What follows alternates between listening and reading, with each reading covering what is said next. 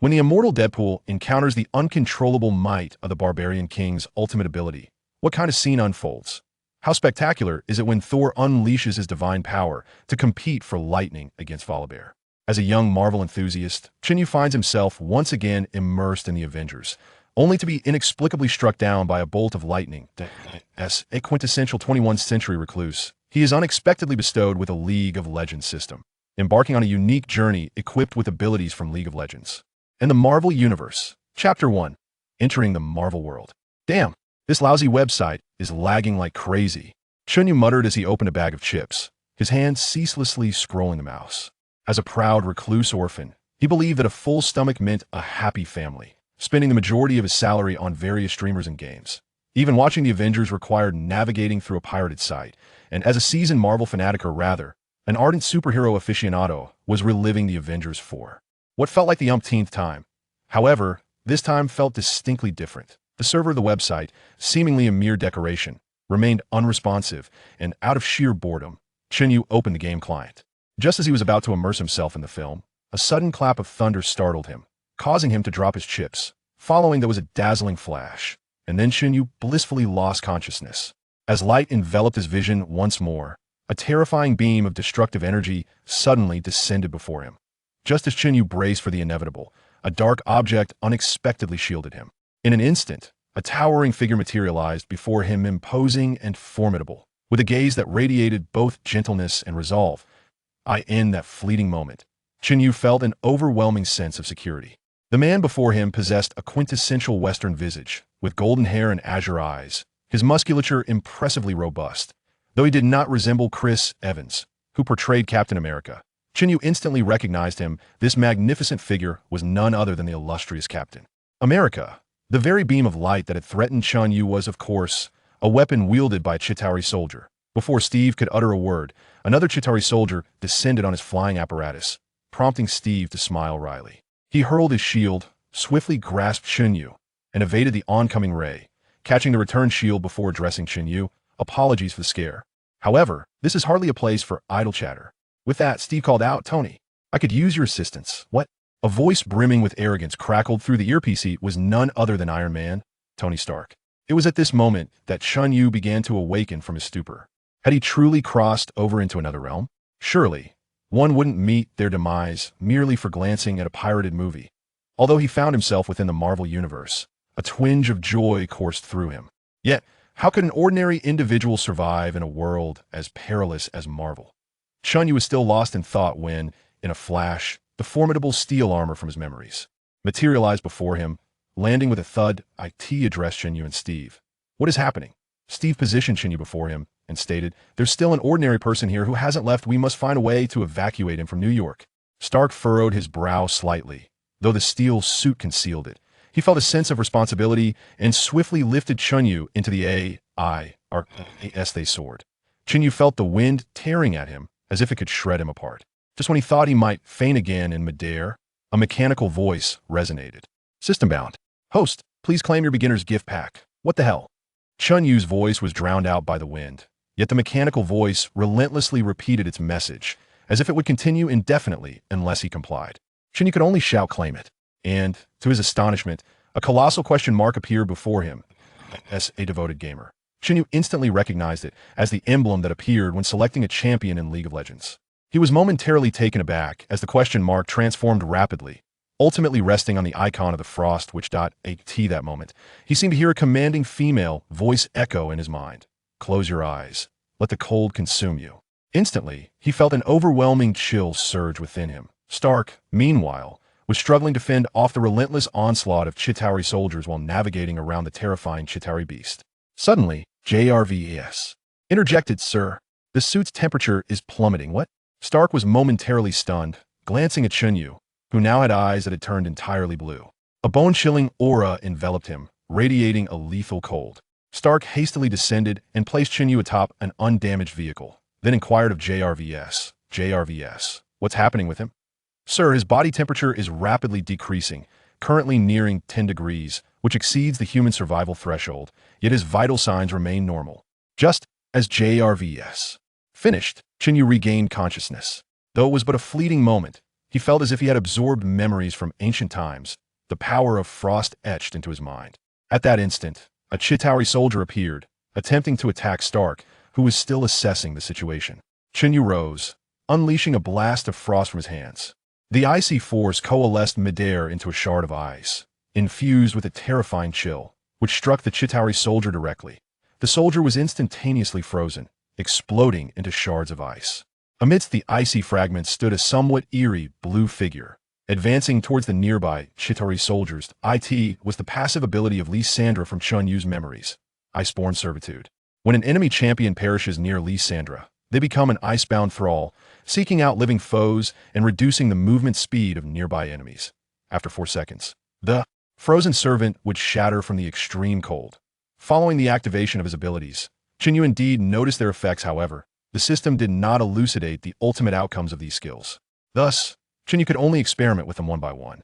Stark, witnessing this peculiar scenario, was momentarily taken aback and then inquired, "Are you an enhanced individual?" With a hint of embarrassment, Chen Yu replied, "I apologize. It seems I cannot leave this place just yet." As he spoke, he waved his hands slightly beneath him, summoning a colossal claw resembling a creature of ice.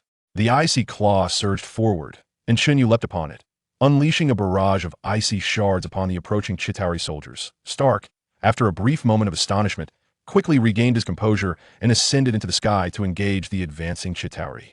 Given Chen Yu's abilities, Stark momentarily felt relieved from the need to oversee him. He then communicated through his device, "Old man, the kid you found seems to possess some surprises." Steve paused at Stark's words and turned his gaze toward Chen Yu, who appeared as if descended from the frost-laden realms, inflicting countless shards of ice upon the surrounding soldiers. Steve, momentarily taken aback, replied to Stark, "Fine. We shall discuss this later. Everyone, be cautious not to harm that kid, Hulk. Especially you." In his rage, Hulk seemingly disregarded Steve's warning, merely grunting softly before continuing his assault. After a flurry of attacks, Chen Yu finally grasped the situation. They were indeed in New York, the site of the Avengers' inaugural battle, and it appeared to be the time of the climactic confrontation of the first season. Observing the Chitauri soldiers soaring through the air and the colossal Chitauri behemoths resembling moving fortresses, Chen Yu spat in disbelief. Was it truly possible for mere mortals to vanquish such foes? However, Hulk promptly provided the answer, which was a resounding affirmative.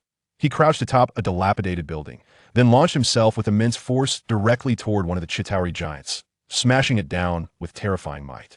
As the colossal beast crashed nearby, like a meteor from the heavens, Chen Yu's lips twitched in response.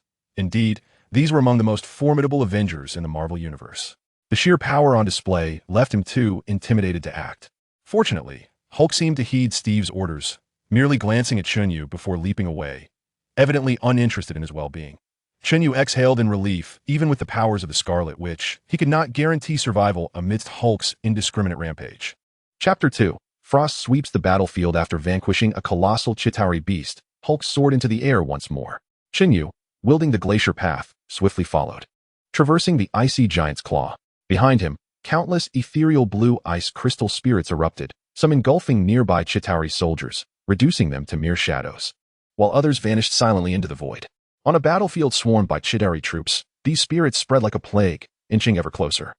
Yet Chen Yu remained indifferent to their potential impact. He was simply reveling in the euphoria of newfound power. Clearly, his strength surpassed that of the Frost Witch, proving formidable even in the perilous Marvel Universe, fraught with extraordinary abilities. Observing the throng of Chitauri soldiers still circling above, Chen Yu furrowed his brow, fully aware of the narrative's outcome. Victory in this monumental battle was inevitable, yet the toll would be unfathomably great, indirectly igniting the subsequent Avengers conflict. At this moment, however, alternatives seemed scarce. Reducing losses was a possibility. Chen Yu gently closed his eyes, unleashing a chilling aura from within, assessing the surroundings with narrowed gaze. He then turned his attention skyward, addressing Stark, who was still engaged in combat.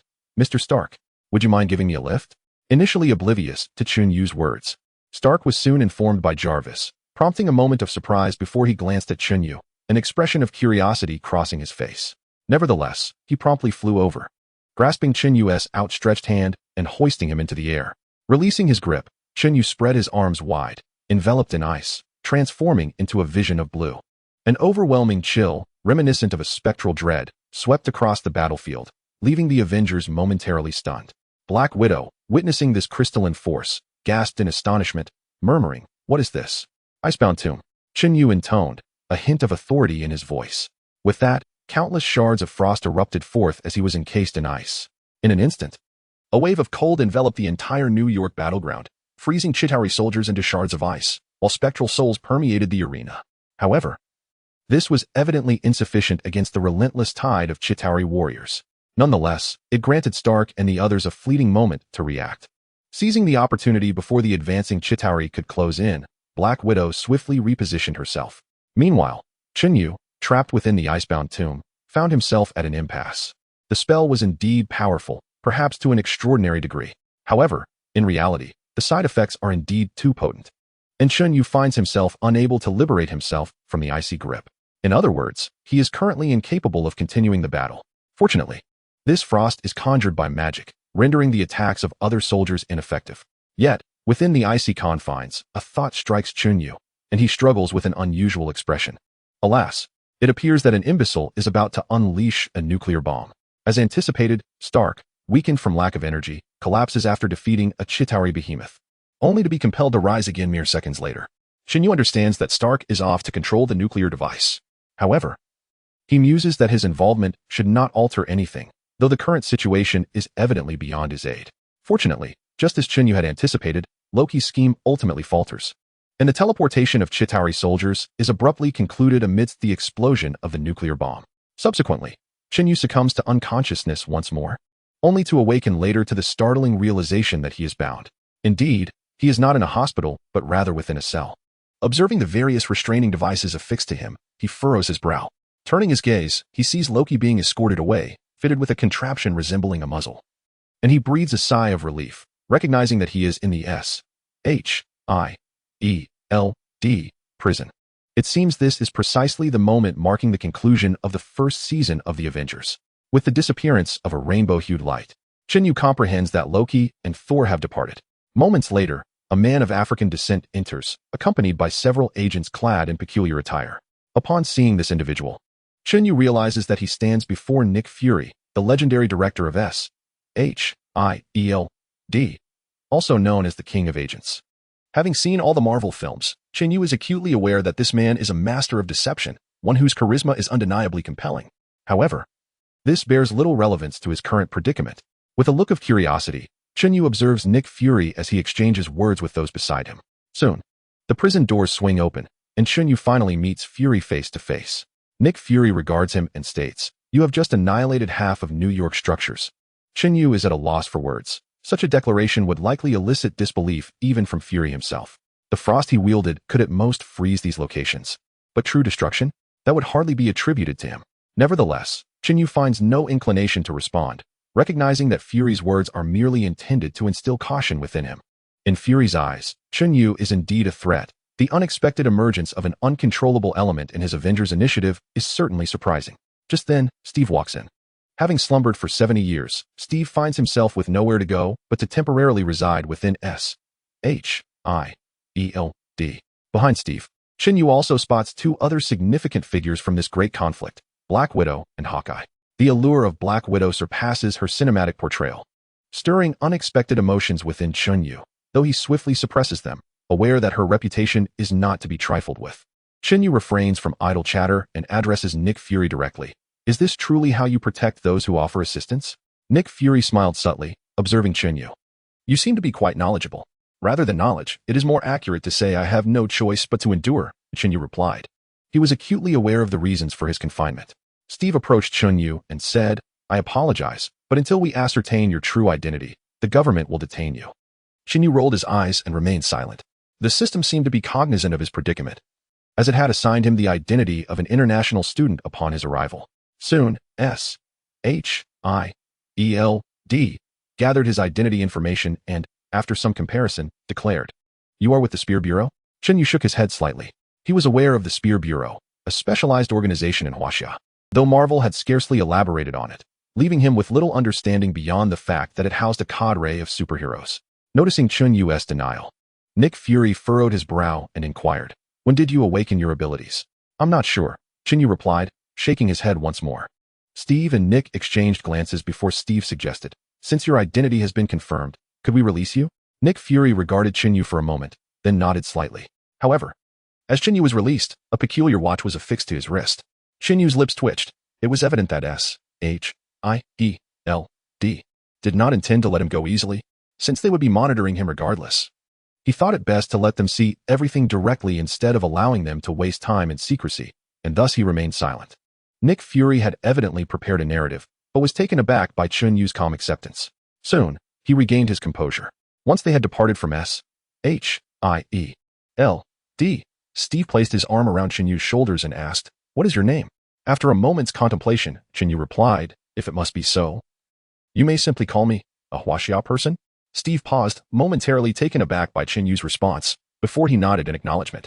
At that moment, Black Widow seemed to receive a directive. She had intended to approach and greet them, but suddenly retreated, eventually vanishing into the shadows. Chen Yu surmised that Black Widow had received orders, though the specifics eluded him. Chapter 3. The young mage. It appeared to be the time for Miss Pepper to make her entrance. Chen Yu smiled faintly and took a sip from the exquisite bottle beside him. Tony glanced at Chen Yu, tilting his head slightly, and with a hint of amusement in his voice remarked, "Yes, perhaps, but at the moment, I am not particularly eager to see her." Chen Yu smiled faintly and shrugged. After exiting S-H-I-E-L-D, he joined Captain America, Steve, in contributing to the reconstruction of New York. Just a few days later, Tony brought him along, evidently intrigued by his ability to manipulate frost. Chen Yu felt powerless in this regard since he had sealed himself away using the powers of the Scarlet Witch. Upon awakening once more, the system appeared to remain dormant, unresponsive, and the powers of the frost which were entirely still. No matter how Chen Yu attempted to invoke them, there was no reaction. After a thorough examination, Tony Stark found himself at a loss and ultimately shook his head in resignation. At that moment, Chen Yu had just emerged from Tony's laboratory, stifling a yawn. As a striking figure passed by, he smiled subtly, recognizing her identity. Pepper, the wife of Iron Man, and presumably the future Iron Woman.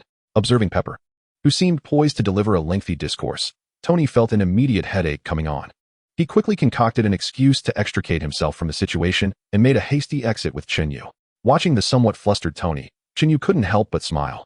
It was surprising to see the renowned Iron Man in such a state of apprehension, albeit it was evident that this trepidation was not entirely unwarranted. Yet, noticing the persistent furrow in Tony's brow, Chen Yu sighed softly. The Iron Man was currently in a phase of recovery following the Avengers' tumultuous battle, and Stark Industries was only just being rebuilt. Additionally, Tony was grappling with a deeply entrenched issue, anxiety. This predicament had long been detected by Jarvis, and having observed Iron Man, Chen Yu understood the gravity of the situation. However, being an outsider, he felt at a loss for how to offer counsel, particularly since his knowledge of Tony was largely derived from films. With the real Tony before him, Chen Yu felt utterly unfamiliar. After a prolonged silence, Chen Yu patted Tony on the shoulder and said, "Well, I shan't waste any more of your time. I cannot linger at S-H-I-E-L-D for too long. You know how Nick is. He's quite wary of me." As he spoke, he waved the surveillance device in his hand. Tony nodded slightly, hailed a taxi, and after watching Chen Yu depart, turned with a frown toward his laboratory. Inside the cab, Chen Yu idly examined the device in his possession, pondering its capabilities to monitor his actions. At that moment, the system's voice finally broke the silence. "Host has completed the mission. Save New York. Reward, 1 lottery chance. 1 ability activation opportunity." Without hesitation, Chen Yu inquired, "System, are you there?" "Affirmative. What questions does the host have?" The system promptly replied, I actually wish to inquire about the situation." Chen Yu exclaimed, elated by the system's response yet unsure of where to begin. He thus posed a somewhat disjointed question. The system seemed to grasp Chen Yu's intent and responded concisely. Due to the host's cellular structure being capable of withstanding minimal power, the system is undergoing fundamental modifications. Currently, the host is unable to harness heroic abilities, the powers of the frost which have been sealed. Utilizing the ability activation option will allow a portion of those abilities to be unlocked, while the lottery chance is akin to a novice gift package. After delivering this information, the system fell silent once more. Though the explanation lacked detail, Chen Yu quickly comprehended the implications. Gazing at the monitor in his hand, he offered a wry smile. He then posed another question. "System, why am I capable of sealing myself off?" Upon awakening, Chen Yu was consumed by a singular question. Why was it that in the game, Lysandra could effortlessly cancel her freezing powers, yet in the real world, such a feat was unattainable? The system responded, stating that the host possessed a limited understanding of abilities, and that Lysandra's powers stemmed from the magic of the Valoran continent. which differed from the source of power in the host's universe. Therefore, varying side effects would arise, and this was merely one of them. Chen Yu's lips twitched in response. The implication of side effects suggested that should he draw upon the powers of other League of Legends champions, he might also encounter unforeseen consequences. Noticing Chen Yu's apparent lack of reaction, the system elaborated. For instance, utilizing Lissandra's ice powers without control could lead to the host inadvertently encasing himself in ice. Similarly, harnessing abilities akin to those of Volundr to manipulate the weather might result in electric shocks. However, these side effects would gradually diminish as the host gained familiarity and control over the abilities. Hearing the system's explanation, Chen Yu felt his lips twitch once more. This certainly aligned with the notion of heroes in the Marvel Universe, where powers and their accompanying consequences coexist. Upon entering the S-H-I-E-L-D premises, two agents emerged from the shadows. Chen Yu, unfazed by their arrival, expressed his gratitude to the taxi driver before following the agents inside. Soon, he found himself within S-H-I-E-L-D headquarters, where the Black Widow seemed to have returned at some point. Nick Fury, relieved to see Chen Yu back, inquired, "Did Tony catch on?" Chen Yu shrugged, responding, "Not really. However, I sense that Tony is facing some issues." Nick Fury shook his head slightly. Iron Man's personal troubles were beyond his purview.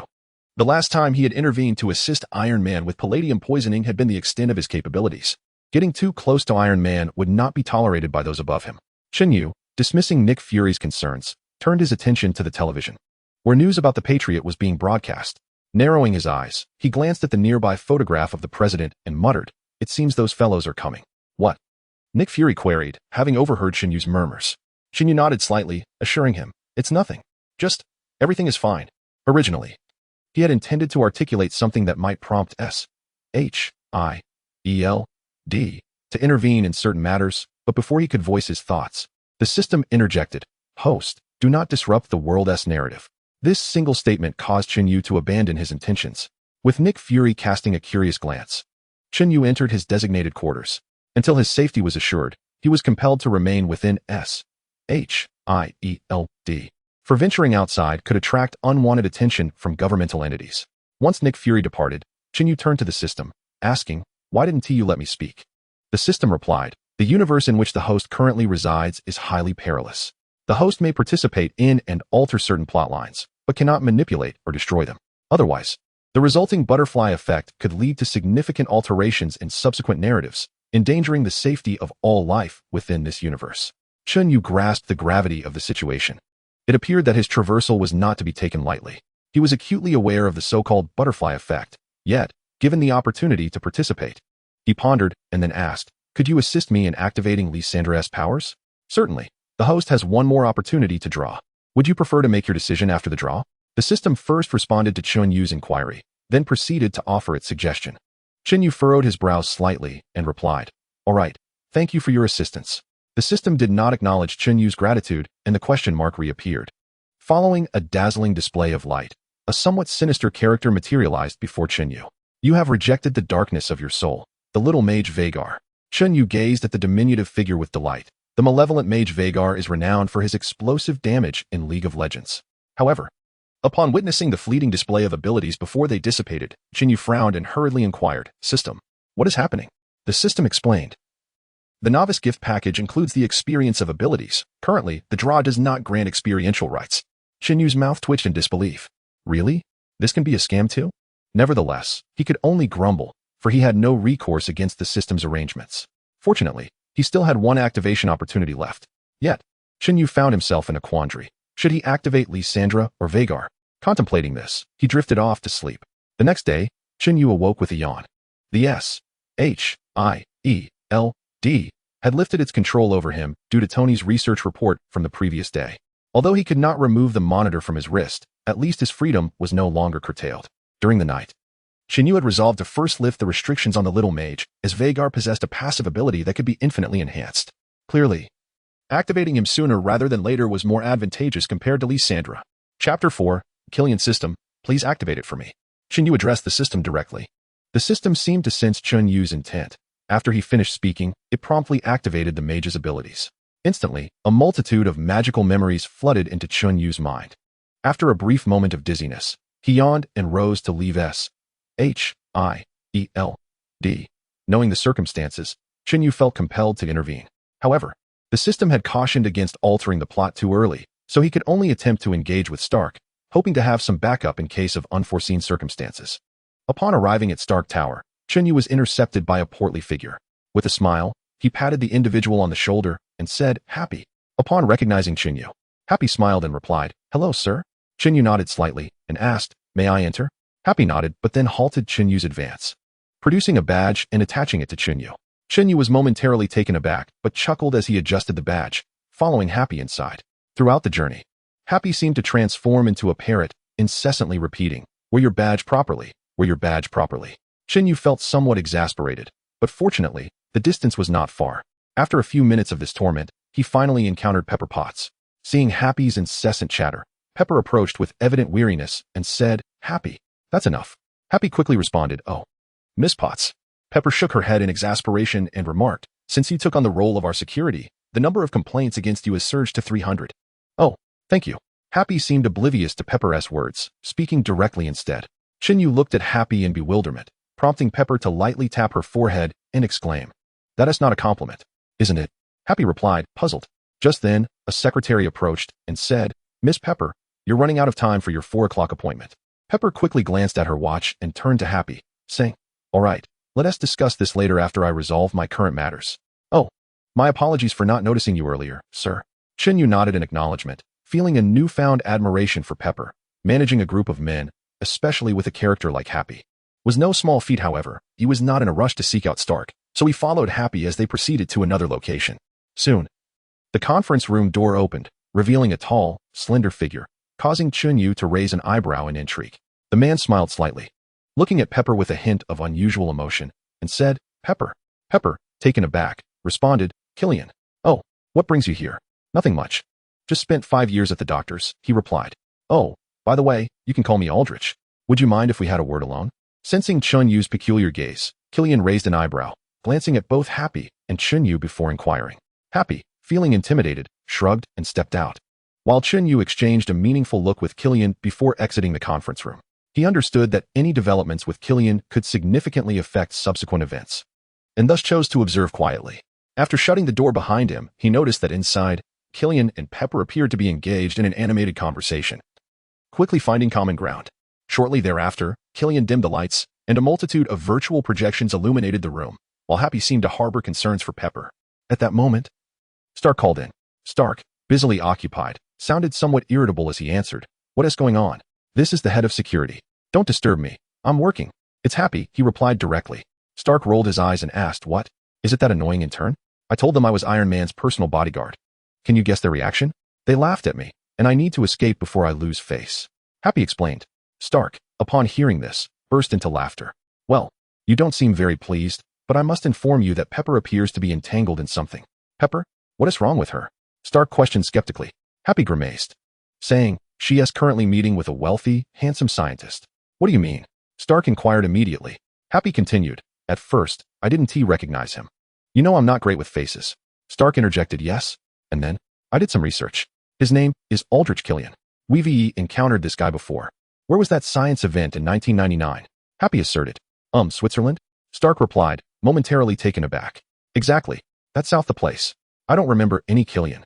Stark spoke without reservation, while Happy rolled his eyes and retorted, "Of course, he is not some blonde bombshell." "So what now?"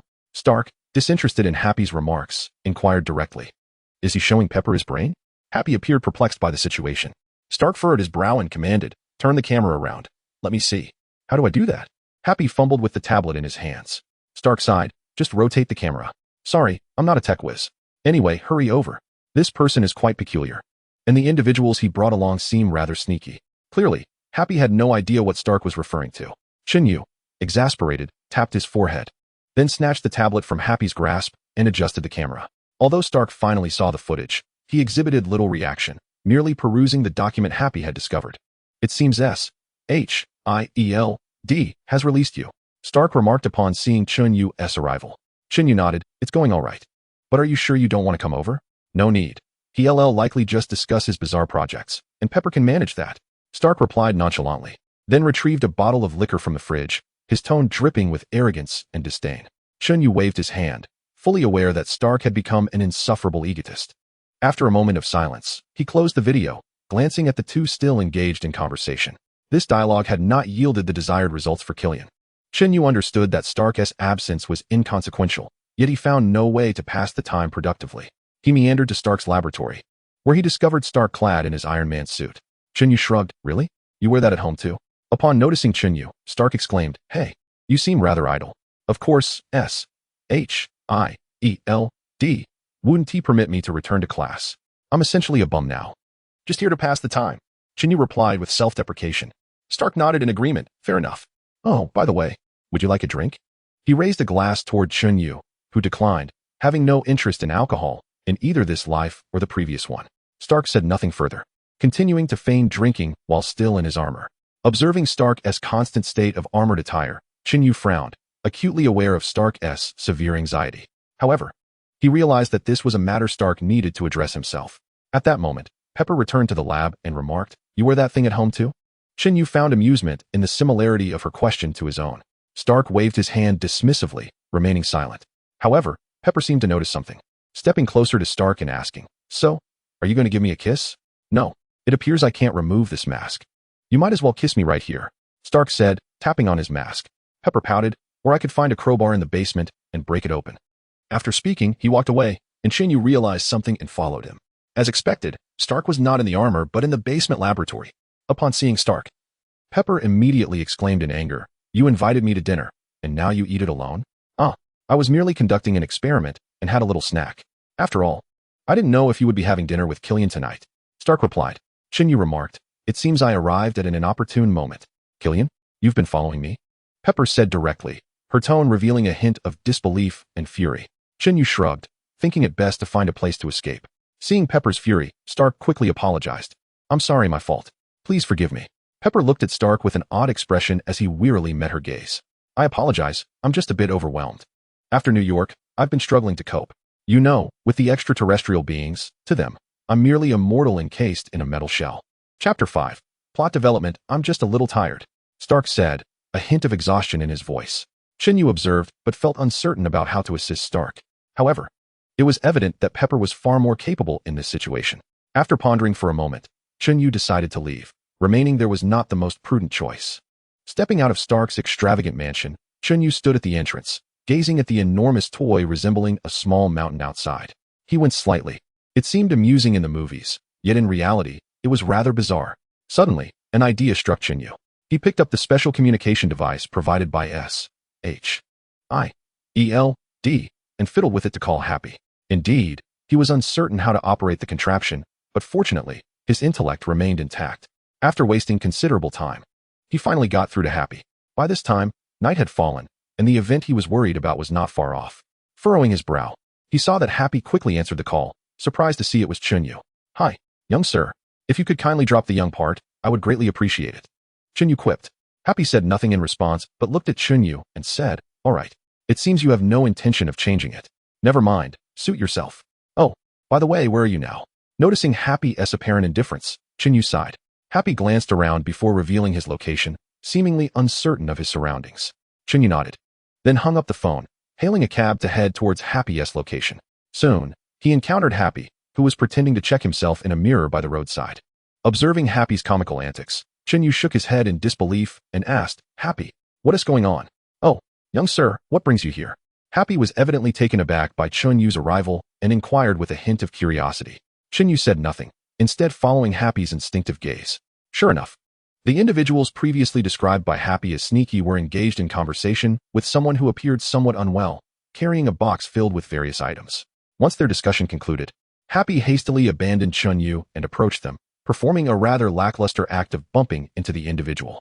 Fortunately, the person seemed oblivious to the unusual nature of the encounter, and Happy quickly bent down to assist him in retrieving his belongings. Chen Yu, aware of the impending explosion, rushed forward. Noticing that Happy had stealthily taken one of the items, Chen Yu furrowed his brow and scanned the surroundings. This area was relatively crowded, and he realized he needed to find a way to disperse the crowd. Suddenly, the suspicious individual returned and collided with Happy. The two began to argue, prompting Chen Yu to tug at Happy, saying, I think provoking him right now might not be wise, as long as you're happy." Initially, Chen Yu intended to say more, but upon witnessing Happy's readiness to confront the other person, he decided against it. Instead, he waved his hand into the air, releasing a mass of dark matter that crashed to the ground like a meteor, creating a thunderous explosion that sent the surrounding people scattering in terror. Happy and the other individuals ceased their quarrel, but before they could comprehend the situation, the person with the box exclaimed, "Savin, help!" Just as the words left his mouth. His entire body began to emanate an eerie red glow, followed by a deafening explosion. Chen Yu's eyes widened in alarm as he swiftly lunged forward, grabbing Happy. The explosion's magnitude far exceeded anything depicted in films. Chen Yu had initially believed it would be inconsequential, but it now appeared capable of obliterating the entire block. As the flames dissipated, Chen Yu was engulfed in excruciating pain. Had the system not detected the imminent danger, activating a portion of the little mage's magic for his defense, he would likely have ended up in a hospital like Happy in the movie. Even so, he found himself utterly devoid of any strength to resist. Amidst the chaos of the explosion, the individual named Savin emerged, glowing red. Much to the astonishment of both Chen Yu and Happy, he was still alive. Chen Yu was momentarily stunned. In the film, this character had evaded danger by hiding, but it seemed that even after being directly injured by the blast, he remained unscathed. The apocalyptic virus was indeed terrifying. Realizing this, Chen Yu instinctively reached out to manipulate the spatial distortion to restrain Savin, but he was clearly overwhelmed. Even if he had succeeded, Savin merely glanced at him, bewildered, before departing without a second thought. Unable to withstand his fatigue any longer, Chen Yu succumbed to unconsciousness. "Hey, I hope you don't mind the television being on." Suddenly, Stark spoke, startling a young nurse, and Chen Yu awoke from his stupor. He quickly glanced around. Happy was still unconscious on the bed. Struggling to rise, Chen Yu was promptly restrained by the nurse, who exclaimed, "Sir, your injuries are severe. Please remain still." "Stark." Chen Yu urgently called out, noticing Stark lost in thought, fixated on Happy. Chen Yu realized Stark was already aware of the reports about the explosion on television. Frowning, he understood he could not alter the narrative, which meant he could not divulge the truth to Stark. Instead, he implored, "Stark, whatever you intend to do, please remain calm." Stark, gazing at Happy and then back at Chen Yu, reassured him, "It's fine, trust me. Everything will be all right."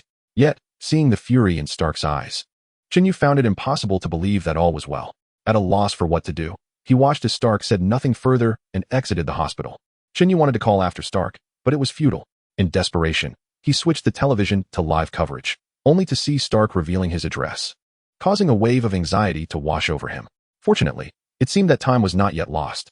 Chen Yu contemplated how to escape the hospital, but the nurse appeared determined to prevent his departure. Almost the instant he attempted to rise, she entered, her eyes filled with anger directed at him. Instinctively, Chen Yu retreated to the bed, feigning sleep, as the nurse, seemingly unwilling to waste time on an insubordinate patient, tended to Happy's medication before locking the room and leaving.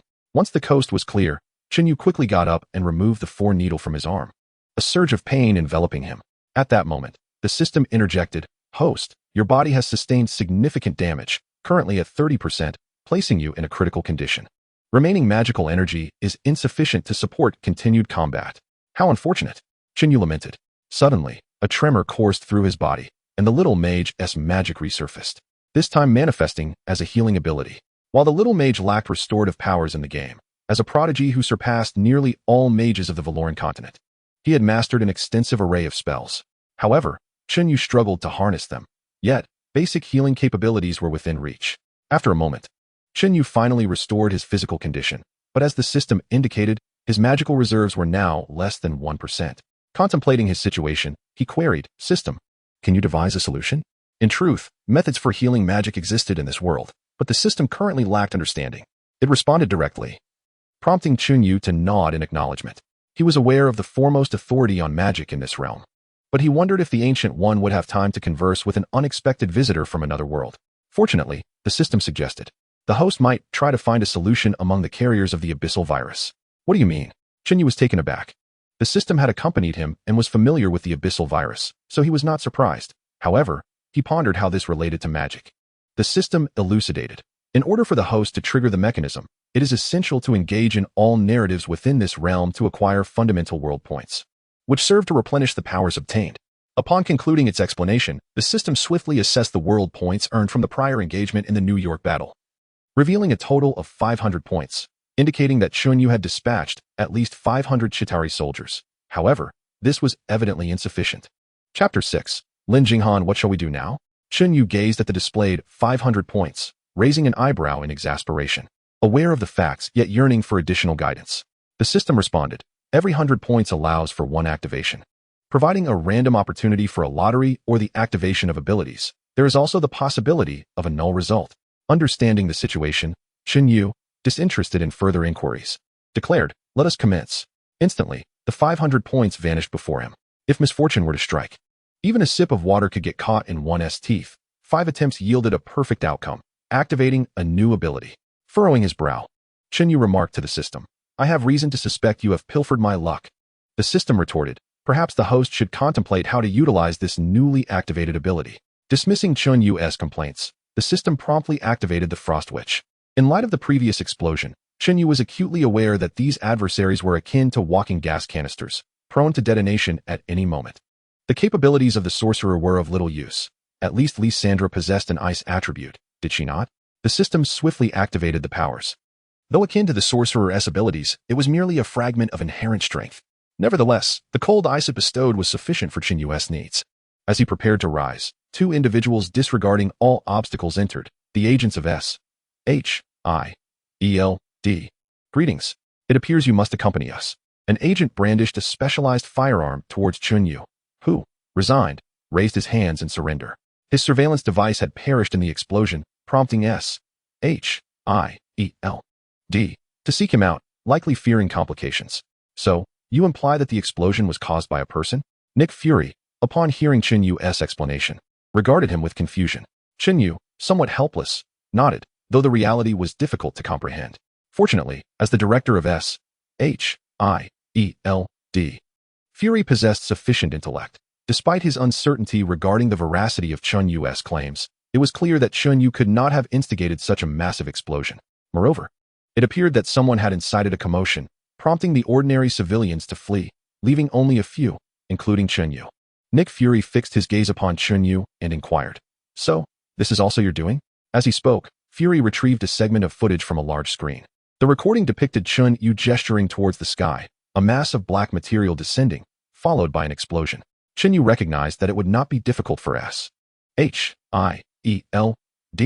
to locate such evidence, so he had no intention of elaborating further, simply affirming, yes, I recently awakened it, though I am not yet proficient.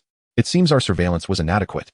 Nick Fury raised an eyebrow, scrutinizing Chen Yu, who waved his hand dismissively, allowing S.H.I.E.L.D.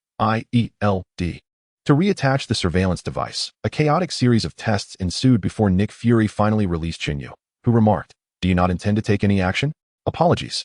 Following the events in New York, S.H.I.E.L.D. found itself embroiled in a dispute with government officials. It was evident that the Mandarin was a terrorist. Yet the government seemed reluctant to involve our agency, for, as you know, we are not the only intelligence organization in existence. Nick Fury appeared unfazed by the situation. Stating matter-of-factly, Chen Yu nodded in understanding. It became clear why Nick Fury and S.H.I.E.L.D. had refrained from intervening in Iron Man 3. At that moment, Black Widow emerged from an unknown location and approached Chen Yu, saying, although it seems peculiar, an unusual individual sent me to deliver something to you. What? Chen Yu furrowed his brow, observing her closely. Black Widow handed him a letter, and upon receiving it, Chen Yu raised an eyebrow. The sender was none other than the Ancient One.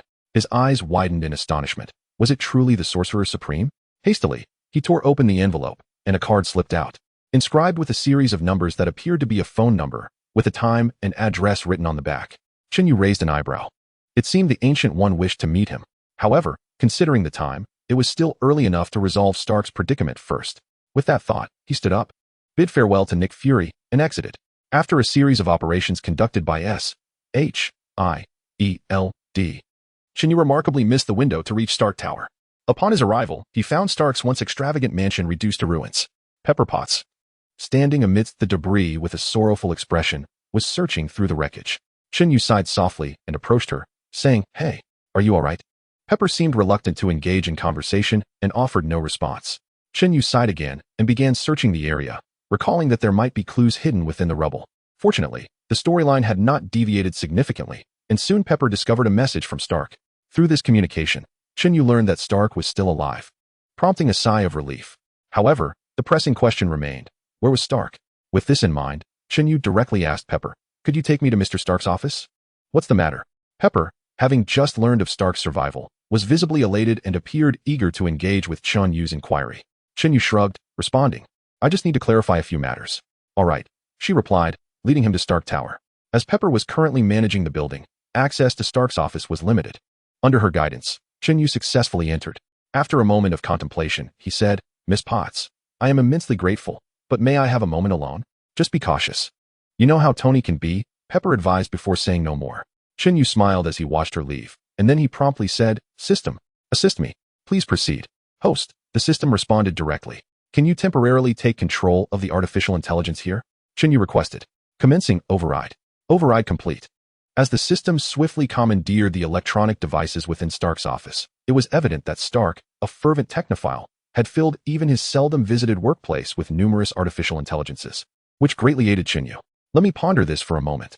The characteristics of the Abyss virus seemed to indicate a connection to high temperatures. After some contemplation, he instructed, "System, please scan all temperature detection locations across the nation, excluding those below 2,000 degrees. Before long, a vast map appeared before Chen Yu, seemingly representing the country, adorned with numerous markers indicating locations where temperatures had previously soared above 2,000 degrees. "Can you filter out the areas that Mandarin has attacked?" Chen Yu requested. "As you wish." The system promptly responded, causing the map to adjust accordingly. "Ah, wait. That's it," Chen Yu exclaimed, scrutinizing the now clearer map until he located the site Stark had previously mentioned, Tennessee. "Connect me with Fury," he commanded. "What is it?" Nick Fury's voice resonated almost immediately. With a slight smile, Chen Yu replied, "It seems I must trouble you for a favor. Could you assist me in purchasing a plane ticket to Tennessee? And this time, I prefer to go without your surveillance." Glancing out the window, he noticed two agents disguised as workers who, upon being recognized, ceased their pretense and respectfully acknowledged him with a salute. Chen Yu returned a faint smile, choosing to remain silent. After a brief pause, Nick Fury responded, "However, it's advisable that you adhere to my methods." "What do you mean?" Chen Yu raised an eyebrow in curiosity. The following day, Chen Yu boarded a fighter jet that Nick Fury had piloted directly from the S.H.I.E.L.D. base en route to Tennessee. Beside him, a strikingly beautiful Eastern woman appeared somewhat anxious, her gaze fixed ahead. "Hi, are you from Huaxia?" Chen Yu inquired. "Yes," she replied, her nervousness evident as she shyly responded. Feeling tense, Chen Yu asked, puzzled, as her demeanor hardly resembled that of an agent. "This is my first mission. You know S.H.I.E.L.D. isn't particularly fond of Huaxia individuals participating internally," she explained, surprisingly candid about her situation. Chen Yu nodded non-committally before asking, "What is your name?" "Let me guess, Lily? Or perhaps Hong Ong.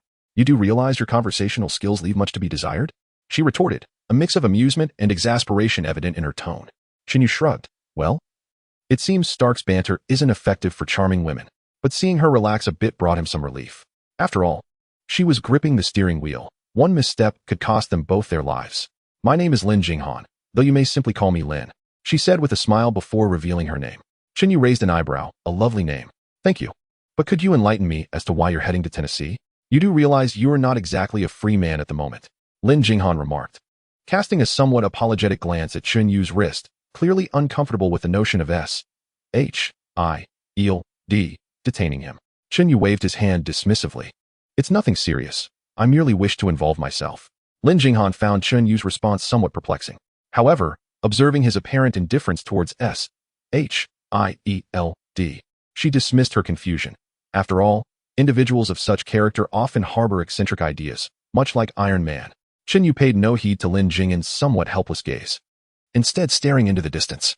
"Stark, I hope you recover soon." Chapter 7. Finding Tony. "So, are you going to seek out Mr. Stark?" Lin Jinghan inquired eagerly. "Perhaps. But wait, what is that?" Chen Yu intended to articulate his thoughts when an object suddenly appeared before them. "What? Oh no." Lin Jinghan turned around, her expression turning to one of horror as a missile hurtled directly towards them. She swiftly maneuvered the aircraft, narrowly evading the projectile. Yet the missile seemed to possess a tracking system.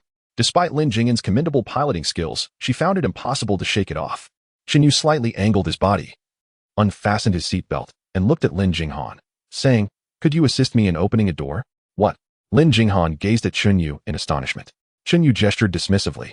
Literally, it appeared that the missile had no intention of relenting. As he spoke, a chill emanated from his hand, and Lin Jinghan, aware of Chen Yu's ability to control frost, quickly deduced his intention. She promptly opened the aircraft's cabin door, and an immense rush of air nearly pulled Chen Yu out.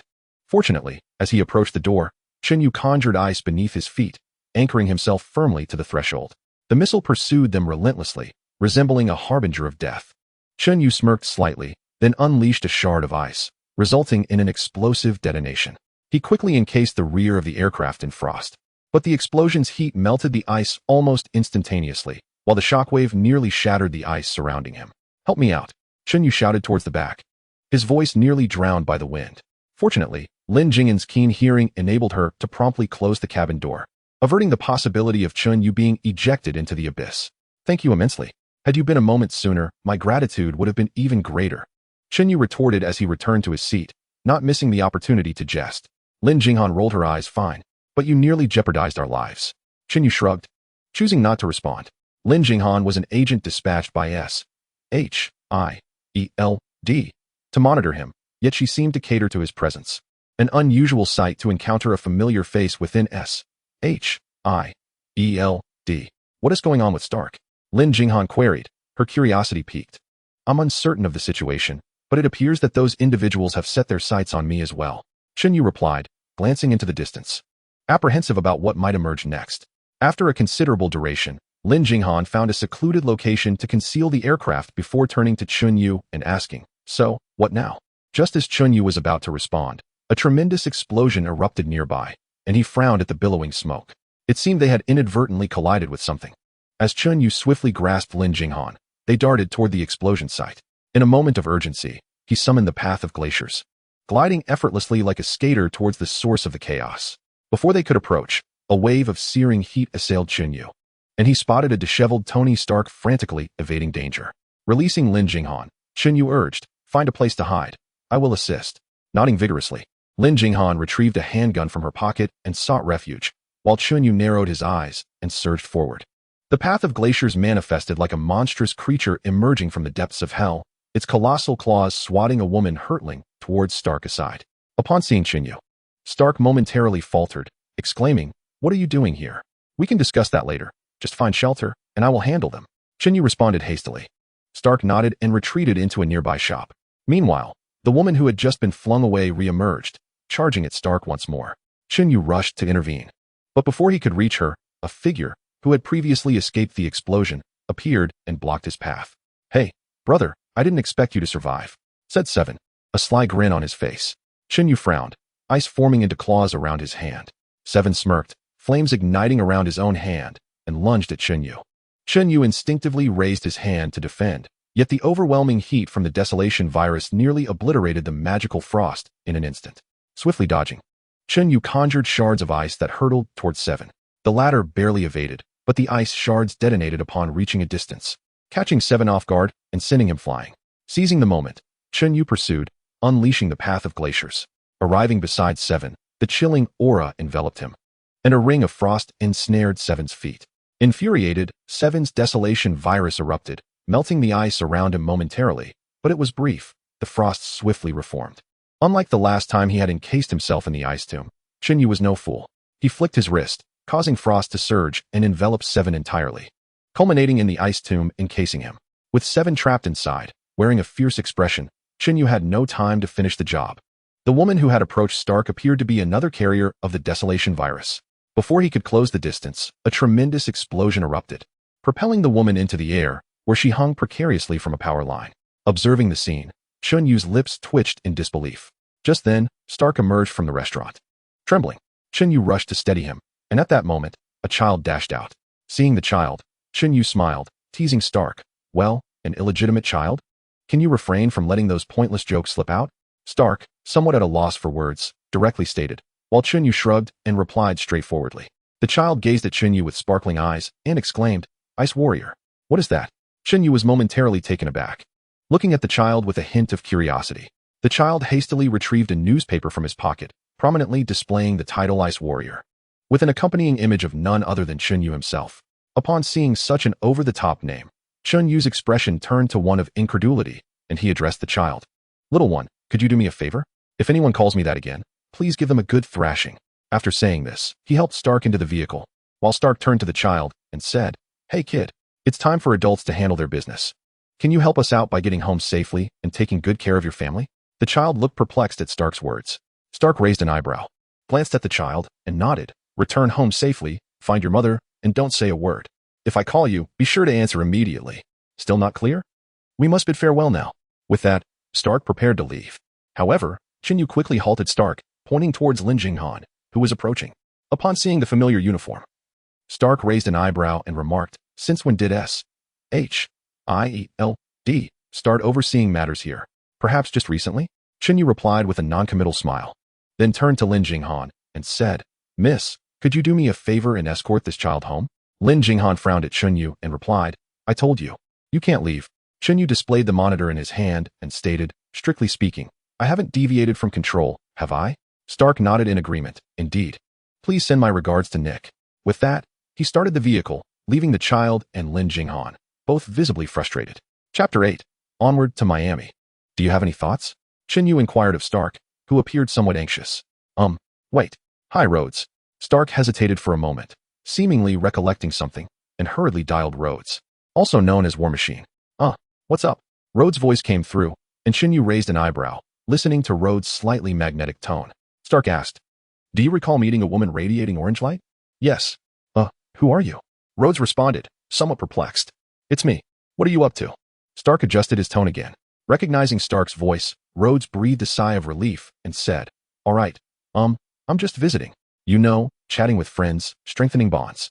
Although he said this, Chen Yu could tell from his tone that Rhodes was undoubtedly on a mission. After all, as a government agent, Rhodes' workload had increased significantly since acquiring the War Machine. I need to locate a satellite. May I borrow your account? Stark stated directly. War Machine 68, same as before. Rhodes replied without hesitation. Password. Stark inquired once more. I changed it. You kept hacking into my account. Rhodes seemed slightly annoyed as he grumbled. I assure you, I shall never again compromise your account. Seriously, disclose your password. Stark said nonchalantly, while Chen Yu raised an eyebrow, skeptical of the efficacy of Stark's promise. The War Machine is incredibly cool, all in capital letters. After a moment of silence, Rhodes finally sighed, seemingly resolute. Upon hearing Rhodes' password, even Chen Yu struggled to suppress a laugh. Such a humorous password was genuinely unique. In stark contrast to Chen Yu's restraint, Stark burst into unrestrained laughter. Noticing Stark's mirth, Rhodes smiled wryly and remarked, Well, as long as it brings you joy. All right, at least it's far more melodious than Iron Patriot. Stark concluded, promptly hanging up the phone, turning the car around, and speeding off in another direction. After some time, Stark and Chen Yu arrived at a filming location, which appeared to be hosting some sort of event, with numerous television vans present. Stark blended into the crowd and hopped into one of the vehicles, while Chen Yu lingered outside, observing the situation. It seemed to be a beauty pageant, and after watching with interest for a few minutes, Chen Yu recalled that he was supposed to be on lookout duty and hurried back to Stark's car. At that moment, a young man stood before Stark, and Chen Yu instinctively intervened, knocking him unconscious. Stark looked at him in surprise. What's wrong? Chen Yu asked, puzzled. Nothing. As long as you're happy, Stark replied, exasperated, and continued. Could you assist me in adjusting the signal reception? By the way, he was just about to help me. He gestured towards the young man he had just incapacitated. It dawned on Chen Yu that he had mistakenly attacked the wrong person, and he quickly turned to the young man, exclaiming, My apologies. He then rushed out to assist Stark with the antenna. Soon after, Stark accessed the data and footage regarding the dire virus. Chen Yu hurriedly came down to watch the video. Witnessing the miraculous regeneration of severed limbs after the injection of the dire virus, alongside inexplicable explosions, Chen Yu was somewhat speechless. Such unstable specimens could indeed pose a threat to Stark. It seemed this so-called Killian was quite formidable. Stark gazed intently at the video, murmuring, So this is what a non-bomb bomb looks like. Chen Yu nodded in agreement. On the way back, Stark called a young boy for an inquiry, then said, All right. Pass the phone to J.A.R.V.I.S. I have a few questions. J.A.R.V.I.S. How are you faring? Stark inquired. I'm well, sir, although a few hours ago, I was still making typos. J.A.R.V.I.S.'s mechanical voice resonated. And Chen Yu also heard the adorably charming voice of Lin Jinghan, suggesting she was currently at the young boy's home. Could you assist me in pinpointing the location of Mandarin? Stark initially furrowed his brow, then spoke. Yes, sir. J.A.R.V.I.S. promptly responded. Where? The Far East? Europe?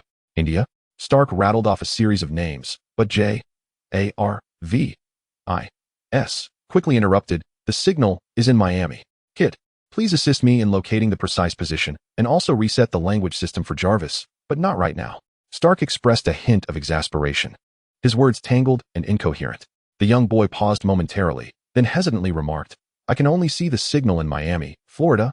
Stark nodded in resignation. "All right. First, I need my armor. Is it operational?" It's not charging." The boy initially spoke with some embarrassment before continuing. Stark's body jolted as he slammed on the brakes. The vehicle skidding a considerable distance on the road, leaving Chen Yu fearing for their lives. Fortunately, Stark managed to halt the car steadily, then trembled as he inquired, "What?" In truth, the battery was charging, but the power source could not initiate, possibly rendering the Mark 42 inoperative.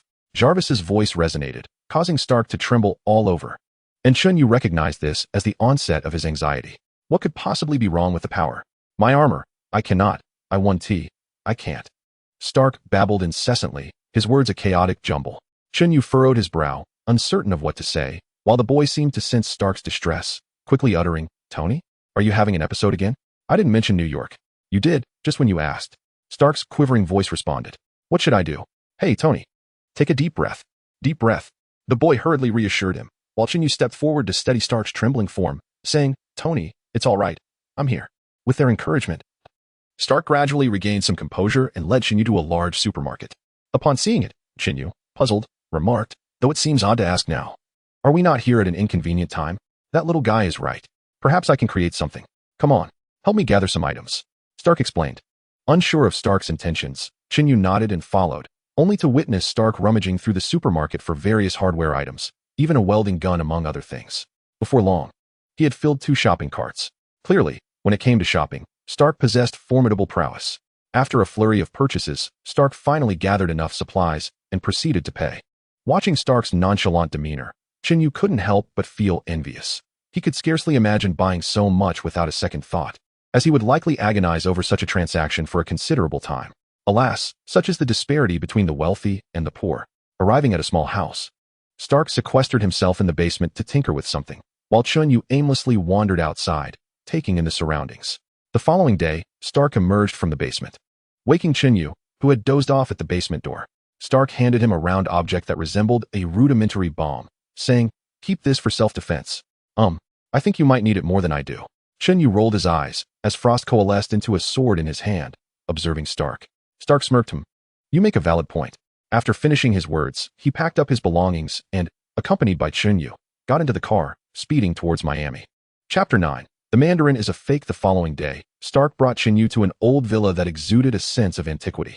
Chen Yu gazed at the vast estate before him and couldn't help but scoff. "Do you wealthy folks truly prefer residing in places that could easily lead one astray? At least I wouldn't need to navigate myself." Stark smiled faintly, seemingly unfazed by Chen Yu's sarcasm. With a resigned shrug, Chen Yu chose not to press further. Upon entering the villa by scaling the wall, he noticed several guards wandering about, pacing back and forth. Just as he was about to take action, Stark intervened. His voice low and somber, "I believe it's best if I handle things before you create a ruckus that could be fatal." Clearly, the commotion Chen Yu had caused in New York still lingered in Stark's mind, and Chen Yu, relishing the calm, opted not to complicate matters. After ensuring no one else was around, he casually followed Stark, who skillfully dispatched the guards with a series of swift movements. Chen Yu smirked, thinking that he could have resolved the matter with merely a few shards of ice, but he didn't mind Stark wanting to impress him. "Could you help me lower the temperature?" As soon as they entered the villa, a somewhat languid voice inquired. Stark and Chen Yu exchanged glances, and Chen Yu shrugged. He conjured ice crystals in his hand, piercing through a guard who had yet to spot them. Turning to Stark, he remarked, "In fact, I could have done this much quicker." He then showcased the ice crystal he held. Stark picked up a pistol from the table, tilting his head slightly. "All right. You have a point." With that, they ventured further into the room. Chen Yu was already well aware of the unfolding plot, so he had no intention of concerning himself with the Mandarin. He stood at the door, surveying the surroundings before finding a spot to sit. Stark, initially cautious, felt reassured with Chen Yu's presence. As Stark lifted the blanket on the bed, he was met not with the anticipated scene, but with 2 terrified women staring back at him. Stark furrowed his brows, while Chen Yu, observing the frightened maidens, smirked and remarked, "Well, it seems the Mandarin is living a better life than you." Stark rolled his eyes at Chen Yu, then glanced around with confusion. Chen Yu, feeling bored, pointed a finger toward the bathroom. Sure enough, in an instant, the sound of flushing reverberated from within, and soon the Mandarin emerged. Upon seeing Chen Yu and Stark at the doorway, he instinctively recoiled, but before he could block the entrance, Chen Yu swiftly conjured a shard of ice to jam the door, tilting his head as he asked, Care for a conversation? Stark quickly raised his gun, aiming it at the Mandarin, who, frightened, hurried from the bathroom to sit in a corner, eyeing Chen Yu and Stark with trepidation. Chen Yu then turned to the two anxious women. All right. While I wouldn't mind admiring the view a little longer, the impending discussion might not be suitable for your ears. Would you kindly excuse yourselves? Two beautiful women comprehended Chen Yu's intentions and promptly rose to exit the room, prudently keeping their voices down. Chen Yu nodded in satisfaction and then waved his hand at Stark, indicating, feel free. Stark, indifferent to Chen Yu's languid demeanor, aimed his gun at Mandarin and demanded, who are you? You are not Mandarin. Where is Mandarin? Oh, wait. Mandarin is here. Or maybe not. The situation is a bit complicated. Mandarin began to mumble incoherently. What do you mean? Who are you really? Stark furrowed his brows at Mandarin's words, while Chen Yu displayed a knowing expression. My name is Trevor. Trevor Slattery. I am an actor. Trevor hastily divulged his identity. Stark's frown deepened. What do you mean? Are you a stand-in? Of course not. Mandarin is a character, you see? It's all a performance. It's not real.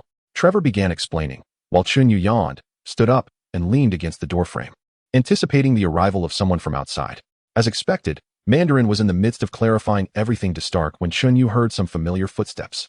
As the door opened, Chen Yu cleverly evaded sight and closed the door, only to discover that the newcomer was Sabine, whom he had previously encased in ice. It seemed the heat from the extremist virus had freed her from her frozen tomb. However, this did not pose a significant issue. As he patted Sabine, who was inching closer to Stark, she instinctively turned to attack. Chen Yu reacted swiftly and delivered a punch. Although the extremist virus rendered Sabine almost invulnerable, Lyssandra's freezing power was not something the virus could easily counter. In an instant, Sabine was once again encased in ice, an icy chill permeating the room. Stark and Trevor turned to look at Chen Yu, who shrugged and said, I told you I had a hunch. Do you believe me now? However, before Chen Yu could revel in his triumph, a sharp sound pierced the air, and he felt a sting in his neck. What was happening? He quickly turned around to find Killian holding a tranquilizer gun, realization dawning upon him. This was bad. It seemed his involvement had triggered a butterfly effect, prematurely summoning Killian. He then succumbed to unconsciousness. Upon awakening, Chen Yu murmured as he surveyed his surroundings. Stark was also bound nearby, and before them stood an older woman. Chen Yu raised an eyebrow, perplexed, and inquired, wait, all right, a botanist? After pondering for a while, he still could not recall the woman's name, having never paid much attention to this supporting character in the film. Fortunately, Stark awakened at that moment as well. The woman appeared unfazed by Chen Yu's jibe and directly addressed Stark. Just like before, I senti it? Yes, the bondage game is fantastic, Stark exclaimed. Chen Yu, overhearing their conversation, could not help but smirk, remarking, It seems you are quite enjoying yourselves. Disregarding Chen Yu's ramblings, the woman slowly descended the staircase. Addressing Stark, after such a long wait, I am finally on the brink of success, Stark. The ultimate organism is about to stabilize. Yet, while people are being brutally killed on the streets, their blood staining the walls, you dare speak of stability. You are merely deceiving yourself. Stark's anger flared as he retorted. Then help me rectify it. The woman produced a card and placed it before Stark, momentarily rendering him speechless. Chen Yu, observing from the side, was completely oblivious to the situation and involuntarily interjected. May I have a look? Seeing that no one paid him any mind, he added, apologies. Continue as if I do not exist. The woman glanced back at Chen Yu but remained silent, while he merely shrugged. Stark exclaimed, enough.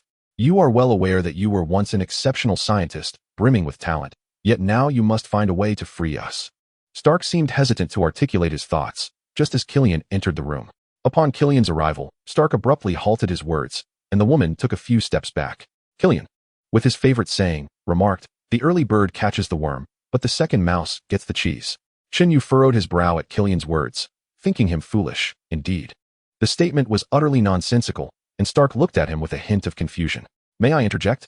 I am curious about the fate of the first mouse. Chen Yu boldly inquired. Killian glanced at him and replied, all right, young man, while I find your abilities intriguing, let us discuss this later. Now, Tony, are you still brooding over the matter in Switzerland? Stark responded directly, that day you asked me to wait for you on the rooftop. For the first 20 minutes, I genuinely believed you would arrive. Killian seemed to drift into a reverie, beginning to recount the events. Chen Yu rolled his eyes, realizing that Killian was yet another one of Stark's misguided creations. Killian turned to Stark and said, well, I have prepared a gift for you. As a token of gratitude for your past actions. With a sly grin, Killian retrieved 2 metallic spheres from his bag and tossed them onto the ground, projecting a hologram of Pepper. Upon seeing Pepper illuminated by an orange glow, Stark's pupils dilated, and Chen Yu suddenly remembered that he had neglected this detail. "Let her go?" The woman suddenly commanded. Chen Yu, rolling his eyes, remarked, "I was actually planning to ask you for your phone number." Ignoring Chen Yu's comment, the woman continued to threaten Killian. As anticipated, a gunshot rang out, and the woman was immediately shot dead. Chen Yu observed the lifeless body and shook his head. Truth be told, he had intended to save her, but he simply lacked the magical resources to do so. Chapter 10. A rescue. With everything concluded, Stark's eye twitched slightly. The series of shocks had begun to unravel his already fragile nerves, while Chen Yu frowned, aware of the inevitable fates awaiting these individuals. Yet witnessing it firsthand left him unsettled. "You are a madman," Stark muttered, shaking his head involuntarily. "No, I am a dreamer." Killian waved his hand dismissively, clearly regarding the act of slaying a woman as a trivial matter. As he spoke, he sauntered toward the door, and shortly thereafter, several guards arrived to detain Chen Yu and his companion. Chen Yu smirked, feeling the icy crystals begin to coalesce in his palm, slowly eroding the iron shackles binding him. At that moment, Stark's watch emitted a sound, and as Chen Yu observed the guard lifting Stark's watch, a twitch of his lips revealed his amusement as he remarked, "You possess quite the childlike spirit." The guard, equally perplexed, stared at Stark, who rolled his eyes at one of them and quipped, "Hey, do you have any idea how far Tennessee is from here?" 832 miles. The guard, without hesitation, responded. Chen Yu smirked, realizing Stark's armor was fully charged. Yet Stark's penchant for sarcasm flared up again as he addressed the guard. "Perhaps you might consider placing my friend's sister's watch down, if it gets damaged." "That would be on you." "On me? You're the one tied up. How could it possibly be on me?" The guard sneered, then callously tossed the watch to the ground, crushing it underfoot. Chen Yu stuck out his tongue and remarked, "If I were you, I would refrain from such foolishness at this moment." "Oh, and what can you do about it?" The guard appeared unimpressed by Chen Yu's words. With a slight smile, Chen Yu's shackles shattered from the cold, the icy shards transforming into dagger-like projectiles that pierced the guard's body. "Well, how does that sound?" Chen Yu stated coolly. Turning to the other guard, he mused, "Let me take a wild guess. Left, right? No, it must be the middle." As he rambled on, he delivered a swift kick to the guard, sending him flying. Chen Yu then glanced back at Stark, silently inquiring if he required assistance. Stark promptly replied, "No need. I can handle this. Well, perhaps just a few seconds." It seemed Stark was awaiting his armor, waving his hands in a rather comical manner. Chen Yu scratched his head in bemusement, casually hurling a few icy shards to incapacitate the approaching guards before turning his gaze back to Stark, his expression tinged with curiosity. Stark awkwardly admitted, "It should have arrived by now." Just then, a mechanical arm swooped in, prompting Chen Yu to dodge the shattering glass to avoid injury. Stark hastily freed himself from his constraints, but due to energy limitations, despite the armor arriving intermittently, it ultimately proved insufficient for him to ascend. Chen Yu quipped, "So, what now?" Stark regarded him thoughtfully before saying, "All right, let's see if our old friend has any suggestions." However, before they had taken more than a few steps, Stark nearly tumbled down the stairs due to energy insufficiency. Before them stood a tall, slender black man preparing to incapacitate the guard in front of him. Chen Yu immediately recognized him, and after sending an icy projectile to knock the guard aside, he remarked, "I had expected you to look younger." "Yeah, perhaps." Rod smiled gently, and then shook hands with Stark. Chen Yu also introduced himself. However, when Rod inquired about his name, Stark, in a fit of whimsy, replied, "You can call him, or the Ice Warrior." Chen Yu gazed at Stark in disbelief, evidently disapproving of this rather juvenile moniker. Fortunately, Rod merely chuckled and refrained from commenting. A short while later, Chen Yu and Stark located Trev, who had been hiding in the villa. From Trev's response, they learned that these individuals appeared to be targeting someone of significant importance. Chen Yu smirked and addressed Stark. "Well, I suppose I have time. Can you manage?" Stark, fully aware of what Chen Yu referred to, glanced at Rod before turning to Trev, stating, "You mentioned you had an impressive yacht." On the yacht, Chen Yu enjoyed the sea breeze while observing the birds soaring around him. Meanwhile, Stark and Rod anxiously reported to someone. Chen Yu felt no need to explain that the general across from them was not a benevolent figure. Stark likely wouldn't believe him anyway. "Charging complete, 90. Jarvis's voice chimed. Stark looked at Chen Yu, who tilted his head slightly before grasping Stark's wrist. With a burst of propulsion, they soared towards the nearby aircraft. And Chen Yu was acutely aware of who was aboard. As predicted, before they could get close, they spotted the War Machine's armor soaring outward. Chen Yu furrowed his brow and instructed Stark, "Toss me over." Stark nodded, released Chen Yu, and with a powerful thrust, sent him flying. Chen Yu narrowed his eyes, and with a swift motion, ice crystals formed into a chain binding to the War Machine's leg. He then yanked himself onto the War Machine. At that moment, it appeared the War Machine had received a command, as it remained unresponsive even with Chen Yu atop it. Frowning slightly, he placed his hand on the war machine's head, causing ice to rapidly coalesce. However, before he could take further action, the war machine's automated defenses were triggered upon seeing the massive Gatling gun aimed at him. Chen Yu sighed in exasperation, quickly releasing his hold on the war machine and using the chain to leap away, narrowly avoiding the retaliatory fire, swinging to the opposite side. With a swift kick, he sent the still-reacting Gatling gun flying, then plunged his hand into the opening, instantly freezing the mech. The war machine, rendered immobile by the extreme cold, began to plummet like a shooting star. Only then did Chen Yu realize the gravity of the situation, exclaiming, "Crap. This is unfortunate. I know who's in there. I'll be lucky to avoid a concussion from this fall. Tony, help me." Chen Yu suddenly shouted into the air, and Stark, who had just rescued a few individuals, swiftly flew over, lifting the war machine and casting it onto the surface of the sea. Without hesitation, Chen Yu plunged into the water, his body erupting with ice crystals that instantly froze the ocean into a crystalline expanse. He extended countless glacial pathways towards those still airborne, confidently catching several individuals before the ice shattered, followed by the sounds of them splashing into the water. Chapter 11. The Dark Battle in Desperation. After completing everything, Chen Yu smirked as he retrieved the war machine from the river, then turned to Stark and inquired, "How do you operate this?" Stark approached, tapping the war machine on either side before opening it from the outside, revealing an elderly man who had already fainted. Chen Yu furrowed his brow, pondering the capabilities of such a prominent figure. However, he kept these thoughts to himself and glanced at Stark, asking, "What now?" "Let's go rescue Pepper," Stark replied, glancing at Chen Yu before soaring into the air towards Killian's location. Chen Yu quickly reached out, attempting to call Stark back. Tony, you better be careful. It's going to hurt." While Stark was mid-flight, he turned back upon hearing Chen Yu's warning, inadvertently missing the approaching truck behind him, which crashed into him and sent him flying. Fortunately, the Iron Man suit proved sufficiently durable. Otherwise, Chen Yu could scarcely fathom the consequences. As night fell, Chen Yu and Stark arrived at the dock where Killian was located. Chen Yu looked at Stark and asked, "To be honest, are you certain you want to rescue someone?" Noting that Stark had only one functioning earpiece, it was clear he was ill-equipped for battle. Stark smiled faintly and said nothing. Understanding Stark's determination to save Pepper, Chen Yu chose to remain silent. "By the way, are you sure your anxiety won't flare up?" Chen Yu inquired with concern. Stark shrugged. "I should be fine." "Well, that's splendid." Chen Yu smirked, clearly skeptical of Stark's reassurances. Yet, with no other options available, Stark remained silent. Chen Yu lifted his gaze to the surroundings, then gasped. "Am I too late to back out now?" Stark raised an eyebrow and looked at Chen Yu. "What's wrong? Is your little sister from the east missing you?" "I would like to." Chen Yu replied with a wry smile, then stood up, taking a handgun provided by Rhodes from Stark's hands. Smirking, "The game has begun." As Chen Yu and Stark rose, their handguns aimed straight ahead, they were quickly discovered. It must be said that Chen Yu and Stark were excessively cautious. They had barely taken a few steps before being detected, leading to a barrage of gunfire. Chen Yu grimaced, unleashing ice crystals from his hand that pierced through a rope, causing a massive cargo container to crash down and shield both himself and Stark. At this moment, Chen Yu remarked, "Honestly, I find myself missing your armor." "Indeed. So do I. We need some backup." Stark concurred. Chen Yu rolled his eyes slightly, and then said, "You better not tell me you have backup options." "Quite a few. Just look." As Stark continued his path, Chen Yu felt a twitch at the corner of his eye. He glanced upward to see a few bright orbs slowly shimmering in the sky. Drawing nearer, they were Stark's armored suits. Chen Yu couldn't help but smirk, realizing there was no need to fret over such troublesome matters. However, with Stark equipped with his mech, he too could now unleash his full potential. A slight smile graced Chen Yu's lips as he emerged from behind the cargo hold, conjuring two long spears of ice in his hands, which he promptly hurled. The instant the ice spears made contact with the guards, they melted away effortlessly.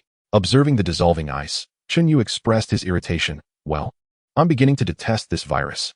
Fortunately, at that moment, the system announced, "Host, magical recovery has reached 80. Support is now available."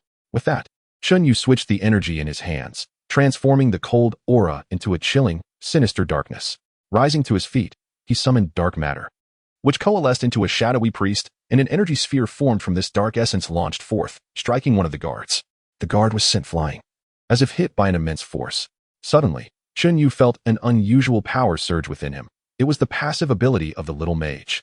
As the power stabilized, he sensed the dark matter around him intensifying, enveloping him in a shroud of darkness, morphing into a colossal sphere of terrifying light that descended from above. In an instant, the entire dock was struck, creating a massive crater. Chen Yu narrowed his eyes as he gathered the ominous dark matter once more. The guards nearby sensed something amiss. But by the time they reacted, Chen Yu had vanished from their sight. The space around them began to warp, as if the very earth was contorting. Chen Yu suddenly appeared before several of them, transforming the dark matter into energy that surged into their bodies. After completing his task, Chen Yu casually dusted off his hands, yawned, and turned to leave.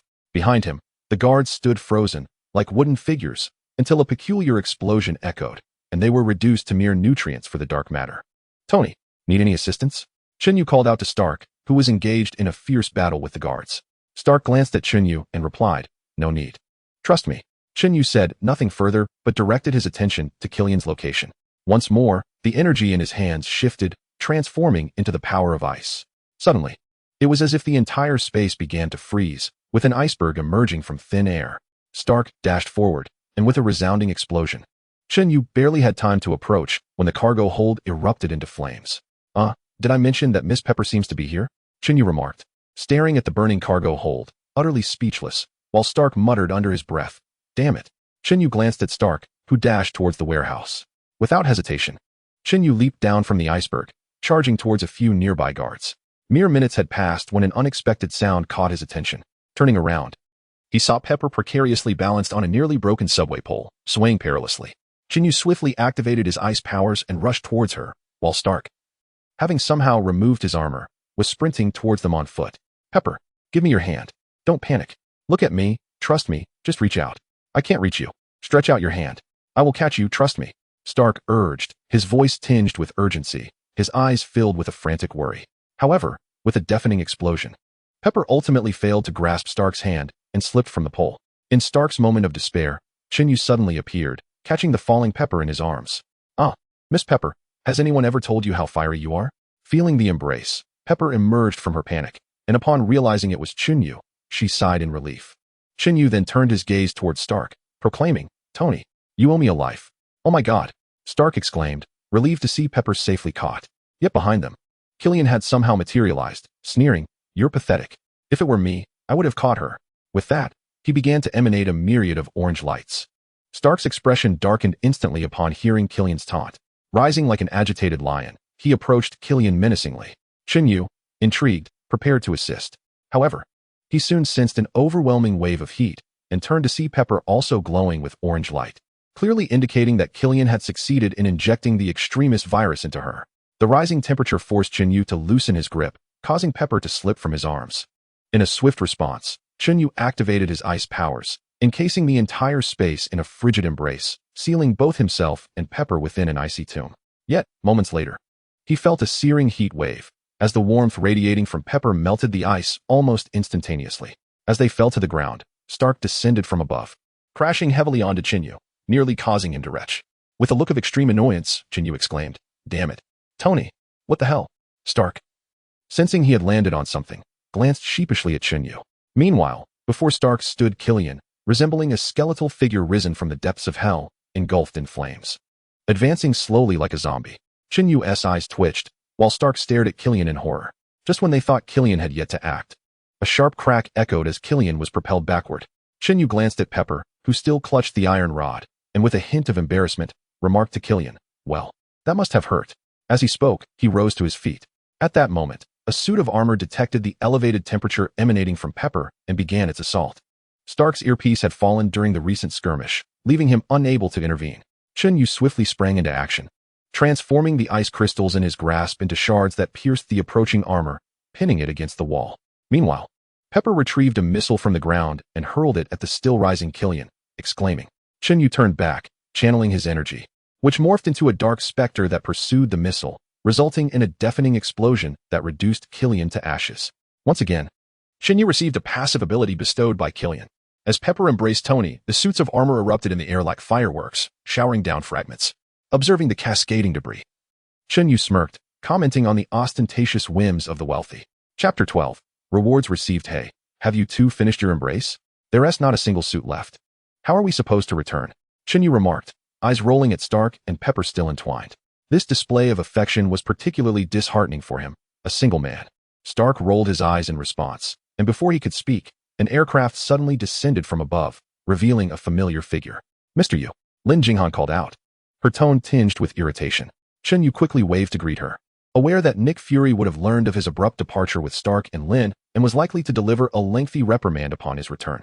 Upon boarding Lin Jinghan's aircraft, he noted her displeased demeanor and found himself at a loss for words. After all, Lin Jinghan was not Black Widow. As a S.H.I.E.L.D. agent, her combat prowess was not vastly superior to that of an ordinary person, making their situation evidently perilous. However, his explanations fell on deaf ears. As Lin Jinghan continued to show her teeth in frustration, declaring, "Just wait until we get back. You'll be dealt with." Chen Yu, with a bitter smile, glanced at Stark, hoping for assistance, but Stark was engrossed in his affectionate exchanges with Pepper, completely disregarding Chen Yu's silent plea for help. Feeling helpless, Chen Yu turned to Lin Jinghan and said, "Well, you know what? Forget it. Just pretend I never said anything." Just as he mustered the courage to defend himself, Lin Jinghan's wide, watery eyes locked onto him, sending a chill down his spine, causing him to hastily silence himself. Indeed, women proved to be the most formidable of beings. Eventually, the quartet returned to S.H.I.E.L.D. Stark emerged promptly, as Stark Industries was a partner of S.H.I.E.L.D., making it impossible for Tony to be detained. As for Chen Yu, he wore a pained expression while facing the still fuming Lin Jinghan, suggesting, "How about you take a few swings at me to vent your frustration? Is that so?" Lin Jinghan replied, her eyes sparkling with mischief, clearly contemplating something mischievous. Chen Yu felt a wave of dread wash over him and quickly shook his head. "Please, forget what I just said." Upon witnessing Chen Yu's cowardly demeanor, Lin Jinghan, disinterested in further contention, cast a fierce glance at him before stating, "All right. The boss has decreed that you cannot leave S.H.I.E.L.D. for the time being. By the way, the individual who previously delivered a message inquired when you could pay a visit. Is it Gui? Well, that depends on your superior's intentions." Chen Yu, initially taken aback, soon recollected something and smirked. "I can go now. But are you certain it was he who sought you out?" Nick Fury had evidently been eavesdropping on the exchange between Chen Yu and Lin Jinghan. Upon his entrance, Lin Jinghan discreetly excused herself. Chen Yu addressed Nick Fury. "It appears you are aware of Gu Yi's existence. In truth, it was not so much that we were aware of him, but rather that he visited S.H.I.E.L.D. prior to its establishment. Yet, as you know, magic is rather peculiar in the eyes of those scientific madmen at S.H.I.E.L.D. Chen Yu tilted his head slightly, clearly in agreement with Nick Fury's sentiments. However, having observed the films, he understood that the early scientists at S.H.I.E.L.D. were indeed eccentric individuals. Be it Howard Stark or the original Ant-Man, none were particularly ordinary. Nevertheless, this was of little concern to Chen Yu. "So, when do you intend to release me?" "Well, that depends on your performance," Nick Fury responded, his expression becoming intriguingly enigmatic as he regarded Chen Yu, occasionally fiddling with an object in his hand. Chen Yu felt a chill run down his spine, wondering if this man harbored some peculiar penchant. Contemplating this, he felt increasingly uneasy. Nick Fury, seemingly oblivious to Chen Yu's strange assumptions, presented the object before him. Before Chen Yu stood a projection, showcasing the scene of his battle with the guards at the dock. Nick Fury then inquired, "Can you discern any issues here?" "Huh? What issues? I don't believe I did anything wrong. I even saved the president," Chen Yu retorted. Nick Fury shook his head slightly. "That is not what I meant. I'm referring to the source of your abilities." As he spoke, he pointed emphatically at the dark matter Chen Yu had conjured during the fight. "I have examined the site and collected samples. What are these substances?" Chen Yu pursed his lips, contemplating before responding. "Well, you could interpret it as a form of magic. A rather unique kind of magic." Nick Fury regarded Chen Yu with narrowed eyes, remaining silent for a moment before turning away. "If you wish to leave, you must first undergo testing." "Really? Again? Haven't I already been tested last time?" Chen Yu protested vehemently. Ignoring his lamentations, Nick Fury simply turned and departed. Chen Yu, with a resigned sigh, sat up. The tests at S.H.I.E.L.D. were, after all, devoid of any peculiarities. However, the only thing that irked Chen Yu beyond measure was the protracted nature of the ordeal. It could be said to be more cumbersome than undergoing a comprehensive examination at a hospital in a past life. From within to without, S.H.I.E.L.D. had left no stone unturned. Fortunately, just as Chen Yu was on the verge of succumbing to the torment of the tests, Stark sent someone to summon him, thereby granting Chen Yu a reprieve from Nick Fury's relentless scrutiny. It was at this juncture that Chen Yu realized the so-called tests were merely a contrivance devised by the old fox, Nick Fury, to settle his own affairs. The look Chen Yu cast upon Fury as he departed was one of deep-seated resentment, nearly causing Fury to break a sweat. "What do you want me for?" Chen Yu was elated to escape S.H.I.E.L.D. As he arrived at Stark's not-yet-restored villa, he sank into a state of utter relaxation, his body collapsing into a languid sprawl. Stark, however, seemed unfazed by Chen Yu's lethargic demeanor, while Lin Jinghan, who had accompanied Chen Yu, delivered a sharp smack to his back, exclaiming, "Can you be more mindful of your image?" Chen Yu was momentarily speechless. He thought to himself that she had clearly never witnessed Stark in a state of disarray. Yet, he wisely refrained from voicing this thought, knowing full well that Stark's temper might lead him to concoct a chilly suit of armor for Chen Yu. Casting a pleading glance at Stark, Chen Yu found Stark seemingly oblivious, engrossed in his own tasks. It was not until Chen Yu's eyes began to feel parched that Stark finally retrieved an item from what appeared to be a storage compartment and handed it to Chen Yu, stating, "Here you go." Raising an eyebrow, Chen Yu looked at the object and was startled to find it was the type of earpiece Stark had previously used. He regarded Stark with a hint of curiosity as Stark explained, "This is for you. You know, in the Avengers, it's either a bunch of elderly folks or an assortment of peculiar characters. These devices are of little use to me. You can have it for now." With a slight pout, Chen Yu donned the earpiece. "Hello." As soon as he put it on, a somewhat mechanical voice greeted him. J-A-R-V-I-S. Chen Yu exclaimed in surprise. Stark chuckled, "I've connected J-A-R-V-I-S to it. If you need anything, you can communicate with me through him." Chen Yu raised an eyebrow and nodded. "Thanks. Consider it, even for your previous debts." Stark merely smirked and did not respond further before inquiring, "Are you planning to leave New York?" "Not exactly. I'm just heading elsewhere for some matters. As you know, my presence here is indeed a bit unexpected." Chen Yu replied with a shrug. Stark said nothing more, recognizing that entanglements with S-H-I-E-L-D could be rather troublesome. However, given Chen Yu's current situation, it was essential for him to remain under S-H-I-E-L-D's oversight for his safety. He ought to be free to act. "Congratulations, host. You have completed the task. Eliminate the carrier of the Abyss virus. You have earned one activation opportunity." "Congratulations, host. You have completed the task. End of the Abyss. You have earned one lottery opportunity." Just as Chen Yu contemplated engaging Stark in trivial conversation, the sudden prompt from the system extinguished his desire for further idle chatter. System. Initiate immediately. Chen Yu, akin to a ravenous wolf, spoke directly, nearly causing Lin Jinghan to believe something was amiss, her fingers instinctively hovering over her firearm. Chapter 13, Master Gui. Is the host ready to commence extraction? The system inquired. "Well, what else would I do with it? Let it lay eggs?" Chen Yu retorted. Rolling his eyes, the system ceased its commentary, and before Chen Yu appeared once more the familiar question mark. As it began to shimmer, a series of heroic avatars flashed by, prompting Chen Yu to close his eyes, adopting a "what I cannot see does not trouble me" approach. Moments later, the question mark settled upon a familiar visage. "I exist simultaneously in two realms, amidst lightning and thunder, embodying the true balance of the storm. Cannon by the heavens." An electric rat. Chen Yu exclaimed upon the appearance of the hero's avatar, prompting Stark and Lin Jinghan to pause in surprise. Upon hearing the term rat, Lin Jinghan leaped from the ground onto the sofa, exclaiming, "A rat? Where's there a rat?" Realizing his blunder, Chen Yu hastily waved his hands. "No, I misread. I misread." Lin Jinghan puffed her cheeks and pinched Chen Yu's ear, demanding, "What do you mean by that?" In pain, Chen Yu quickly replied, "My mistake, just ow. Be gentle. That hurts." His explanation came too late, as Lin Jinghan unleashed a flurry of playful attacks, nearly bringing Chen Yu to his knees in submission. Fortunately, Stark's presence tempered Lin Jinghan's fiery temperament, allowing Chen Yu to escape unscathed, while Stark observed the duo with mild interest.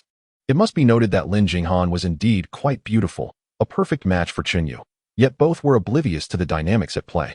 Stark, an old hand at navigating romantic entanglements, recognized the awkwardness yet chose not to expose it, finding a sense of nostalgia in their innocence. After a bout of playful banter, Chen Yu turned to Stark, inquiring, "Tony, how is Ms. Pepper faring?" "Well, you know, I promised her I would restore her. By the way, here is a sample of the extinction virus. Please deliver it to Nick Fury when you return." Stark seemed to recall something, retrieving a vial containing a peculiar liquid from the cold storage and handing it to Chen Yu. Curious, Chen Yu shook it gently, only for Stark to swiftly caution. "That substance is unstable. Unless you wish for us to meet our maker, you'd best handle it with care." Immediately, Chen Yu ceased his reckless actions, swallowing hard before carefully placing the vial into his pocket. Stark nodded. "All right. In China, there's an old saying, a moment of spring night is worth 1,000 gold. Take care. And I shan't see you off." At that moment, Pepper, appearing somewhat fatigued, entered from outside, evidently burdened by the recent challenges of Stark Industries reconstruction. Upon the arrival of Pepper, Stark promptly issued an eviction order to Chen Yu and Lin Jinghan. Chen Yu, with a slight curl of his lips, defiantly grasped Lin Jinghan's hand and exited the premises, leaving Stark behind. Lin Jinghan, who initially wished to exchange a few words with Stark, found herself taken aback by Chen Yu's sudden grip. A faint blush crept onto her cheeks as she cast a glance at Chen Yu, before obediently following him. Once they departed from Stark's apartment, Chen Yu intended to speak to Lin Jinghan, but was startled to see a peculiar large hole appear behind her. Sparks erupted forth as a figure of considerable authority emerged from the portal. Doctor Strange. Recognizing the distinctive attire of the Sorcerer Supreme, Chen Yu was instantly reminded of this formidable presence on Earth. Doctor Strange regarded him briefly before extending a hand, as if inviting him. Chen Yu nodded slightly, feeling a surge of exhilaration at the prospect of Doctor Strange visiting him personally.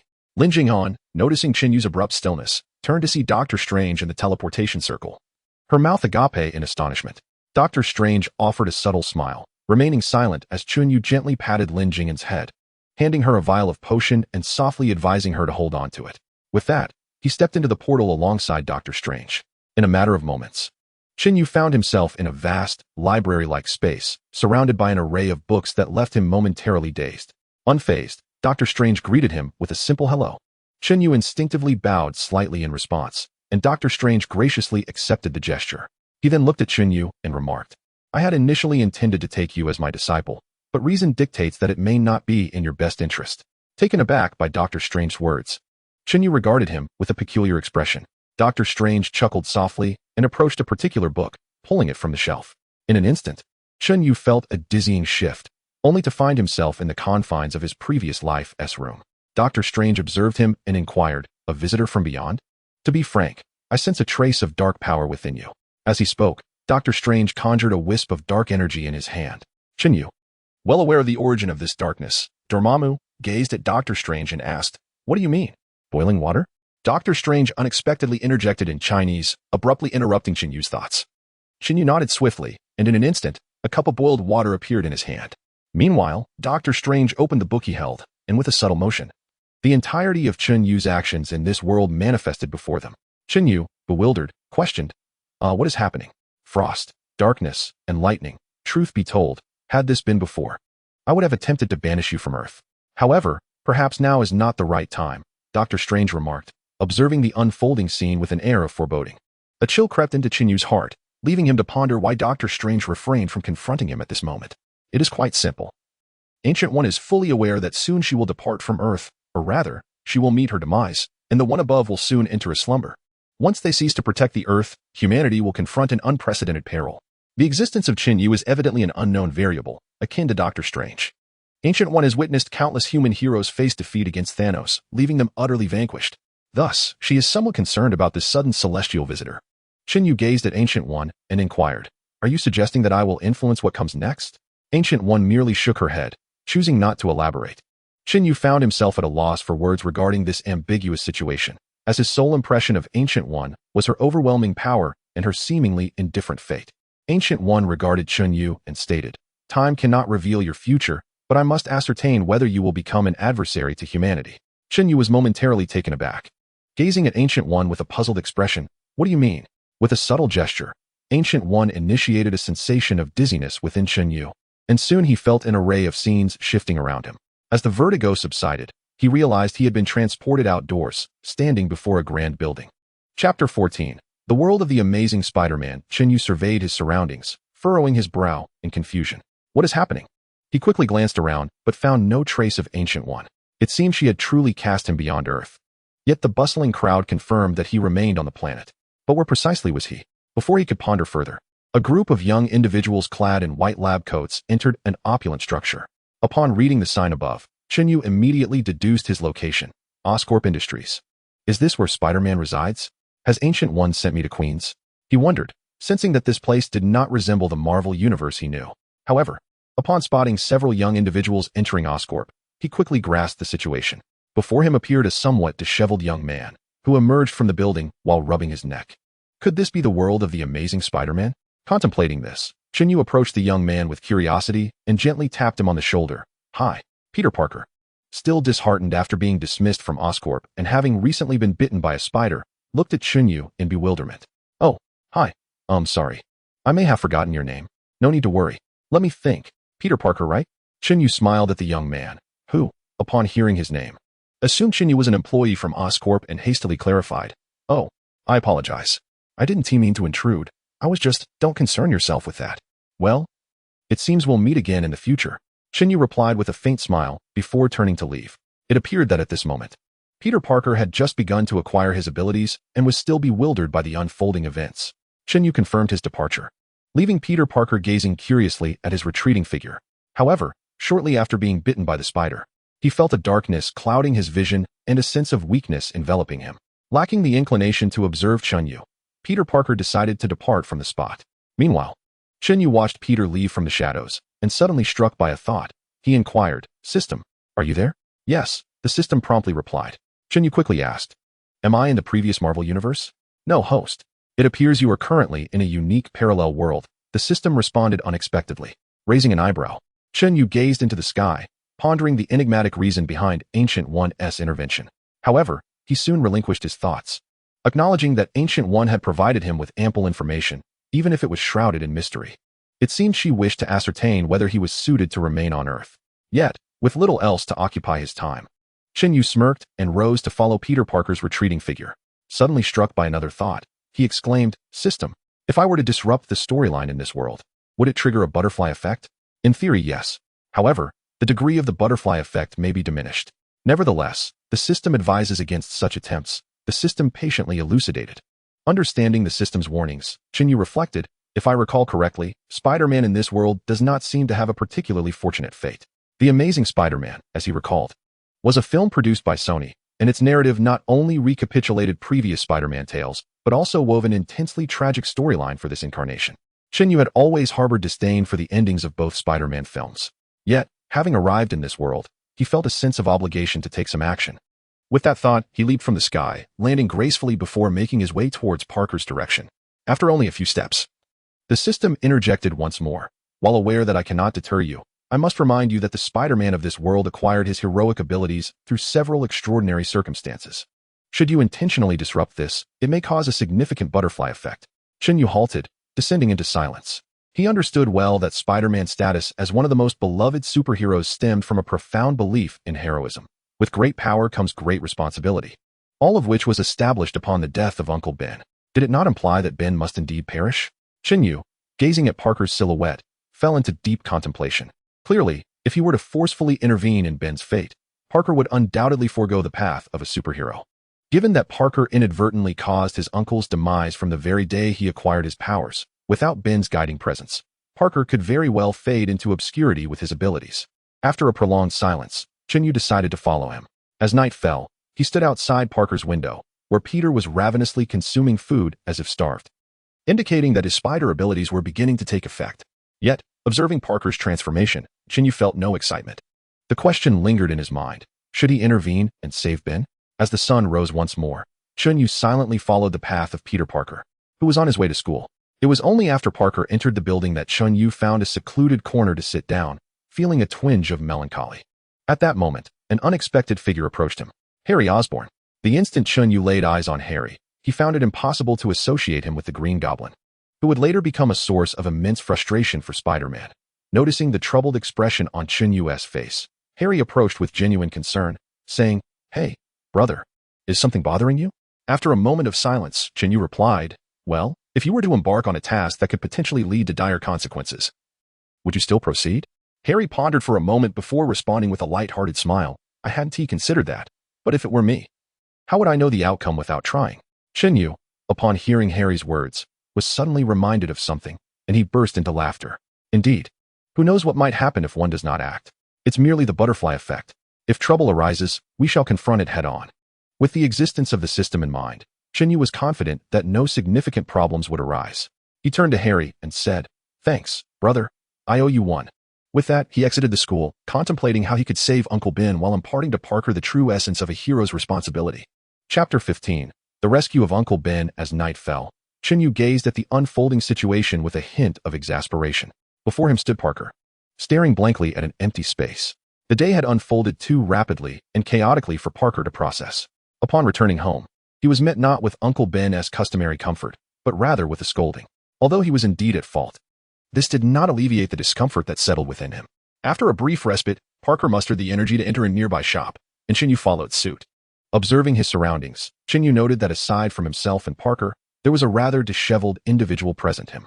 A flicker of menace ignited in Chen Yu's eyes, but he quickly masked it, After all, it was broad daylight, and he could not act without cause. Even if he intended to confront the man, it would have to wait. $2.07. The cashier, visibly impatient, glanced at the items in Parker's hands before announcing the price. It was evident that Parker did not have enough money. Under the cashier's impatient gaze, Parker hesitantly fished out a few crumpled bills from his bag. "Yes, I know," he stammered. "Hurry up. Others are waiting to check out." The cashier urged again. Parker licked his lips, fell silent for a moment, and then threw 2 cents onto the counter. The cashier retorted, "Hey, you can leave a penny behind, but you can't take it with you." "I don't have 2 cents. Parker replied helplessly, shaking his head. The cashier's temper flared as he glared at Parker, saying, "If you can't afford the milk, step aside." "What? Did your father not give you enough for milk today?" Parker, feeling a sense of helplessness, begrudgingly retrieved his money. Chen Yu, observing the items on the table, picked them up and paid on behalf of Parker, though it was evident he could not hand them back to him at that moment. The individual whom Chen Yu had been eyeing approached directly, placing a case of beer on the table while the cashier continued to exhibit a languid demeanor. Suddenly, this person acted out of character, abruptly toppling something in front of him. The cashier gasped in surprise, exclaiming, "Are you joking, brother?" He bent down to pick it up, at which point the man swiftly reached into the open cash register and seized a handful of money, an act witnessed by both Chen Yu and Parker. However, Parker remained consumed by his anger and chose not to intervene, while Chen Yu harbored other intentions. He paused in silence, opting not to speak, as the man seemed to sense Chen Yu's disinterest in getting involved. Meanwhile, Parker, feeling slighted by the cashier's previous inaction, also refrained from alerting anyone. Once the man departed, the cashier rose to find the register completely emptied, exclaiming, "Oh, this is absolutely dreadful." He then dashed out, calling after the retreating figure, "Hey, buddy, stop. Who can apprehend that guy? Hey kid, can you lend a hand?" Parker coldly regarded the cashier and replied, "I have no obligation." Before exiting, Chen Yu watched Parker walk away, pondering whether he could truly become the future Spider-Man. Did he really need to experience loss to grasp the notion that with great power comes great responsibility? In silence, Chen Yu followed the fleeing man. As expected, the cashier hurried out, and soon Chen Yu spotted Ben approaching. He quickened his pace, but the man, in his haste, failed to watch where he was going and collided with a passerby, dropping a handgun in the process. Chen Yu's eyes widened, and he rushed forward. The moment Ben saw the gun, he instinctively moved to seize it. Chen Yu, however, quickly activated his distortion field, gaining control over everyone present. He then advanced, conjuring an ice bullet in his hand. Contrary to cinematic portrayals, an ice bullet could not maintain its solid state once expelled from the barrel. Chen Yu was certain that even with magical enhancement, the ice bullet would merely inflict severe injury, not be fatal. He then retrieved the handgun, replaced the bullet, and returned it to its original position. Having completed his actions, Chen Yu stood still, deactivating the distortion field. Instantly, everyone was once again enveloped in panic, and, as fate would have it, Ben was struck by a bullet during the scuffle, collapsing to the ground. Witnessing the situation unfold, Chen Yu felt a pang of concern. Although he was confident in his actions in the real world, he was now in the extraordinary realm of Spider-Man and uncertain of any unforeseen consequences. He swiftly reactivated the distortion field and approached to assess the situation, confirming that while the injury appeared grave, it was merely a significant loss of blood. The small mage, using a prior healing spell, managed to staunch the bleeding from the deep wound in Ben's skin, allowing him to hold on until the medical personnel arrived. He then released his magic and, not far away, Parker heard the commotion and curiously approached. Upon seeing Ben lying on the ground, he felt as though the sky had fallen, and in a daze, he rushed to Ben's side, exclaiming, "Please, someone call an ambulance. Hurry." Chen Yu immediately began dialing for help and stepped forward to assist Parker in applying pressure to Ben's wound. Ben, gazing at Chen Yu in silence, was overwhelmed by the pain, leading him to believe he might not survive. Looking at Parker, he murmured, "Parker, listen to me. Uncle Ben. No, you can't leave me." Parker frantically insisted. Ben shook his head gently. "Parker, listen, take good care of May." As he spoke, the loss of blood took its toll, and he soon lost consciousness. Parker, witnessing Ben's collapse, cried out in despair, "Uncle Ben, no." Chen Yu, observing Parker's distress, realized his plan was nearing fruition. The rest depended on Parker. Soon, the ambulance arrived, and as the medical personnel approached, Chen Yu activated his magic, distorting space to freeze one of them in place. He quickly found a safe spot to conceal himself, donned the uniform and mask of the medic, then restored the space and carried Ben onto the ambulance, while Parker, unable to board, hurriedly made his way home, despondent. Inside the vehicle, Chen Yu, having overexerted himself with the distortion and ice magic, began to feel depleted. Gritting his teeth, he summoned what little energy remained to initiate healing for Ben's wounds. Although these injuries were no longer life-threatening, he was skeptical of the so-called medical technology in Queens. After a considerable time, the ambulance finally arrived at the hospital, where Aunt May and Parker soon followed. After a thorough examination, it was revealed that Ben's injuries were not as critical as initially feared. However, Chen Yu had no intention of sharing this with Parker. After ensuring the attending physician was under control, he presented a forged report to Aunt May, stating, "I'm sorry, we did our best." Although he didn't die on the spot, his condition is now in his hands. With that, he exited, clutching the report, leaving Aunt May feeling as if the heavens had collapsed. And she sank to the floor in despair, while Parker stood frozen in shock. The next day, having been witnessed by many, the police arrived to inquire about the incident. "I need you to identify this. Here are the suspect details provided by those present," a police officer whispered to Aunt May, handing her a piece of paper. "No, I don't recognize him," Aunt May replied immediately after a glance. The officer nodded slightly. "I didn't expect you to, ma'am. The detectives are investigating. Let's see what unfolds." "All right."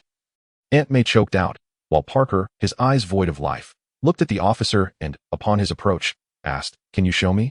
Upon seeing the family of the injured, the police did not refuse but merely nodded, subsequently handing over the information to Parker while mentioning, "There's one more thing." Someone reported seeing a star-shaped tattoo on his wrist. With that, he exited the room.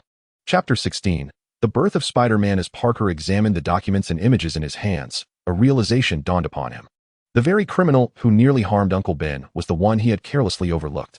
In the dead of night, Parker, feeling like a soulless wraith, crouched on the ground, trembling as he picked up his phone to listen to the recording left by Ben. "Peter, I know things have been quite difficult for you lately, and for that, I am truly sorry. I understand your feelings, but remember, with great power comes great responsibility. I hope you can grasp this." Before Ben could finish, Parker succumbed to tears, abruptly stopping the recording. After a prolonged silence, he could not resist replaying it, only to stop it again. The night passed slowly, filled with the echoes of Ben's voice. Meanwhile, in the hospital, Ben's injuries were healing swiftly, and they had initially planned to notify the Parker family to come and care for him. However, at that moment, Chen Yu unexpectedly intervened. Ben had also awakened and smiled faintly upon seeing Chen Yu. Feeling guilty, Chen Yu said, "I'm sorry." Ben did not respond verbally but merely nodded at the medical staff. Once they saw Ben's agreement, they abandoned the idea of contacting the Parkers. After all, aside from the medical expenses, Chen Yu had already spent a considerable amount to care for this pack of hungry wolves, and the hospital staff felt compelled to act accordingly. Once the others had departed, Ben turned to Chen Yu and asked, "Do you know Peter?" "Well, sort of. I'm sorry I couldn't save you," Chen Yu replied, his voice tinged with guilt. Ben smiled gently. "It's all right. But why do you believe in me?" "Perhaps it's for Peter's sake." Chen Yu hesitated before responding. Ben, who had initially spoken with conviction, now sounded uncertain. Is it truly right for Peter to become Spider-Man? After losing Ben, then Gwen's father, and ultimately Gwen herself, every blow felt like the weight of life itself, repeatedly wounding Parker. This was a reality that persisted even after he embraced the mantle of Spider-Man. Is it truly right for him to take on this role? Chen Yu suddenly fell silent, lost in thought. Observing Chen Yu's contemplative demeanor, Ben gently inquired, "Child, are you all right?" "Uncle Ben, if Parker becomes a hero now, he will undoubtedly face numerous challenges and sufferings in the future. Would you let him continue on this path?" Chen Yu asked, unsure of what else to say. Upon hearing this, Ben paused for a moment before responding kindly, "Yes. You know, child, Parker's father was quite the scoundrel, but I take solace in having such a brother. There are always circumstances beyond our control, whether good or bad, and the responsibility remains. If Parker has the ability, I wish to see him grow into a person who can truly bear his own responsibilities, rather than remain an eternal child." You know, just yesterday, this lad was scolded for not picking up May, and I imagine he is still quite irate about it." Observing Chen Yu's mood, Ben initially offered a gentle explanation, and then, in an attempt to uplift Chen Yu's spirits, recounted some amusing anecdotes about Parker. Chen Yu smiled faintly, yet the knot in his heart began to unravel. Indeed, the days ahead for Spider-Man would not be easy, but that is precisely what makes the extraordinary Spider-Man extraordinary, is it not? Without Spider-Man, countless individuals would face the same anguish that Parker currently endures. Since he was in this position, why not strive to bring a touch of beauty to Parker's otherwise challenging life? Resolute in his decision, Chen Yu looked at Ben with a slight smile and said, "Uncle Ben, thank you. However, I must ask you to remain in the hospital for a while longer. Once I am completely certain, I will personally apologize to Aunt May." Although Ben was unaware of Chen Yu's intentions, the respect reflected in Chen Yu's gaze and his concern for Parker assured Ben that he was not a misguided youth. So he nodded in understanding. Perhaps this was a matter best left to the young. As Ben conversed with the doctor, Chen Yu smiled and nodded before departing the hospital. Meanwhile, Parker wandered aimlessly through the school corridors, lost in thought, when Thompson, who had previously bullied him, approached and called out, "Hey, Parker." Parker replied, "Not today, Thompson." After a moment of silence, Thompson said, "I just wanted to talk." Assuming Thompson intended to torment him as before, Parker's repressed anger surged forth, and he firmly held Thompson down. Thompson quickly responded, "Sorry. Does that feel better? I heard your uncle was seriously injured, and I truly regret that." Trembling, Parker remained silent for a moment before releasing Thompson. Chen Yu, observing from a distance, noted that Thompson might not be entirely malevolent. After Parker let go, Gwen intercepted him, offering a comforting embrace, which prompted Parker to pause briefly before continuing his silent exit. Chen Yu regarded Parker's retreating figure, choosing not to speak further. The remainder was for Parker to alter on his own. As the days passed, Chen Yu remained by Ben's side in the hospital, while Aunt May visited occasionally. Following Chen Yu's guidance, Ben pretended to be in a coma until Chen Yu saw reports regarding the vigilante, at which point he realized Spider-Man had indeed made his appearance. Nodding, Chen Yu addressed Ben, "Uncle Ben, it's time for you to be discharged." Ben was uncertain why Chen Yu felt it was appropriate to leave now, but did not inquire further. He nodded and promptly called Aunt May. Upon receiving the call, Aunt May was so overwhelmed with excitement that she nearly fainted, rushing to the hospital without notifying Parker. Once she arrived, she remembered and hastily prepared to call Parker. But Chen Yu intervened, reasoning that Parker should still be in the air, making it an inconvenient time for a call. "Aunt May, I'll inform Parker. You take care of Uncle Ben." Aunt May regarded Chen Yu with curiosity, while Ben nodded reassuringly to her, confirming that Chen Yu was indeed a good person. With that, Chen Yu promptly exited the hospital, glancing up at the sky as a chill coursed through him momentarily. After Chen Yu thoroughly scoured the entire Queens area, he finally spotted Parker in a parking zone, preparing to deal with a car thief. Chen Yu stepped forward slightly, observing Parker effortlessly subduing the thief as if slicing through vegetables. "Was that a knife?" "Oh no, I dread knives. Please, anything but a knife. How simple it is." Parker. Ever the chatterbox shot out several strands of webbing, completely immobilizing the thief. He then proceeded to create 2 small openings in the thief's nose for breathing. Just as the police arrived on the scene, before Parker could utter a word, Chen Yu leaped down, his icy crystals coalescing into a wall that blocked the police. Parker, utterly taken aback by the unexpected turn of events, was startled as Chen Yu grabbed him and urged, "We need to go." Parker, momentarily stunned, quickly shot out a web and soared into the air, with Chen Yu following closely behind. Chapter 17, The Mutation of Connors After Evading the Police's Pursuit. Chen Yu and Parker came to a halt. Chen Yu gazed at Spider-Man and directly addressed him by name. Upon hearing Chen Yu, Parker gasped in astonishment, asking, "Wait, how do you know me?" Noticing Parker's flustered demeanor, Chen Yu smiled slightly, choosing not to elaborate. Instead, he calmly stated, "I'm here to inform you that Uncle Ben has awakened. As for what comes next, we can take our time." With that, Chen Yu turned and departed.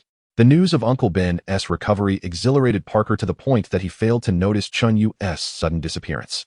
Once he regained his senses, Chen Yu was already out of sight. However, since Chen Yu had mentioned there was more to come, Parker felt reassured that he would encounter him again. Dismissing his confusion, Parker shot out more webbing and soared toward the hospital. Once Parker had left, Chen Yu emerged from the shadows. His choice to depart was not solely to prompt Parker to seek Uncle Ben. Rather, he had spotted a suspicious figure lurking nearby. "Hey, has anyone ever told you that lurking behind others is unwise?" Chen Yu approached and tapped the strange figure in the shadows, causing it to jump in surprise. Instantly, frost enveloped Chen Yu's wrist, freezing it in place. Feeling the chilling grip, Chen Yu's pupils constricted, not due to the frost itself, but because the sensation was eerily familiar. Yet, he could not pinpoint its source. The shadowy figure, noticing Chen Yu had been immobilized, turned and fled. Chen Yu, regarding his frozen wrist, furrowed his brow in contemplation. Could there be individuals in Spider-Man's world capable of freezing others? As he pondered, a terrifying dark substance radiated from his wrist, shattering the frost.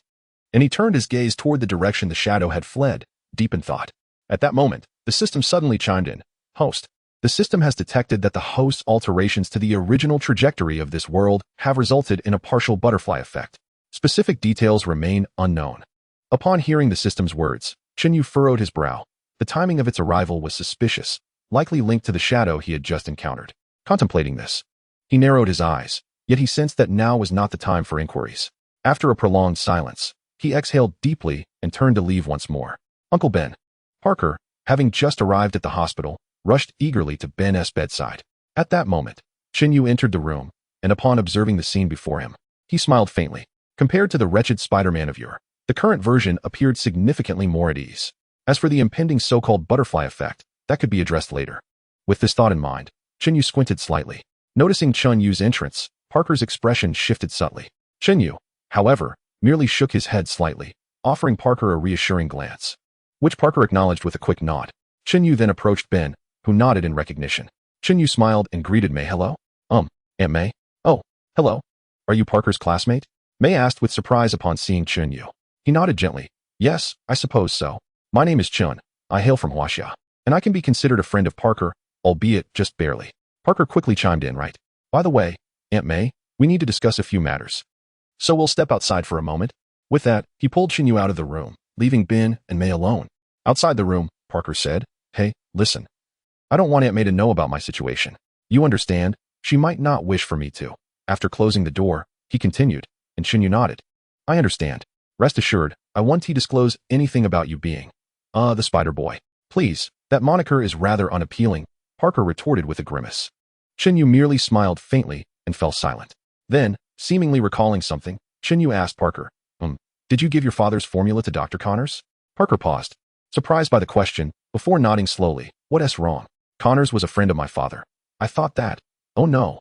Chen Yu interjected, grimacing as he regarded Parker. After a moment, he shook his head. Forget it. We can discuss this later.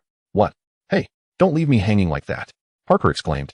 Feeling exasperated by Chen Yu's abrupt dismissal, Chen Yu sighed softly but chose not to elaborate, instead saying, Go and spend some time with Ben.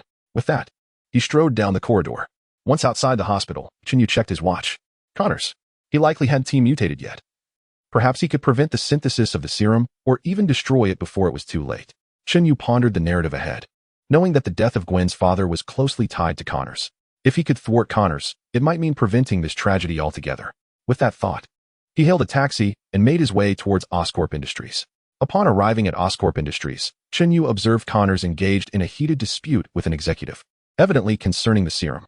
The palpable tension between them left Chen Yu in a quandary. While it was indeed simple to ruin the serum, it seemed that the research into the lizard mutation serum was not merely Connors' aspiration, but Oscorp harbored ulterior motives. Moreover, Connors was already well versed in the serum's formulation, suggesting that even if it were destroyed, Oscorp would likely find a way to compel him to recreate it. After a lengthy silence, Chen Yu ultimately chose to depart, realizing that rather than expend effort fruitlessly, he should contemplate the implications of Connors' mutation. The following day, buoyed by the recent awakening of Ben, Parker was in exceptionally high spirits. As the saying goes, good fortune often comes in pairs. When one is on a roll, nothing can hinder their momentum. Do you like European sea bass? It's a type of fish, Gwen remarked, her eyes sparkling with delight as she addressed Parker. Naturally, Parker felt elated to engage with someone he admired, responding enthusiastically, Yes. I know. If you're interested, meet me here tomorrow at 8. My mom will be making European sea bass. Oh, and the apartment number is 2016. I almost forgot to mention it, Gwen added, slightly bashful, her tone betraying a hint of nervousness. Parker, equally shy, quickly assured her, I'll remember. Hey, it seems you have a lovely date planned for today, Chen Yu exclaimed, suddenly appearing behind Parker and patting him on the shoulder. The spider sense tingled, prompting Parker to instinctively turn and grasp Chen Yu's wrist. However, Chen Yu made no resistance, and upon recognizing him, Parker promptly released his grip, apologizing, Sorry. Chen Yu smiled but refrained from further comment before inquiring, Do you mind if I take a moment of your time? Of course, Parker replied eagerly. Listen, do you remember the equation you provided to Connors? Chen Yu asked, looking intently at Parker. Parker responded casually, but Chen Yu could tell he was not fully grasping the issue. Listen, that equation has a flaw. Remember? Your father vanished because of that formula. What? Parker exclaimed, looking at Chen Yu with a mixture of confusion and concern. Never mind. It seems you have other matters to attend to. But remember, if you have questions, check out Connor's laboratory, Chen Yu advised, observing Parker's bewilderment as the school bell rang. Chen Yu then exited, while Parker hurried into the classroom, the sound of the bell echoing behind him. Chapter 18. The Rise of Dr. Lizard. As night fell, Chen Yu stood outside Oscorp Industries, leaning against a shadowy wall. He watched as Dr. Connors emerged from the building, shaking his head in dismay. It appeared that Connors had ultimately decided to inject himself with the serum. Contemplating the situation, Chen Yu followed him. As Connors prepared to enter his vehicle, Chen Yu swung open the door, stating, Excuse me, may I join you? Connors let out a startled shout, his gaze turning fierce as he glared at Chen Yu. Assessing Connor's demeanor, Chen Yu offered a slight smile before releasing the door. However, just before closing it, He created a distortion in space between the vehicle to prevent Connors from injuring the driver after his transformation. As he watched the vehicle depart, Chen Yu furrowed his brow slightly, calculating that Parker must have already arrived at Gwen's house. With that thought, Chen Yu summoned the powers of the Frost Witch, enveloping himself in a protective armor composed of frost, concealing his face entirely. In the realm of Spider-Man, he was acutely aware that exposing oneself was ill-advised. Although he was unfamiliar with anyone here, it was precisely this anonymity that provided him a greater opportunity to connect Spider-Man with Parker. While Peter Parker himself posed little threat, Parker's family consisted of ordinary individuals, and Aunt May stood little chance of surviving the clutches of those thugs. Having resolved the matter, Chen Yu's gaze turned icy, disregarding the peculiar stares from bystanders. In an instant, his body was awash with cold, and he summoned the Path of Glaciers, pursuing Connors, who, as expected, had blocked the bridge. Connors' remaining sanity was gradually overwhelmed by the frenzy induced by the serum within him. Observing the congested vehicles around, Chen Yu frowned. But before he could search thoroughly, Connors lost all control and began his monstrous transformation. Suddenly, a colossal lizard figure burst forth. Chen Yu recognized the dire situation and charged forward, only to find that Connors was not attacking the drivers. Instead, he seemed to be searching among the vehicles, his agitation escalating as he failed to locate someone. Chen Yu frowned at this development, just as Parker, alerted to the situation, rushed over. Upon seeing Chen Yu standing on the icy surface, Parker hesitated for a moment before swinging over to his side. Glancing at Chen Yu, he remarked, "What's up, chatty?" At this, Chen Yu smiled slightly and gestured toward Connors, who was still frantically searching. As Connors grew increasingly agitated, he began to disregard the presence of others, discarding any vehicles that failed to yield his quarry off the bridge. Parker, witnessing this, abruptly halted his conversation with Chen Yu and dashed forward to intercept a vehicle, while Chen Yu joined in to assist. However, the frost proved ineffective against the transformed Connors.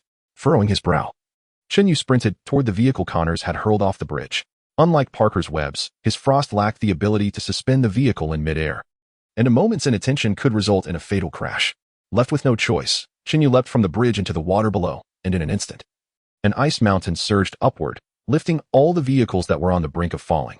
Upon witnessing Chen Yu manifesting a glacier, Parker exclaimed in awe, "Wow, cool. We'll save the compliments for later. We need to resolve this." Before he could finish, Chen Yu felt a wave of dizziness wash over him. This was troubling. Creating the glacier was taxing his command over the frost significantly. His body began to suffer backlash, and Parker, noticing Chen Yu's distress, quickly inquired, "What's wrong?" "Damn it, I'm fine." Chen Yu gritted his teeth, knowing that if he succumbed to unconsciousness and lost the magical enhancement, the glacier might collapse under gravity, or worse, vanish entirely. He could only muster the last remnants of his frail nerves to stave off the impending darkness. As Parker glanced at Chen Yu, he had no time to utter a word.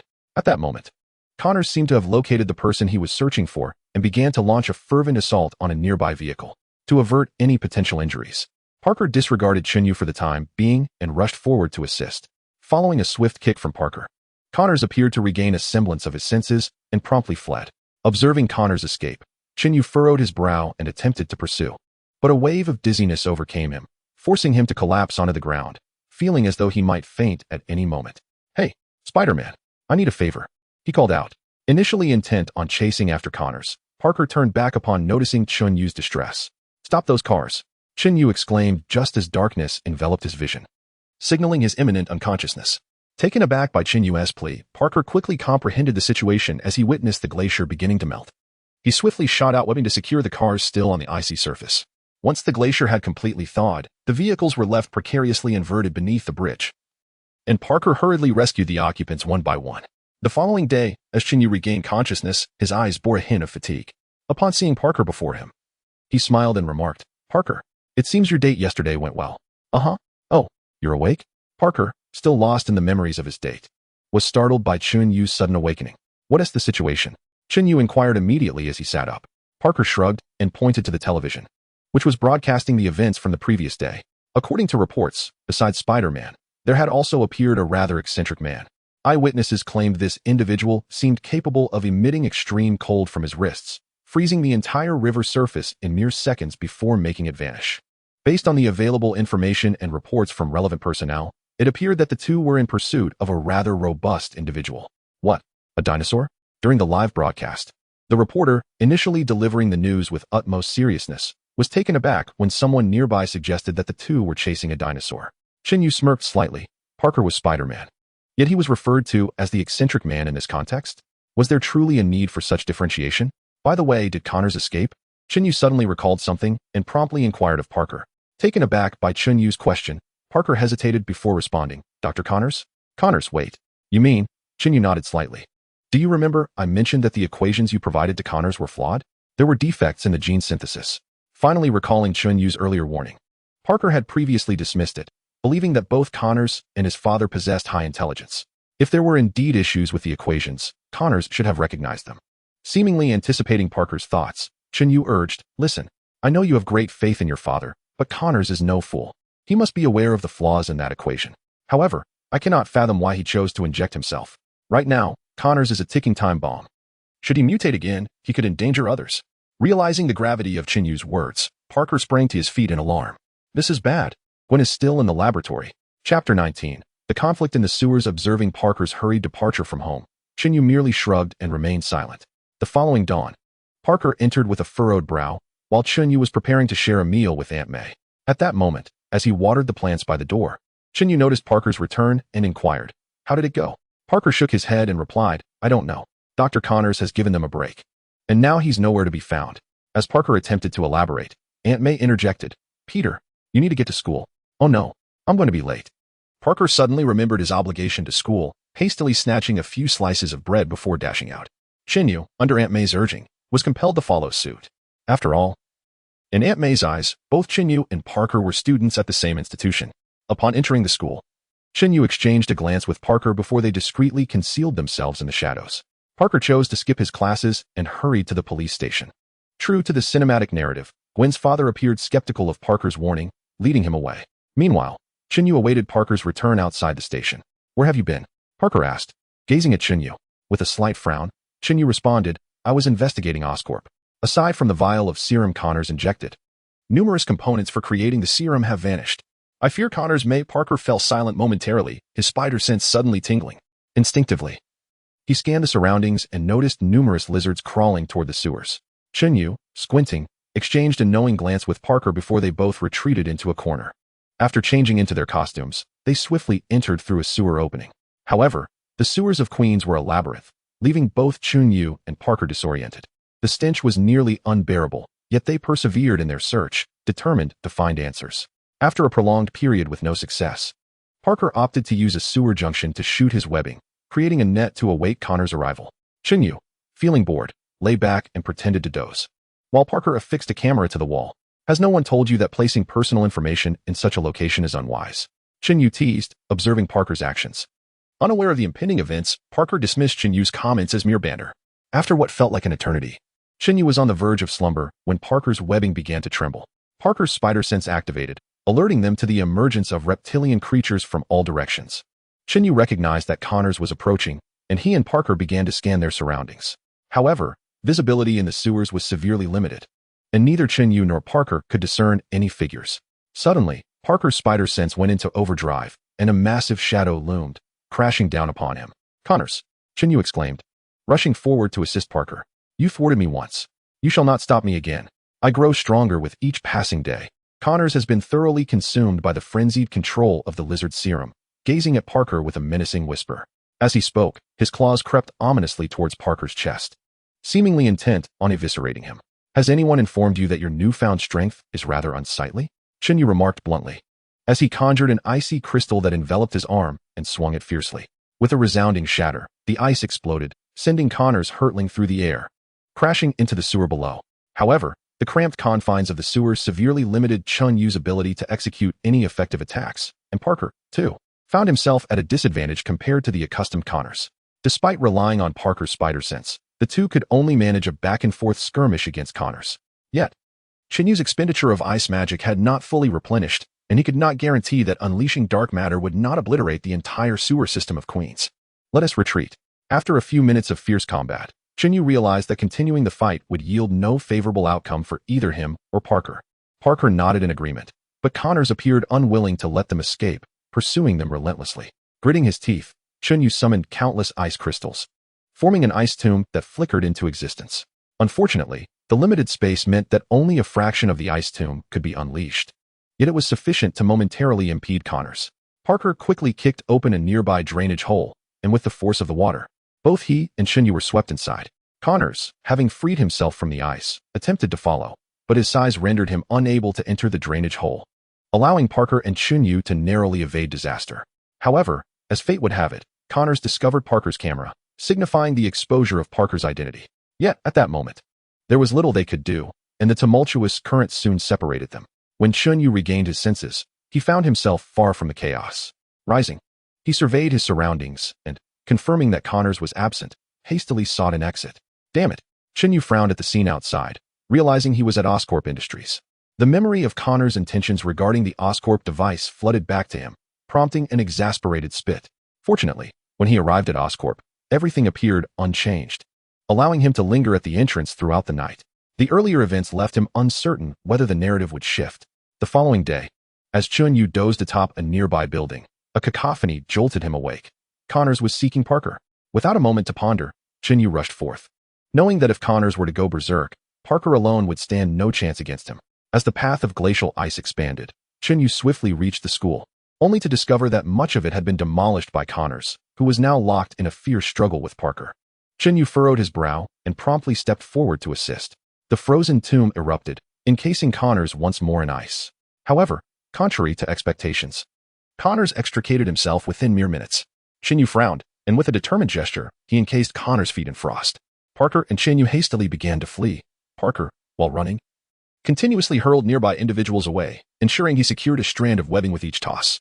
Meanwhile, Chen Yu, with a swift motion, opened a direct pathway through the school using the glacial way, facilitating a rapid escape for everyone.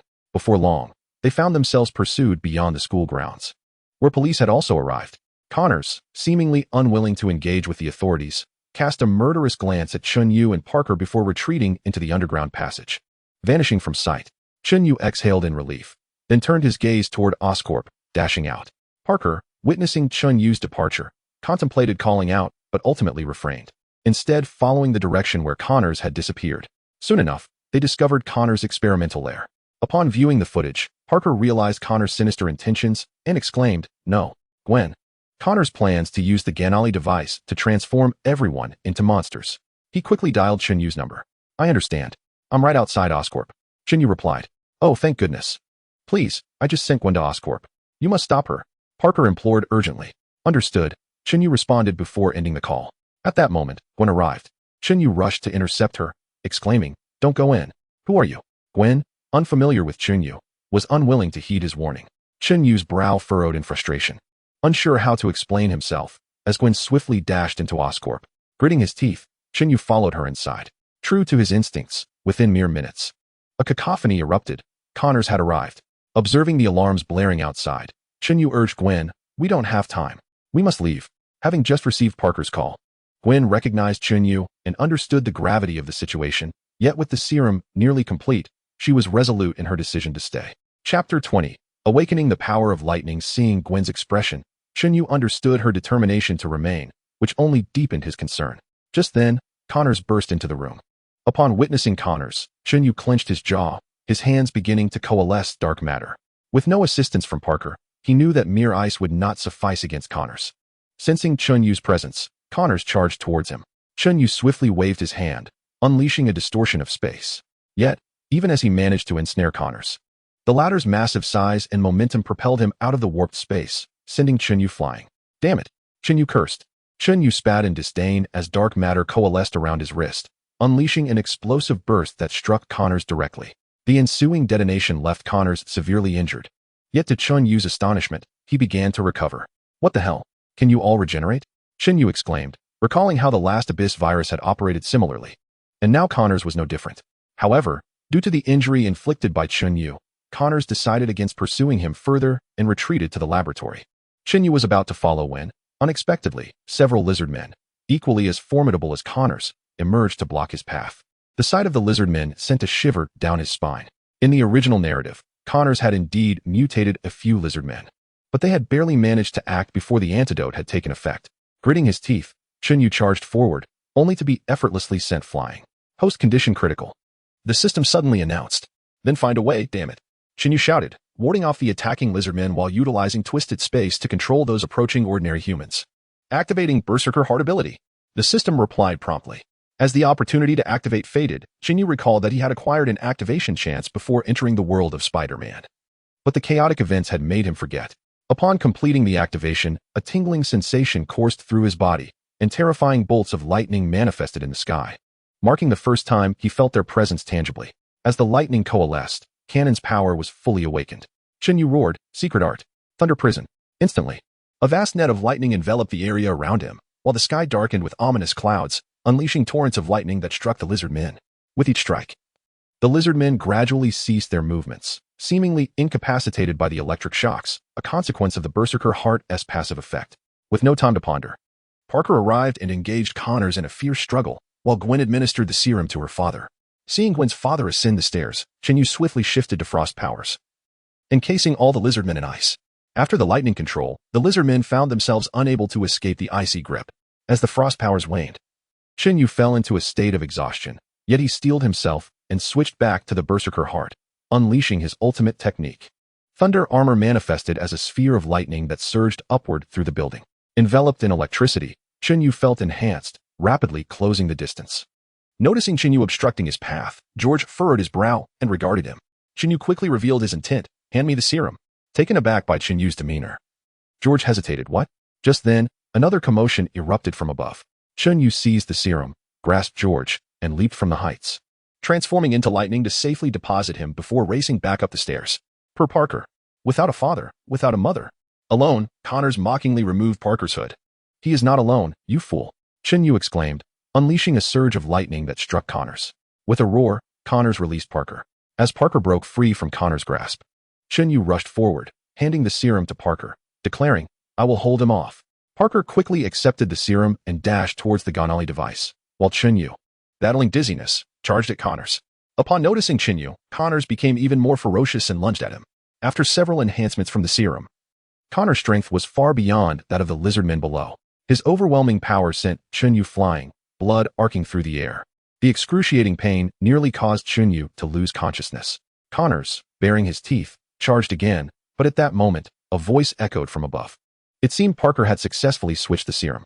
Seeing Parker's movement, Connors abandoned his intent to kill Chen Yu and turned towards Parker. Realizing the serum had been replaced, Chen Yu finally breathed a sigh of relief before collapsing. "Who are you?" Chen Yu queried, gazing curiously at the shadow before him. "Me? Huh, I am you." The shadow suddenly turned, revealing a face identical to Chen Yu's, startling him. The likeness began to morph into a strange form, ultimately transforming into that of a lizard man. What on earth? A blinding light flashed, and Chen Yu awakened. Was that just a dream? He pondered, glancing around with trepidation. The shadow felt eerily familiar. But who was it? Chen Yu, lost in thought, was interrupted as Parker entered from the medical room. "Hey, you're awake," Parker exclaimed, rushing over. "I suppose so," Chen Yu replied, suppressing his pain. "How are you feeling?" Parker inquired. "Well, aside from every inch of my body aching, I'm doing all right." "Truly," Chen Yu retorted, smirking. Parker, unsure of how to respond, could only smile. Just then, George walked in. Initially, his expression hardened upon seeing Parker, but then he turned to Chen Yu and asked, "Are you all right?" "Yes, I'm fine. What about Connors?" Chen Yu inquired lazily, relieved that he had altered George's fate. "He should still be in prison," George replied flatly. Before being called out by the doctor, it was evident that Chen Yu had no other family present, and Parker, being merely a 17-year-old high school student, was incapable of assisting Chen Yu with any formalities. George had utilized his position to ensure Chen Yu received medical attention. "Hey, from the looks of it, you seem to be rather unpopular," Chen Yu teased Parker. "Sigh, it's better if you don't mention it." Parker offered a wry smile, clearly exasperated. Since discovering his identity as Spider-Man, Gwen's father had not looked favorably upon him. As a police officer, George understood all too well the peril involved in combating wrongdoers. It was only natural that he could not entrust Gwen to Parker, especially given Parker's propensity for engaging in battles with formidable foes like Connors. Chen Yu smiled faintly, remarking, "It seems you need to have a serious talk about your relationship." Ouch! At that moment, an agonizing pain surged through Chen Yu's body, prompting an involuntary gasp of discomfort. Chapter 21. After effects. After more than 10 days of recovery, Chen Yu was finally ready to be discharged. As he inhaled the fresh air outside the hospital, free from the pervasive scent of medicinal bottles, he felt a renewed vitality coursing through him. After stretching with a yawn, he turned to see Parker and Gwen approaching to pick him up. With Parker's introduction, Chen Yu began to familiarize himself with Gwen, appreciating her gentle yet independent nature. "Hi." A somewhat unfamiliar voice interrupted, causing Chen Yu to furrow his brow. It was Harry Osborn. "Oh, hello." Chen Yu responded with a smile upon recognizing Harry. At this time, Harry had yet to transform into the Green Goblin, and although his father was gravely ill, he was still seeking ways to lift the family curse, albeit without success. Noticing Chen Yu's acquaintance with Harry, Parker appeared momentarily taken aback before asking, "Do you know each other?" "Not really, but he did me a significant favor," Chen Yu replied with a grin as he shook Harry's hand. Harry looked somewhat puzzled, evidently unable to recall their previous interaction, considering he was quite popular at school and had many acquaintances. "So what brings you here?" Chen Yu inquired, noticing that the others were merely observing him without making any further moves. "Well, if you don't mind, you could come over to my place," Harry suggested with a friendly smile upon hearing Chen Yu's question. Chen Yu shrugged, indicating his willingness, and Parker and Gwen readily agreed. However, just as the four were about to get into the car, Parker suddenly turned back, his brows furrowing in concern. Chen Yu followed Parker's gaze and spotted a figure clad in black, wearing an oddly shaped mask, standing a short distance away, watching them intently. Frowning, Chen Yu gently tapped Parker, signaling him to remain calm. Parker nodded slightly, refraining from any rash actions as he got into the car. Inside, Gwen seemed to sense something amiss and quickly asked Parker, "What is going on?" "Nothing. It's probably nothing," Parker replied, a hint of worry in his tone. While Chen Yu nonchalantly shook his head, "It's fine." Don't heed Parker's words. You know how he can be a bit jumpy. Harry, still unaware of Parker's true identity, took Chen Yu's jest for mere banter. Parker, in turn, quickly composed himself, aware that Chen Yu wished to keep Harry out of any potential trouble. As they drove along, the car suddenly came to a halt, leaving both Chen Yu and Parker momentarily stunned, while Harry frowned and remarked, "This doesn't bode well."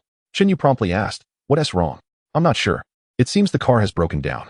Harry expressed his confusion, while Chen Yu furrowed his brow. They both alighted from the vehicle to inspect it. The car appeared to be in pristine condition, yet it stubbornly refused to ignite. Unbeknownst to everyone, including Chen Yu himself, a flicker of blue electricity danced along his arm. It seemed there was an issue with the car's power. "Never mind, it's not far from my home. Let us just walk," Harry suggested, casually leaving the car abandoned by the roadside. Chen Yu and the others nodded in agreement, though Chen Yu curiously touched his wrist, feeling a strange tingling sensation. A few minutes later, Harry and the group took a shortcut to his somewhat ostentatious apartment. Upon seeing the lavish abode, Chen Yu couldn't help but grimace, exclaiming inwardly about the extravagant tastes of the wealthy. As they entered, an elderly butler emerged, addressing Harry with a respectful, "Young master." "Yes, these are my friends, here to visit. By the way, where's father?" Harry greeted cheerfully, inquiring after his parent. "Ah, young master. The master has requested to see you," the butler replied, seemingly hesitant and evasive. Chen Yu glanced at the butler, recalling that the current state of Osborn appeared to be deteriorating rapidly, indicating that circumstances were dire. Realizing something was amiss, Harry quickly gestured an apology to Chen Yu and the others before rushing inside. The group followed the butler to a grand sitting room, where they were served an array of desserts. "Who was that man in black?" Parker asked Chen Yu once they were alone. Chen Yu shook his head, responding, "I'm not certain, but I have my suspicions."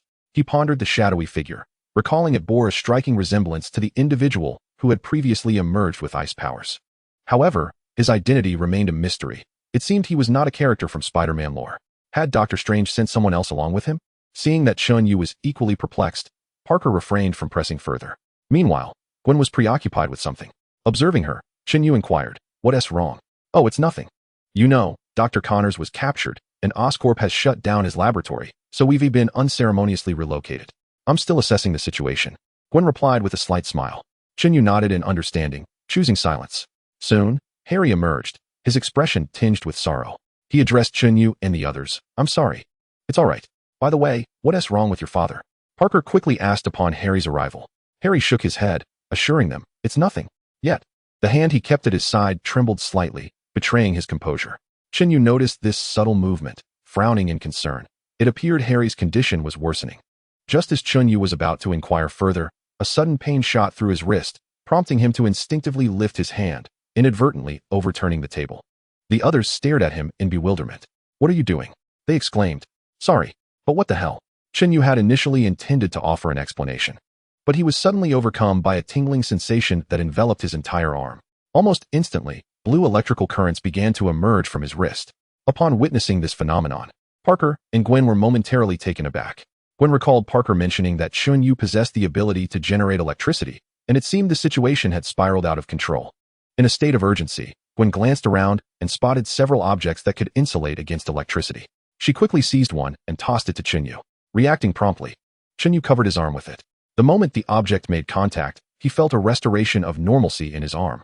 This unexpected turn of events startled Harry as well. Seeing Chen Yu return to his usual self, the group huddled closer together. Parker inquired, "What just happened?" "I have no idea," Chen Yu instinctively replied, simultaneously calling out to the system in his mind. "System, come forth. What is going on?" The system suggests this may be a residual effect of the Heart of Fury. Remember, it previously warned that until you fully comprehend and master the abilities of various heroes, these after effects will persist, albeit in different forms, the system explained. "Oh, is that so? What kind of after effect is this?" Chen Yu asked directly. "Uncontrolled bioelectric currents." The system clarified. In simpler terms, the cells within your body are autonomously utilizing cannons electricity without your control. Chen Yu's mouth twitched at this revelation, and he hurriedly continued. "How long will this last?" "Uncertain, but typically, it should resolve swiftly," the system responded. Outside, Harry seemed to piece together the situation and glanced at the television, which was currently broadcasting news of Spider-Man and a person capable of generating electricity defeating Connors. Although George had attempted to suppress the coverage, Harry's keen intellect quickly deduced the truth. He turned to Chen Yu and asked, "Hey, is that you?" Recognizing that Harry had surmised his identity, Chen Yu managed a wry smile and nodded. "Well, sort of." Chapter 22, The Lottery. "So, you were Spider-Man?" Harry suddenly exclaimed, recalling something and looking at Parker with astonishment. Well, yes." Parker, unable to conceal the truth any longer, nodded in acknowledgement. "Oh my God, my friend is a superhero?" Harry, clearly taken aback, expressed his surprise with unrestrained joy. Parker smiled awkwardly, while Chen Yu regarded Harry in silence for a moment before saying, "All right, since you are already aware, there are some matters I must clarify with you." "What is it?" Harry asked, noticing the seriousness in Chen Yu's demeanor. Chen Yu looked intently at Harry and said, "It concerns your hereditary condition." As soon as Chen Yu uttered these words, Harry's expression shifted dramatically as he gazed at Chen Yu. "How do you know about that?"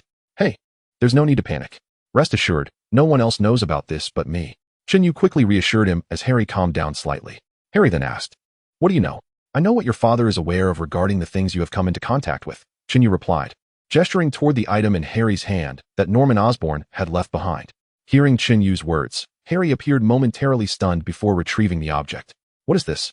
As Parker observed Harry retrieve an item, he immediately inquired about Mr. Osborn's past experiments. Chen Yu glanced at Harry, and, upon hearing that it pertained to his father's research, Harry eagerly stepped forward to grasp it. Chen Yu cautioned, however, "You best not harbor any expectations, Harry." "What do you mean?" Harry asked, momentarily taken aback, then turned his gaze toward Chen Yu, who replied, "Let us examine it further." With that, Chen Yu placed the item before the television, which promptly began to play a recording. This showcased the world's first human-spider hybrid organism.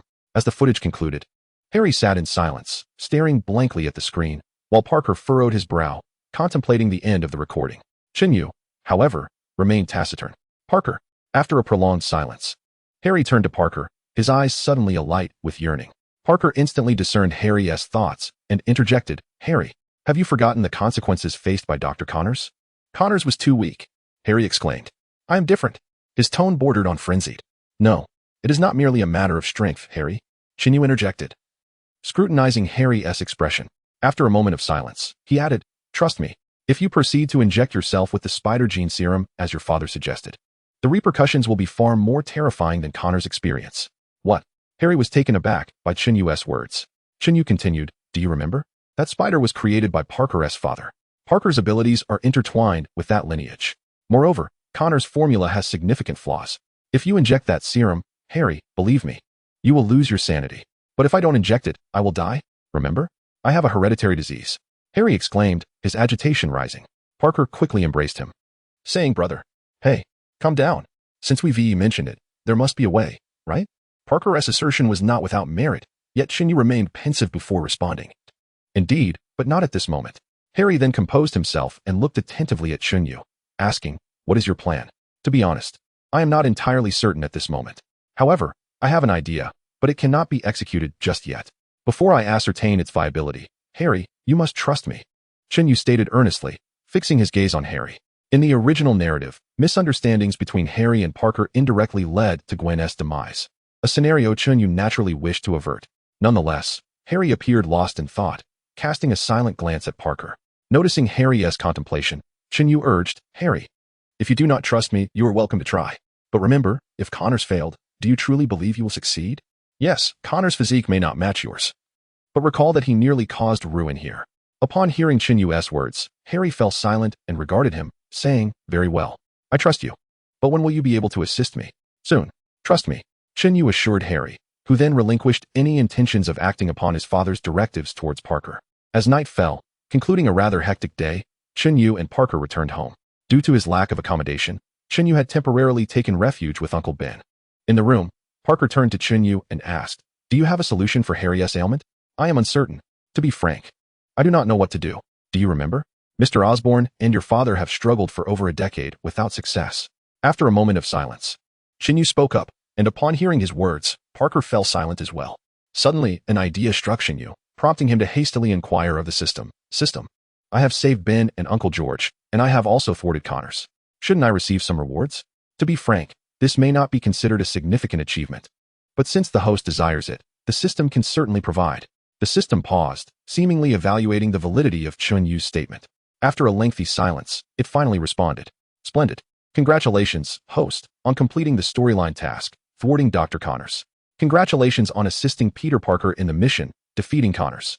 Congratulations on accomplishing the task, saving Ben Parker. Congratulations on completing the task, rescuing George Stacy. However, due to the host's excessive disruption of the original world narrative, resulting in an overwhelming butterfly effect, the subsequent consequences may be unpredictable, leading to a reduction in rewards.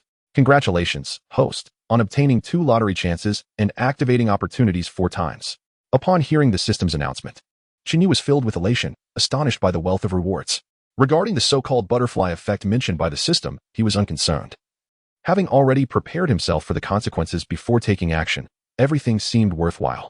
With that in mind, Chen Yu eagerly exclaimed, quick, help me draw. Immediately, 2 question marks appeared before him, glowing simultaneously. As the radiance gradually faded, Chen Yu's expression darkened. Killing you does not stem from a sense of justice, rather. I find great pleasure in your demise. Vain. Death is inevitable for humans. However, those who can avoid it are few. Zhao Xin. Gazing at the 2 familiar icons, Chen Yu felt no joy. These 2 heroes offered him no assistance in his current predicament. After a prolonged silence, he tentatively inquired of the system, System, can I exchange them? Not possible. Everything drawn by the host is random and cannot be exchanged. The system replied bluntly. But Chen Yu began, only to be interrupted by the system. However, given the host's current circumstances, the system can offer a partial concession. Chen Yu was immediately filled with excitement. What do you mean? If the host relinquishes the ability to draw twice, the system will reclaim 2 activation opportunities. In addition to requiring the completion of 1 system task, the system stated directly. Hearing the system's seemingly extortionate conditions, Chen Yu felt his mouth twitch in frustration. No, are you trying to take advantage of me? He exclaimed indignantly. Chapter 23. The power of demigods. If the host is unwilling, the system can retract. The system replied obstinately. Chen Yu's lips quivered slightly before he reluctantly conceded. Fine. But what can I exchange these for? Due to the host's current inability to complete relevant tasks, rewards can be advanced. Would you like to accept the task? The system suddenly proposed. The host has received the task, Dark Walker. Upon seeing the task, Chen Yu felt a wave of frustration wash over him. Is this it? There are no other hints? Chen Yu gazed at the prompt with a sense of bewilderment, while the system, seemingly disinterested, refrained from offering any explanation. After a prolonged silence, Chen Yu eventually nodded in affirmation. Accepted. The task is in progress. Current progress, 23. Please complete the task as soon as possible. Rewards have been dispensed.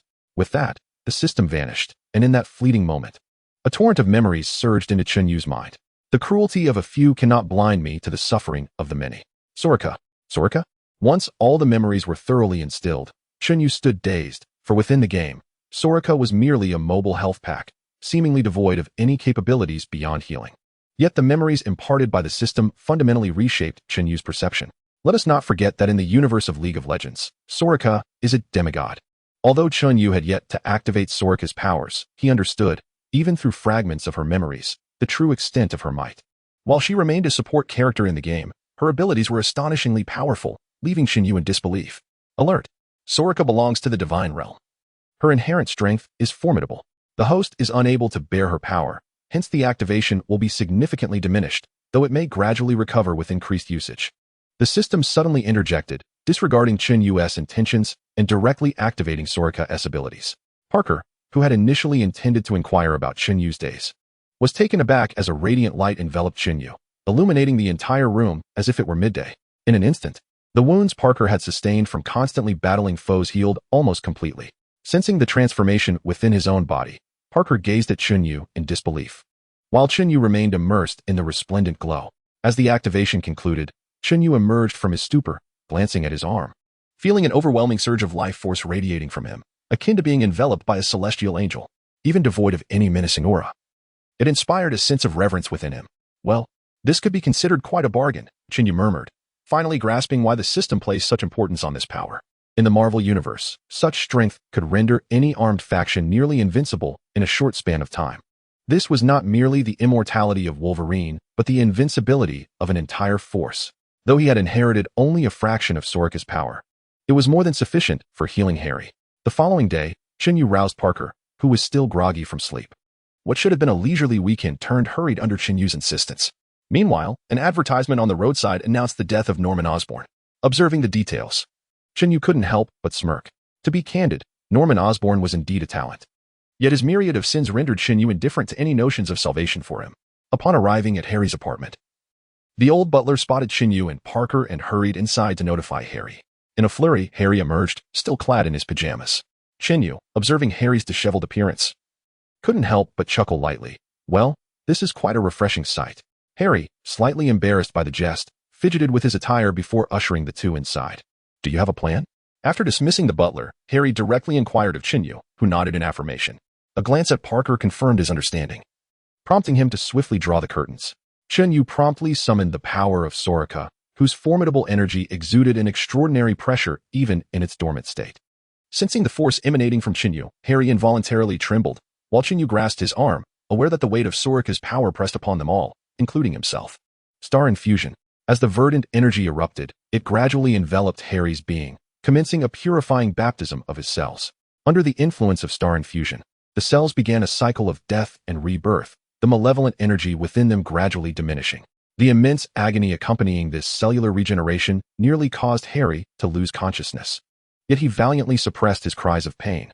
As the energy began to wane, Chen Yu felt as though his very essence had been thoroughly drained, leaving him utterly fatigued. Once the final remnants of darkness within Harry were eradicated, he succumbed to unconsciousness, unresponsive to Harry and Parker's calls. This slumber persisted for a full 3 days. When Chen Yu finally regained consciousness, he found himself in a spacious house. After softly murmuring, he sat up quickly. The old butler approached him, exclaiming, "Sir, it would be wise to refrain from moving just yet." Chen Yu waved his hand dismissively. "It's quite all right. The doctor mentioned you had exhausted your strength, resulting in this prolonged sleep." At that moment, Harry's slightly proud voice chimed in, prompting Chen Yu to turn toward him, noting that Harry appeared to be in fine spirits. "Are you all right?" Chen Yu inquired. "Better than ever," Harry declared, patting himself with an air of invincibility. Chen Yu smiled in response, remaining silent. Harry then suggested, "Come. You must be famished after such a lengthy rest." Chen Yu placed a hand on his stomach, finally registering a wave of hunger, and followed Harry to the dining table. As Chen Yu devoured the food voraciously, he curiously asked, "Where's Parker?" "Well, you know him. He must be quite occupied at the moment." Harry chuckled, clearly implying that Parker was likely scaling rooftops outside. Chen Yu nodded slightly, then began to assess his own powers. The ice and lightning energies had nearly fully recovered. Yet Soraka's power was still less than half restored, having taken a full 3 days to regain such a small fraction. After a moment of silence, Chen Yu decided to relinquish his obsession with the matter at hand. Having accomplished all that needed to be done, he pondered whether he had overlooked something. Suddenly, he recalled an important detail and turned to Harry, inquiring, "Has Parker encountered any suspicious individuals clad in black recently? A figure in black?" "Parker hasn't mentioned anything of the sort," Harry replied, momentarily taken aback by Chen Yu's question. "Really?" Chen Yu mused softly, sensing a connection between his enigmatic task and the mysterious figure in black that had previously surfaced. After a satisfying meal, Parker flew in from outside. Upon his arrival, Chen Yu stood up to greet him with an enthusiastic clap. Harry also embraced Parker with a smile, and then turned to the two, saying, "Hey, come with me. I have something remarkable to show you." The two exchanged glances before following him. Chapter 24. The Return of the Figure in Black. "What is this?" Parker asked, staring at the somewhat terrifying mask before him. His curiosity piqued. "Let me guess. This is the creation of Uncle Osborn?" Chen Yu remarked, eyeing the green goblin armor with intrigue. Harry smiled faintly and explained, "This is a recent innovation from Oscorp, boasting one of the most advanced power and repair systems in the world. Trust me, if you wear it, you will be utterly astonished." "No, I still prefer my regular clothes. They are far more comfortable," Parker replied, eyeing the daunting green mask with trepidation, while Chen Yu shook his head, adding, "I want to compete with you for it. You know my situation is rather unique." Noticing their lack of interest, Harry's enthusiasm waned as he scratched his head. In an effort to demonstrate the might of the green goblin armor, he decided to don it himself for Parker and Chen Yu to see. As Harry soared through the sky, both Chen Yu and Parker twitched their lips, clearly unimpressed by the armor's apparent value. At that moment, Parker's phone rang. It was George. Uncle," Parker exclaimed, his anxiety palpable upon recognizing his future father-in-law's name. Despite their lengthy adjustment period, George still harbored some reservations about his rather peculiar son-in-law, though he no longer obstructed the relationship between Parker and Gwen. George's call undoubtedly signified something important. "Is this that electric kid?" George asked after a brief pause, before sending Parker a video. In the footage, the black-clad figure they had previously noted was seen unleashing ice and electricity from his wrist, repeatedly assaulting a preservation chamber. The figure bore a striking resemblance to Chen Yu. As they watched the scene unfold, both Chen Yu and Parker's pupils dilated in alarm. Who is this person? Just then, Harry descended from the sky. His brow furrowed as he observed the situation. Who is this guy? I don't know, but he is clearly not a good person, Chen Yu replied coldly. Icy armor enveloping him once more. Parker, too, donned his Spider-Man suit, while Harry swiftly gathered several gadgets, preparing for their departure. Mind if I tag along? Chen Yu inquired. Glancing at Harry, who responded with a slight smile, "It would be my honor." As he spoke, Chen Yu seized Harry and they soared into the air. After a considerable duration, the three of them materialized outside the troubled bank, where the figure clad in black was still wreaking havoc upon the vault. However, the vault appeared to have undergone special reinforcement, sustaining only minimal damage despite the onslaught. Chen Yu swiftly released Harry and descended from the sky, his wrist shimmering with frost as they morphed into crystalline gauntlets that struck with tremendous force. Sensing the impending danger, the figure in black pivoted and countered with a punch, leading to a thunderous clash that propelled both Chen Yu and the assailant backwards. Harry rushed forward, catching the airborne Chen Yu, while the figure in black conjured an ice wall mid-air to halt its descent. Simultaneously, a chain composed of electricity and frost emerged from its wrist, hurling towards Parker, who was preparing to advance. Caught off guard, Parker was struck directly, the current enveloping him and nearly rendering him unconscious. Harry promptly set Chen Yu down and dashed to assist, but the figure in black narrowed its eyes, launching the chain again. However, Chen Yu intercepted it with his bare hands, as he too possessed the ability to manipulate electricity, rendering the attack ineffectual. The figure's expression turned icy. Suddenly, the electricity dissipated from the chain, and a dark energy began to emanate from its wrist, progressively enveloping the entire chain. Dark matter? Chen Yu felt the energy and instinctively relinquished his grip on the chain, retreating several steps. At that moment, the police advanced to offer assistance, but Chen Yu urgently cautioned, "Do not approach." The peril of dark matter, being the most formidable source of power for a low-level sorcerer, was evident. Even Chen Yu could not guarantee his resistance to its corrosive effects. Who is this individual? Why does he possess powers identical to mine? Parker and Harry stood frozen, momentarily taken aback. Then, with determination, Parker aimed his wrist at the figure in black, launching a web that ensnared its arm holding the chain. The figure glanced at Parker, a peculiar smile gracing its lips, and unleashed a surge of electricity along the web, rendering Parker's web shooter into mere scrap metal within seconds. Harry sensed the escalating danger and hastily threw a pumpkin bomb, unaware of its true potency. The bomb detonated mid-air, sending both Parker and Chen Yu flying alongside the explosion. "What the? Harry, what are you doing?" Chen Yu exclaimed, almost uttering Harry's name aloud, but he quickly stifled his words.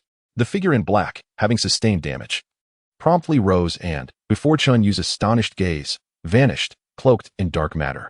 "What the hell?" Chen Yu murmured, while Parker and Harry remained silent, staring at the figure's disappearance. As the figure fled, the police converged, though their intentions were not to express gratitude towards Parker and his companions. They were not seen as heroes in the eyes of law enforcement. George, however, did not issue any commands, merely observing from the sidelines, while Parker quickly grasped Harry's arm. Exclaiming, "We need to go now?" Chen Yu quickly grasped Harry's other arm, and the three of them ascended from the battlefield in an exceedingly awkward manner. "Hey, can you let go?" Harry remarked with irritation as he glanced at the two still clinging to him. Chen Yu promptly released his hold, and Parker chuckled softly as he too relinquished his grip on Harry. Who was that person just now? Harry instinctively turned his gaze towards Chen Yu. clearly aware that the individual possessed abilities identical to Chen Yu's, and possibly even superior. Chen Yu shook his head, equally perplexed by the situation. Meanwhile, Parker glanced sorrowfully at the web shooter on his arm, knowing that crafting one required a considerable investment of time. Reflecting on the recent events, the trio returned to Harry's apartment, where Gwen hurried over upon their arrival. "I heard you encountered a strange individual?" she inquired. "Yes, but we don't know who it is," Chen Yu replied with a nod. At that moment, Parker was engrossed in maneuvering the web shooter on his arm, while Harry, feeling fatigued, cast a weary glance at Gwen. "Well, it seems you have no good news," Gwen observed, choosing not to comment further on their demeanor. Thus, the four began discussing the matter of the mysterious figure in black. Though it was evident that their efforts were in vain, life returned to its usual calm. Parker engaged in friendly neighborly activities, while Harry, now the owner of Oscorp, was perpetually busy. Chen Yu, the idle one, occasionally ventured out to assess the situation, yet more often than not, he would sleep until midday in Harry's grand residence, followed by an afternoon of languorous existence. Initially, Harry and Parker found Chen Yu's lethargy disconcerting, but they eventually grew indifferent, recognizing that he indeed had little to occupy his time. "Hey, I need a favor." Harry suddenly burst into Chen Yu's room, rousing him from his slumber. Chapter 25. The arrival of the electric man groggy. Chen Yu emerged from his covers and inquired, "What's the matter?" Park said something's happening downtown. Harry replied urgently, swiftly making his way to the basement to retrieve the Green Goblin's suit. Before Chen Yu could fully comprehend the situation, Harry had yanked him up and hastily led him outside. "What on earth is this?" Harry exclaimed as he arrived at the town square, momentarily frozen in shock. Chen Yu's eyes widened in astonishment at the sight before him. A man enveloped in blue light, exuding an aura of malevolence, surveyed the gathered crowd, while the police took up defensive positions around him. Meanwhile, Parker was engaged in conversation with the individual. However, the sudden arrival of Chen Yu and Harry startled the calm figure, prompting the police to fire without hesitation. The bullets struck the man, yet he remained unharmed, his expression growing increasingly menacing as he shifted his gaze towards Parker. Realizing the identity of the individual before him, Chen Yu shouted in alarm. As the man erupted into violence, the police, agitated, began to fire indiscriminately. Parker quickly attempted to intervene, but Chen Yu understood that it was precisely the actions of these officers that had provoked the electric man. Max, seeing that the situation had taken a turn for the worse, Chen Yu swiftly leaped down from the sky, positioning himself directly in front of Max. With a flicker of icy crystals surrounding him, he managed to deflect all the bullets aimed at them. Turning to Max, he exclaimed, "Hey, brother, you don't seem well. What are you doing here? I can't comprehend what's happening." Max appeared visibly shaken, his body trembling slightly, yet his aura became increasingly formidable. Meanwhile, the large screens around them occasionally flashed his close-up, igniting a sense of excitement within Max, who had previously gone unnoticed. Chen Yu, glancing at the screen with a hint of exasperation, reflected on how he didn't wish to confront Max, for he was once a good man, indeed, a remarkably kind-hearted individual. The transformation of such a person into a villain was beyond Chen Yu's understanding. "Hey, listen, I know you don't want to hurt anyone, right?" Chen Yu urged. "No, I don't want to. I don't know what's wrong with me. I feel an odd power within me, and I'm overwhelmed with anger," Max replied, barely managing to contain himself. Observing the crowd, Chen Yu turned to Harry and said, "Help me out. Get everyone out of here." The electrical currents coursing through Max were comparable to Chen Yu's full power harnessing lightning, and Chen Yu couldn't guarantee that Max wouldn't explode like a gas canister, endangering those around them. Fortunately, Harry swiftly grasped Chen Yu's intentions, tossing two peculiar-looking bombs that soon emitted smoke, a tear gas grenade. Sensing the impending danger, the crowd hastily evacuated the square, while Parker quickly ushered the surrounding police officers away. "Hey, Max, listen, no one here will harm you," Chen Yu reassured, placing a hand before him in a comforting gesture. As Max observed that everyone had been evacuated, an uncontrollable fury surged within him, and the electrical energy around him intensified. Chen Yu quickly interjected, "Hey, wake up," extending two icy chains to restrain Max. The frigid touch brought Max back to a semblance of clarity as he looked at Chen Yu and murmured, "I just wanted others to notice you. Hey, we're all here. See." Chen Yu responded hastily, watching as the icy crystals on his arms gradually faded, replaced by the electric currents. Noticing that Max had ceased his aggressive reaction, Chen Yu cautiously approached him, uncertain whether the lightning power controlled by Kanan could withstand Max's electrical surge. Thankfully, everything seemed to be under control as Chen Yu firmly grasped Max's arm. Max gradually calmed, the electricity around him subsiding, and both Parker and Harry exhaled in relief. Just when the three believed the crisis had been averted, a familiar figure suddenly emerged. A burst of icy crystals erupted, sending both Chen Yu and Max flying. the shadowy figure. Sensing the presence of the cloaked figure, Chen Yu's heart sank. How could this person possibly be here? Max had initially regained his composure, but the appearance of the figure cloaked in black reignited his fury. The black-clad individual gazed at Max with a glint of cunning in his eyes, and with a surge of electricity emanating from his own body, he directed it towards Max instantly. Max was overwhelmed by excruciating pain as the assailant transferred his electric charge directly into him. The intense current exacerbated Max's already volatile temperament, plunging him into a state of complete rage, prompting him to lash out indiscriminately. "Damn it!" Chen Yu exclaimed as lightning coursed through him, transforming into the mysterious aura of thunder armor. He swiftly distanced himself from Max. However, the speed of the electric charge outpaced Chen Yu. Despite his rapid escape, he was still struck by the surging electricity from Max. And even with the protective layer of electric armor enveloping him, he felt an unbearable tingling sensation. Max was now entirely consumed by his frenzy. Observing this, Parker quickly unleashed strands of webbing in an attempt to restrain Max. Yet the electric current swiftly rendered Parker's web shooters inoperative.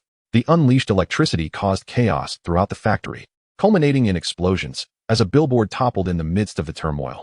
Parker hastily pulled an onlooker to safety from beneath the falling debris. Grimacing, Chen Yu muttered, "This is precisely why I wish for their absence." As the crowd witnessed Spider-Man's heroic act, they inexplicably returned, disregarding the imminent danger, embarking on a reckless journey under Chen Yu's incredulous gaze. Can't they see something is amiss? What are they thinking, coming back? The crowd showed no regard for Chen Yu's disapproval. Having just praised Parker, they began to mock Max instead. Chen Yu, exasperated, thought, "You all are truly dedicated performers. Is there no limit to your recklessness?" Resolutely, he broke free from the electric constraints, invoking the power of ice to encircle the plaza with a formidable wall of ice. Amidst the taunts directed at him, Max succumbed entirely to his rage.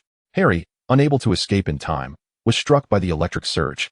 The figure in black, witnessing Chen Yu's efforts to isolate Max, smirked coldly. With a flick of his wrist, dark energy erupted forth, manifesting as multiple energy blasts that hurtled towards the nearby ice wall. The dark energy exploded against the ice barrier, creating substantial breaches, and shards of ice flew like bullets into the crowd. Realizing the peril, the onlookers finally seemed to awaken from their stupor, retreating in a frenzy. Sensing the urgency, Chen Yu activated the powers of Kanan, transforming into thunder armor, and, with astonishing speed, positioned himself before the crowd. The ice shards, drawn by the electric currents emanating from him, were redirected entirely towards Chen Yu. In an instant, blood splattered as he nearly succumbed to the pain, while Max, now fully enraptured by his wrath, absorbed the electrical currents coursing through Times Square. In an instant, Max levitated in the air like a god of thunder, unleashing bolts of electricity that surged towards the fleeing crowd. Chen Yu spat in frustration and charged towards the people again, while Parker and Harry hurriedly rushed to assist. Harry's weapon proved ineffective against Max, prompting him to momentarily retreat to survey the surroundings, only to find the cloaked figure coldly observing the chaos from Times Square, igniting his fury as he charged forward. Chapter 26. The origin of the cloaked figure seeing Harry daring to confront him. The cloaked figure smirked coldly as ice crystals enveloped his form, resembling Chen Yu almost identically, though dark matter flowed ominously over the ice. Alarmed by this sight, Harry hastily discarded his weapon, launching a pumpkin bomb into the air. The cloaked figure responded by firing ice crystals that struck the bomb with pinpoint accuracy. With a resounding explosion, both Harry and the cloaked figure were propelled away by the shockwave. The cloaked figure quickly conjured an ice wall behind him to shield against the blast, simultaneously extending an icy chain to ensnare the airborne Harry. In that moment, Harry felt as if his body were being torn apart, the agonizing pain causing him to plummet from his vehicle, the icy chain crackling with electricity. A shocking surprise for him. Witnessing Harry's plight, Parker rushed forth to assist, launching a web to ensnare the cloaked figure's wrist. The ice crystals loosened under Parker's pull, allowing Harry to break free. Meanwhile, Chen Yu, having finally managed to control the crowd, saw Harry plummeting and swiftly moved to intercept, conjuring ice crystals beneath his feet. With a surge of electricity, Chen Yu glided forward just in time to catch Harry before he hit the ground, the force of their momentum sending them both flying, ultimately crashing onto a police car. Chen Yu was momentarily engulfed in darkness, nearly losing consciousness, while Harry succumbed to his own faintness. Noticing Parker's pursuit, the cloaked figure's gaze turned icy as lightning erupted from his wrist, aimed at Parker. In a swift maneuver, Parker evaded the attack, suddenly struck by an idea. He shot a web to secure the cloaked figure's wrist, which prompted an immediate chilling response as electricity began to travel along Parker's silk. Quickly, Parker yanked the web from his wrist, tossing it towards the frenzied Max.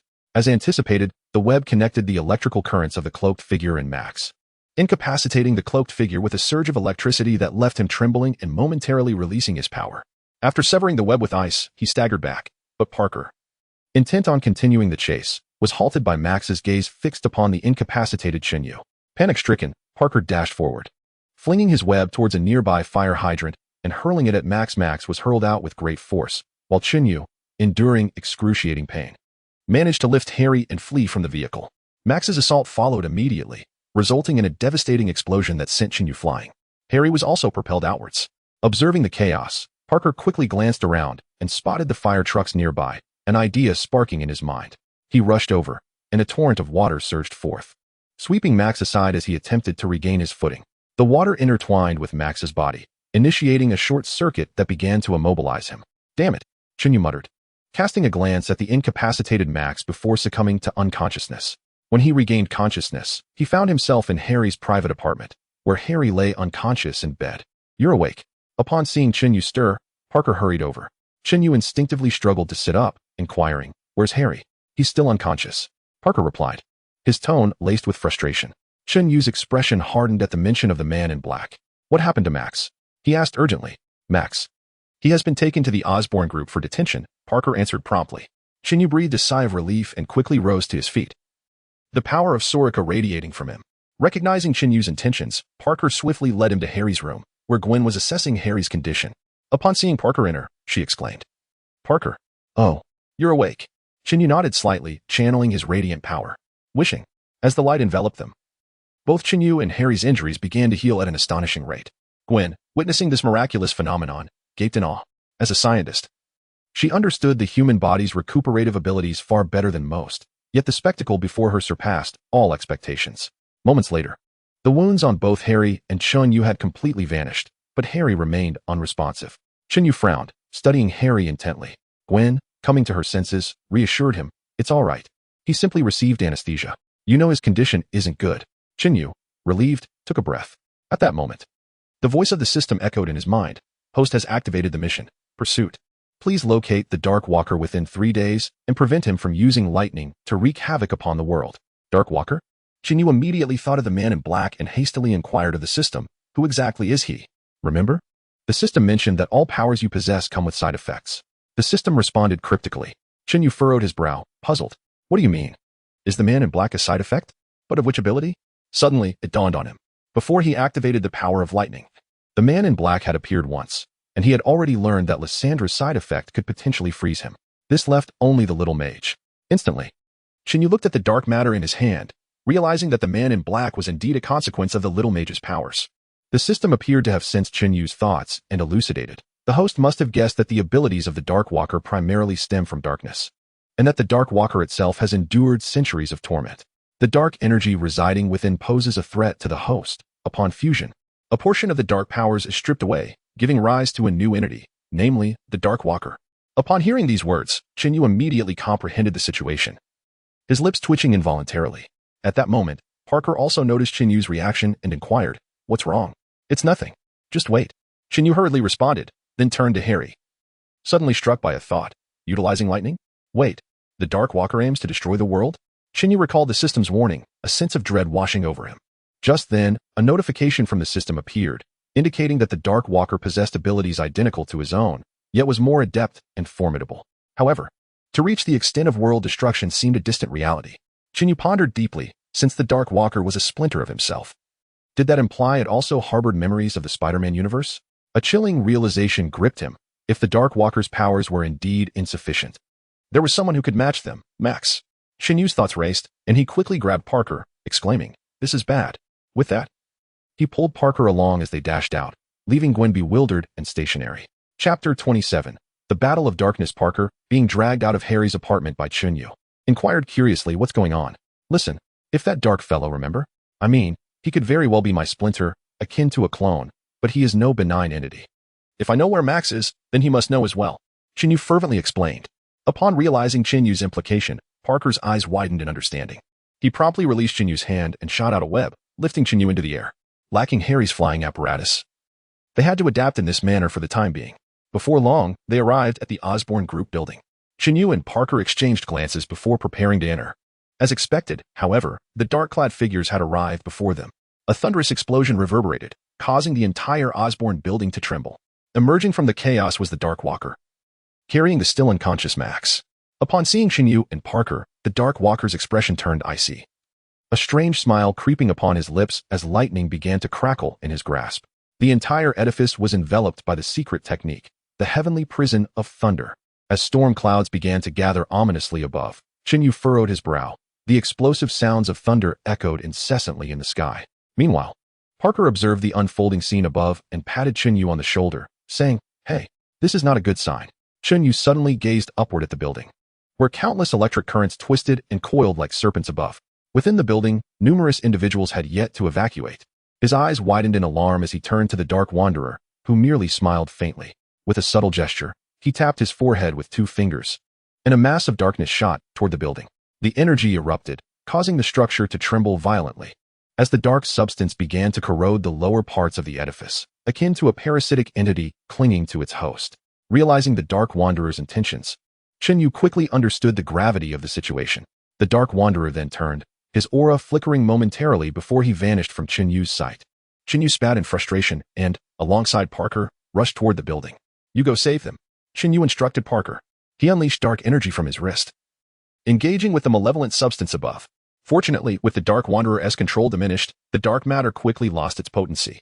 Parker exerted every ounce of strength to rescue over a dozen individuals, but there was no time to ascend further. The lightning, akin to a colossal serpent with a life of its own, began to consume the entire structure. Seeing the storm's ferocity, Chen Yu felt a chill run down his spine. He had never anticipated that Kanan's lightning could be wielded in such a manner. However, surprise was not an option at this moment.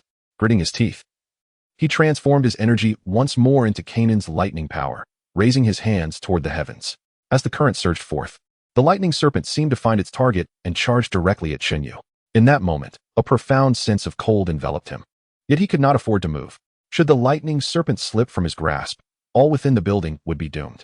The electric strikes were immensely powerful, far beyond what Chen Yu could withstand.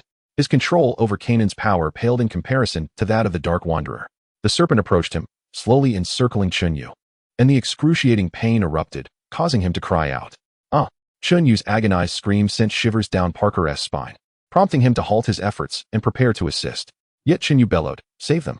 Quickly, gritting his teeth, Parker charged upward once more, aiming for the higher floors. Meanwhile, Chen Yu's body began to bear the marks of the electric onslaught, and he clenched his jaw, speaking to the system. "Do I still have one activation left?" "Yes." The system replied promptly, activating the power of the berserker heart without seeking Chen Yu's consent. In an instant, Chen Yu felt the lightning coalesce into a tangible force. The Dark Wanderer's electric energy began to wane, while Chen Yu's own surged, ultimately engulfing the entire lightning serpent. After absorbing the currents, his form shimmered with a faint violet hue. As the serpent dissipated, the apocalyptic scene transformed, and the rescued individuals erupted in cheers.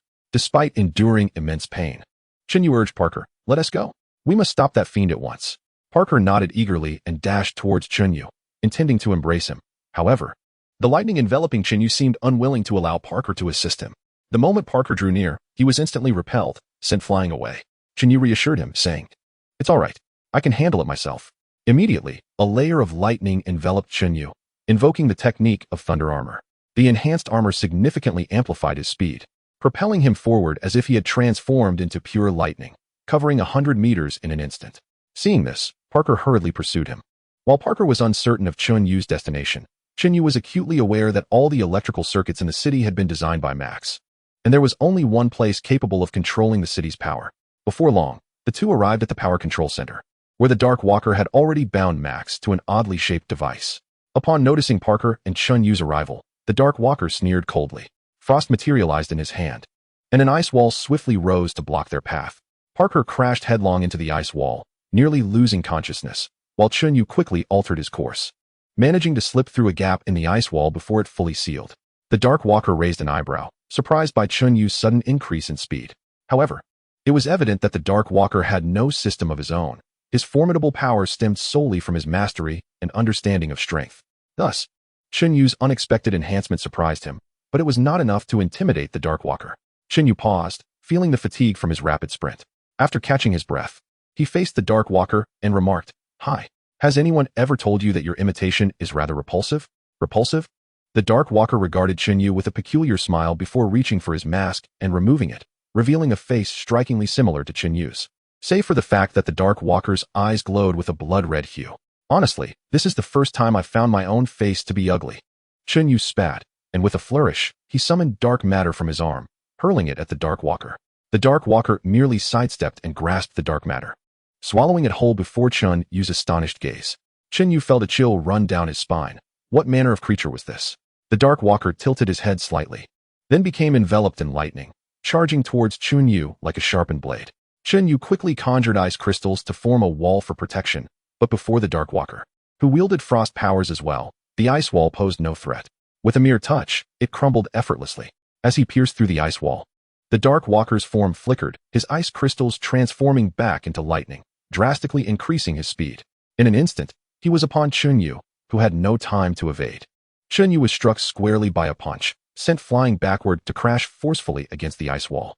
The Dark Walker, relentless and unforgiving, surged forward once more, pinning Chen Yu against the icy wall and delivering a barrage of blows.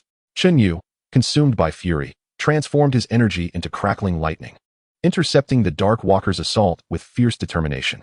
His eyes gleamed with ferocity as he unleashed a tempest of electricity, vaporizing the surrounding ice crystals. Sensing the peril, the Dark Walker hastily attempted to evade. However, Chen Yu was resolute. The lightning armor enveloped him anew, propelling him instantaneously to the Dark Walker's visage. With a powerful fist, he struck the Dark Walker squarely in the face, sending him hurtling to the ground. Without hesitation, Chen Yu summoned ice crystals to conjure a wall behind him. Planting his feet against the ice, he unleashed a tremendous force, shattering the wall and launching himself forth like a bullet. In Chapter 28, Harry's Arrival. Amid the cacophony of explosions, Chen Yu sent the Dark Walker flying, subsequently erecting an ice wall to block his retreat. He struck again, piercing the wall and leaving the Dark Walker defenseless. Just as Chen Yu believed he had subdued his foe, the Dark Walker, with an eerie glance, erupted in a surge of electricity, casting Chen Yu aside. Instantly, the power of ice encased him, trapping him in a ring of frost. With an abrupt turn, a chain of ice crystals materialized around Chen Yu, binding him tightly. Like a pendulum, the Dark Walker flung him away as the ice shattered. Chen Yu soared through the air for over 10 meters. The Dark Walker reappeared before him, delivering a devastating punch to Chen Yu's chest that crashed him into the ground, creating a massive crater beneath him. Blood spilled from Chen Yu's lips as the Dark Walker gazed down, murmuring, "Enough. The game is over, is it not?" "Yes, it is over," Chen Yu replied, blood staining his lips as he met the Dark Walker's gaze with a smile. The Dark Walker, taken aback by Chen Yu's audacity, raised an eyebrow. "Hey, watch your back." Suddenly, Parker's voice rang out, followed by a steel rod crashing into the Dark Walker's back. The immense power of Spider-Man propelled the Dark Walker into his own ice wall, embedding him within it. "That must feel satisfying, you damned scoundrel," Parker exclaimed, eliciting a light chuckle from Chen Yu. He turned his gaze toward Max, only to find him seemingly oblivious, absorbing currents of electricity. Frowning, Chen Yu noticed that countless dark entities had materialized around Max. The Dark Walker had ensnared him with distorted space. "Cough, cough. You have truly angered me." The Dark Walker emerged from the ice, placing his hand upon the wall, causing it to disintegrate entirely. With a cataclysmic eruption, the Dark Walker unleashed his full power. A torrent of electricity mingled with dark matter, surging toward Chen Yu. Reacting swiftly, Chen Yu pushed Parker aside as the dark matter crashed upon him. The excruciating pain rendered Chen Yu incapable of contemplating his next move. He could only passively envelop himself with all his strength. Meanwhile, the Dark Walker's relentless assaults continued. Dark matter, accompanied by icy crystals and lightning, bombarded Chen Yu within the distorted space. With each strike, he sensed the escalating damage from the dark matter. Damn. This fiend has even inherited the passive abilities of a minor mage. Realizing the dire situation, Chen Yu quickly understood that even if the dark matter could not temporarily breach his defenses, it would soon overpower them. Parker seemed to grasp the gravity of the moment as well, swiftly shooting out webs to ensnare the attacking Dark Walker. This brief interruption halted the Dark Walker's onslaught for a mere second, yet it was enough for Chen Yu to surge forth from the twisted space, landing a powerful punch on the Dark Walker. Simultaneously, Parker intercepted the Dark Walker, propelling himself upwards to deliver a kick that sent the creature flying. After enduring a barrage of assaults from the duo, the Dark Walker was ignited with fury, rising from the ruins, its body crackling with lightning. It vanished before Chen Yu's eyes, reappearing beside Max, who was on the verge of exploding from absorbing more electricity than he could handle. The Dark Walker smirked coldly, placing a hand on Max's back. In an instant, a blue lightning bolt enveloped the Dark Walker's arm, causing it to grimace in pain. Yet a smile quickly returned to its face. Unlike Chen Yu, the Dark Walker intended to transfer the absorbed electricity to itself, forcibly augmenting its own power. Upon witnessing this, Chen Yu rushed forward to intervene, but the Dark Walker had already absorbed enough electricity, turning its arm toward Chen Yu. In an instant, a bolt of lightning shot forth, sending Chen Yu flying, while Parker found himself unable to approach. As the absorption of electricity intensified, the hue of the Dark Walker's lightning shifted from a pale blue to a deep blue, eventually tinged with violet. Chen Yu felt a chill run down his spine at the sight of the Dark Walker's energy. This terrifying lightning was something even Thor, the god of thunder, had not unleashed during the Battle of New York. The Dark Walker regarded Chen Yu with a cold smirk, its body seemingly ready to explode, levitating in the air. With Max's electricity completely consumed, the Dark Walker transformed its body into particles, reassembling midair. Dark matter coalesced into armor around it, while icy crystals formed towering structures beneath its feet. The Dark Walker had morphed into a mobile fortress, its colossal form resembling a demon from the depths of hell, entirely composed of lightning. The overwhelming pressure emanating from it instilled dread in both Chen Yu and Parker. "Damn!" Chen Yu exclaimed, unable to contain his frustration as he beheld the Dark Walker's formidable transformation. Parker's eyelid twitched. Could they truly contend with such a monstrous adversary? Chen Yu steeled himself and gazed at the Dark Walker, gritting his teeth as he charged forward. Parker, too, suppressed his fear and pressed ahead. However, before the Dark Walker, which had completely absorbed its electrical power, the two appeared as insignificant insects. The Dark Walker extended its arm, forged from lightning, and seized both of them. Chen Yu hastily enveloped them in a shield of electricity. Yet even with this protective barrier, Parker and Chen Yu could still feel excruciating pain. As the electric current relentlessly coursed through them, they were on the verge of fainting, and the protective energy Chen Yu had summoned was rapidly depleting. The power of ice dissipated first, followed by the lightning energy, leaving only a faint trace of dark matter struggling to endure. Just as despair began to envelop Parker and Chen Yu, a small toy unexpectedly landed atop the Dark Walker's head, followed by an explosive detonation that caused the enormous figure to tremble. "Hey, it seems you could use some assistance." Harry's voice rang out, and to their surprise, he had arrived. "Oh my goodness, Harry, your timing is impeccable," Parker exclaimed upon seeing him. Chen Yu also exhaled in relief, while Harry cheerfully remarked, "Let's save the gratitude for later. For now, we must tackle this big fellow." He tossed each of them a peculiar bomb, adding, "This is a gift from Gwen." "What?" Both Chen Yu and Parker were taken aback, while Harry chuckled and hurled a bomb onto the Dark Walker's head. As the bomb exploded, the Dark Walker's body, composed of lightning, began to tremble, revealing a vulnerability to the electrical force. Realizing the situation, Chen Yu contemplated and then threw a hand grenade to Parker, exclaiming, "Give me a hand." Without waiting, he sprinted toward the Dark Walker. Devoid of energy, Chen Yu was nearly an ordinary person, yet a perilous thought crossed his mind, compelling him to take the risk. Seeing Chen Yu charge toward the Dark Walker, Parker furrowed his brow but refrained from intervening. Instead, he shot out a web, swinging through the air, and caught Chen Yu's arm, propelling him directly onto the Dark Walker. As Chen Yu extended his hand, he felt the dark matter surge toward him and exclaimed, "Whoa, Parker, help me out." Parker promptly shot out a web to grasp Chen Yu, pulling him back just in time to evade the onslaught of dark matter. Chapter 29. Absorption. Chen Yu plummeted from the air, but Parker quickly caught him. The Dark Walker, shrouded in dark matter, was impenetrable. Yet, for Chen Yu to absorb the lightning energy from the Dark Walker, he needed to draw near. Feeling helpless, he watched as Harry darted around the Dark Walker's head, aware that his ammunition was running low. While distracting the Dark Walker, Harry called out to Parker and Chen Yu, "Hey, have you figured out a plan yet?" At this moment, Hashi noticed Parker and Chen Yu still below him. He immediately extended an arm, directly reaching towards Chen Yu and Parker. Chen Yu swiftly dodged back, instinctively channeling the power within him. However, the only remaining force in his body was the healing energy bestowed by Soraka. Just as Chen Yu braced himself for an impending slap, a cry of pain echoed as the Dark Walker recoiled upon contact with the sacred energy enveloping Chen Yu. Stunned, Chen Yu paused, realizing wait. The Dark Walker was composed of the dark power from the little mage. Suddenly, it dawned on him what the Dark Walker truly feared.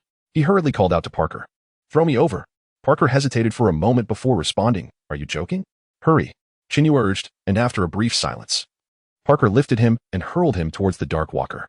Chen Yu, in turn, summoned the last vestiges of his strength, unleashing a radiant force akin to a meteor descending from the heavens. Meteor fall.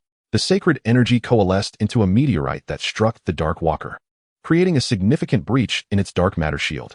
Chen Yu swiftly penetrated through the opening, activating the power of Kennen. Wrapped in lightning, He nearly succumbed to unconsciousness, but managed to steady himself through sheer willpower, beginning to voraciously absorb the power within the Dark Walker. Observing this, Harry and Parker rushed to assist, unleashing a barrage of explosives upon the Dark Walker, leaving it no time to counter Chen Yu. As the energy surged, lightning erupted from Chen Yu's entire being. Suddenly, he exploded with a magnificent blue radiance. The Dark Walker's massive form seemed to disintegrate, bursting apart into countless fragments that reassembled in the air, reforming into the Dark Walker, albeit with significantly diminished power. Enduring Parker and Harry's relentless interference, the Dark Walker commenced a fierce struggle for power against Chen Yu. In an instant, torrents of electricity illuminated the space between them, sending Parker and Harry flying. The two figures, Chen Yu and the Dark Walker, engaged in a tempestuous battle amidst the lightning. Stripped of energy augmentation, both were left to rely solely on their raw attacks, each blow resonating painfully. Yet, in comparison to the Dark Walker, Chen Yu's strikes ultimately fell short. Within moments, he found himself unable to defend against the onslaught. Outside, Parker and Harry were frantic, uncertain of how to intervene. Suddenly, Parker had a revelation. Just as Chen Yu could not absorb an excess of lightning, the Dark Walker, being a manifestation of Chen Yu, could not endlessly absorb it either. With newfound determination, Parker exclaimed, "Harry, search for the power supply system here." Harry understood immediately, dashing into the ruins. Before long, they discovered a section of the electrical wiring that had yet to be completely severed. Harry promptly yanked a length free and forcefully struck it against the Dark Walker's colossal form. Instantly, a surge of electricity converged upon the Dark Walker, and within its depths, Chen Yu was struck, his body rendered utterly numb, much the same fate befalling the Dark Walker. In that fleeting moment of stillness, Chen Yu swiftly cast a stellar barrier around himself. Instantly, all currents ceased their approach towards him. Without hesitation, Chen Yu unleashed a powerful punch upon the Dark Wanderer. "Die, you scoundrel!" he roared, sending the Dark Wanderer hurtling away, severing him from his energy-constituted form. The immense figure of the Dark Wanderer dissipated into nothingness. As the Dark Wanderer attempted to rise and retaliate, Parker ensnared him with webs, while Harry placed the final bomb atop the Dark Wanderer's head. Ultimately, the Dark Wanderer ceased all movement. Chen Yu advanced towards the Dark Wanderer, his gaze chilling slightly. The radiant power of holy light shimmered around him, an overwhelming force illuminating the Dark Wanderer. The sacred energy, capable of healing all wounds, blazed upon the Dark Wanderer like divine fire. Amidst the agonizing cries of the Dark Wanderer, countless dark particles began to seep into Chen Yu's being. As the screams gradually faded, Chen Yu finally obliterated this wretch who had nearly brought about the world's destruction, a feat that drained him of all his strength. Only once the Dark Wanderer had completely vanished did the system's notification arrive belatedly. "Congratulations, host, for completing the mission, Pursuit." Upon hearing the system's words, Chen Yu felt a sense of relief wash over him, leading him to faint. 3 days later, Chen Yu looked at Parker and Harry, a faint smile gracing his lips. "I believe we shall meet again, will we not?" As he spoke, a glimmer of light suddenly emanated from behind him, and the figure of the Ancient One emerged. Observing Chen Yu, she remarked, "You have altered quite a few things, my dear sir." Chen Yu smiled slightly. Shortly after defeating the Dark Wanderer, the Ancient One arrived in this realm. As the custodian of the Time Stone, she possessed the ability to perceive the conditions of other multiverses. Thus, she was aware of Chen Yu's victory over the Dark Wanderer. Recognizing the integrity of Chen Yu's actions, the Ancient One prepared to escort him back to the Marvel Universe, for a great battle loomed on the horizon. Parker and Harry embraced Chen Yu reluctantly, as did Gwen. After the defeat of the Dark Wanderer, the trio had learned of Chen Yu's impending departure. Though they felt a profound sense of loss, they offered him their blessings without attempting to retain him. Meanwhile, Max, whom Chen Yu had rescued, was grappling with how to explain to the supervisor that he had not intentionally disrupted the entire city's electrical system. As he was now pressed for time to bid farewell to Chen Yu, the Dark Wanderer had drained his powers, returning him to his ordinary state. Yet his demeanor had transformed significantly. Inevitably, the moment of parting arrived. After exchanging farewells with the trio, Chen Yu followed the Ancient One into the magic circle. As the light faded, he found himself back in the familiar Marvel Universe. "Congratulations, host, for completing the mission." The Ancient One's acknowledgement. "You have earned 1 lottery opportunity and 1 activation chance." The instant Chen Yu returned to the Marvel Universe, the system's notification appeared, bringing him immense joy. He had not only fulfilled a long-held longing, but had also received substantial rewards from this journey. Chapter 30, Mission: Deliver the message, little one. You should know what shall transpire in the future, correct? At this moment, Gui turned to Chen Yu and spoke. After a brief silence, Chen Yu nodded but said nothing. Gui slightly inclined his head and continued. "Although this may seem abrupt, could you do me a favor? After a moment of contemplation, Chen Yu, initially taken aback, quickly nodded in agreement. Of course. Gu Yi then revealed, this is a letter for Odin. Initially, it wasn't necessary. But circumstances seemed to have changed. After a brief, composed silence, he handed a letter to Chen Yu before turning away and swiftly exiting Chen Yu's line of sight. Chen Yu felt a wave of dizziness wash over him as Gu Yi vanished, only to find himself in a small alley in New York. Indeed, if I could be placed elsewhere, I would be most grateful, Chen Yu remarked, observing the occasional rat scurrying by. With a slight grimace, he carefully tucked the letter away and surveyed his surroundings. Just as he was about to make a discovery, a cry for help pierced through the air. Chen Yu rushed out of the alley, skillfully scaling a wall and leaping over a building, only to be met with an utterly bewildering scene. Two robust men clad in dark clothing, sporting sunglasses and baseball caps, emerged before him, evidently attempting to conceal their identities. Approximately 20 meters ahead of them walked a woman in a white dress, though her features were obscured from such a distance. Her gait and figure suggested she was undeniably alluring. Ah, truly, this is a city of culture. Even demons here possess a semblance of grace, Chen Yu remarked with a smirk. As he descended from the building, the woman seemed to sense that she was being pursued and began to flee, calling out for help, her high heels echoing sharply against the pavement. Just as she was about to traverse a narrow path toward another block, the two men hastened forward, one of them effortlessly hoisting her onto his shoulder while silencing her cries with a firm hand over her mouth. The woman was indeed striking, with chestnut hair and exquisite features that would ignite the passions of any man. The two men, clearly unable to contain their desires, pressed her against the wall of a shop's back entrance. One covered her mouth, while the other began to strip her clothing. Hey, gentlemen, is it not shameful to indulge in such behavior towards a lady in broad daylight? Chen Yu descended from above, his landing producing a resounding thud as he confronted the assailants. With a flick of his wrist, two icy daggers materialized in his hands. The woman's eyes sparkled with surprise, while the two men, with malice in their eyes, brandished firearms to shield themselves from her. As they prepared to fire at Chen Yu, he offered a faint, icy smile. A flicker of energy coursed through his arm, halting the bullets midair. With a gentle snap of his fingers, the icy projectiles transformed into lethal missiles, hurtling toward the two men. Upon witnessing the scene, the two individuals were instantly struck by fear and sought to evade. However, Chen Yu was not one to let them escape so easily. In the blink of an eye, a thick layer of lightning armor enveloped him, propelling his speed to an unfathomable level. In a mere heartbeat, he stood before the two, delivering a swift kick that sent one of them flying, while the other narrowly dodged the blow, only to be met with a punch to the back that hurled him against the wall, rendering him unconscious. To be honest, compared to that fellow, you truly are quite feeble, Chen Yu remarked with a slight smile, before turning his attention to the captured woman, who appeared to be in a state of shock, utterly unable to comprehend the spectacle before her. Chen Yu furrowed his brow and waved a hand in front of her, saying, "Hey, are you all right?" Oh, I just got a bit lost in thought. May I ask, are you the ice warrior?" The woman, seemingly prone to chatter, began to babble nonsensically yet ultimately posed a question. Upon hearing that infuriating title once more, Chen Yu retorted, "To be honest, if anyone calls me that again, I might just have to give them a punch." Seriously. Seeing Chen Yu's vexed expression, the woman chuckled and introduced herself. "Hello. I am Eve Gwendolyn. Just call me by my name," Chen Yu replied hastily. Eve smiled slightly. "Honestly, you are even younger and more handsome than I imagined." Imagined?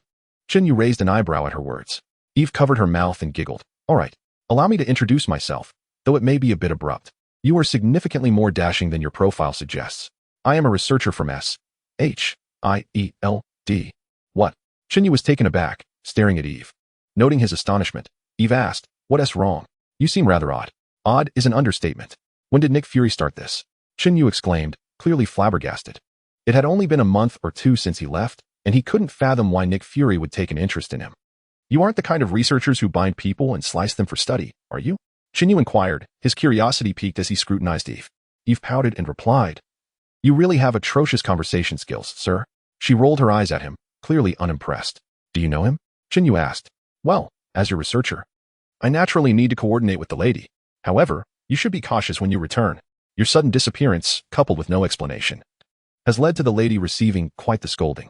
She even mentioned that if she saw you, you would be in big trouble," Eve said, her expression turning mischievous as she observed Chen Yu, clearly enjoying the drama. Seriously? Chen Yu's face fell. He had been taken away by Ancient One unexpectedly, and now, a month later, Nick Fury's curiosity had somehow involved Lin Jinghan. Given her temperament, he feared he would face the consequences upon his return. With a resigned smile, he contemplated his predicament. At that moment, a voice emerged from his pocket. Hey, you're back? It was Stark's voice. Upon hearing Stark's call, Chen Yu suddenly remembered the headphones Stark had given him before his departure. He quickly put them on and said, Hi, Tony. Well, the audio seems quite decent. Stark. Upon hearing Chen Yu's voice, burst into laughter, while Chen Yu could only manage a wry smile and replied, I hope so too. By the way, are you busy right now? What? Are you thinking of having a drink? Stark promptly responded, and Chen Yu was left speechless, to be honest. Tony, I can't afford your drinks. It's true. Is Nick Fury having someone research me? You're not involved in that, are you? In reality, he was right here with me. Suddenly, Nick Fury's voice echoed, startling Chen Yu.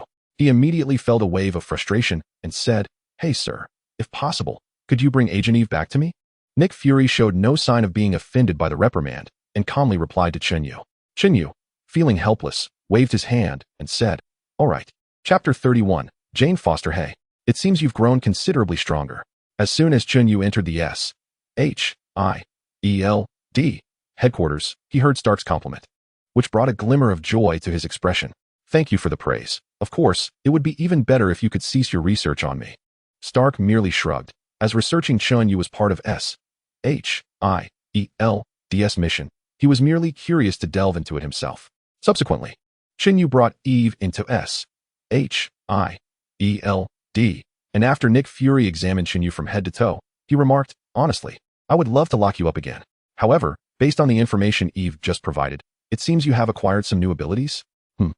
I'm increasingly finding your presence quite irksome, Chen Yu replied, pouting, and then took a seat. Nick Fury shook his head and chose not to say more. He was well aware that Chen Yu had been taken by the Ancient One and had returned, presumably with her approval, ensuring that he would not pose a threat to Earth. After a brief silence, a familiar and striking figure burst into the room. Upon seeing Lin Jinghan, Chen Yu instinctively shrank back, while Lin Jinghan, upon spotting Chen Yu, displayed a hint of surprise in her eyes. She hurriedly approached and seized Chen Yu, examining him closely before asking, Are you all right? If you're not planning to do anything to me, I should be fine, right? Ouch. Stop. I was wrong. Please let me go. Just as Chen Yu prepared to make a witty remark, Lin Jinghan unexpectedly pinched his ear, spinning him around, causing him to cry out in pain. Pouting in irritation, Lin Jinghan shot Chen Yu a fierce glare before releasing him. Chen Yu quickly dodged out of her reach, finally breathing a sigh of relief. Lin Jinghan glared at him once more before turning to Nick Fury, saying, There's a doctor at Stonehenge going mad, running around naked and claiming to be saving everyone. Upon hearing Lin Jinghan's words, Nick Fury frowned and inquired, A doctor? Who? Let me guess. Eric? Chen Yu suddenly recalled something and quickly asked, Right? Huh? How did you know? Lin Jinghan instinctively responded, followed by a curious look directed at Chen Yu. Chen Yu shrugged and said, To be honest, I wasn't that eager to find out either. However, do take me over there to have a look. Lin Jinghan paused for a moment before glancing at Nick Fury, who nodded slightly. Knowing that he could leave the matter to Chen Yu, Fury welcomed the opportunity for a respite. With Nick Fury's consent, Lin Jinghan pouted and pulled Chen Yu outside, while Stark observed their departing figures with a smile, remaining silent. Upon boarding the spacecraft, Chen Yu turned to Lin Jinghan, who still appeared somewhat irked, and said, Hey, don't be upset. You know I didn't mean to flee. It's just that, I understand. In light of your saving Eve, I shall overlook it. Lin Jinghan replied with a hint of pride. Chen Yu responded, That's splendid. I am immensely grateful. By the way, do you know Dr. Eric? Lin Jinghan suddenly recalled something and inquired. I'm not certain. However, I do have some familiarity with him, considering the events surrounding Thor have become rather well known. Chen Yu replied. Lin Jinghan then ceased her inquiries, acknowledging that the battle between Thor and the Destroyer had significant repercussions, even attracting the attention of S.H.I.E.L.D. If not for Thor's swift intervention, S.H.I.E.L.D. might have had to contemplate the deployment of nuclear weapons against the Destroyer. Before long, the two arrived at the S.H.I.E.L.D. branch in London. Upon disembarking from the spacecraft, Chen Yu dashed out, while Lin Jinghan, exasperated, rubbed her temples. Clearly realizing that Chen Yu had no intention of including her, and that she would likely face Nick Fury's reprimand upon their return. As the mystical thunder armor faded away, Chen Yu hurried to the location of Stonehenge, where he indeed spotted the special police preparing to detain the doctor. However, it did not seem to be the opportune moment for a rescue. Chen Yu rummaged through his bag, recalling the mission bestowed upon him by the Ancient One. Yet he had received no guidance on how to enter the realm of gods. Pondering his options, Chen Yu glanced around and suddenly remembered that the ether particles were presumably nearby. He squinted and swiftly departed from Stonehenge. After traversing London in vain, he frowned. But then an idea struck him, prompting him to rush to the police station. As he had anticipated, the officers appeared to be responding to an urgent call and were preparing to mobilize, so Chen Yu hurriedly followed suit. Fortunately, these officers were indeed heading to locate Jane Foster. At that moment, Jane had likely already been infected by the ether particles. As Chen Yu approached the vicinity of the ether, he noticed the sky beginning to drizzle, the rain gradually intensifying. Soon, a brilliant light shone forth. Thor had arrived. Seeing the radiant glow, Chen Yu accelerated towards it. At that moment, Jane had just emerged from the other dimension. Thor, upon spotting Jane, could not suppress his longing and rushed forward to embrace her. Just then, Chen Yu also approached. Noticing someone approaching, Thor squinted, and his hammer materialized in his hand. Observing Thor's readiness to strike, Chen Yu promptly halted, raising his hand in defense, exclaiming, "Hey, wait, it's me. That ice kid?" Thor regarded Chen Yu with a hint of arrogance before recalling who he was. Chen Yu sighed, "Great, now I've acquired another unwelcome nickname." With a sharp slap, Jane unexpectedly struck Thor, the crisp sound nearly causing Chen Yu to believe he had misheard. "I merely wanted to ascertain whether today truly felt peculiar," Jane explained somewhat incoherently. "I really do." Before Jane could finish her sentence, a sharp crack echoed as her palm struck Thor's face once more. Chen Yu swallowed hard. It appeared that Lin Jing'an's revenge was akin to a playful act of affection. "Where have you been?" Jane promptly inquired. "Where have you been?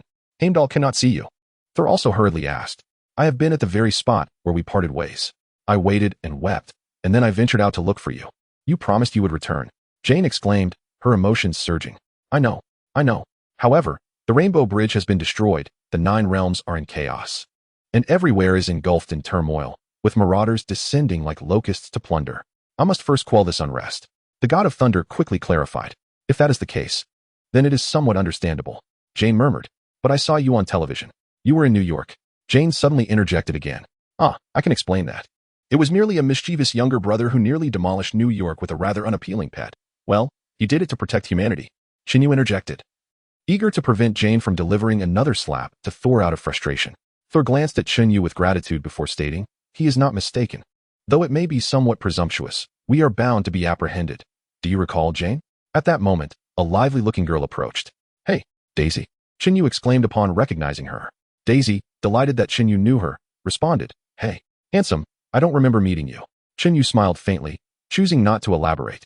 In truth, he had little recollection of Daisy, but he had always found her character amusing in the film, her seemingly foolish demeanor adding a touch of levity to any scene. Meanwhile, Jane reluctantly set aside her playful banter with Thor to address the matter concerning the police. "You came to find me?"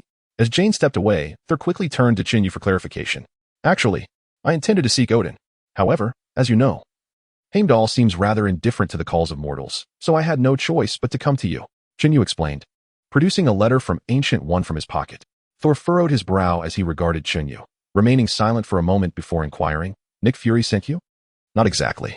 I'm unsure how to explain it, but I believe it is best to wait until I deliver it to Odin before providing you with the specifics," Chen Yu replied with a smile. Just as the two were engaged in their conversation, a sudden burst of red light erupted, sending several police officers flying through the air.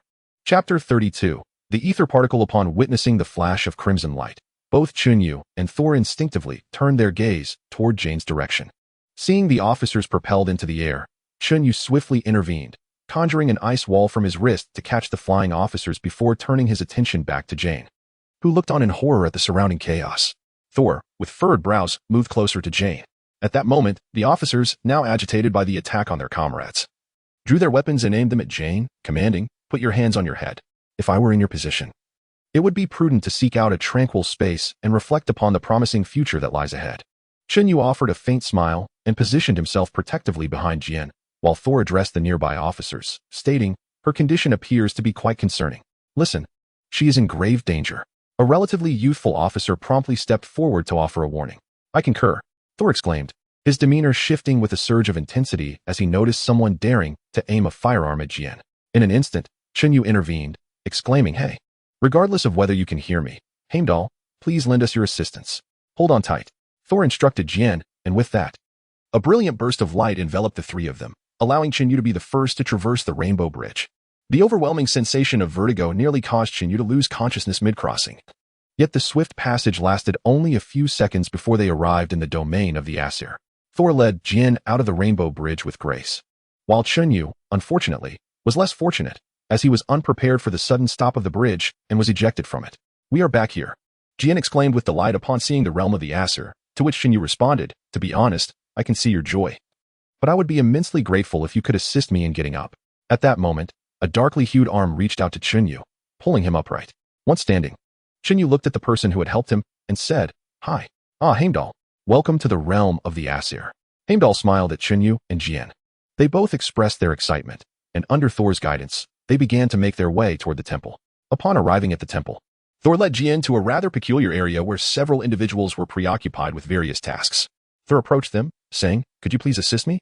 I need to know what is wrong with her. Certainly. The group responded promptly, guiding Jian to a platform resembling an exhibition stage where they instructed her to lie down. They soon commenced their work, and it appeared as if a layer of ethereal substance was emanating from Jian's body. What is this? Chen Yu inquired curiously, observing the peculiar actions of the individuals. Silence. A goddess tending to her tools admonished Chen Yu softly. He pouted but refrained from further comment. This is not a substance from Earth, you know? Thor suddenly remarked to a woman nearby. Chen Yu turned his gaze toward her. She was fair-skinned and strikingly beautiful, exuding an air of formidable strength. Could this be Sif? Sensing Chen Yu's scrutiny, Sif cast a brief glance in his direction before dismissing him, clearly unimpressed by his presence. Chen Yu shrugged, thinking to himself how haughty the denizens of the celestial palace were. He had never encountered such arrogance before. I have never seen anything like this. Sif remarked to Jian, evidently uncertain about the nature of what afflicted Jian, yet she sensed the potent force swirling within her, one that could be lethal. Upon hearing Sif's words, Thor glanced at her, and Sif appeared to realize her bluntness, retreating a few steps awkwardly to observe Jian from a distance. This is a quantum field generator, is it not? At that moment, Jane, lying on one side, suddenly inquired, Is this the soul-forging furnace? A goddess priestess replied, her tone tinged with a hint of arrogance, clearly rejecting Jane's address. So, the soul-forging apparatus allows for the migration of molecular energy, correct? Upon hearing the response, Jane reiterated, Indeed. The priestess was taken aback that Jane had articulated the very task she was engaged in, and she promptly replied, It is a quantum field generator. Jane then whispered towards Thor, who chuckled at her words without offering a rebuttal. Do my words fall upon deaf ears, having no effect on you? At that moment, a voice imbued with authority and ire resonated through the air. Chen Yu turned towards the source of the voice, revealing a formidable figure adorned with an eye patch emerging from the shadows. It was King Odin. She is ill. Thor quickly explained to Odin. She is immortal. Mortals can fall ill. Odin retorted emphatically. I have brought her here because we can assist her. Thor countered earnestly. She cannot enter the halls of our Asgard. Just as certain dishes are not meant for the table. Odin forcefully interrupted Thor once more. How dare you? Who do you think you are? Jane addressed Odin, clearly stung by his words. I am Odin, the All-Father, protector of the 9 realms. Odin declared, gazing at Jane with utmost arrogance. Oh, I see. Jane stammered, momentarily taken aback by Odin's proclamation, her words tumbling out incoherently. I know who you are. Jane Foster. Odin interjected, cutting Jane off. Have you spoken of me to your father? Jane turned to Thor, who paused in silence before responding to Odin. There is a substance within her. A substance I have never encountered before. The human realm has its own healers, known as doctors. Let the doctors handle it. Guards, immediately escort her back to Earth. Odin commanded, though reluctant to interfere in their familial matters. Chen Yu interjected, however, Lord Odin, I do not believe that Earth's doctors can treat ethereal particles. Until now, Chen Yu had remained inconspicuous, but he now fixed his gaze on Odin. What? Odin finally noticed Chen Yu, momentarily taken aback, then recalled his words. Upon hearing ethereal particles, a flicker of astonishment crossed Odin's eyes as he turned to Jane, swiftly approaching her and placing his hand upon her arm. As Odin's hand neared, the ethereal particles within Jane began to manifest gradually. This is impossible, Odin exclaimed, staring incredulously at the crimson ethereal particles. The substance within her is protecting her, Thor remarked, observing Jane intently. No, it is protecting itself, Odin countered, a hint of uncertainty in his gaze as he regarded the ethereal particles. Follow me. After a brief silence, Odin addressed the assembly. Do you recognize ethereal particles? As Odin walked, he inquired about Chen Yu, clearly astonished by his knowledge of ether particles. Chen Yu shrugged and replied, I don't know much, but I have some understanding, particularly about their origins. Odin gazed silently at Chen Yu before elucidating the origins of ether particles, and through Odin's explanation, the others began to comprehend what ether particles truly entailed. Are you certain those beings have been vanquished? Jian asked Odin. The dark elves have perished. Odin seemed to wish to conceal something, and then he stated. Chen Yu looked at Odin and remarked, sometimes, excessive secrecy is not beneficial.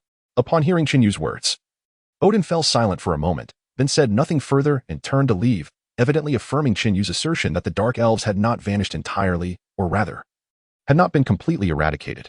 To be honest, I do not have a fondness for your father.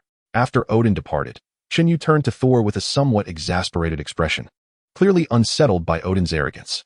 He had not anticipated that the ruler of the Nine Realms would be so unapproachable. Thor, shaking his head in resignation, chose not to echo Chen Yu's sentiments. After a while, Thor led Chen Yu and Jian to a rather opulent location. Thor then began to explain the celestial aggregation that had piqued Jian's interest, while Chen Yu, feeling rather bored, yawned without saying a word. It was not until the two suddenly shared a light kiss that Chen Yu rolled his eyes, looking at them in dismay, muttering, "Honestly, I'm growing increasingly weary of this place." The apparent insensitivity of the couple towards the plight of the single observer had inflicted further emotional wounds on Chen Yu. Chapter 33. Queen Frigga, I truly admire your eloquence. What shall I do? After Jian and Thor shared a brief kiss, she inquired about her situation. I will find a way to rescue you, Thor promptly declared. But your father said. Jian hesitated before speaking. My father is not omniscient. Thor initially hesitated before responding. Do not let him hear you say that. At that moment, a rather refined voice interjected. Chen Yu quickly rose from his languid position and turned to see the newcomer, who was none other than the most powerful and esteemed woman in the realm, Queen Frigga, Odin's wife and the queen of the Aesir. Jane Foster, present yourself to my mother, Thor promptly introduced, urging Jian to greet Frigga. Greetings, Jian said to Frigga, who smiled warmly and remarked, Jane, you are even more beautiful than I had imagined. Upon receiving Frigga's compliment, Jian blushed slightly, while Frigga turned her gaze toward Chen Yu. Chen Yu hurriedly waved his hand and said, Hello, your majesty. I have heard of you from Thor. I apologize that Odin's demeanor is not particularly endearing. Frigga looked at Chen Yu, first smiling before unexpectedly offering an apology. Chen Yu replied, Not at all. I understand. He scratched the back of his head in mild embarrassment, realizing that Frigga must have overheard his jesting about the thunder god. While the group was engaged in casual conversation, a guard suddenly rushed in, addressing Thor. There has been an incident in the prison. Loki? At that moment, Thor furrowed his brow, instinctively attributing the disturbance to Loki's mischief. Frigga promptly reassured him, Go on. I will take good care of them. Thor glanced at Jane, then nodded and leaped off the balcony, soaring towards the prison with his hammer in tow. Chen Yu, however, merely smirked, a surge of electrical energy crackling around his wrist. He was acutely aware of what was to come, while he was reluctant to disrupt the narrative. He could not bear the thought of Frigga meeting her end at the hands of those dark elves without putting up a fight. Yet, it appeared Frigga had her own plans. No sooner had the god of thunder departed than a cacophony erupted from outside. Chen Yu frowned while Frigga curiously gazed toward the commotion. Suddenly, a colossal spaceship collided with the temple, and several guards assumed defensive stances, cautiously approaching the vessel. In an instant, a flash of red light erupted, and a multitude of oddly dressed figures emerged, wielding futuristic weapons and launching an assault on the surrounding guards. Hey, don't advance any further, Frigga suddenly declared, drawing a dagger as she fixed her gaze on the entrance. Chen Yu turned to see a commanding figure stride through the doorway. Malekith, you shall not prevail against me, woman. Malekith sneered, seemingly unfazed by Frigga's presence. Who are you? Frigga inquired, her eyes narrowing at Malekith. I am Malekith, here to reclaim what is rightfully mine, he retorted, his attention momentarily shifting to Jane. Frigga glanced at Jane and then charged at Malekith. Taken aback by her audacity, Malekith was momentarily caught off guard, allowing Frigga to gain the upper hand. However, this fleeting victory was short-lived. A sudden ambush from behind by Algrim saw Frigga seized by the throat and lifted off the ground. As Frigga struggled, Malekith approached Jane, declaring, Child, you possess what belongs to me. Return it. But as he neared Jane, he discovered she had vanished, an illusion conjured by Frigga. Enraged, Malekith turned to Frigga, shouting, You witch! Where have you hidden the ether particles? Frigga coolly retorted, I will not divulge that information. Hey, look behind you, you fool! A whimsical voice interrupted. Algrim instinctively turned, only to receive a powerful punch from Chen Yu squarely on his masked face. The electrical force surged through Chen Yu's fist and struck Algrim, sending him flying. Frigga fell free, and Chen Yu swiftly caught her, then turned to Malekith, frowning slightly. To be honest, you are rather weak. Chen Yu was just taken to hide behind by Frigga, who seemed unaware of his extraordinary abilities. Thus, he found solace atop the beams, remaining undisturbed until Frigga was captured. It was only then that he leaped down. Regarding Malekith's rather distressing attack, Chen Yu felt a tinge of disbelief. He had initially presumed that the leader of the Dark Elves would be formidable, yet he could not even best Frigga. After Chen Yu's assault, Algrim felt dizzy and quickly rose to protect Malekith. Chen Yu narrowed his eyes, electricity crackling from his wrist, emanating a hint of menace towards Algrim. Meanwhile, Thor arrived, unleashing a bolt of lightning directly at Malekith. Caught off guard, Malekith was struck without the chance to evade. Realizing the odds were against him with Thor's presence, Algrim swiftly lifted Malekith and leapt away, subsequently being whisked away by the ship.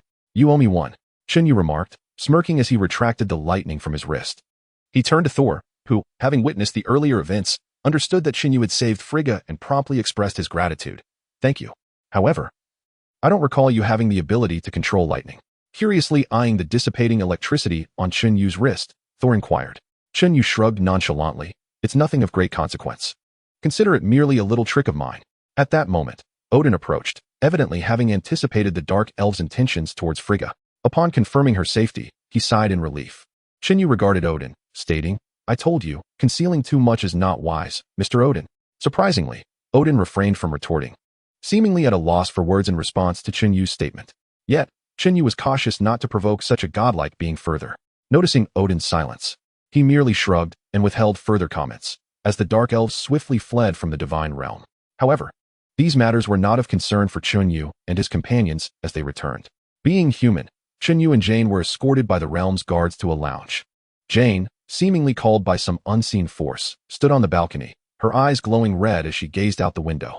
Chen Yu blinked, addressing Jane. "Hey, Jane. Jane Foster. We are here to take you away." A sudden voice echoed. Chen Yu turned to face the newcomer, while Jane was drawn to the sound and turned around. Furrowing his brow, Chen Yu scrutinized the individual, who appeared to be the leader of the guards. Upon recognizing Chen Yu as the one who saved the queen, several guards showed him respect, bowing slightly before preparing to escort Jane away. Chen Yu immediately stepped in front of Jane, asking, "Could you inform me where you intend to take her?" "I'm afraid that's under the command of the All-Father," the guard replied coldly. Chen Yu frowned. However, being on their territory, he refrained from further protest and nodded, allowing them to proceed. Jane glanced at Chen Yu, puzzled by his inaction, to which he reassured her. "Don't worry, they will not harm you. I must find Odin." After a moment of consideration, Jane nodded in agreement and followed the guards without resistance. As Chen Yu approached the Temple of Odin, he was met with the thunderous inquiry of Thor. "You have taken her?" Upon entering, he discovered a multitude gathered within. Upon Thor's arrival, Odin commanded, "Everyone, step back. I wish to avoid any argument." Odin gazed at Thor and continued, "I too do not wish to dispute. But I must seek Malekith." Thor hastily responded, "The ether is in our possession. Malekith will inevitably come for us." Ignoring Thor's words, Odin declared, "Indeed. He shall bring our destruction." Thor retorted, "You overestimate their power." Odin, turning his back on Thor, rebutted without hesitation, "No. I simply refuse to witness rivers of blood here." Thor asserted, "I intend to take Jane to the Dark World, to keep our enemies at bay from Asgard. Once Malekith extracts the ether particles from Jane, their potency will diminish significantly. I shall obliterate them entirely."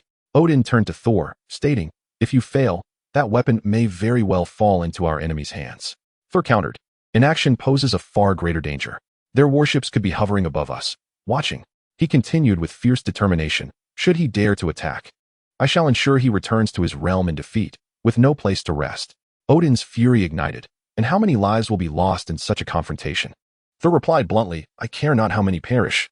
We must fight, to the last man, until the final drop of blood is shed." Odin roared in response, "Though I suspected you were a warrior at heart, I did not anticipate such fervor." At this moment, Chen Yu turned his gaze toward Odin, who had noticed him long before, yet chose to disregard him due to his silence. "No, this is who I am, the king of Asgard." Odin clearly disdained Chen Yu's designation. Chen Yu merely shrugged, choosing not to respond. Odin then dismissed both of them, exiting the temple. Chen Yu and Thor exchanged glances, their expressions tinged with resignation as they stepped into a sunlit area.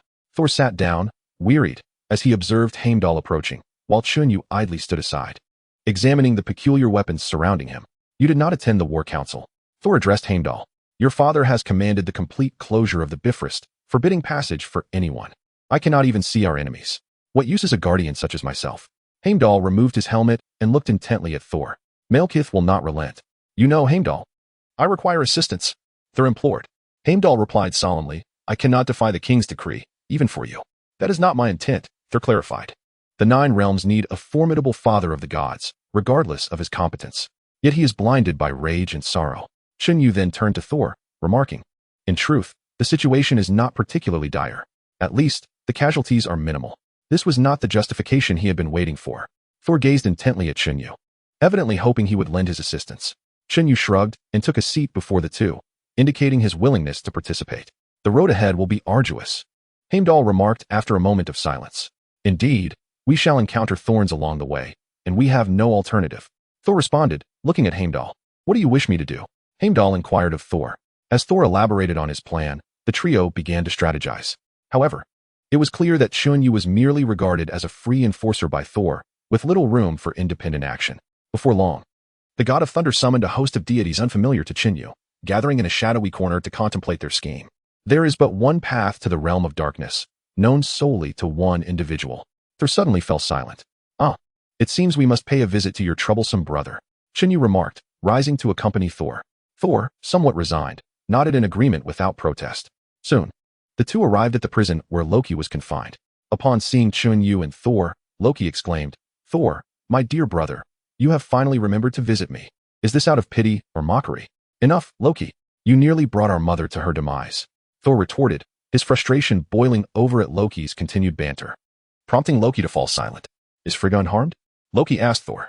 I did not come to share pleasantries. I am here to offer you a chance for redemption, Thor declared. Speak, Loki urged. I know you, like me, are consumed by vengeance. Assist me in escaping Asgard, and I shall grant you that opportunity, Thor proposed. This offers me little advantage, Loki replied candidly. In truth, it presents considerable benefit for you. For now, consider it a form of retribution for the near sacrifice of your mother. Chen Yu interjected, casting a questioning glance at Loki, whose intrigue was evident. Yet he refrained from probing further. You must be desperate to seek me out. How can you trust me? Loki queried Thor. I harbor no trust. But should you betray me, I will end your life, without hesitation, Thor stated, his gaze unwavering. When shall we commence? Loki asked with a smirk, looking at Thor. A few minutes later, the three found themselves in the corridor, where Loki's loquacious nature resurfaced, leaving Chen Yu exasperated and unwilling to engage in conversation. Only upon noticing two guards approaching did he firmly grasp Loki and say, Honestly, you are quite bothersome. At the very least, grant me a weapon, perhaps my dagger. Loki implored, glancing at the passing guards.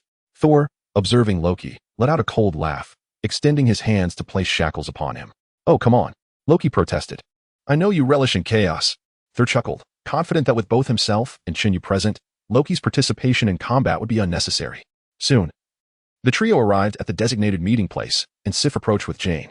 Upon seeing Loki, Jane wasted no time and slapped him across the face. This is for New York, she declared unapologetically. Bravo. Chen Yu, already weary of Loki, nodded in approval. Hey, I like her. Loki laughed, glancing at Thor. At that moment, the guards came rushing in. You all go ahead. I will handle them, Sif warned, eyeing the guards. Listen, if you dare betray him, I will surely kill you. With that, she pressed her sword against Loki's neck in a threatening manner. Loki nodded in silence. Chapter 35. Journey to the Dark World. Chen Yu looked at Sif, and then pulled Loki along, but after a few steps, he paused and asked Sif, to be honest, could you tell me how to kill this guy? Sif rolled her eyes and ignored him. Chen Yu shrugged and continued to push Loki toward Thor. Within minutes, they reached the spaceship that had been left behind in the realm of the gods, where several guards were already stationed but had yet to make a move. A fist suddenly struck them, knocking several unconscious. Thor nodded at the assailant, who, as Chen Yu anticipated, began to threaten Loki. Both Chen Yu and Loki exchanged glances, bemused, but said nothing. Once they had brought Loki aboard the spaceship, Chen Yu stared blankly at Thor, who was rummaging through the vessel as if it were a demolition site. After a moment's hesitation, he asked, Are you sure this is how you started? I believe our pace should be swift. Loki, handcuffed, couldn't help but chatter. I know. Shut up, Thor replied impatiently. Have you forgotten something? Loki remarked, observing Thor's chaotic attempts. I haven't forgotten.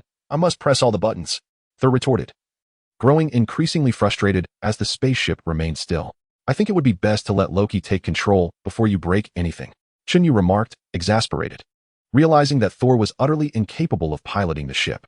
Be gentle. Don't break it, Loki protested as Thor's movements grew more forceful. I am being gentle, but this wretched thing is unresponsive, Thor snapped, banging on the control panel, only to accidentally activate the spaceship. Haha. Thor laughed heartily as the ship came to life, while Chen Yu wiped the cold sweat from his forehead, fearing he might be doomed by Thor's foolishness. However, the next actions left Chen Yu's heart racing. Thor placed both hands on the controls and, disregarding the terrain, forcefully lifted the ship. If I'm not mistaken, isn't there a pillar here? Chen Yu exclaimed, only to watch in horror as Thor barreled straight into the support column. Observing the ashes scattered outside the vehicle, Chen Yu's lips twitched in resignation. Well, I suppose you can do as you please. As the pillar was shattered, the spacecraft was propelled outward, tumbling in a dizzying manner that left Chen Yu disoriented. The ship successfully exited the narrow temple, but scarcely had it traveled a few meters when another vessel pursued closely behind. Loki hastily suggested to Thor, if possible, "Why not let me take the helm? I am quite skilled." "Is that so? Then pray tell, who among us can truly fly?" Thor retorted, his tone laced with a hint of arrogance and disdain. As much as I dislike interrupting your brotherly banter, perhaps you should take a moment to assess the situation behind you. Is that contraption aiming at us?" Chen Yu exclaimed, directing their gaze toward the colossal cannon that had now trained its barrel on the ship, clearly not merely an act of intimidation. Thor promptly gathered his focus and began maneuvering the spacecraft with earnestness. Though somewhat clumsy, he managed to navigate through the barrage of fire with relative safety. As for the pursuing ship, Thor seemed unconcerned. "Oh my, is she dead?" Loki suddenly inquired, glancing at Jane. At Loki's words, Chen Yu and Thor turned their attention to Jane, who lay flat on the ground. "Jane, are you all right?" They both called out. "I'm fine," Jane replied with remarkable composure. Though her appearance betrayed her inner turmoil, Chen Yu chose not to comment, instead conveying his understanding through a glance. Thor's piloting skills were decidedly lacking. Had he not previously been startled by Lin Jing'an's ship, Chen Yu might have succumbed to unconsciousness. Once reassured of Jane's well-being, Thor resumed his reckless driving, crashing headlong into a structure. He seemed a tad embarrassed and turned to Loki, who was eager to speak, and said, "No more chatter."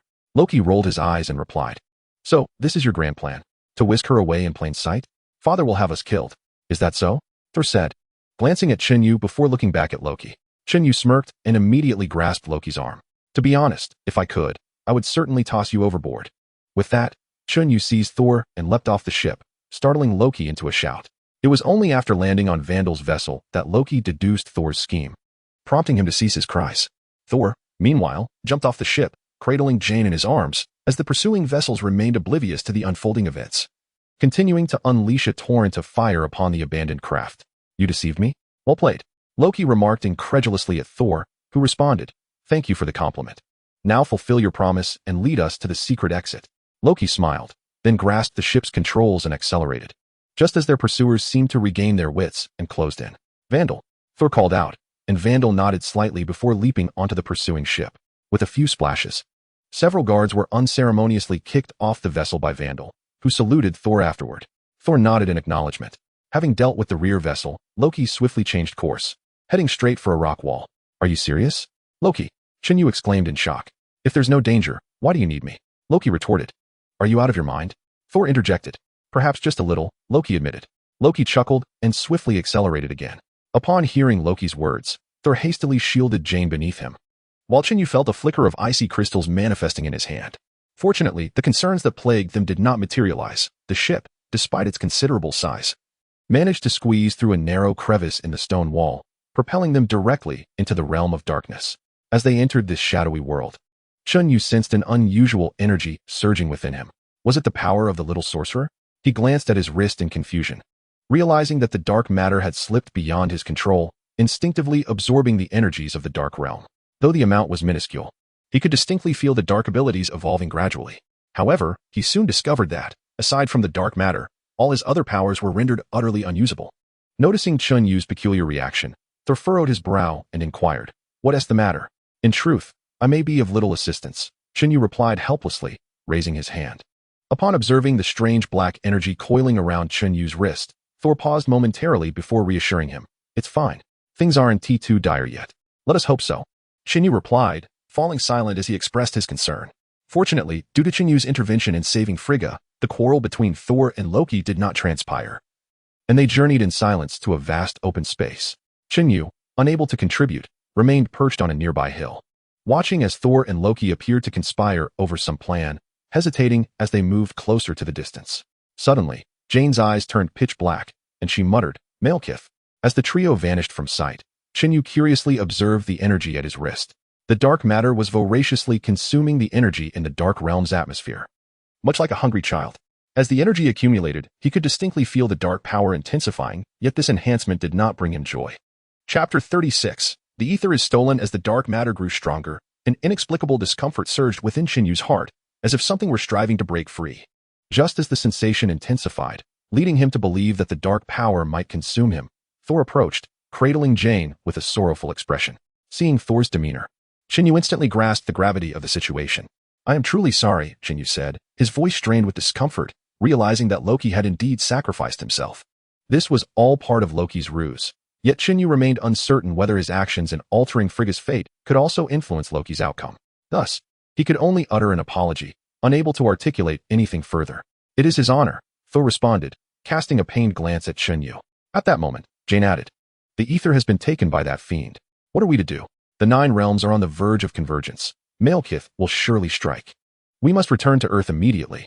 Chen Yu hastily spoke, yet the trio fell silent, realizing that without Loki's guidance, the prospect of reaching Earth, let alone escaping the vast desert, was exceedingly slim. As the sandstorm intensified, they had no choice but to seek refuge. Just as despair enveloped them, Jane's phone unexpectedly rang.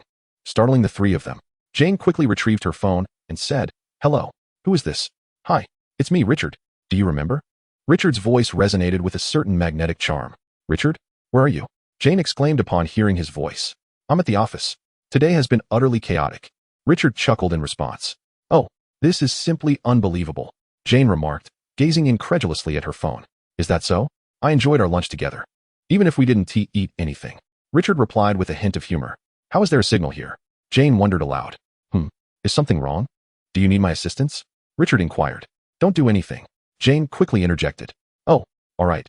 Listen, I was actually thinking, could we perhaps try again? For dinner? Richard suggested enthusiastically. Sure, just don't hang up. Jane responded somewhat dismissively. Of course. Richard's magnetic laughter echoed, while Jane stared at a nearby soda can, exclaiming, my goodness. Chen Yu, equally bewildered, gazed at the can, questioning its presence in such a desolate place. The trio then turned to survey their surroundings, and indeed, they discovered remnants of the human world all around. They began to venture into a nearby cave. Unbeknownst to them, shortly after their departure, a figure cloaked in strange black attire entered, picked up a human artifact from the ground, squinted slightly, and then vanished into the stone wall. After traversing the stone passage for quite some time, the trio miraculously emerged, and upon recognizing their surroundings, Chen Yu exclaimed, this is utterly bizarre. In contrast to Chen Yu's astonishment, Thor and Jane appeared somewhat unfazed, casually glancing around before heading straight to the vehicle. Chen Yu hurriedly followed suit. As soon as they were in the car, Chen Yu overheard Thor curiously asking Jane, who is Richard? You'd better not ask. Jane promptly replied, clearly reluctant to disclose Richard's existence. Noting Jane's reluctance to elaborate, Thor ceased his inquiries, while Chen Yu reclined wearily in the back seat. Upon arriving at Jane's apartment, Chen Yu surveyed the surroundings and said to the others, hi, I have something to take care of first, see you tomorrow. With that, he dashed into a nearby alley. Jane and Thor exchanged puzzled glances at Chen Yu's retreating figure, but chose not to comment. Minutes later, Chen Yu had run quite a distance, raising his hand to examine the dark markings on his arm, pondering curiously, what is this dark matter? Evidently, the world inhabited by the host is also permeated with dark energy. The young sorcerer is a formidable hero endowed with sufficient autonomy, and his abilities naturally draw him toward the dark matter. When the hostess' power came into contact with the dark force, an unusual transformation seemed to occur. Leaving the system uncertain about the situation, after a moment of silence, it spoke. Upon hearing the system's explanation, Chen Yu was momentarily at a loss for words. It was akin to saying nothing at all. Consequently, he endeavored once more to wield other powers. However, much like before, he found himself unable to summon either the icy or the lightning forces. Only Sorika's divine power appeared to remain untainted by the dark energy, allowing for its normal usage. This left Chen Yu in a rather precarious position. If such a situation persisted into tomorrow's endeavors, would he not be handing over his life to Malekith in mere moments? In exasperation, Chen Yu addressed the system. What should I do? I am unable to harness any of my abilities. The system suggested that the host attempt to draw upon another ability, as the previous powers seemed to be influenced by the dark energy and were currently unusable. It was in the process of eliminating the resultant dangers. Reluctantly, Chen Yu nodded. He had previously emerged from Spider-Man's world with an additional chance to draw powers, but having not thought much of it, he had plunged directly into the divine realm without considering this opportunity. All right, let us make haste, he urged. Without further ado, the system initiated the draw, and once again, the familiar question mark materialized before Chen Yu. As the question mark slowly transformed, a rather peculiar avatar appeared before him. I am a good doctor. My patients never suffer the same affliction twice, proclaimed Dr. Mundo. Wait, what? The big oaf?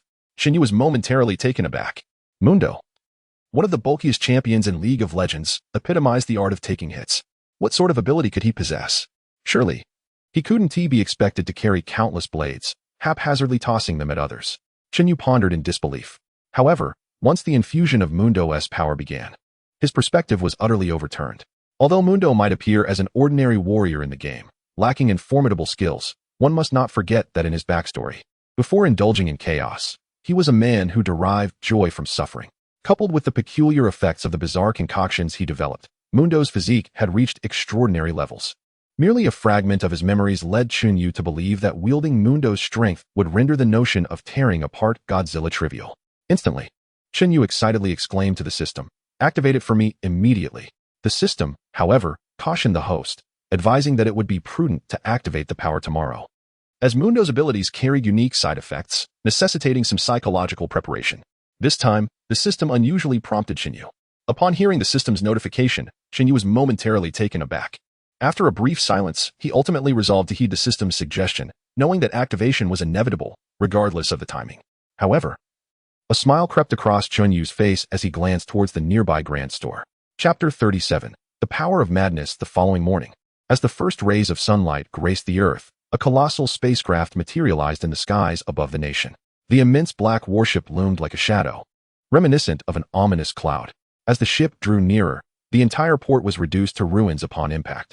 Gradually, a peculiar vessel descended from within, and Malekis, accompanied by several subordinates, arrived on Earth with an air of menace. At that moment, an inexplicable void appeared on the horizon, resembling a portal to another realm. Malekis surveyed his surroundings, poised to speak when a terrifying roar shattered the air. Thor plummeted from the heavens, crashing to the ground like a meteor, leaving a shattered landscape in his wake. "You need not run so far, Celestial Palace warrior. The Grim Reaper shall soon pay you a visit," Malekis declared, his tone laced with lethal intent upon spotting Thor. "I shall not perish by your hand," Thor retorted, his expression cold and resolute. "Your universe should not exist. Your realm and your kin shall be utterly obliterated." Malekis seethed with rage as countless black particles materialized around him, coalescing into torrents that sent Thor hurtling through the air. "We are out of time." Meanwhile, Dr. Eric was tinkering with something atop a nearby building with Jane, and Chen Yu hastened to join them, scanning the vicinity for threats. Alongside Malekis, there were also several unknown minions. Chen Yu narrowed his eyes, addressing the system within his mind. "Can I activate it now?" "As you wish," replied the system nonchalantly, activating the power of Mundo. Instantly, Chen Yu felt an overwhelming and terrifying force burgeoning within him, yet this emergence filled him with dread. As the power continued to surge, he realized with horror that he had lost control over it. The system then delivered a critical message. "Host. The power of the Zon madman derives from his disregard and affinity for pain. Madness is the source of his absolute strength." Before Chen Yu could fully comprehend the system's words, darkness enveloped him, and he collapsed. However, in that fleeting moment of unconsciousness, his body began to swell, transforming into an imposing figure reminiscent of the Zon madman. When he opened his eyes again, he had entirely lost his sanity. Hee. Chen Yu suddenly emitted an eerily sinister laugh, surveying the nearby building that had been vacated in the chaos. "I thought that with that weapon, your attacks would be even more ruthless." Thor caressed his lips, casting a somewhat mocking glance at Malekith, who seemed to be enveloped in humiliation, exuding countless dark particles from his entire being. Naturally, Thor could not remain idle. He hurled his hammer, Mjolnir, like a shooting star, striking Malekith and sending him flying. Without hesitation, Thor swung his hammer and took off in pursuit of Malekith. Several minions, witnessing Malekith's flight, rushed forward to assist him. However, a colossal figure suddenly charged from the adjacent building, radiating a terrifying aura akin to that of a giant.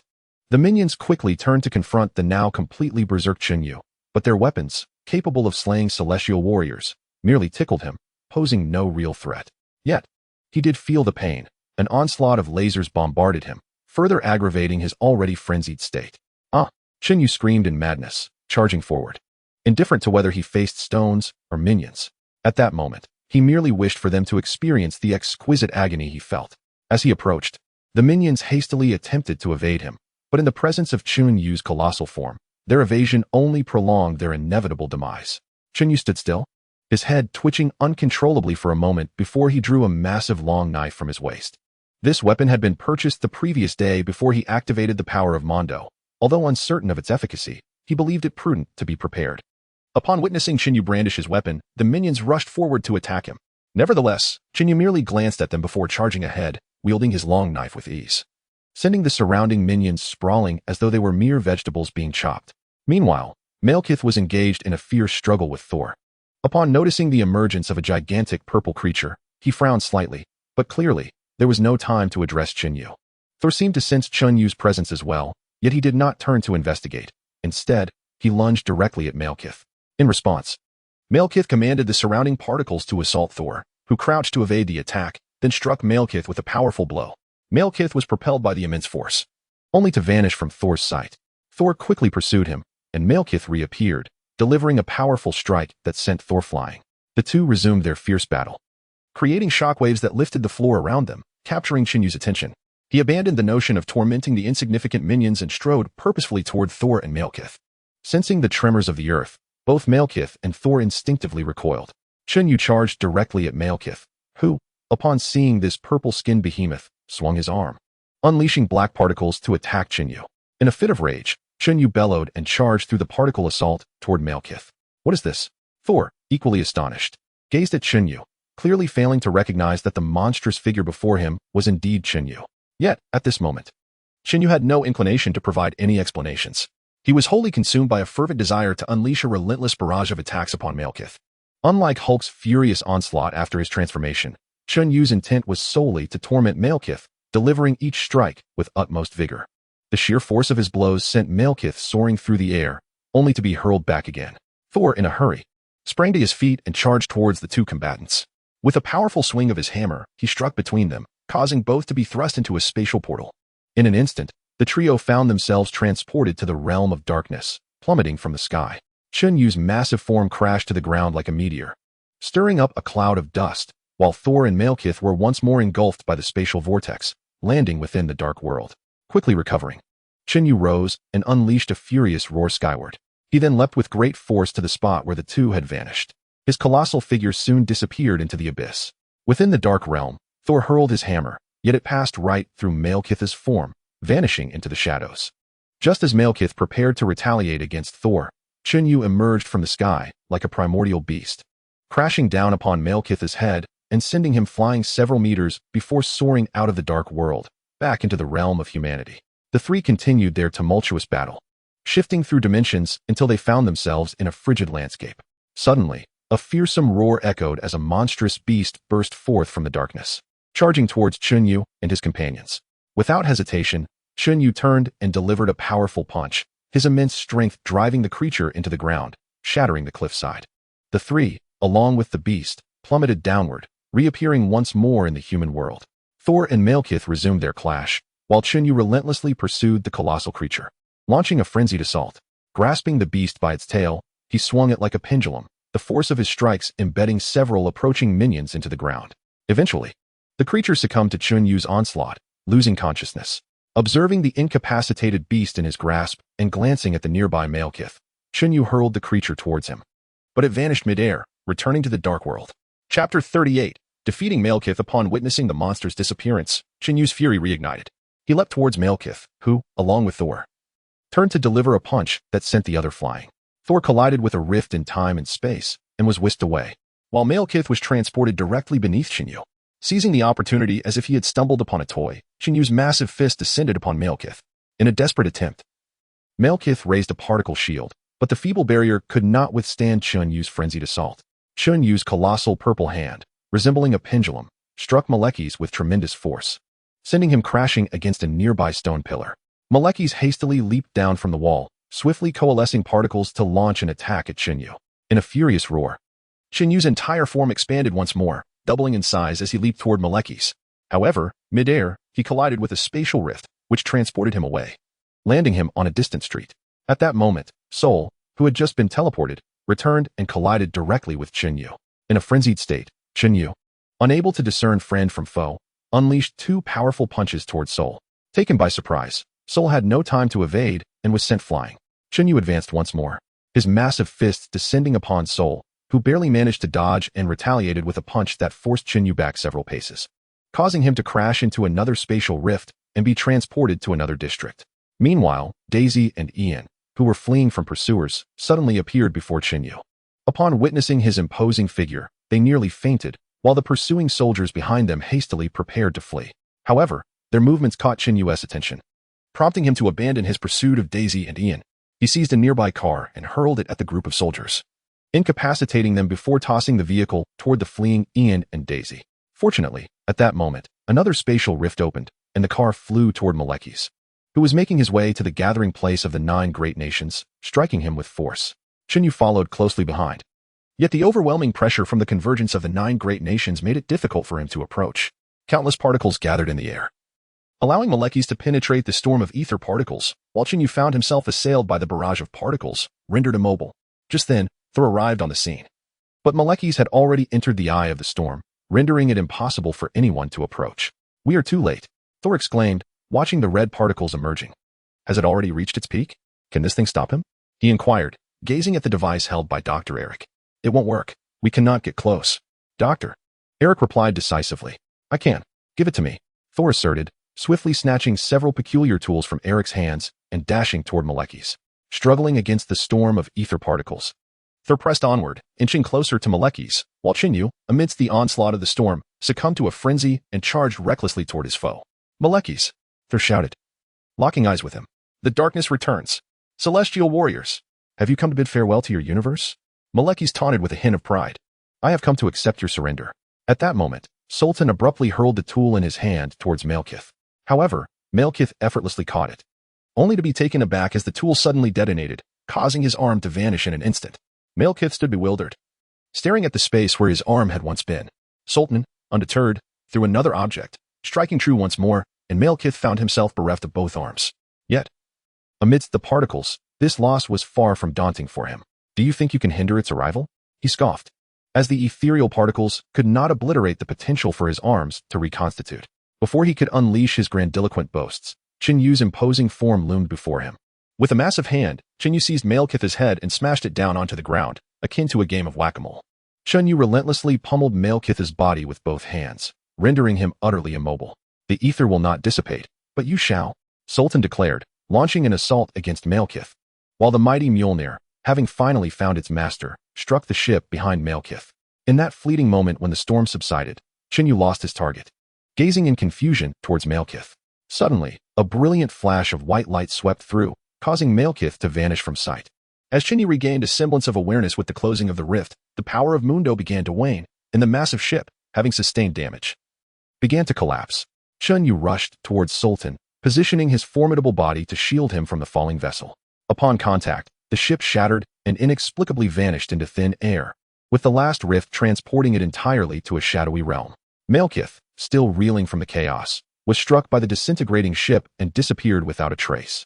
Seeing Chen Yu protect Sultan, Jane instinctively rushed forward, placing herself between them, fearing for Sultan's safety. Chen Yu regarded Jane with a moment of silence before letting out a furious roar and leaping into the air.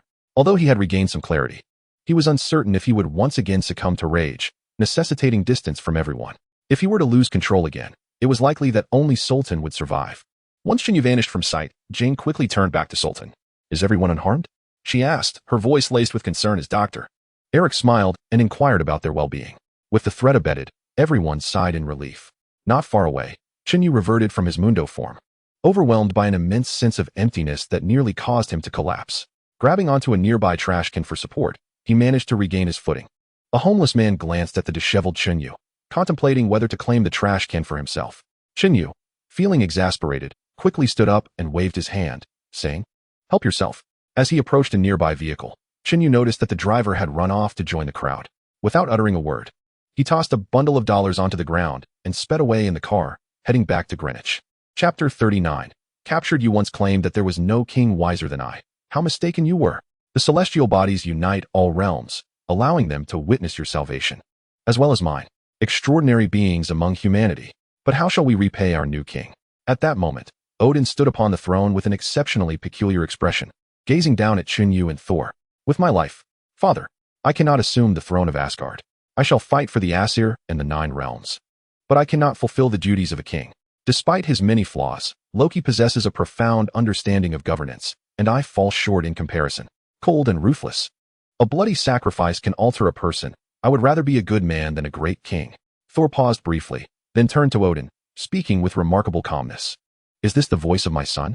Odin inquired after a moment of silence. "Father, in your presence, I could not hear my mother's voice. This is not Jane's intent." She is unaware of what I wish to convey to you. Preventing me from seeing her, or claiming that I am under her influence, changes nothing. Thor spoke earnestly to Odin. A son dreams of becoming king, while another relinquishes the throne. What do I truly desire? Odin mused, seemingly self-deprecating. Loki died for glory. I live for glory. Is this not what you strive for? Thor challenged Odin, then extended the hammer of the thunder god towards him. Odin regarded Thor, remaining silent for a considerable time before responding, "It belongs to you. If you are worthy of it, I shall endeavor to prove myself." Thor replied earnestly, "I cannot bestow upon you blessings, nor grant you wealth." Odin reiterated, as if making one final appeal. "I understand." Thor responded, preparing to turn away. "But I take pride in having such a son. Though I cannot express it in words, I will keep you in my thoughts." Odin suddenly declared, as if bidding a final farewell to the thunder god. "Thank you, father." Thor smiled at Odin before departing the temple. "Now, human, what is it that you desire?" Once Thor had left, Odin turned his gaze to Chen Yu, pausing for a moment before speaking. Chen Yu offered a slight smile and retrieved a long-held letter, saying, "This was meant for you, but perhaps it is no longer necessary." After presenting the letter, he tossed it into a nearby fire, reducing it to ashes. "Why?" Odin inquired, puzzled by Chen Yu's actions. "We shall meet again, will we not, Loki?" Chen Yu replied, turning away and exiting the temple, leaving a look of surprise on Odin's face, revealing his true nature. Strange human. Loki gazed at the vanishing silhouette of Chen Yu, murmuring softly before transforming back into the visage of Odin and departing from the realm of gods. Thor glanced at Chen Yu before bidding farewell and soaring into the sky. Chen Yu merely pursed his lips, opting for silence. "Where are you?" Just as Chen Yu stood in a state of bewilderment, striving to ascertain his whereabouts, a voice unexpectedly emerged. It was Stark's earpiece. "What's the matter?" Chen Yu promptly responded, connecting to the device. "Nothing much. But you'd best return to New York swiftly. In fact, you should see this." Stark's voice was tinged with hesitation, and after a brief silence, a video appeared on Chen Yu's phone. Upon viewing it, Chen Yu was momentarily struck dumb. Was this the Dark Walker? In the video, a man clad in black radiated an eerie electric aura, sporadically assaulting nearby signposts. Albeit with a semblance of confusion, his attacks were erratic and aimless. After watching the entire footage, a sense of dread washed over Chen Yu, prompting him to urgently call Lin Jinghan. "Jinghan, where are you?" he inquired, anxiety creeping into his tone. "Above you." Lin Jinghan's voice rang out, and almost immediately, a spaceship materialized before Chen Yu. He swiftly grasped the edge of the vessel and, with a deft maneuver, leaped inside. With a resounding roar, the spaceship ascended into the skies. In the realm of the extraordinary, the Dark Walker should have already been vanquished. Who was this individual? Could it be that another had emerged? Inside the spacecraft, Chen Yu quickly sought answers from the system, but the system remained unresponsive, as if it had frozen. Frowning, he desperately attempted to rouse it, yet upon returning to the New York headquarters, it continued to show no signs of life. Reluctantly, he ceased his calls for assistance. As he disembarked from the ship, a cadre of S.H.I.E.L.D. agents rushed towards him, weapons drawn, aiming at his head. Chen Yu promptly raised his hands in surrender. "Chen Yu, hands on your head." Immediately, a senior S.H.I.E.L.D. agent bellowed, striding towards him. "You'd best heed his command." Lin Jinghan also raised her hands and whispered a warning to Chen Yu. After a moment of contemplation, Chen Yu slowly crouched down, placing his hands atop his head. Several agents swiftly approached, binding his arms in restraints, while Lin Jinghan was taken away for detention. At that moment, Nick Fury arrived at the headquarters upon hearing of Chen Yu's capture. Upon seeing Fury, Chen Yu exclaimed, "Hey, this is not the outcome I envisioned." "This is not what we desired either," Fury replied coolly, clearly aware that the individual in the video was not Chen Yu. S.H.I.E.L.D. was well informed about the events involving Chen Yu and Thor in Greenwich. However, as is often the case with the existence of S.H.I.E.L.D., Chen Yu was indeed a suspect posing a threat to national security. Even if Fury understood that the person in the video was not Chen Yu, it would be challenging to alter the perceptions of those in higher authority. Chen Yu regarded Fury with a hint of coldness in his gaze, saying, "Hey, Nick, listen to me. That guy, he might be dangerous." "Do you understand what I mean? As dangerous as you?" Fury replied, scrutinizing Chen Yu. "No, far more perilous. If it truly is as I suspect, his power must far exceed my own. If we wish to prevent further injuries, we must act immediately to stop him." Chen Yu exclaimed anxiously. "The S.H.I.E.L.D. has a plan, but before that, you must consider how to deal with those scientists who wish to dismember you." Nick Fury glanced at Chen Yu and reminded him. Chen Yu nodded slightly. Just as the door to the monitoring room swung open, and several researchers clad in white coats entered, a few of them gazed at him with palpable excitement. Chen Yu understood that these individuals were dispatched by S.H.I.E.L.D. to study him. After Nick Fury exchanged a reassuring glance with Chen Yu, he exited the room, and the researchers began to congregate in front of Chen Yu's cell. Given that S.H.I.E.L.D.'s files on Chen Yu were incomplete, only aware of his extraordinary powers but lacking any other pertinent information, the researchers were hesitant to approach him carelessly. "Hey, what do you intend to do?" Chen Yu inquired, observing the individuals who treated him like an exhibit after Nick Fury's departure. "In fact, you should refer to us as Doctor. Furthermore, considering the crimes you committed in New York, we possess the authority to conduct research on you for preventive measures," one of the slightly gaunt doctors said in a grim tone while looking at Chen Yu. "Very well. It appears I cannot prove my innocence." Chen Yu scoffed, realizing that only these individuals would be gullible enough to believe such reasoning. Yet, this was merely an excuse. Even Nick Fury, who appeared to trust Chen Yu on the surface, had secretly sent people to study him. It was needless to say that government officials would be even more wary, for a being like Chen Yu, powerful, with no affiliations or allegiances, could potentially influence the political trajectory of their factions.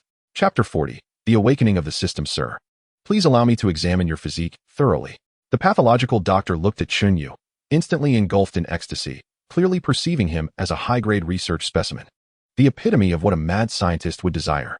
"To be honest, I do not permit such actions, but judging by your demeanor, it seems my refusal would serve no purpose," Chen Yu replied with a smirk, glancing at the researchers. Aware of his predicament, he understood they would not dare to approach him closely. They could observe him from afar, and he thought to himself, let them gaze as they please. Feeling weary, Chen Yu stretched out and laid down before them, and upon witnessing his noncompliance, several doctors rose, yelling towards the prison. However, to Chen Yu's ears, their voices were merely a cacophony, more disruptive than any noise that could hinder sleep. It was not until the following day that these doctors seemed to abandon their observations after drafting a plethora of reports and promptly departed. Chen Yu sat up from his feigned slumber, for who could truly rest in front of individuals who yearned to dissect him for experiments? After the doctor's exit, Nick Fury entered with Lin Jinghan. "Tony has reviewed the data on that man in black. He does not appear to be a recent arrival here. Do you know him?" Nick Fury gazed at Chen Yu and promptly opened the prison gate, evidently convinced by Tony's substantial evidence exonerating Chen Yu from his previous association with the dark-clad figure. "Although they were not acquainted, if I am not mistaken, has that fellow encountered some trouble?" Chen Yu stepped out of the prison and leaned against a nearby surface. Addressing Nick Fury directly, Tony mentioned that his behavior was somewhat erratic. Nick Fury replied, yet anyone could discern the hint of uncertainty in his tone. Chen Yu nodded in agreement, expressing, "I sincerely hope so. If possible, may I leave?" "That is clearly impossible," Nick Fury retorted, his gaze fixed firmly on Chen Yu, while Lin Jinghan shook her head in resignation. "Believe me, you shall not escape this place until we apprehend that dark individual," Nick Fury asserted, his eyes locked on Chen Yu. "You are aware that if I truly wished to, I could not be confined here," Chen Yu stated, meeting Nick Fury's gaze. Nick Fury smiled faintly, replying, "I know, but you would refrain from acting, would you not?" "I hope it will not come to that," Chen Yu responded after a moment of silence, then turned and re-entered the prison, accepting his fate. Nick Fury regarded Chen Yu, remaining silent for a long while before speaking again. "In truth, Tony hopes you can provide him with some insight into who that individual is. If possible, could you have Tony prepare a suit of armor specifically designed to counter me, much like the one he utilized against the Hulk? If he truly is the individual I suspect, believe me, he will prove far more formidable than any adversary you have encountered thus far." Chen Yu spoke earnestly, his expression grave, recalling their last encounter in the extraordinary world, had it not been for the power of the holy light, combined with a fortunate circumstance that allowed him to deplete all available energy and engage in a struggle for energy. Chen Yu had no doubt that the Dark Walker could have easily slain him. In the current Marvel Universe, it was not that Chen Yu did not acknowledge the might of these heroes. Rather, whether it be Steve or Black Widow, they remained fundamentally human. Even with Stark's advanced technology, confronting the Dark Walker would not be a trivial endeavor. Upon hearing Chen Yu's warning, Nick Fury fell silent for a moment before responding. "Is he akin to you?" "Not necessarily. To be honest, I am also uncertain of his origins, at least for now," Chen Yu replied, subsequently lying down to take a nap. Nick Fury observed Chen Yu's silhouette for an extended period before departing with Lin Jinghan, who, before leaving, discreetly dropped an object at her feet. After a considerable time, Chen Yu awoke from his slumber and noticed something unusual at his feet.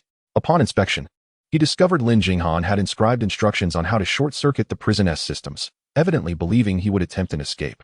Had this been earlier, I might have indeed succeeded in leaving, Chen Yu murmured to himself, reflecting that under normal circumstances, he would have rushed out to seek answers from the Dark Walker.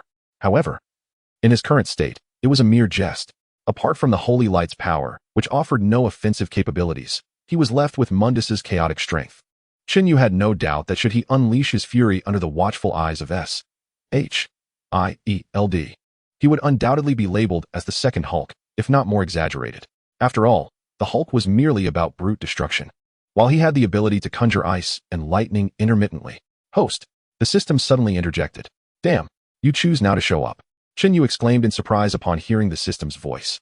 Host, due to your inadvertent activation of the dark matter's sentience upon entering the Dark World, the power of the little mage has been augmented. Consequently, the Dark Walker has also been empowered and awakened once more. However, it seems that due to your chaotic strength, the Dark Walker is experiencing some mental instability. The system explained without any superfluous words. I knew it. So, can I utilize the remaining powers now? Chen Yu inquired eagerly. Yes, but not entirely. The system responded. What does that mean? Chen Yu questioned, perplexed. The residual dark matter within the host has not yet fully subsided. If the host recklessly employs the powers tainted by darkness, unforeseen complications may arise. The system elucidated. Unforeseen? How unforeseen? Chen Yu pressed for clarity. Indeterminate. It could be minimal or it could be significant. At this moment, the system cannot ascertain. However, I can advise the host that the danger posed by the Dark Walker is escalating. If the host wishes to avoid a repeat of the previous incident where he wreaked havoc in New York, it would be prudent to locate him immediately. The system cautioned. Chen Yu spat in frustration and rose, saying, Then what should I do? You must provide me with some guidance. Mission acquired. The Dark Walker resurfaces. Mission details. Locate and defeat the Dark Walker. Note, the Dark Walker has been influenced by the capabilities of the Zon Madman and may appear near hospitals. Completion reward. 1 lottery chance and an opportunity for system upgrade. Upon reading the mission details provided by the system, Chen Yu raised an eyebrow. Well, at least I have the necessary hints now. With that, he stood up, glancing at the note in his hand, and smiled faintly before walking out of the prison. As for the escape plan devised by Lin Jinghan, to be honest, he found it unnecessary. With a resounding explosion, Chen Yu created a large hole in the prison's main gate. As the thunder armor enveloped him, he vanished from the surveillance room in an instant. Send someone to pursue him. But remember, if any uncontrollable situations arise, retreat immediately. Nick Fury instructed Lin Jinghan after witnessing Chen Yu's departure through the monitors, clearly anticipating that Chen Yu would attempt to escape. Chapter 41. Chaotic Darkness. If I am not mistaken, you should be at S.H.I.E.L.D.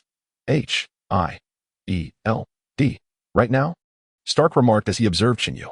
Chen Yu shrugged, replying, Enough with the idle chatter. You would do better to inform me if you have any news about that man in black. Take a look. Stark pursed his lips and, with a casual gesture, summoned a video on the virtual screen before them. The footage displayed the Dark Walker, his figure grotesquely swollen, resembling a frenzied Chen Yu. This was captured by the surveillance camera adjacent to the clinic, which was the very evidence that convinced Nick of your innocence. Yet do you truly believe this is the same individual as before? Stark inquired, his gaze fixed on Chen Yu. I fear it is. Tony, do me a favor. If you locate this individual, inform me immediately.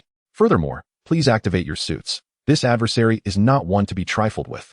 Chen Yu replied, rising with determination.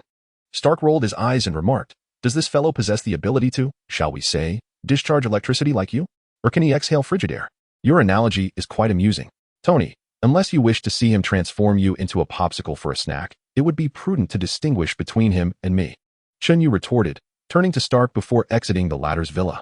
He was currently being pursued by S.H.I.E.L.D. and could not linger here for too long.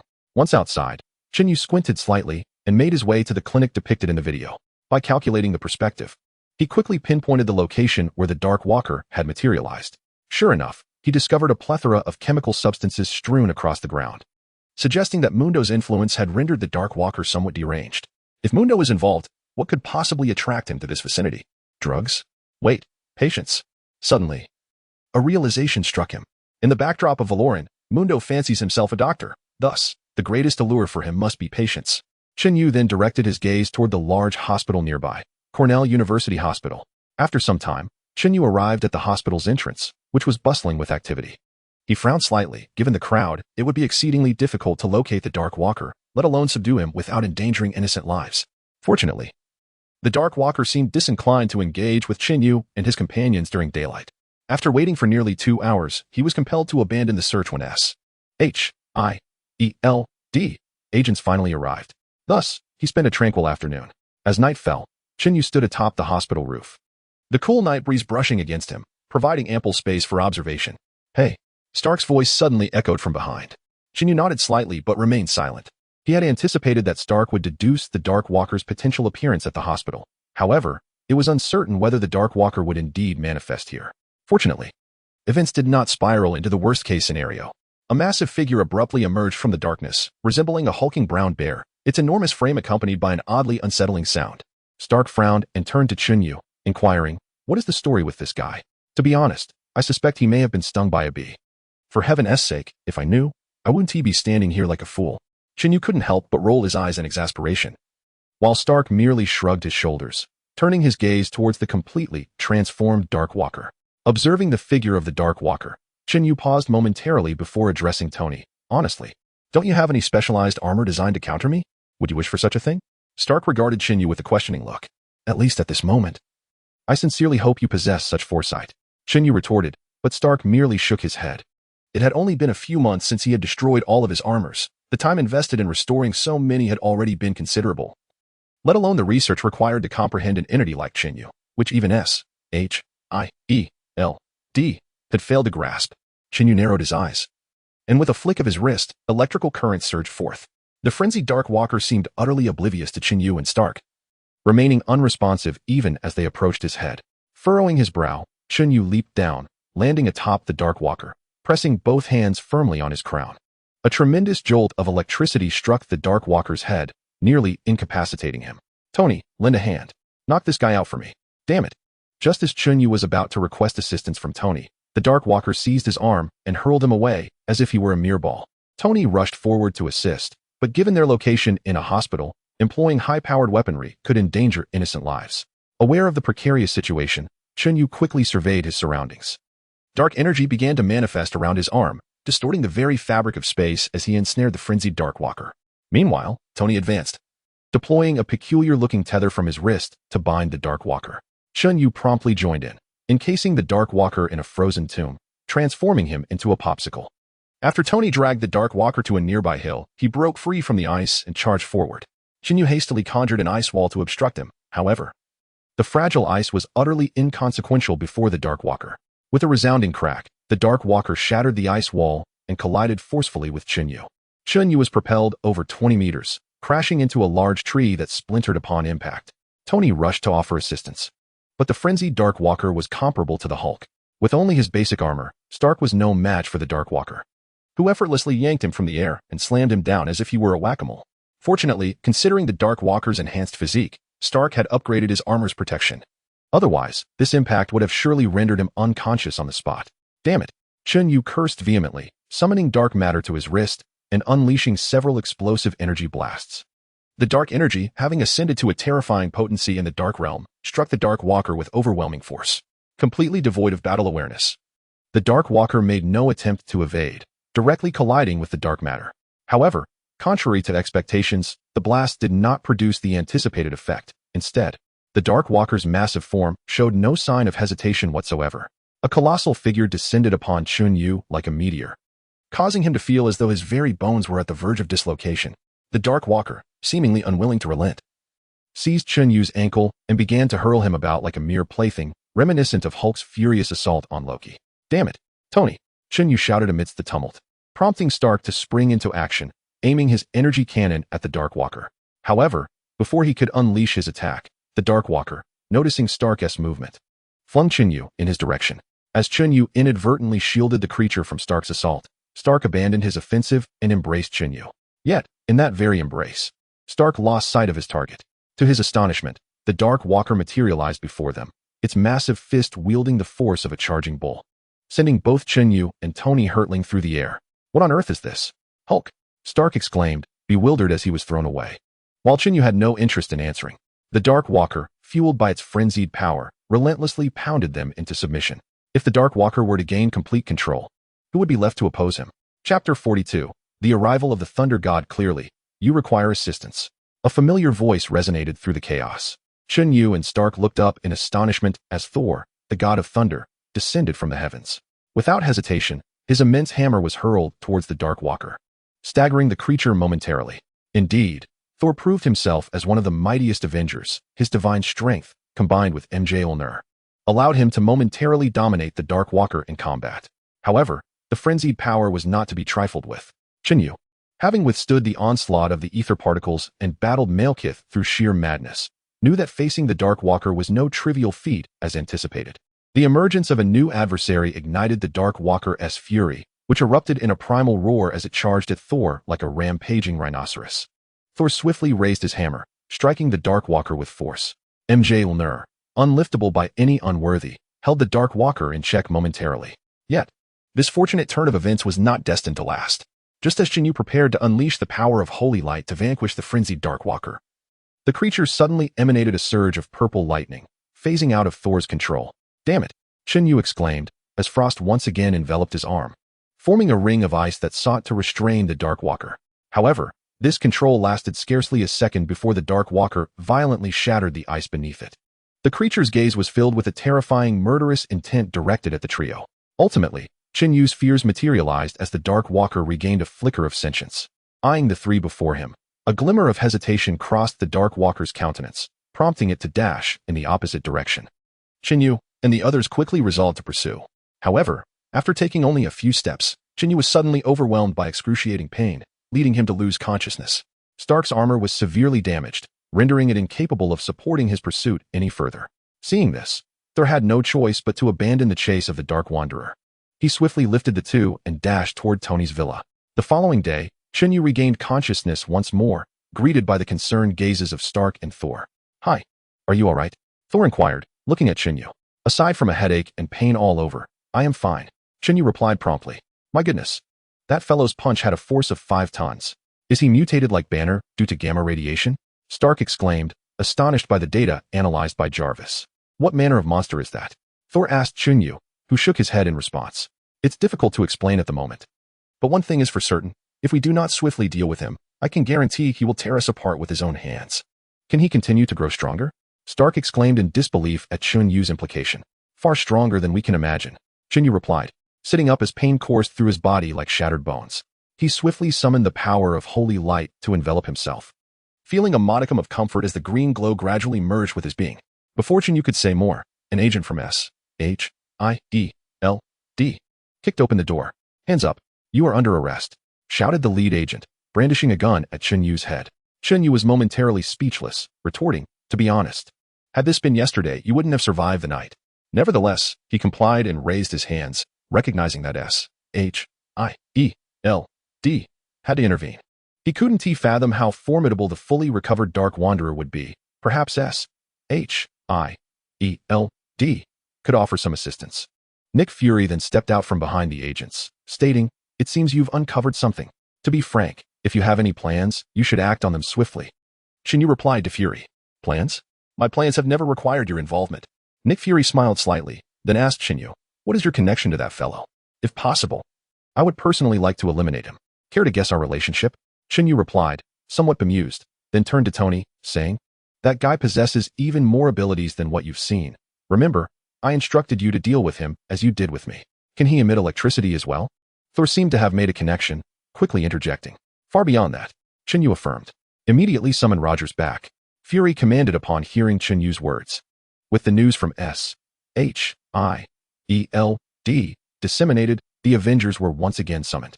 Steve arrived alongside Black Widow, and behind her, Dr. Banner approached with a hint of hesitation. "What has transpired?" Steve asked, sensing something was amiss with so many gathered. "It appears we are to confront a miniature Hulk that can emit cold and discharge electricity," Tony declared. "What?" Upon hearing Tony's words, Black Widow furrowed her brow and immediately glanced at Banner, who, equally perplexed, looked at everyone in the room. Chen Yu then interjected, "Listen to me. That individual is an unequivocal threat, powerful, terrifying, and utterly unchangeable. If we do not act swiftly to stop him, trust me, he will soon transform into a second Hulk. An uncontrollable and even more fearsome beast. That would be disastrous." Steve, realizing the gravity of the situation, turned to Banner, who had also grasped the seriousness of their predicament, and asked, "What is going on?" "Look at this," Tony exclaimed, producing footage recorded by Jarvis from the previous day. As the group witnessed the dark figure resembling a small mountain overpowering Chen Yu and his companion, ultimately escaping from Thor, their expressions turned grave. "This defies the laws of physics. Banner remarked, observing the dark entity morphing into electrical currents. To be honest, I too defy logic, Chen Yu retorted, as arcs of electricity erupted from his wrist. Upon witnessing Chen Yu's condition, Banner fell silent. After all, no one could conjure electricity and ice out of thin air within the confines of physics. What could have transformed him into such a behemoth? Steve inquired, his gaze fixed on the video. I don't know, perhaps a virus? Stark mused, brow furrowed. This scenario was unprecedented for both Stark and Banner, prompting Chen Yu to ponder. If possible, I suspect he is some form of mutation. Mutation? Has the gorilla mutated? Banner queried, astonished. If it is indeed a mutation, acquiring a sample from him might allow me to attempt to reverse it. Stark suggested, contemplating the implications. System, can my blood suffice? Chen Yu suddenly realized that the dark entity appeared alongside him, implying a similar physical condition. Affirmative. The system responded promptly. Wait, Chen Yu exclaimed, looking at Stark and Banner before turning to Thor and warning, if I lose control, you must subdue me immediately. What? Thor, still grappling with the situation, watched in astonishment as Chen Yu's body began to emanate a terrifying aura, his physique swelling dramatically. The others instinctively stepped back, eyeing Chen Yu warily, while he struggled to suppress the chaotic thoughts coursing through his mind, uttering with great difficulty, quick, blood draw. Understanding Chen Yu's intent, Banner hesitated momentarily but quickly approached with a small knife and made a superficial cut on Chen Yu's hand, collecting a sample of blood before retreating. Chapter 43, Hulk vs. Mondo. As Banner completed the blood collection, Chen Yu could no longer contain the overwhelming consciousness of Mondo and succumbed to rage. Thor, witnessing this, rushed forward to restrain Chen Yu. However, in an instant, Chen Yu's strength erupted, and he seized Thor's arm, hurling him away. The others quickly dodged the impending attack, with Black Widow and Stark promptly targeting the wall behind them, deploying explosives and lasers to create a substantial opening, while Chen Yu, lured by Thor, charged forth. Upon witnessing Chen Yu's departure, the others hastily rushed out to lend their assistance. The Black Widow and Steve, however, appeared incapable of offering any substantial aid. Stark turned to the duo and instructed, head to the basement. There is a small vial in Sector 7 containing a sedative. With that, Stark dashed toward Chen Yu. Meanwhile, Banner assessed the situation, hesitated for a moment, and then transformed into the Hulk. Instantly, two colossal beings, one green and one purple, stood outside Stark's villa, bellowing at one another. They collided with tremendous force. Hulk's strength, fueled by rage, was mitigated in this instance, as Banner harbored little anger towards Chen Yu. Fortunately, Thor and Stark's intervention was crucial in restraining Chen Yu, whose muscles were as solid as iron. The combined strength of the trio was nearly on par with Hulk's. Hulk was hurled away, crashing into a nearby flower bed, which only served to enrage him further.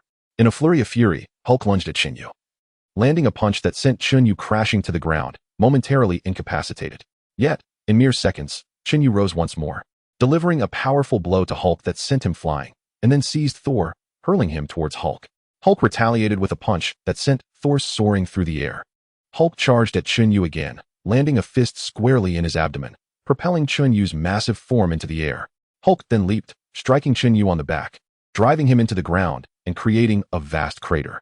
Thor quickly rushed to assist, his hammer crackling with energy as he unleashed an assault on Chen Yu, momentarily rendering him unconscious. Seizing the opportunity, Hulk delivered a punch that sent Chen Yu crashing onto Tony's villa, creating a gaping hole in the massive wall. At that moment, the Black Widow and Steve emerged from the basement, tossing the vial of sedative in front of Chen Yu. Stark swiftly fired a laser, detonating the sedative in midair, which then enveloped Chen Yu. As he inhaled the tranquilizing agent, Chen Yu gradually calmed, his body slowly returning to normalcy. Ultimately, he awoke, hastily suppressing his frenzied power.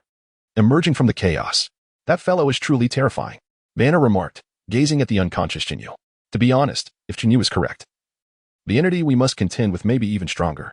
However, it appears that he is not immune to the sedative, right? Stark chuckled, proceeding to collect a sample of Chen Yu's blood for analysis in the laboratory. In the afternoon, Stark exclaimed in astonishment as he reviewed the data analyzed by Jarvis. What is it? Banner inquired, leaning closer. This blood contains at least 10 different toxic substances, each at significant levels. A mere mortal would have perished countless times over. Yet there is certainly something peculiar about this blood. Stark spoke as he retrieved Chen Yu's genetic and blood data from the database, noting the astonishing degree of mutation. As if the individual had been entirely replaced. Such a profound alteration would likely be challenging to rectify. Banner observed the chaotic genetic disorder, feeling a headache coming on. Yet he hurriedly joined Stark to commence their work. As the doctor who had transformed himself into the Hulk, Banner understood the implications of such changes better than anyone else. After a full day, Chen Yu finally awoke from his coma, and Banner and Stark's experiments had yielded some results. Although they could not completely eliminate the mutations, they could reverse some of the alterations, meaning they could temporarily quell the chaos within him. Upon acquiring the serum, their next objective was to find a way to administer it to the Dark Walker, yet his whereabouts remained unknown, prompting immediate discussions. He should appear near the hospital area, but given the previous circumstances, he likely retained some semblance of consciousness. We must investigate all the nearby hospitals. Chen Yu addressed the group.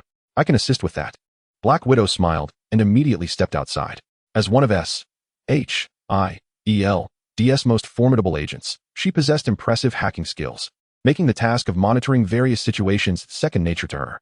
Meanwhile, Steve took Chen Yu to the nearest hospital, while Banner acted independently, and Stark remained at home to continue producing sufficient serum. The operation commenced, yet as Chen Yu had anticipated, the Dark Walker had regained some awareness. Even after scouring every hospital in New York, they still failed to catch sight of him. Hey, guys, that fellow is at a nearby shelter. Just as the group felt despondent, Black Widow's voice rang out, drawing everyone's attention. They turned to see the Dark Walker crouching against the wall of the shelter, relentlessly assaulting it like a wild beast. It dawned on them that patients weren't confined solely to hospitals. Shelters also housed individuals in need of care. The group promptly rushed toward the Dark Walker, with Stark hastily flying out of the villa carrying the serum. Hey, big guy, how about finding someone your size to duke it out with? Steve approached the Dark Walker. Insect. The Dark Walker seemed to display a hint of awareness as he glanced at Chen Yu and Steve, murmuring, before charging at them. His massive fist struck Steve, who quickly raised his shield. However, the Dark Walker's overwhelming strength sent both Steve and his shield flying. Chen Yu immediately transformed ice crystals into the shape of a sword, swinging his arm towards the Dark Walker. In response, the Dark Walker roared and punched the ice sword, shattering it, and Chen Yu was sent hurtling back by the force. At that moment, Banner arrived, transforming into the Hulk as he charged toward the Dark Walker. Chapter 44, Rampage. Chen Yu was engaged in a fierce struggle with the Dark Walker when he suddenly heard Hulk's voice, causing him to jump back in fright. Steve quickly followed suit as, apart from Black Widow, who possessed the ability to temporarily calm Hulk, the rest of the Avengers harbored significant fear of him. Fortunately, Hulk did not set his sights on Chen Yu and Steve. Instead, he charged directly at the Dark Walker, his massive form colliding with the foe like a meteor, sending him hurtling away. With a roar, the Dark Walker seemed to be enraged, his entire being emanating a terrifying black aura. Lightning enveloped his already formidable physique, and in an instant, he appeared transformed into a colossal beacon, the electric brilliance blinding to behold. Captain, I need your help, Chen Yu exclaimed, glancing at the enraged Dark Walker. Steve nodded swiftly, raising his shield in front of him. Chen Yu then delivered a powerful kick to the shield, propelled by Steve's strength. Soaring forward like an arrow, his hands cloaked in thick layers of ice crystals, he struck the Dark Walker, causing the ice to explode mid-air, unleashing a torrent of freezing energy that ensnared the Dark Walker in its grasp. Seizing the moment, Hulk charged forth, crashing into the Dark Walker, breaking him free from the ice and slamming him against the wall, his fist raining down mercilessly upon him, leaving the Dark Walker with no chance to retaliate. Hey, big guy. Thor then descended from the sky, delivering a mighty blow to the Dark Walker, driving him into the ground. However, just as they believed they had subdued him, the Dark Walker suddenly vanished. Chen Yu realized the danger immediately and turned around, only to be met by a fist that sent him flying. Steve raised his shield, but the Dark Walker's assault was relentless, sending both him and the shield careening away. Insect, die. The Dark Walker, seemingly regaining his combat instincts, ceased his reckless charges and instead activated the electric power within him, accelerating to an unimaginable speed. Hulk and Thor could barely perceive his movements, and Chen Yu found himself utterly overwhelmed, unable to strike back. In an instant, the tide had turned, empowered by the lightning. The Dark Walker evaded all attempts to hit him. Thor attempted to take flight, but before he could ascend even a few feet, the Dark Walker seized his ankle and hurled him away. Hulk rushed to attack, yet the Dark Walker's terrifying strength matched his own, resulting in a fierce clash between the two titans. Tony, you better tell me your serum is ready, Chen Yu urgently communicated through his earpiece. Looks like you're in a hurry. Stark's voice echoed back, and suddenly a laser beam struck, sending the Dark Walker flying from his grapple with Hulk. Following that, a peculiar projectile was launched, striking the Dark Walker and eliciting a furious roar from him. Hurry, please, let it take effect. Stockton gazed upon the Dark Walker and remarked. Fortunately, it seemed that the prayers had borne fruit, as the immense form of the Dark Walker began to diminish. In an instant, the Avengers deduced that the serum was effective and rushed forward to assault the Dark Walker. Hey, Guys, there is an electrical station nearby. Although I cannot ascertain the consequences, I believe it would be prudent for you to keep your distance. Black Widow's voice resonated. Chen Yu promptly added, Natasha is right. This is no trivial endeavor.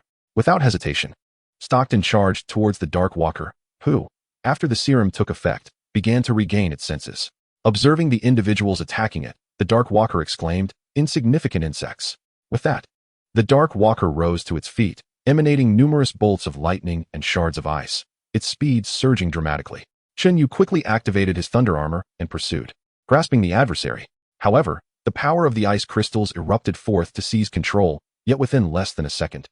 The Dark Walker shattered the ice beneath its feet and delivered a devastating punch to Chen Yu's chest, sending him flying.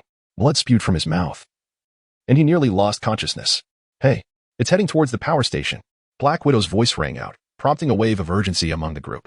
Hulk flipped over and leaped directly onto the Dark Walker, whose body, already reduced in size due to the serum, could not withstand Hulk's weight and was forcefully pinned to the ground. Thor swiftly intervened, summoning lightning to strike the Dark Walker. Unlike the electrical energy coursing through the Dark Walker itself, Thor's lightning was evidently more potent, rendering the Dark Walker incapable of resistance, its body overwhelmed by electric shock.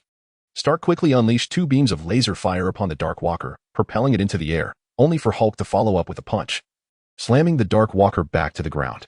Subdue this creature, Chen Yu urged, enduring excruciating pain as he summoned the divine light of Soraka to illuminate the Dark Walker. No. The Dark Walker screeched, a strange black smoke emanating from its body as it shrank further. The agony provoked a surge of immense strength, allowing it to toss Hulk aside. Naturally, Thor and the others could not afford to let it escape, rushing forward to pin it down once more. Thor's hammer proved to be an exceptional tool for restraint, crashing down upon the Dark Walker and pinning it against the wall, rendering it immobile. Insect, prepare for your demise. Under the radiance of Chen Yu's holy light, the Dark Walker appeared to be corroded, its body beginning to decay. Chen Yu retorted, it would be better for you to descend to hell alone.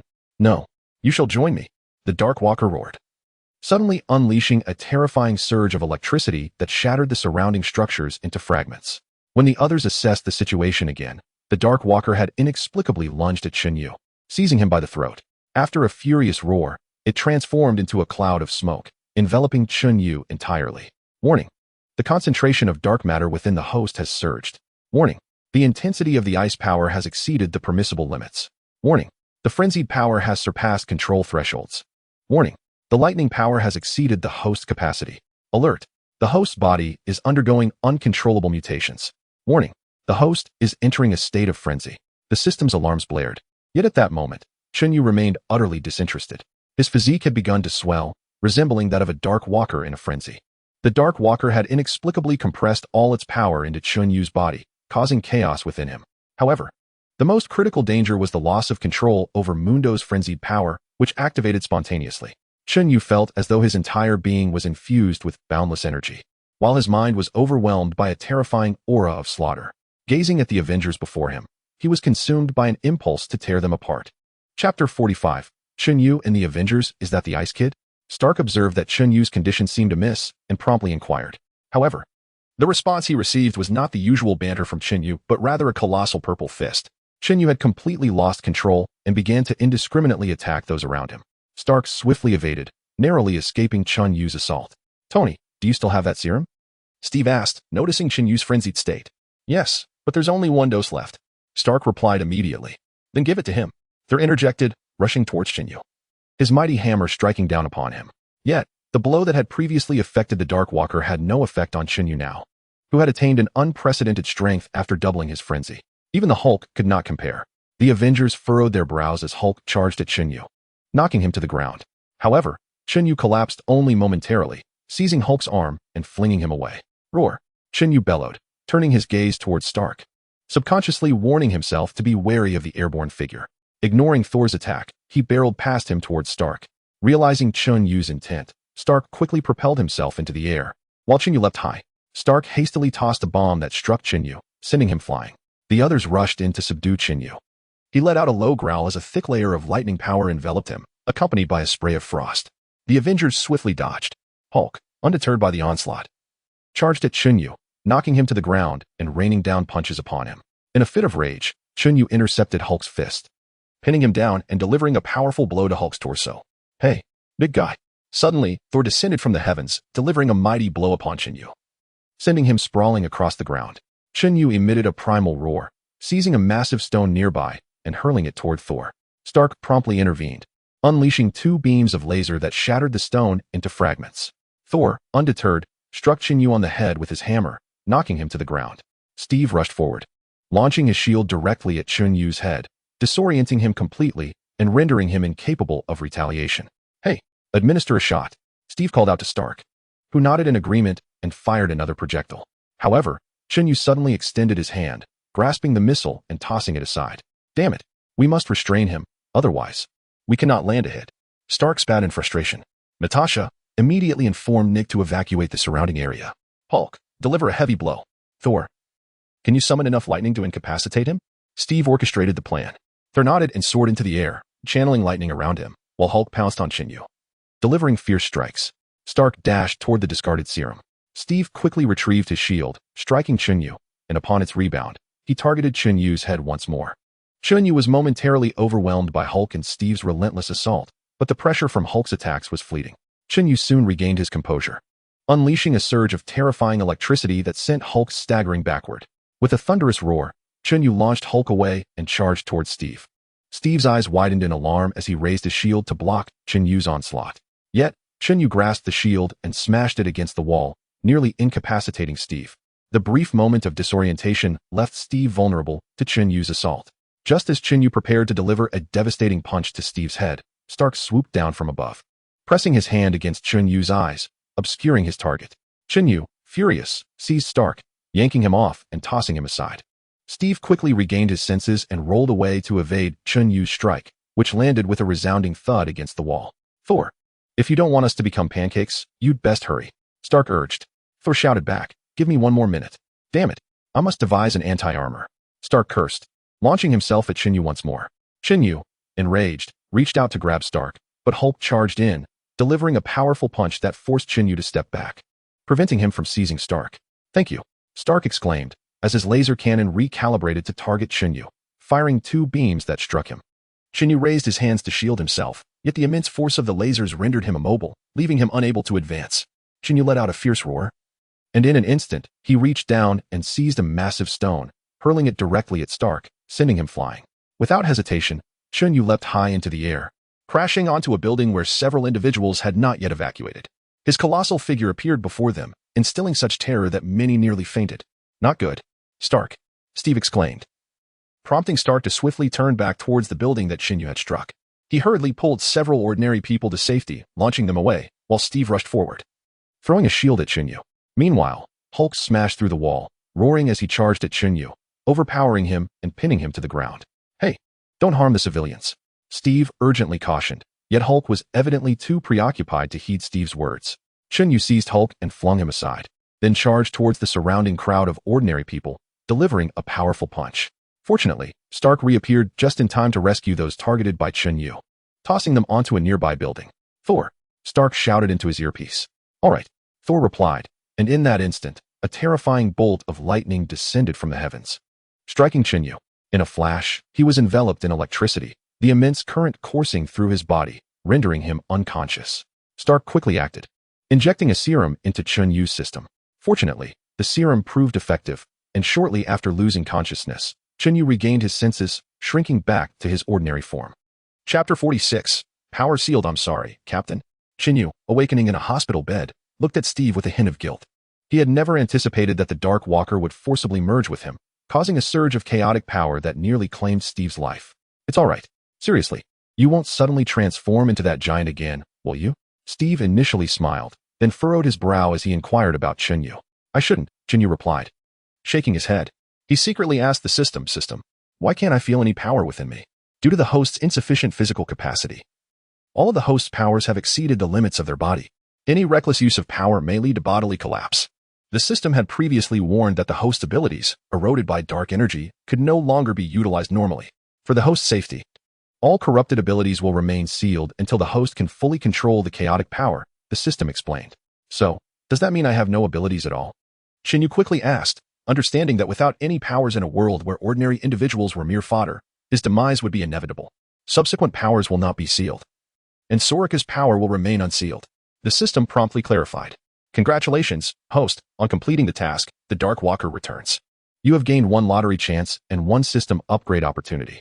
Congratulations, host, on completing the task, Chaotic Darkness. You have 1 activation opportunity. Are you going to upgrade? Upon noticing the system's prompt, Chen Yu recalled that defeating the Dark Walker entailed an additional task and promptly inquired with the system. Not at this moment.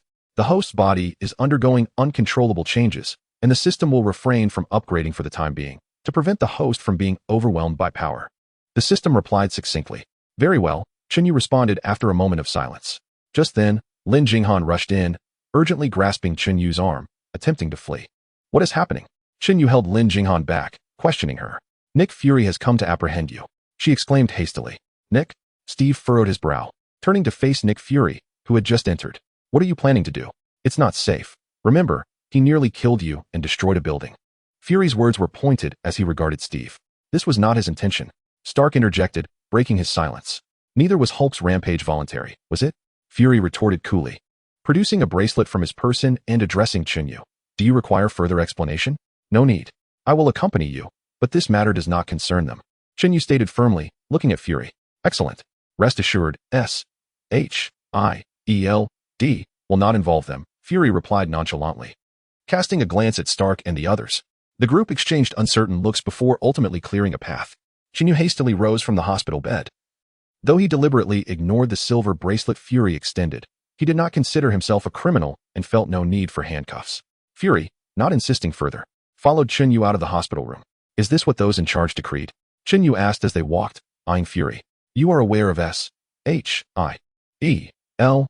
circumstances. It is not solely my decision, Fury remarked, clearly indicating that the order to capture Chen Yu was not his own. You dare to flee.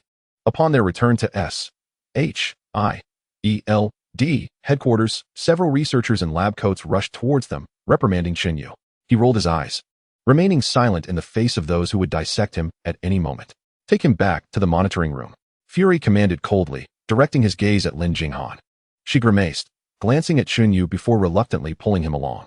Chen Yu smiled and made a face at the researchers as he followed Lin Jinghan into the monitoring room. Be cautious. These individuals will undoubtedly create trouble for you, Lin Jinghan warned as she closed the door behind Chen Yu. He smiled faintly, but said nothing. Once alone, Chen Yu sat on the bed, sighed, and began to massage his temples. The after effects of the frenzy still enveloped him, preventing him from awakening fully from the nightmare of nearly killing Steve. Had Hulk and Stark not intervened, would he truly have taken Steve's life? Or would he have exhibited restraint? Chen Yu found himself lost in thought. However, after a considerable time, he ultimately chose to abandon his contemplation of the matter. In a state of frenzy, he was inherently uncontrollable, let alone in a completely berserk condition. Shaking his head, he took a deep breath and addressed the air before him. System, please check what resources I currently possess. 1 draw, 1 activation. System upgrade conditions not met. The system promptly responded. Please proceed with the draw. Chen Yu exhaled sharply, gazing ahead. Very well. As soon as the system's words fell, a question mark materialized before Chen Yu, radiant with a kaleidoscope of colors. Icons of various heroes emerged one after another, ultimately settling on a visage that was profoundly familiar to Chen Yu. Death is like the wind. It is always with me. Yasuo. Wow. The joyful wind man. Upon seeing the icon, Chen Yu was instantly enveloped in excitement. Since his debut in League of Legends, the joyful wind man had consistently ranked among the top 10 in terms of appearance rates, an undeniable icon of League of Legends. Before Chen Yu could articulate his desires, the system activated the ability, instantly unlocking the power of the Wind Blade Master. As the energy began to surge, Chen Yu felt as though he were enveloped in a tempest, light and agile. Behind him, gentle breezes shimmered, heralding the awakening of the Wind's might. Is this the Wind's power? Chen Yu marveled at the translucent pressure emanating from his wrist. Although he had lost nearly all of his previous strength, he now possessed the wind's power for protection. While he felt relatively safe within S-H-I-E-L-D, he was acutely aware that few were virtuous within its ranks. Judging by the hundreds of Hydra operatives, aside from Nick Fury, the Hollow Director, it seemed every high-ranking member harbored intentions to eliminate him. With a sigh, Chen Yu lay down and succumbed to a deep slumber. What are you doing? Chen Yu sensed a blur before his eyes and noticed his fists transforming to a violet hue. Suddenly, he was confronted with the unconscious visage of Steve. In a reflexive motion, Chen Yu's arm swung down, striking Steve's head and shattering it. Stark rushed forward, but Chen Yu swiftly seized him and slammed him to the ground, crushing his mech and sealing his fate. What is wrong with you? Just as Chen Yu was engulfed in an overwhelming sense of dread, a voice echoed. He turned to see the Dark Wanderer standing before him, a sinister smile gracing his face.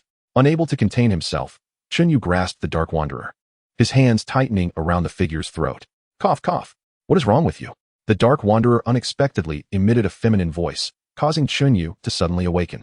Realizing he was clutching Lin Jing'an's neck, startled, he released her and collapsed, drenched in cold sweat. Cough. What are you doing? Lin Jing'an, upon being freed, scrambled several steps back, her expression one of sheer terror as she regarded Chen Yu. I'm sorry. I apologize. Chen Yu stammered, trembling slightly from the cold sweat that enveloped him. Chapter 47. Experiment. Hey, raise your hands. As Chen Yu continued to apologize profusely, several agents burst into the room, forcefully pulling Lin Jing'an aside while aiming their firearms at Chen Yu. Stop. He was merely having a nightmare. Lin Jing'an hurriedly interjected upon seeing the agents approach. He is in grave danger. One agent, casting a menacing glance at Chen Yu, nudged a nearby colleague, who promptly retreated. Moments later, a group of researchers entered the scene. Chen Yu, reluctant to harm innocent individuals, particularly those associated with S.H.I.E.L.D., found himself cornered. What is wrong with this guy? The previously peculiar researcher inquired, glancing at the agents. He just attacked an agent. The agent who had been aiming at Chen Yu asserted. He is not safe. I order all agents to withdraw immediately. Agent Hart, release the tranquilizing gas at once. The researchers, witnessing the agent's tense demeanor, issued commands. Wait, what? Chen Yu suddenly realized something was amiss. Were these individuals overly agitated? Why the immediate need for tranquilizing gas? He hadn't committed any heinous acts. Hold on. You are from the Nine, Chen Yu began, but before he could finish, darkness enveloped him, and he collapsed, while Lin Jing'an was forcibly subdued and taken away. A beam of light gradually illuminated Chen Yu's vision, causing him to widen his eyes in astonishment. Where am I? He mused, observing the unfamiliar surroundings with curiosity. Apart from some peculiar hormones within him, he felt no other abnormalities. We are uncertain how he harnesses powers akin to lightning. Nor do we comprehend the phenomenon of him transforming into a giant with purple hues. Stark's explanations do not align. I suspect he has deceived us. A peculiar voice echoed. Are you certain he bears no distinction from an ordinary person? A rather aged voice interjected. Chen Yu squinted, tilting his head towards the source of the sound. A middle-aged man with a slight beard gazed at the researchers with a serious expression, querying, is that so? Indeed. His primary issue is a strange hormone within him that suppresses genetic mutation. However, his genes have not undergone any alterations. The researchers, frowning as they perused their documents, expressed hesitation. So, you have found nothing conclusive. The middle-aged man's tone grew increasingly frigid. Why, yes. The researchers' expression soured, burdened by the weight of their report. What is the status of the pursuit regarding Bruce? The middle-aged man paused momentarily, refraining from further reprimanding them, and instead continued with a measured inquiry. Agent Hutton has already begun the investigation, but as you know, Nick Fury seems particularly concerned about the Avengers under his command. S.H.I.E.L.D. Personnel cannot directly intervene, and we can only conduct discreet inquiries. As for that high school student, his situation remains unclear. We only know he seems to have undergone some form of mutation. Nick Fury has already initiated inquiries into that matter, the researchers informed the middle-aged man, who appeared to have softened his stance. That will suffice. Do not disturb him for the time being. As long as he does not reach the level of the Hulk, our plan will remain unscathed. The middle-aged man gazed indifferently in Chen Yu's direction and spoke in a detached manner before turning to stride toward Chen Yu's room. He paused only before the door, tapping lightly on it, and then glanced back at the researchers behind him. Chen Yu immediately squinted and feigned sleep. Where am I? S.H.I.E.L.D. Yet these individuals do not seem to belong to S.H.I.E.L.D. Could it be that S.H.I.E.L.D. has been attacked, and I have been captured? Rather than dwell on such concerns, the system reminded the host. You are surrounded by a significant amount of hypnotic gas. If you do not take action soon, you may lapse into unconsciousness once more. Upon hearing the system's warning, Chen Yu furrowed his brow and hastily summoned the power of the gale to concentrate all the wind around him, instantly enveloping himself. The drifting hypnotic gas was swiftly dispersed. Once the gas had completely vanished, Chen Yu released the gale's energy, and outside, voices resumed. Are you certain these fumes will subdue him? The middle-aged man inquired of the researchers. Rest assured, this dosage could put even an elephant into a slumber for over 10 hours, one researcher replied hastily. It had better be so. This individual's destructive capability surpasses that of the others by a wide margin. If you wish to avoid demise, ensure he never awakens. The middle-aged man warned coldly, eyeing the researchers. Chen Yu frowned. Did this man intend to kill him? Continue testing. Once it is confirmed that he will not suddenly transform like the Hulk, commence the hypnosis experiment immediately. If it fails, you know how to handle it.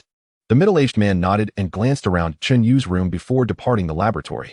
After the middle-aged man left, the researchers exhaled in relief and slumped into their chairs.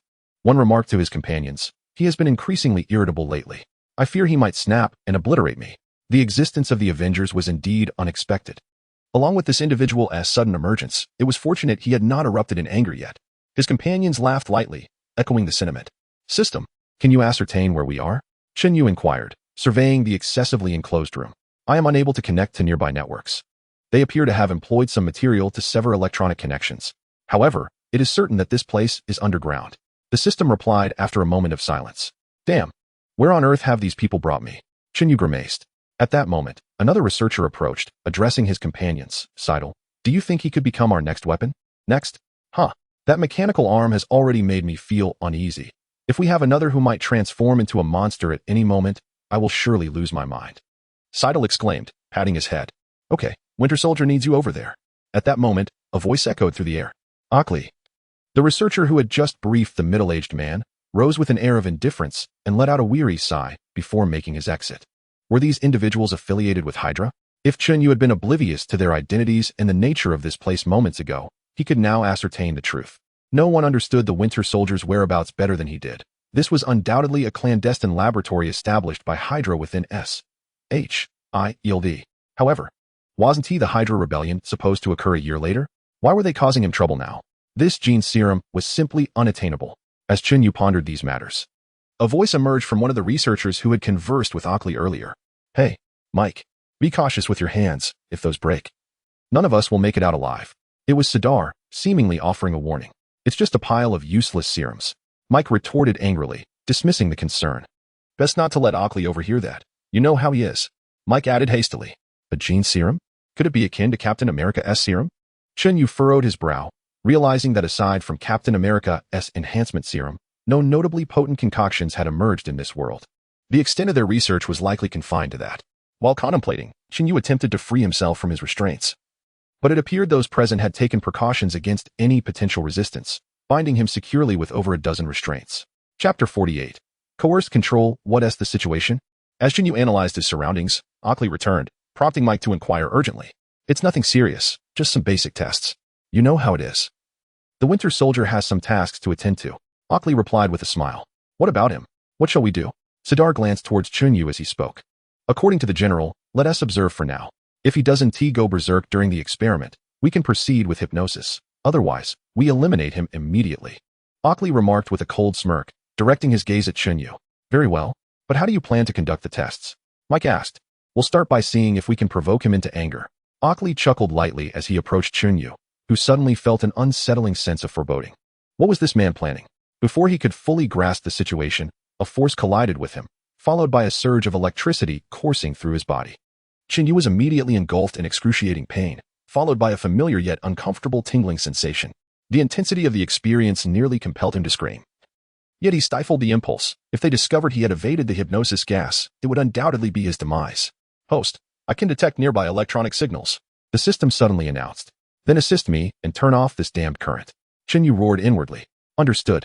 Immediately, the system promptly responded, and Chen Yu felt the current behind him begin to weaken and ultimately dissipate. The researchers outside seemed entirely oblivious to any anomalies.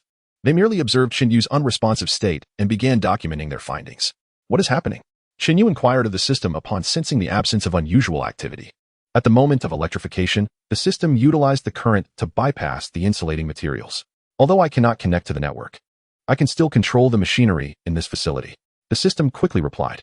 "All right, see if you can release me," Chen Yu urged, but then, considering the current situation, he hastily added, "Not right now." The system fell silent for a moment before responding, "It is possible. However, it would be prudent for you to endure for a while longer. These individuals appear intent on conducting further experiments." "What? More?" Chen Yu exclaimed in exasperation. Though he maintained a facade of calm, feigning unconsciousness, as he endured various torturous procedures, electrocution, needling, and the injection of bizarre substances, he thought to himself, "What kind of experiment is this? These people must be trying to eliminate me." After nearly 2 hours of relentless torment, The deranged scientists finally relinquished their attempts to provoke him further. Mike nodded, stating, "It appears his body does not exhibit the same stress response as the Hulk. Administer a sedative. We need to control him," Oak remarked, glancing at the data in his hands with evident satisfaction. The system communicated with Sidar, who also nodded in agreement. Chen Yu was once again enveloped in a haze of hypnotic smoke, but he swiftly summoned the power of the wind to disperse it entirely. Only after the smoke cleared did he release his grip on the wind, and shortly thereafter, the sealed room opened, revealing 2 researchers who approached him to conduct an examination. They then lifted Chen Yu with ease. A few minutes later, Chen Yu found himself in a confined chamber. "We will reprogram him," an aged voice declared. Chen Yu instinctively sensed a malevolent presence materializing around him and quickly activated the power of the wind to seal off any entry points to his mind. After an extended period, he managed to avoid inhaling any of the smoke, thanks to the protective barrier he maintained. Once he felt himself being released, he feigned a gradual awakening and looked at the individuals before him with a puzzled expression, asking, "Who are you? Don't be alarmed. Hello. We are your comrades, remember? We aim to bring order to this world." The visage of the elderly voice materialized before Chen Yu. This was the so-called highest authority of S.H.I.E.L.D., now the leader of Hydra. Chen Yu narrowed his eyes, inquiring, "What are you talking about?" "Hail Hydra. Remember, we need you to restore order to this world. Humanity stands at the precipice of chaos and order. We require your assistance to establish order so that Hydra can grant humanity the freedom they rightfully deserve." Alexander Pierce gazed at Chen Yu, his tone resolute. Chen Yu fell momentarily silent, gazing at Alexander Pierce in a state of confusion. "Order? Me?" he queried. "Indeed, you." Alexander replied with a smile. "Now that you have awakened, it is time for us to take action, is it not?" Observing Chen Yu's reaction, he felt that his brainwashing had succeeded. He promptly rose, aware that he could not linger in his position for too long, lest Nick Fury, that cunning old fox, grow suspicious. He hurriedly departed. Once Alexander Pierce had left, the guards finally released their hold on Chen Yu, refraining from further attempts at control. At that moment, several researchers approached him, saying, "Sir, please come with us. There are some things we need you to see." Chen Yu nodded and followed them, soon finding himself in a dimly lit room where a plethora of videos began to materialize. Before him appeared countless documents. Furrowing his brow, Chen Yu began to peruse them casually. After several moments, he discovered that the contents were all promoting a so-called bizarre notion of free speech, a concept synonymous with the Hydra ideology. The videos resembled the marketing content prevalent in Huaxia today, filled with nonsensical rhetoric, emphasizing the correctness of Hydra's theories. Had he truly ingested that brainwashing serum, it was quite possible that Chen Yu would have genuinely believed in such absurdities. However, he now regarded them with utter disdain. Yet, since he was playing a role, he resolved to commit fully to it. Before long, a few individuals approached him, assessing his condition. They inquired, "How are you feeling?" "Quite well. When do you intend to have me assist upstairs?" Chen Yu responded, fixing his gaze upon them. Seeing that Chen Yu appeared genuinely brainwashed, the researchers exchanged knowing smiles and replied, "Soon. Trust me, sir, very soon, but not just yet." Chen Yu frowned slightly, then nodded in acquiescence. At that moment, a few more researchers arrived, and Chen Yu, distracted, didn't he notice them. Suddenly, he felt a sharp pain in his back. His body became weak and limp, and he collapsed. When he awoke once more, he felt as though he had just emerged from water, drenched and disoriented. What had they done to him? Why did it feel as if he had slept for an eternity? Furrowing his brow, he was soon approached by Sidar, who looked at him and said, "Sir, the time for your action has arrived." With that, he released Chen Yu from his restraints. Frowning, Chen Yu thought, hadn't they just said it wasn't tea time yet? Was it truly the moment? Had they frozen him? Suddenly, he recalled the Winter Soldier program and wondered how Bucky had managed to survive until now. These individuals had actually put him in cryostasis for an entire year. Chen Yu looked around and indeed noticed that the environment had changed. "System, what time is it now?" he inquired urgently. "Host, there is no need for speculation. A year has passed," the system replied bluntly. Understanding dawned on Chen Yu. This marked the beginning of the plot of Captain America, the Winter Soldier. Did that imply that S.H.I.E.L.D. had encountered trouble? As he pondered, a man with a metal arm entered the room. "Bucky." Chen Yu cast a glance at Bucky and instantly deduced the latter's identity. At that moment, Okoye approached, addressing Chen Yu and Bucky. "Let me introduce you. This is..." "And you may refer to him as the Winter Soldier." "Hello," Chen Yu exclaimed. Bucky merely shot a cold look at Chen Yu, choosing to remain silent. It was evident that both had just been released, and Bucky was not inclined to engage in idle chatter. Chapter 49. The Pursuit. What is the mission? Chen Yu inquired. Noticing Bucky's indifference, shrugging slightly, he turned to the others. "Eliminate this individual."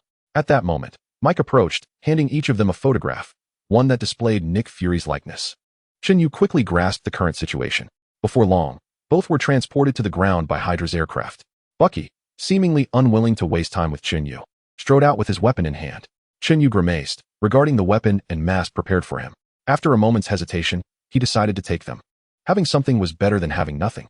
Not long after, he realized that Yasuo's swift power was not particularly formidable in this realm, at least not yet. Shortly thereafter, Bucky dashed forward, prompting a furrow in Chen Yu's brow. Was he in a hurry? Just then, the wailing of sirens pierced the air, and Chen Yu understood that someone was indeed pursuing Nick Fury. He rushed forward to investigate, and, as anticipated, a specially modified vehicle was careening down the road, pursued by over a dozen police cars. Bucky assessed the situation and stepped into the road to await Nick Fury's approach. Chen Yu quickly surmised Bucky's intentions, furrowing his brow. Aware of the narrative, Chen Yu knew that Nick Fury would not perish, yet the ensuing explosion could potentially harm others. Contemplating this, he moved closer, surveying the oncoming traffic. With a surge of his swift power, he hurled a vehicle aside, ensuring it landed safely. Meanwhile, Nick Fury drew nearer. Bucky raised his weapon, firing a disc-shaped device that adhered to the underside of the vehicle. With a resounding explosion, Nick Fury and the vehicle were violently overturned. Chen Yu then unleashed a barrage of gunfire, deliberately avoiding Nick Fury. After all, being too overt could reveal inconsistencies. As fate would have it, Chen Yu soon noticed Nick Fury cutting through the car's roof with a saw, making his escape via the sewers. Just as Bucky was about to advance, Chen Yu waved his hands, causing the entire vehicle to soar into the air before crashing down. Upon seeing the gaping hole below, Bucky deduced the situation. Casting a glance at Chen Yu, who exhibited no peculiar behavior, Bucky examined the pit and activated his scanner, surveying the nearby sewer routes. Chen Yu promptly joined him, and together they determined the direction in which Nick Fury had fled, setting off at a deliberate pace. Upon arriving at Captain America's apartment, Bucky was immediately struck by the darkness of a room. Without hesitation, he unleashed a barrage of gunfire, the bullets piercing through the walls. Chen Yu furrowed his brow and, uncertain, fired a few shots at the wall, not knowing if he hit anything. Moments later, as Bucky and Chen Yu prepared to assess the situation, they witnessed Captain America leaping through the window in civilian attire. Chen Yu frowned, while Bucky swiftly turned and fled. The mission had not stipulated the need to confront Captain America, and Bucky preferred to avoid complications. The two ascended the stairs, while Steve maneuvered below, deftly evading capture. Ultimately, Bucky and Chen Yu could not match Steve's speed and soon found themselves pursued. Suddenly, Steve hurled his shield, and Bucky instinctively turned to catch it, casting a fierce glare at Steve before tossing it back, which Steve promptly caught. Observing Steve's intent to continue the chase, Chen Yu raised his arm, summoning a gust of wind that sent Steve flying. By the time Steve charged again, Chen Yu and Bucky had vanished into the night. Returning underground, Alexander Pierce greeted the returning Chen Yu and Bucky with a smile, exclaiming, "I suspect our artifact has completed its task." "Unclear," Bucky replied, unusually vocal. Before retreating to his room, Chen Yu, adhering to the adage that silence is golden, also entered his chamber without a word. At that moment, Alexander Pierce received news from the hospital regarding Nick Fury's rescue and exited with a grin. The following day, as Chen Yu awoke from slumber, Mike approached, announcing, "Brothers, another mission awaits."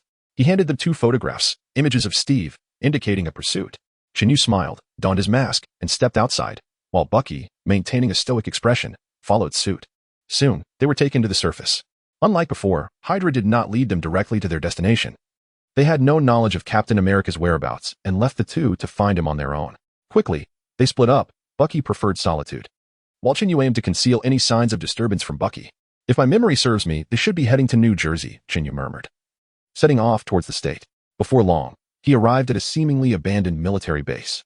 Frowning, he concealed himself and, as expected, it wasn't long before Steve and Natasha entered his line of sight. After surveying their surroundings, they approached a location, forcefully breaking the door to enter. Chen Yu followed at a distance, and upon entering the room, he was greeted by the large insignia of SHIELD,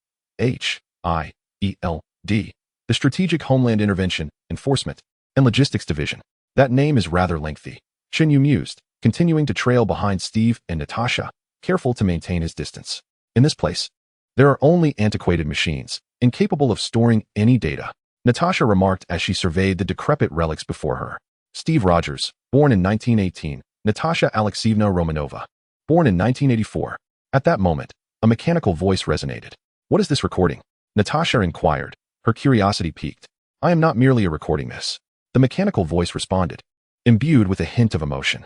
After engaging in lengthy banter, the voice, known as Sora, finally ceased its chatter. "What is in the disk?" Steve asked, his frustration evident. "The insight program requires insight. Thus I devised an algorithm," Sora explained. "What kind of algorithm, and for what purpose?"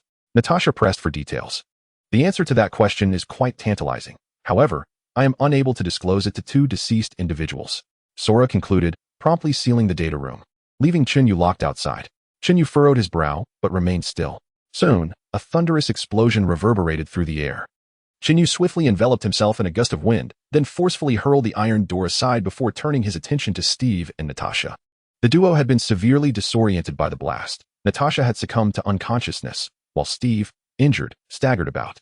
Meanwhile, the sound of approaching aircraft indicated the arrival of Hydra operatives. Chen Yu dashed forward to obstruct Steve's path. Startled, Steve reacted, but Chen Yu quickly caught him, gripping his hand and murmuring, "It's me, Captain. How do you recognize Yu's voice?" Steve's eyes widened in surprise as he turned to Chen Yu, who insisted, "There is no time to explain. We must flee." After assessing Natasha's condition and confirming she was unharmed, he released her hand, casting a healing spell to restore her completely. "We will discuss the details later. You two must go," Chen Yu declared, then propelled them away with a surge of wind. Just evading the pursuit of Hydra, Steve hurriedly cradled Natasha and fled. The arriving Hydra personnel, spotting Chen Yu, questioned, "Where are they?" Chen Yu, maintaining a stoic demeanor, shook his head in silence. The others understood from his gesture that Captain America had escaped, and they, in frustration, spat curses before departing, with Chen Yu closely following back. Chapter 50. Betrayal. "They have taken Sora from me. Within 10 hours, they must perish," Alexander Pierce said, observing Bucky's grim countenance. Chen Yu smirked, then rose to exit. Alexander Pierce glanced at Chen Yu but said nothing, while Bucky nodded solemnly, his expression dark. As Chen Yu reached the door, he noticed a woman hastily returning. Narrowing his eyes, he summoned the power of the wind, sending her tumbling backward with a powerful gust. Her scream alerted both Alexander Pierce and Bucky to the impending intrusion. Without hesitation, Chen Yu and Bucky leapt from the window. "Forgive me, Mr. Pierce, I forgot my phone." The woman entered, visibly shaken, offering a nervous smile to Pierce. He nodded slightly, refraining from comment. Had it not been for Chen Yu urging her to speak, he was certain that her reckless intrusion would have sealed her fate. Early the next morning, Chen Yu departed with Bucky from Hydra. Whispers suggested that Steve and Natasha had abducted Agent Zikov, a scenario that Chen Yu immediately surmised, while Bucky, with a grim expression, slowly followed the route provided by Hydra. Before long, they arrived at a highway where Hydra operatives had located Steve's vehicle, preparing to strike. Bucky, however, waved his hand and leapt from the bridge, landing directly on Steve's car. Chen Yu harnessed the power of the wind to elevate himself, subsequently landing before Steve's vehicle. Without hesitation, Bucky discarded Zikov as chaos erupted within the car. Chen Yu furrowed his brow, effortlessly flipping the vehicle. Steve, grasping Natasha and an unfamiliar individual, leapt out, dispersing as they mitigated the friction with his shield. Bucky, addressing the approaching Hydra agents, seized a weapon and fired at Steve and his companions. Chen Yu frowned. Observing the situation, Steve attempted to shield himself from the projectile, but the immense force sent him flying, prompting Natasha to evade as well. As Chen Yu noticed the advancing Hydra agents, a cold smirk graced his lips. Yet, maintaining a facade of composure, he glanced towards Natasha's hiding place, beginning to approach.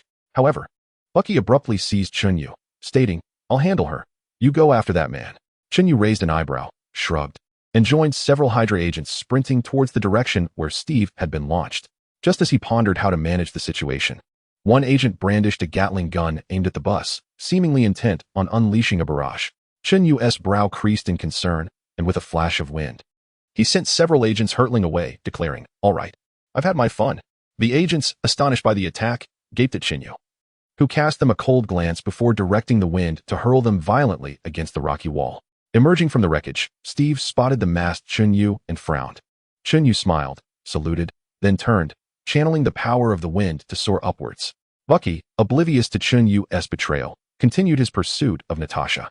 With a slight smile, Chen Yu materialized before Bucky, startling him, prompting an instinctive gunfire. Chen Yu crouched, and with a surge of wind, propelled Bucky into the air. Natasha, timely, fired a shot, but the wind's interference prevented her from hitting Bucky. Impressive marksmanship. Chen Yu gazed at Natasha with a faint smile. "You still haven't mastered the art of conversation." Natasha chuckled in response, then swiftly turned to flee once more. Chen Yu, still smiling, shifted his gaze to Bucky, who had risen again. "Very well, let me witness your true capabilities," he remarked coolly, as the power of the wind surged around his arm. He charged directly at Bucky, who immediately began firing at him. Chen Yu furrowed his brow, deftly evading the onslaught. At that moment, Steve rushed in, hurling his shield towards Bucky. Bucky's expression turned icy as he effortlessly swatted the shield away. Steve quickly engaged Bucky in a fierce struggle. Observing his surroundings, Chen Yu noticed the approaching Hydra soldiers. "They're here," he murmured, frowning slightly. He lifted an abandoned car effortlessly and hurled it at a nearby aircraft, bringing it crashing down. Meanwhile, Bucky, overwhelmed by Steve and an unfamiliar ally, seized the opportunity to escape. As Chen Yu dealt with the aircraft, a multitude of vehicles approached, their weapons trained on him and his companions. With a slight smile, Chen Yu unleashed the full force of the wind, sending everyone around him soaring into the air, only to pull them back down with a swift motion. Seizing the moment while his adversaries struggled to regain their footing, Chen Yu raised his hands, lifting Steve and the others with the wind's power, and ascended into the sky, escaping the scene. "Hey, what are you doing with those people?" Just as they evaded danger, the unfamiliar individual pointed a gun at Chen Yu. He smirked and replied, "That is not my preferred style. Sam, it's fine. He's still our friend." Steve quickly intervened, addressing Sam. "Your new friend?" Chen Yu glanced at Sam, recognizing him, while Sam smiled in return without uttering a word. "Let me guess, you must be the Falcon?" Chen Yu observed the pack on Sam's back, chuckling lightly. Sam nodded. "You know me?" "Sort of," Chen Yu replied with a slight grin. "What now?" Natasha inquired after surveying their surroundings to ensure there was no immediate pursuit. "More will be on the way," Chen Yu remarked, glancing ahead. Sure enough, a vehicle soon appeared before them. "Ah, it seems you don't require much assistance," Agent Hill called out from the car, peering at Chen Yu and the others. "Well, I hope you don't mind me knocking you down a peg," Chen Yu laughed, clearly aware that Hill had been among the Hydra agents moments before. "I don't mind, but she might not be as forgiving," Hill chuckled, glancing at the back of the vehicle. Chen Yu furrowed his brow, sensing the presence of others. Suddenly, a hand clamped around Chen Yu's ear. "Where have you been?" "Enough. Jing Han, let go. You're hurting me." Recognizing the voice, Chen Yu quickly pleaded for mercy. "We should get in the car. Someone wishes to meet you all." Hill smiled at the two individuals, prompting Chen Yu and Lin Jinghan to cease their playful banter and promptly enter the vehicle. Chapter 51. Preparation after a considerable duration. Hill escorted Chen Yu and the others to a seemingly abandoned small warehouse that had not been in use for quite some time. Inside, they encountered the severely injured Nick Fury, who was recuperating. "You've finally arrived," Nick Fury exclaimed with a smile upon seeing Chen Yu and the others. "It appears you are faring rather well," Chen Yu remarked, surveying Nick Fury's condition with a slight grimace. "Rib fractures, a shattered clavicle, and not a single part of me untouched. Beyond that, I'm quite well. Wouldn't you agree?" Nick Fury retorted, eyeing Chen Yu with a knowing glance. Chen Yu shrugged, choosing not to respond, as he was aware that some of Fury's injuries were partially due to his own actions. He had no desire to provoke Fury further, and fortunately, Fury seemed disinclined to press the matter. "They've opened you up. Your heart has stopped," Natasha exclaimed, her concern evident as she regarded Nick Fury. Fugu toxin can reduce the pulse to once per minute. Banner had considered using it for relaxation, but it was ineffective for him. "We repurposed it," Nick Fury explained candidly. Let me guess, you intended to use it on me previously, didn't you?" Chen Yu speculated, casting a quick glance at Nick Fury. Fury remained silent, clearly conceding to the implication. Chen Yu smirked and quipped, "So, you feigned death merely to lie here in comfort? That must be quite pleasant." "Indeed it is," Nick Fury responded, struggling to sit up. "Why the secrecy? Even we were kept in the dark?" Steve inquired, a perplexed expression on his face as he looked at Nick Fury. "To make it appear as though the director had indeed been murdered," Hill explained to Steve. "A dead man cannot be killed again, and moreover, I am uncertain whom to trust," Nick Fury stated, his gaze suddenly scrutinizing Chen Yu. Chen Yu shrugged and replied, "All right. Let me clarify. To be candid, your S.H.I.E.L.D. guards are rather ineffective. No one uttered a word when I was taken. Someone sought you out, but your file had been clandestinely altered. I had no time to investigate. That group assigned me a task that took me far away," Lin Jinghan interjected. Chen Yu grimaced. "Those individuals seem to possess some method of brainwashing, but as you know, I have a rather obscure ability that allowed me to evade capture. As for what transpired afterward, Captain, you are certainly familiar." "Frozen?" Steve frowned at Chen Yu's words, suddenly recalling Bucky and exclaiming. Chen Yu nodded. "They altered Bucky. However, it appears they did not complete the process. Remember their cleansing plan?" Steve slightly nodded, and at that moment, Hill produced a computer, displaying footage for everyone to see. "Oh, what madness have these lunatics unleashed? Oh, and if we wish to avoid being blown to smithereens, we must confront quite a number of adversaries," Chen Yu remarked, his expression souring as he gazed at the enormous 3 motherships depicted in the footage. "We must prevent them from taking off," Natasha declared, her eyes fixed on the screen before turning to Nick Fury. I doubt the council will borrow my phone. Nick Fury remarked as he opened a nearby box, swiftly presenting 3 chips. What are these? Sam inquired, gazing at the chips. When the aerial mothership ascends to 3,000 miles, it will form a triangle with the InSight satellite, thus being fully weaponized. Hilton elucidated. Could you simplify that? Chen Yu replied with a dismissive pout. To put it plainly, if we don't prevent its launch, we will become targets, shot to pieces. Lin Jinghan interjected, pinching Chen Yu's ear in annoyance, clearly indicating that his antics were ill-timed. We must attack those aerospace carriers and replace the positioning blades with our own. Nick Fury glanced at Chen Yu but chose to remain silent, continuing to outline the plan. Merely replacing 1 or 2 is futile. We must connect all 3 aerial carriers, for even if just one remains operational, countless lives will be lost. Hilton explained. We must assume all aboard are Hydra agents. Nick Fury addressed the group. Be more confident. Let's discard the assumption. Those individuals have already replaced most of the personnel managing the aerial mothership. Chen Yu asserted, having spent days undercover with Hydra. He was acutely aware of their meticulousness in executing their plans. Nick Fury paused momentarily, then stated, we need to breach their defenses and insert the blade server. Perhaps we can salvage something. We are not salvaging anything. We must destroy the aerial mothership and S-H-I-E-L-D. Steve interjected, cutting off Nick Fury. S-H-I-E-L-D has nothing to do with this. Nick Fury retorted, as Steve proposed the destruction of S-H-I-E-L-D, which was, after all, a significant portion of his life's work. If you assign the mission to me, I will carry it out. Steve shot back. S-H-I-E-L-D has betrayed us, as you yourself stated. Hydra is lurking right beneath your nose, and you failed to notice. Steve replied, why do you think we are convening in this cave? It is because I uncovered the truth.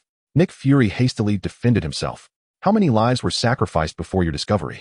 Steve pressed, evidently agitated by the matter concerning Bucky. I apologize. I was unaware of Barnes' situation. Nick Fury admitted after a brief silence. Once you know, will you tell me? Steve queried, his eyes locked on Nick Fury with skepticism. I believe Rogers is correct. Nick, S-H-I-E-L-D is no longer under your control. It has become a hollow shell, devoured by Hydra. Chen Yu chimed in, clearly recognizing the significant infiltration within S-H-I-E-L-D. Not a single one shall remain, S-H-I-E-L-D or Hydra. Steve declared sternly to Nick Fury. He's right. Hilton added, while Natasha remained silent, offering no dissent. Very well. Nick Fury surveyed the group, realizing no one supported the continuation of S-H-I-E-L-D, and reclined back in resignation, addressing Steve. We are now following your orders, Captain. It is indeed a rarity to hear such words from your lips. Chen Yu remarked with a hint of sarcasm. Subsequently, the group began to address the tasks at hand for the following day. Chen Yu, amidst the flurry of conversation, found his head spinning, utterly bewildered by their intentions. Fortunately, he eventually grasped his assignment, to confront the potential reinforcements of Bucky and to safeguard Nick Fury.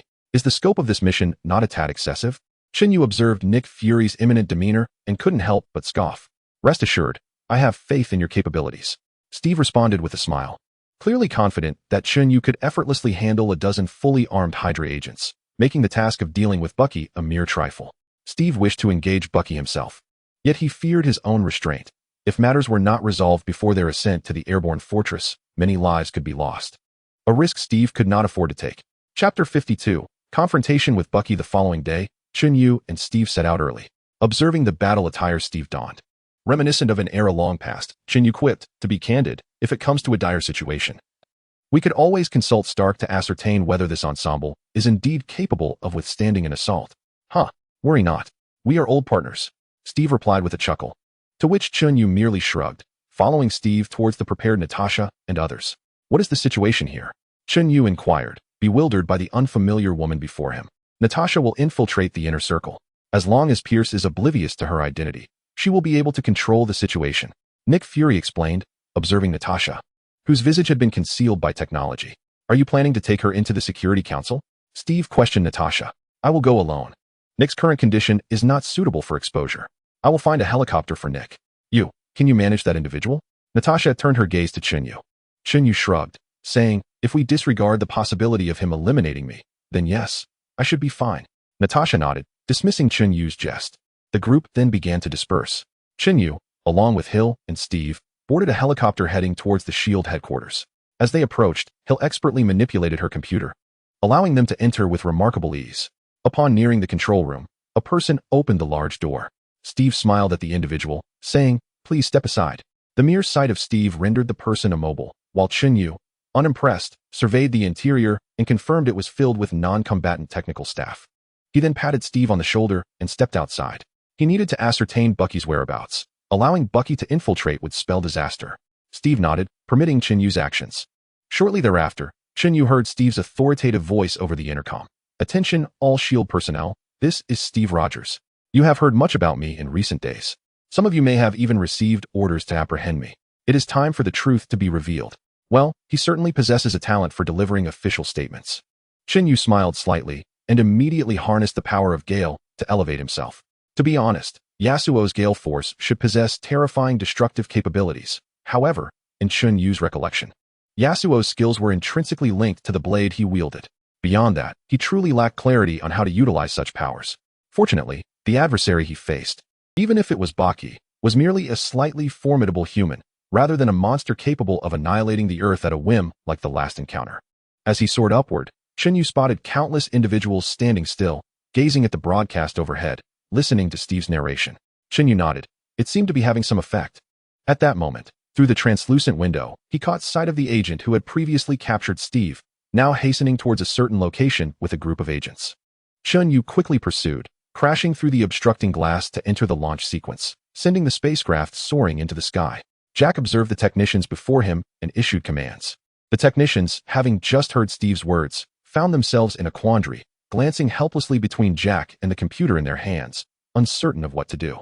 "Is there a problem?" Jack inquired, a hint of confusion lacing his tone. The technician hesitated, struggling to articulate a response. "I mean, is there an issue?" Jack's voice rose in pitch, revealing his growing impatience. "Apologies, sir, but I cannot launch the spacecraft. It's the captain's order." The technician stammered. Upon hearing this, Jack's fury ignited. He drew his firearm and pointed it at the technician, commanding, "Get out of the way." He said so. At that moment, a female agent stepped beside the technician, aiming her weapon at Jack, declaring, "This is the captain's order." Meanwhile, Chen Yu observed the scene before him, furrowing his brow as he surveyed the crowd. However, everyone was dressed identically, leaving Chen Yu unable to discern who among them belonged to Hydra, rendering him momentarily stunned. "You are on the wrong side, agent," Jack remarked, casting a sidelong glance at the female agent. "I beg to differ," Chen Yu interjected, rushing forth to face Jack. The sudden appearance of Chen Yu startled everyone present, and Jack, having previously encountered Chen Yu, was taken aback. "What are you doing here?" Jack stammered, somewhat at a loss, fully aware of Chen Yu's formidable abilities and reluctant to confront him directly. "You understand precisely what I mean, do you not?" Chen Yu raised a hand, a whirlwind swirling above his palm, addressing Jack with a tone steeped in veiled menace. Jack swallowed hard, reluctantly lowering his weapon. However, in that fleeting moment, he swiftly drew a dagger, aiming it at the female agent's wrist. Chen Yu reacted instantly, summoning a gust that sent Jack flying, while the other agents began firing at each other, prompting Chen Yu to spit in frustration. These Hydra agents are truly a reckless bunch. Contemplating how Chen Yu could summon a tempest to hurl them against one another, sending them soaring and crashing down violently.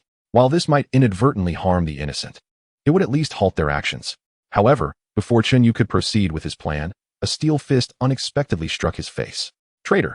Bucky's gaze was icy as he regarded Chen Yu, as if he were staring at a corpse. Chen Yu's eyes widened in shock. How did this fiend arrive here? No. Had the narrative shifted once more? Staring in disbelief at Bucky, Chen Yu reluctantly relinquished his control over the Tempest. Meanwhile, Jack, upon landing, quickly began to adjust the spacecraft's systems, and soon, all the ships began to ascend. Chen Yu frowned and addressed Bucky. "Bucky, you've been compromised." "Who is Bucky?" Bucky, devoid of his previous memories, had no inkling of what Chen Yu was speaking about. With a frigid expression, he inquired briefly before lunging at Chen Yu. Chen Yu, feeling exasperated, swiftly dodged, realizing his body was no match for Steve's. A single blow from Bucky's iron fist could render him bedridden for days. After evading the attack, Chen Yu glanced around. Bucky was armed with large-scale weaponry, and engaging him in such a confined space was far from ideal. Contemplating swiftly, Chen Yu shattered the nearby glass with a gust of wind and soared outside. Bucky followed suit, his enhanced physique allowing him to keep pace with Chen Yu effortlessly. The two soon found themselves far from the airfield, where many were preparing to take fighter jets to assist Steve. Upon noticing this, Bucky brandished his weapon and fired at the jets. Chen Yu reacted quickly, enveloping the missiles in a whirlwind. However, the Tempest could not contain the high-speed projectiles. Although it delayed the explosions, it could not prevent the jets from being obliterated. Damn it! Chen Yu spat in frustration and charged at Bucky, his winds launching Bucky into the air.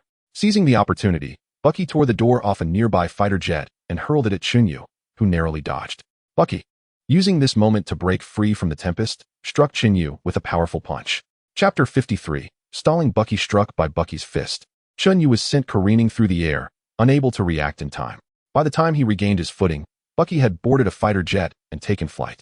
Frowning, Chen Yu summoned the power of the wind to pursue him, yet he could not prevent Bucky's escape, ending up clinging to the jet's exterior. The intense wind pressure soon flung him away, sending him crashing into the S.H.I.E.L.D. headquarters. Inside, Nick Fury and Natasha were engaged in conversation with Pierce when they were taken aback by Chen Yu's sudden entrance.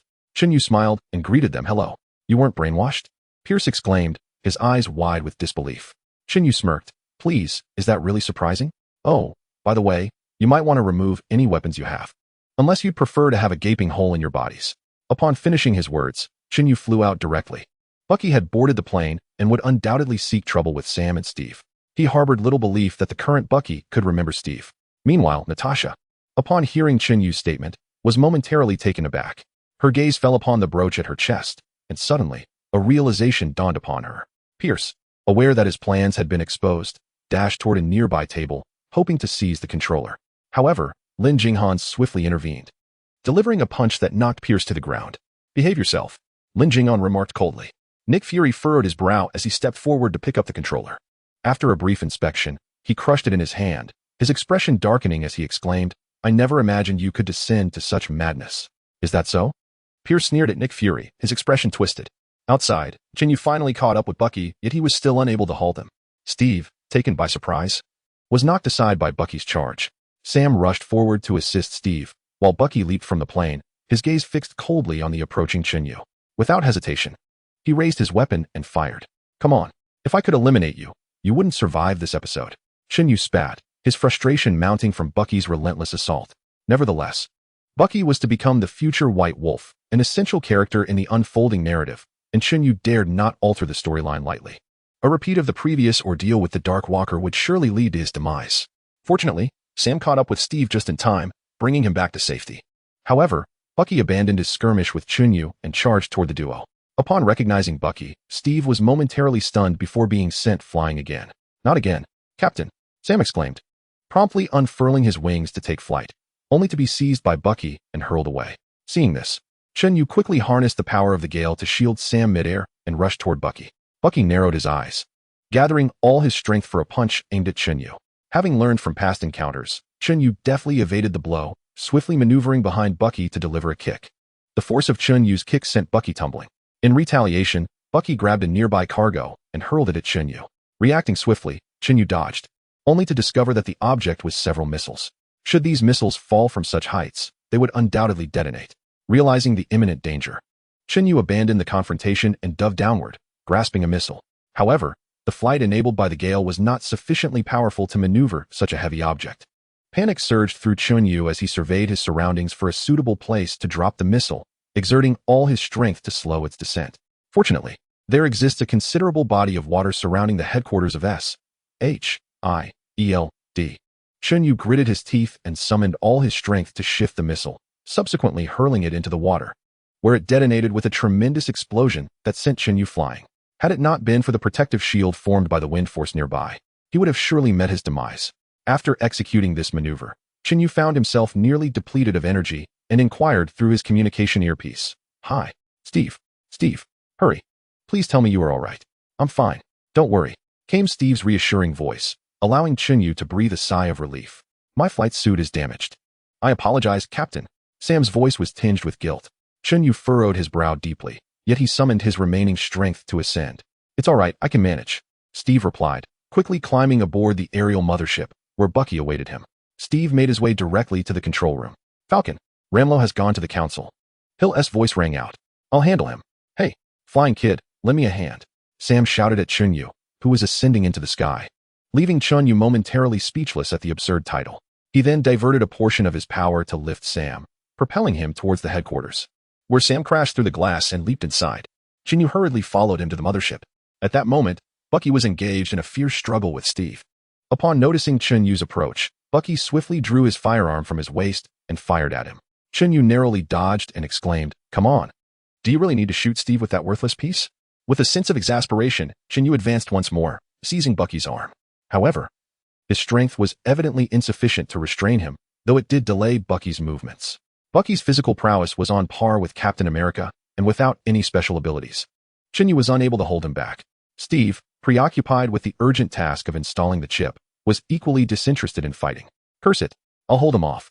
You go deal with the chip," Chen Yu declared to Steve, grabbing hold of Bucky and attempting to entangle his legs with his own.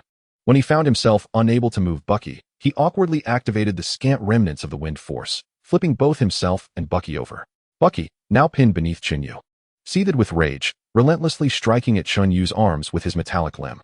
The overwhelming force nearly shattered Chen Yu's arm, causing him to spit blood. He quickly released Bucky, only to retaliate with a kick to Bucky's leg, sending him crashing to the ground once more. Bucky let out a cry of frustration and retaliated with a kick that sent Chen Yu flying, crashing onto the glass below, exhausted and devoid of wind force. He lay there, murmuring, "Captain, I can't handle this. I'm sorry." With that, Chen Yu lost consciousness. Steve glanced at the fallen Chen Yu, his brow furrowing. Before swiftly replacing the chip, Chen Yu had managed to hold Bucky at bay just as Steve completed the chip installation. "Number 3 is ready," Steve announced into the communication earpiece. As he turned to face Bucky, they immediately engaged in a fierce struggle. Chapter 54, Journey to the Galaxy. Upon noticing Steve's glance, Bucky swiftly advanced and struck Steve's shield with a powerful punch. Feeling the immense force, Steve found himself exerting considerable effort to push Bucky back. He then retaliated with a decisive blow to Bucky, sending him flying. However, as Bucky soared through the air, Steve rushed forward and caught him. Bucky, taken aback by this, regarded Steve with a perplexed expression. Yet, in an instant, Bucky's gaze turned cold again, and he yanked Steve down with him, landing on a glass surface not far from Chen Yu. Fortunately, the glass was sufficiently strong, otherwise, they would have plummeted. "Where are you? Get out of there." Hill's voice suddenly rang out. "Open fire," Steve shouted, still grappling with Bucky. "But Captain," Hill's voice was tinged with concern. "Open fire," Steve repeated, his tone leaving no room for negotiation as Bucky charged forward. Their duel roused the slumbering Chen Yu, who, enduring a severe headache, rose to observe the two. "Please tell me you secured the chip," he implored. "Yes, kid.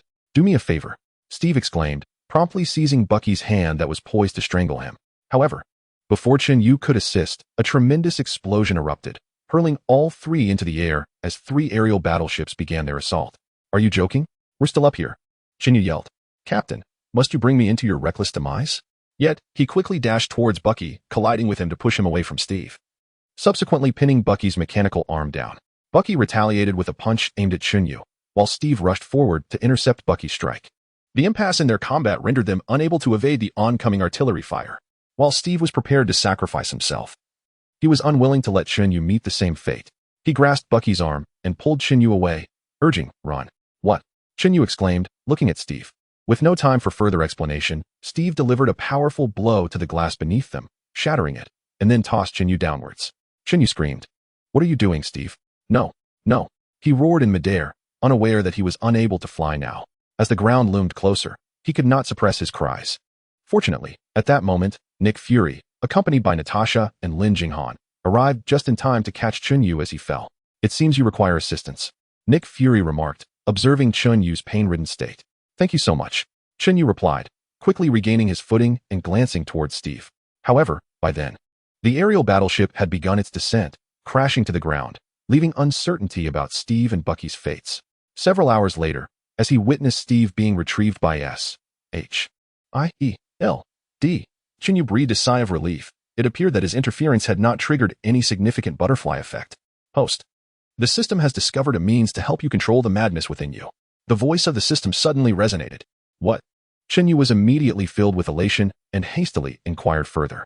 The system revealed that while scanning the nearby networks, it had detected a recent kidnapping incident that appeared to involve Star-Lord and Quill Park from the original narrative. Within the Guardians of the Galaxy, there exists a force capable of assisting the host in mastering the chaotic power. The system elucidated. Upon hearing this, Chen Yu raised an eyebrow, realizing that he must once again engage in action. Is the Guardians of the Galaxy associated with the Power Stone? He pondered, furrowing his brow. He then glanced at Steve on the bed. The current circumstances did not seem conducive to departure. prompting Chen Yu to suppress his urge to flee, observing Steve's stillness. A week later, Steve had recovered and was discharged from the hospital, while Natasha was taken in for questioning after releasing all confidential S.H.I.E.L.D. documents online. Chen Yu and Steve arrived at the grave of Nick Fury, who was contemplatively gazing at his own tombstone. "We are digging into Hydra's archives. Many rats did not sink with the ship. I am heading to Europe tonight. Will you join me, Steve?" Nick Fury inquired, looking at Steve.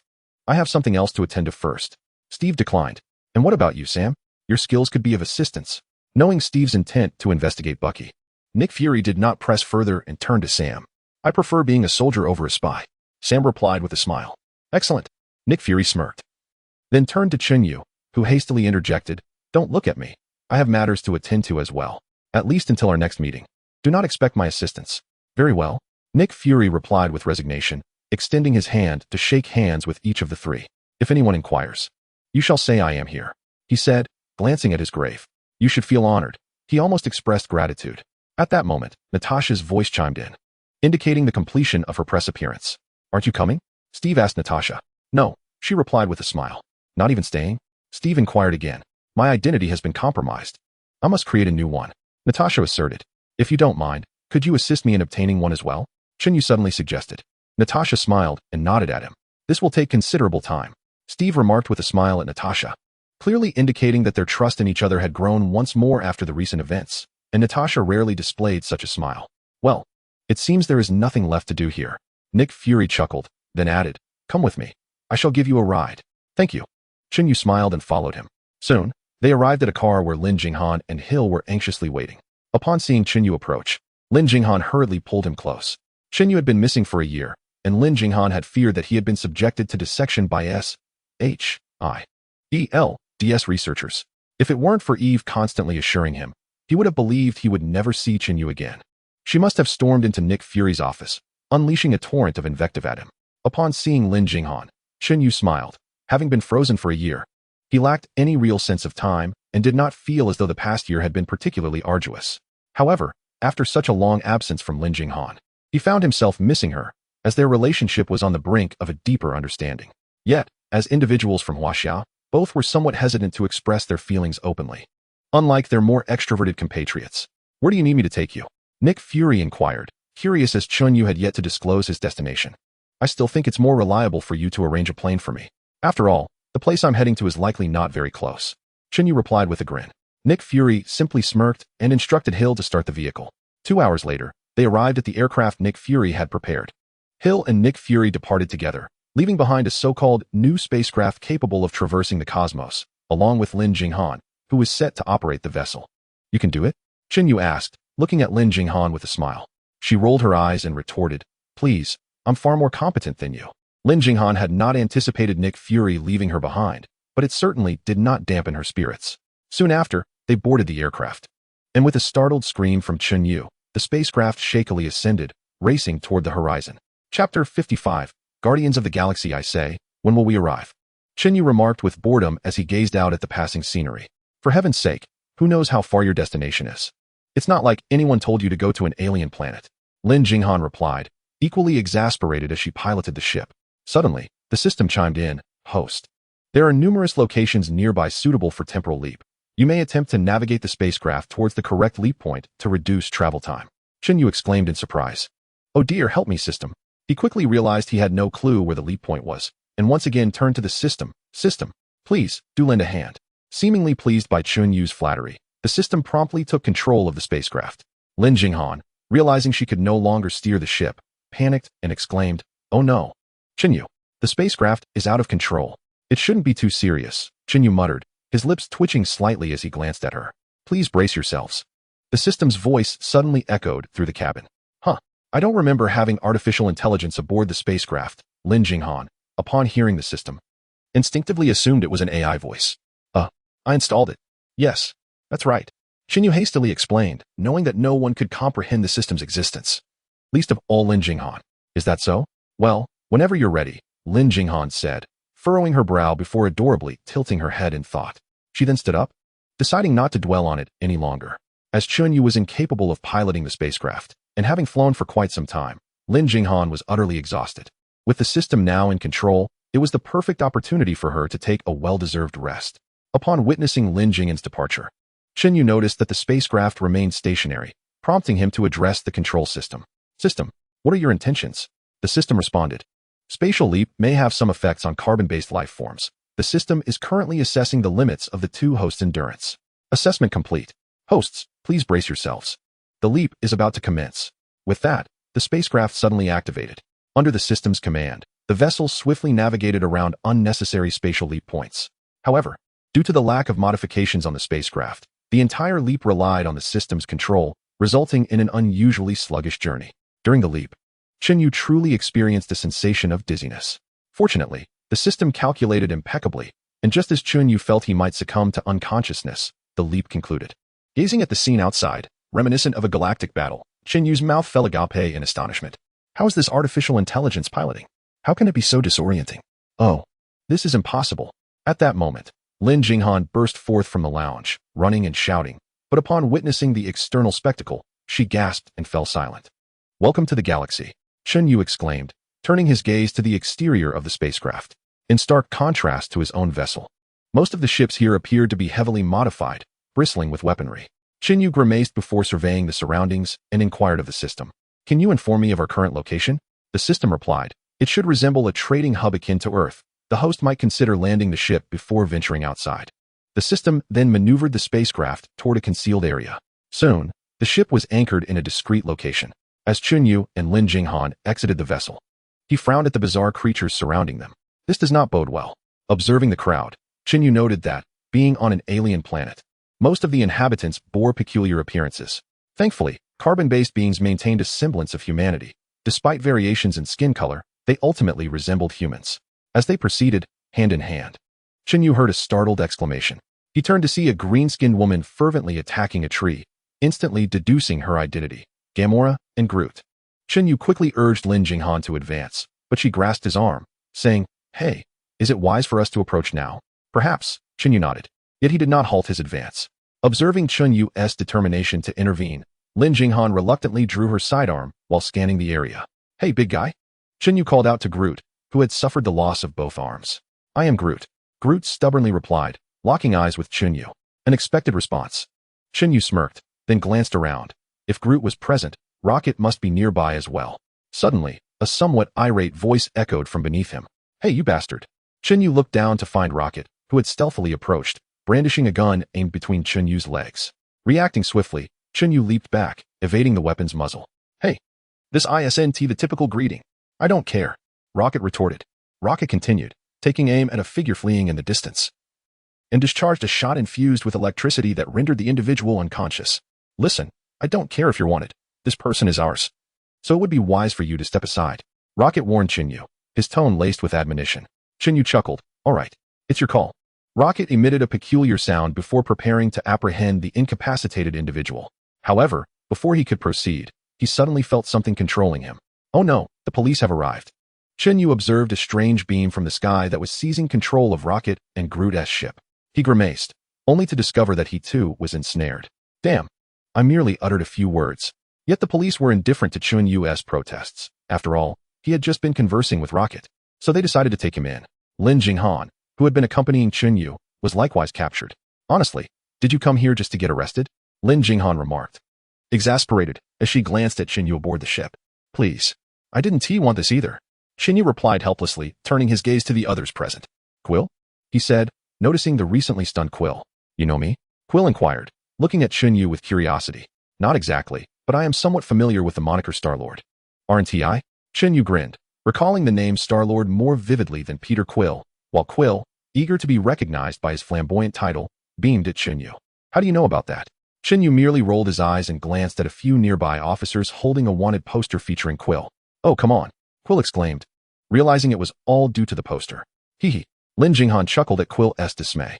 Oh, hello there, beautiful, Quill said, turning towards the source of the voice and instantly noticing Lin Jinghan, his eyes lighting up.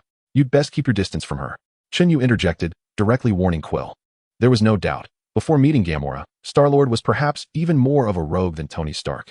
Observing Quill's demeanor, Chen Yu could almost predict that this fellow was up to no good. Of course, he wouldn't admit it was for his own sake. Seeing Chen Yu's interruption, Lin Jinghan smiled slightly, finding his jealousy rather endearing. Noticing Chen Yu's reaction, Quill quickly deduced their relationship and tilted his head in apology. He enjoyed flirting, but had no intention of meddling in others' affairs. Chapter 56. Journey to prison in the name of the Nova Corps. We have apprehended these individuals. A man, previously referred to as a police officer by Chen Yu, addressed what seemed to be a high-ranking official. Nova Corps? Is this indeed Xander? Chen Yu found himself being escorted by several Nova soldiers, following Star-Lord and his companions into a location that resembled a photo-taking area, akin to the places used by police on Earth to photograph criminals. These two individuals lacked any special abilities. How could they possibly associate with this band of cosmic ruffians?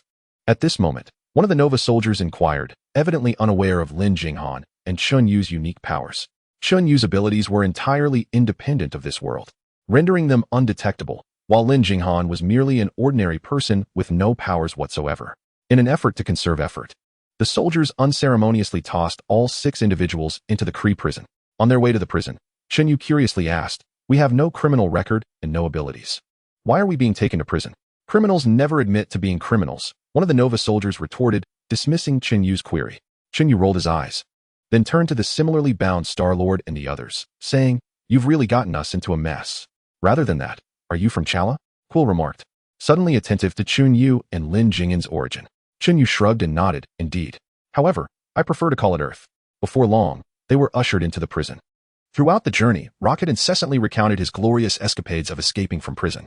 "Honestly, I'm more concerned about the fact that you've broken out 22 times only to be recaptured the same number of times," Chen Yu commented. Rocket, incensed, shot back, "What do you know? I am Groot." Groot chimed in, though Chen Yu was oblivious to Groot's language, entirely unaware of what he was saying. Rocket, however, chuckled at Groot's tone, suggesting that Groot had said something amusing. "You should consider yourself fortunate for the presence of this madwoman. Otherwise, Groot and I would currently be counting your bounty while you were being dismembered by Yondu and his ravagers." After mocking Chen Yu, Rocket turned his derision towards Quill. "I'm not exaggerating. Over the years, many have sought to eliminate me. I wouldn't be brought down by a tree and a talking raccoon." Quill retorted, "What on earth is a raccoon?" Rocket inquired, clearly unfamiliar with such a creature from Earth. "To be honest, you bear a striking resemblance." Chen Yu interjected, "What is that little sphere?" Quill, having mocked Rocket, redirected his attention to Gamora, inquiring about the small orb. Gamora coldly replied, "I do not converse with thieves of low character. Put on no airs. You are merely a henchman of a murderer." Rocket scoffed at Gamora's self-righteousness, aware that she had committed numerous atrocities under Thanos' command, earning her a notorious reputation even within the galaxy. Gamora shot a glance at Rocket, who remarked, "Indeed. On the streets, who has heard of your foul name?" Chen Yu smirked, realizing that somehow, these individuals would eventually become a family, as if fate itself had intervened.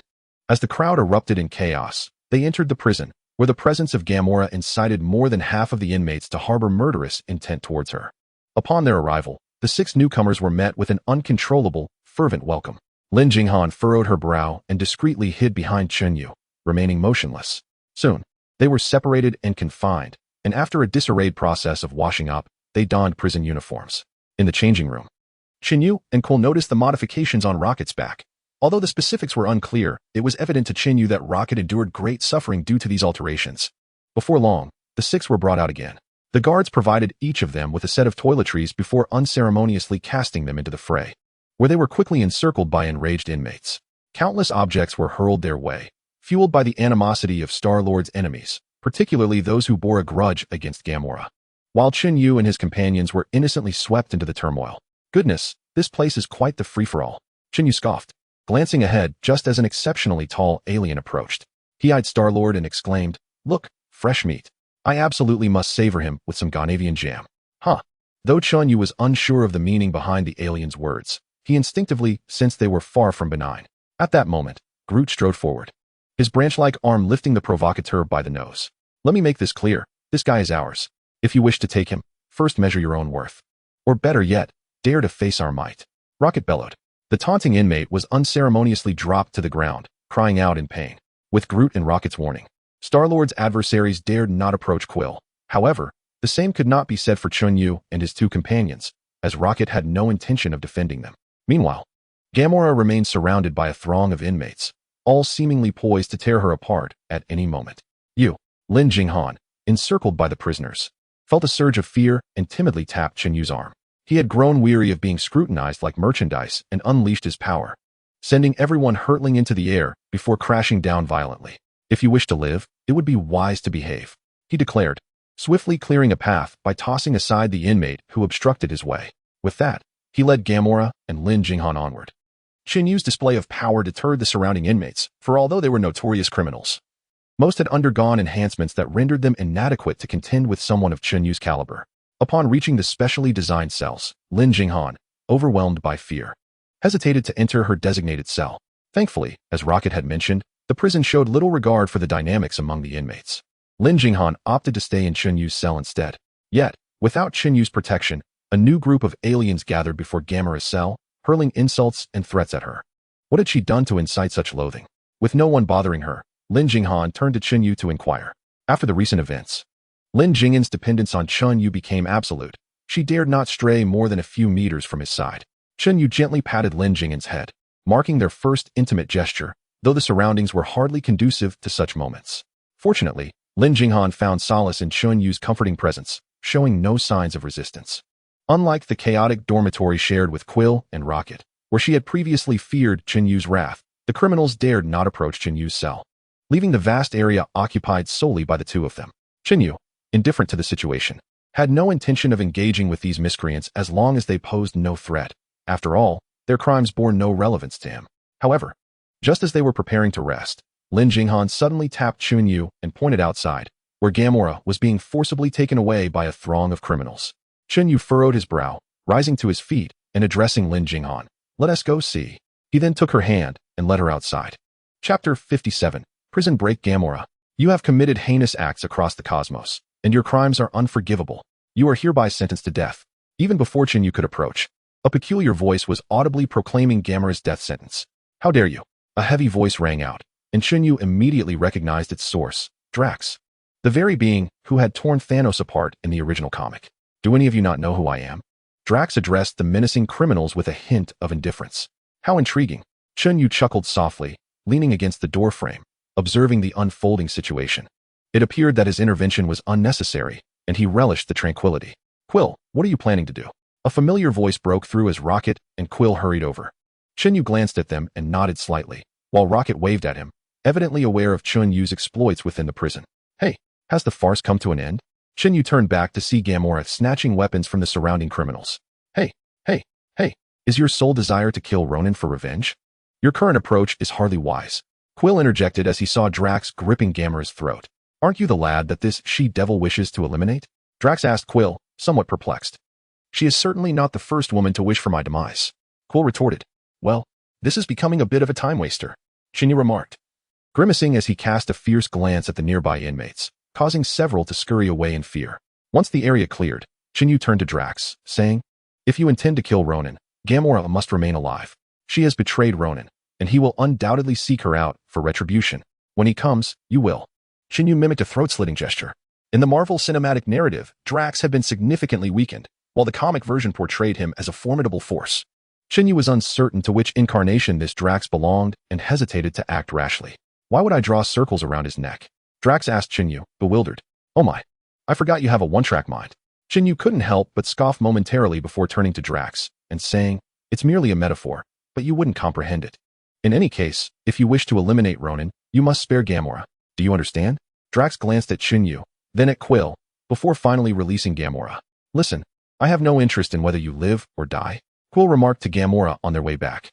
"Then why didn't you allow him to kill me?" Gamora retorted, pivoting to face Quill. "Because you are the only one who knows whom to sell the orb to," Quill replied straightforwardly. "We're trapped here. What is there to discuss about selling the orb?" Gamora questioned, a hint of irritation in her voice. Our good friend Rocket should have a solution, after all.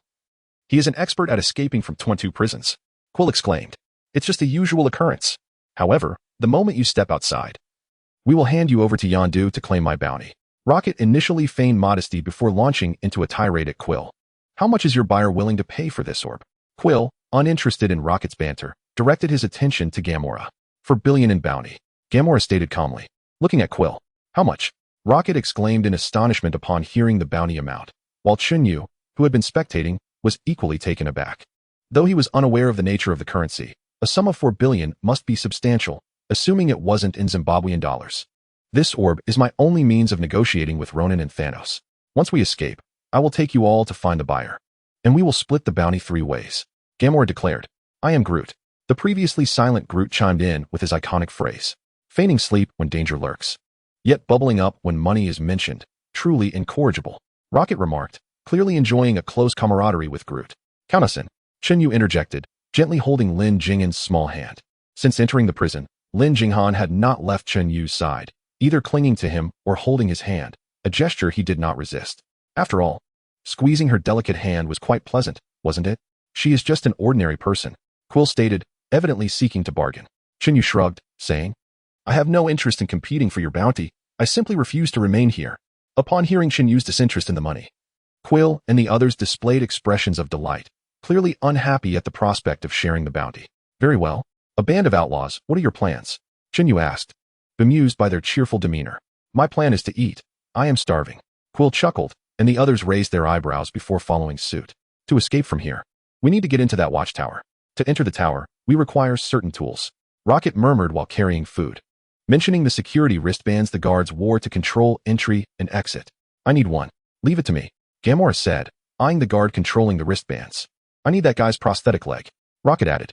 His prosthetic leg? Quill, upon hearing this rather peculiar request, inquired curiously, really? Indeed. Rocket promptly replied. Trust me. This is undoubtedly a jest. However, Chen Yu, observing from the side, immediately exposed Rocket's words.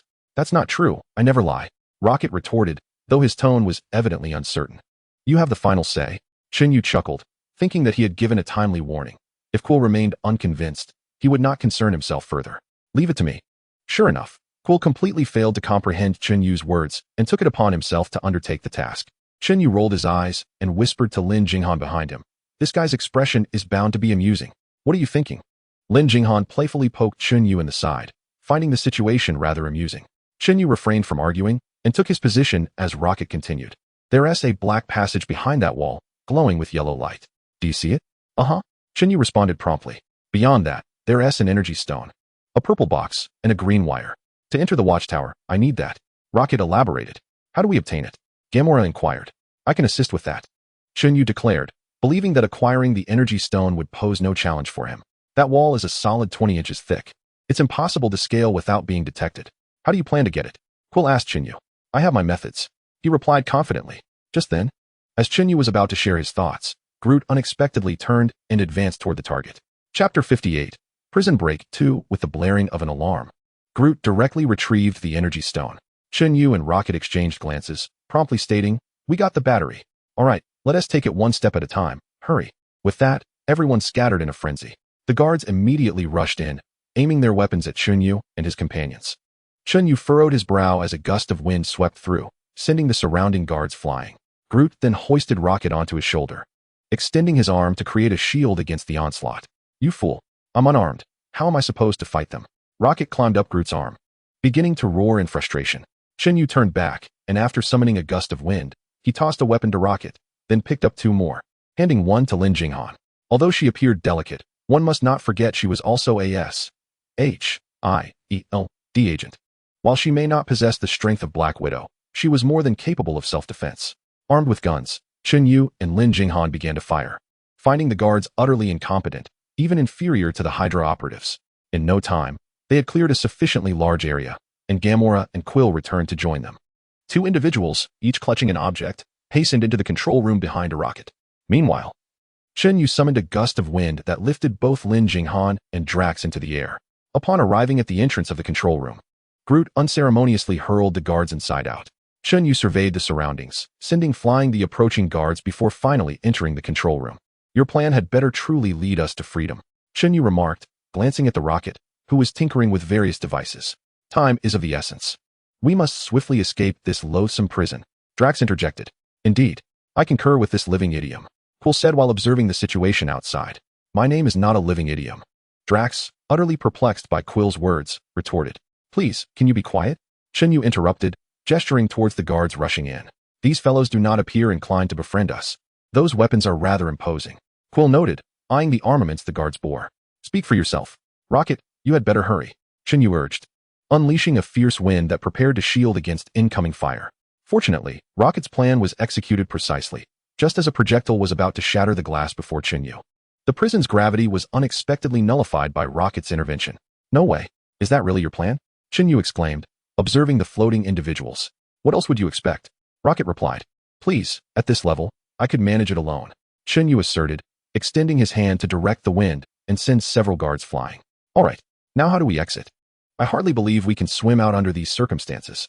Gamora interjected, cutting through the banter between Chen Yu and Rocket. I have told you, my plan is flawless. Rocket insisted, promptly commanding the surveillance robots within the prison to ascend beneath the control room. He then lifted everyone and began to carry them away. However, good fortune eluded them. Having barely traveled 10 meters, they collided with a wall, the jolt nearly causing several of them to lose consciousness. This plan is splendid, Quill exclaimed after a brief bout of dizziness. Rocket joyfully glanced at his companions before sealing the prison door behind them. Enough chatter. Grab your belongings and leave. Gamora urged, showing no interest in sparring with Quill. Hey, my ship, the Milano, the orange and blue one. In the corner. Quill pointed out. Jinghan, you go ahead. This guy still has business to attend to. Chen Yu said, pulling Lin Jinghan towards the ship. The two, having been captured with only their basic clothing and the special calling device gifted by Stark, chose to depart first, prioritizing their escape over anything else. As for the trivial matters mentioned by Chen Yu, they merely pertained to Quill's quest for the third object. Upon hearing Chen Yu's words, Lin Jinghan nodded instantly. She had no desire to linger in this prison for even a moment longer. Without hesitation, she turned and followed Chen Yu in a rush. The remaining few, as Chen Yu had predicted, saw Quill abandon the escape and instead turned back to search for his third object. Once aboard the spacecraft, Chen Yu began to inspect his belongings, which were surprisingly intact. The guards seemed oblivious to the purpose of his earphones, having not confiscated them as they did with Quill's third item. I won't wait for that unfortunate fellow, Rocket impatiently exclaimed. And what about the sphere? It's been a while, he added, his tone laced with irritation. Of course, it's infuriating, Gamora retorted sharply, only to discover that the sphere was nowhere to be found after rummaging through her bag. A thief, Chen Yu remarked with a hint of amusement.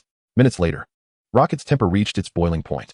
If we don't leave soon, we'll be blown to smithereens. No, we cannot depart without that sphere. Gamora interjected, cutting Rocket off.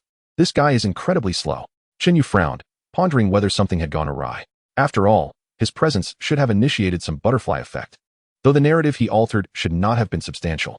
Just as Chen Yu was lost in thought, Quill burst out wearing his earphones. Perfect. Let us go, Chen Yu declared, prompting Rocket to activate the spacecraft and propel them forward.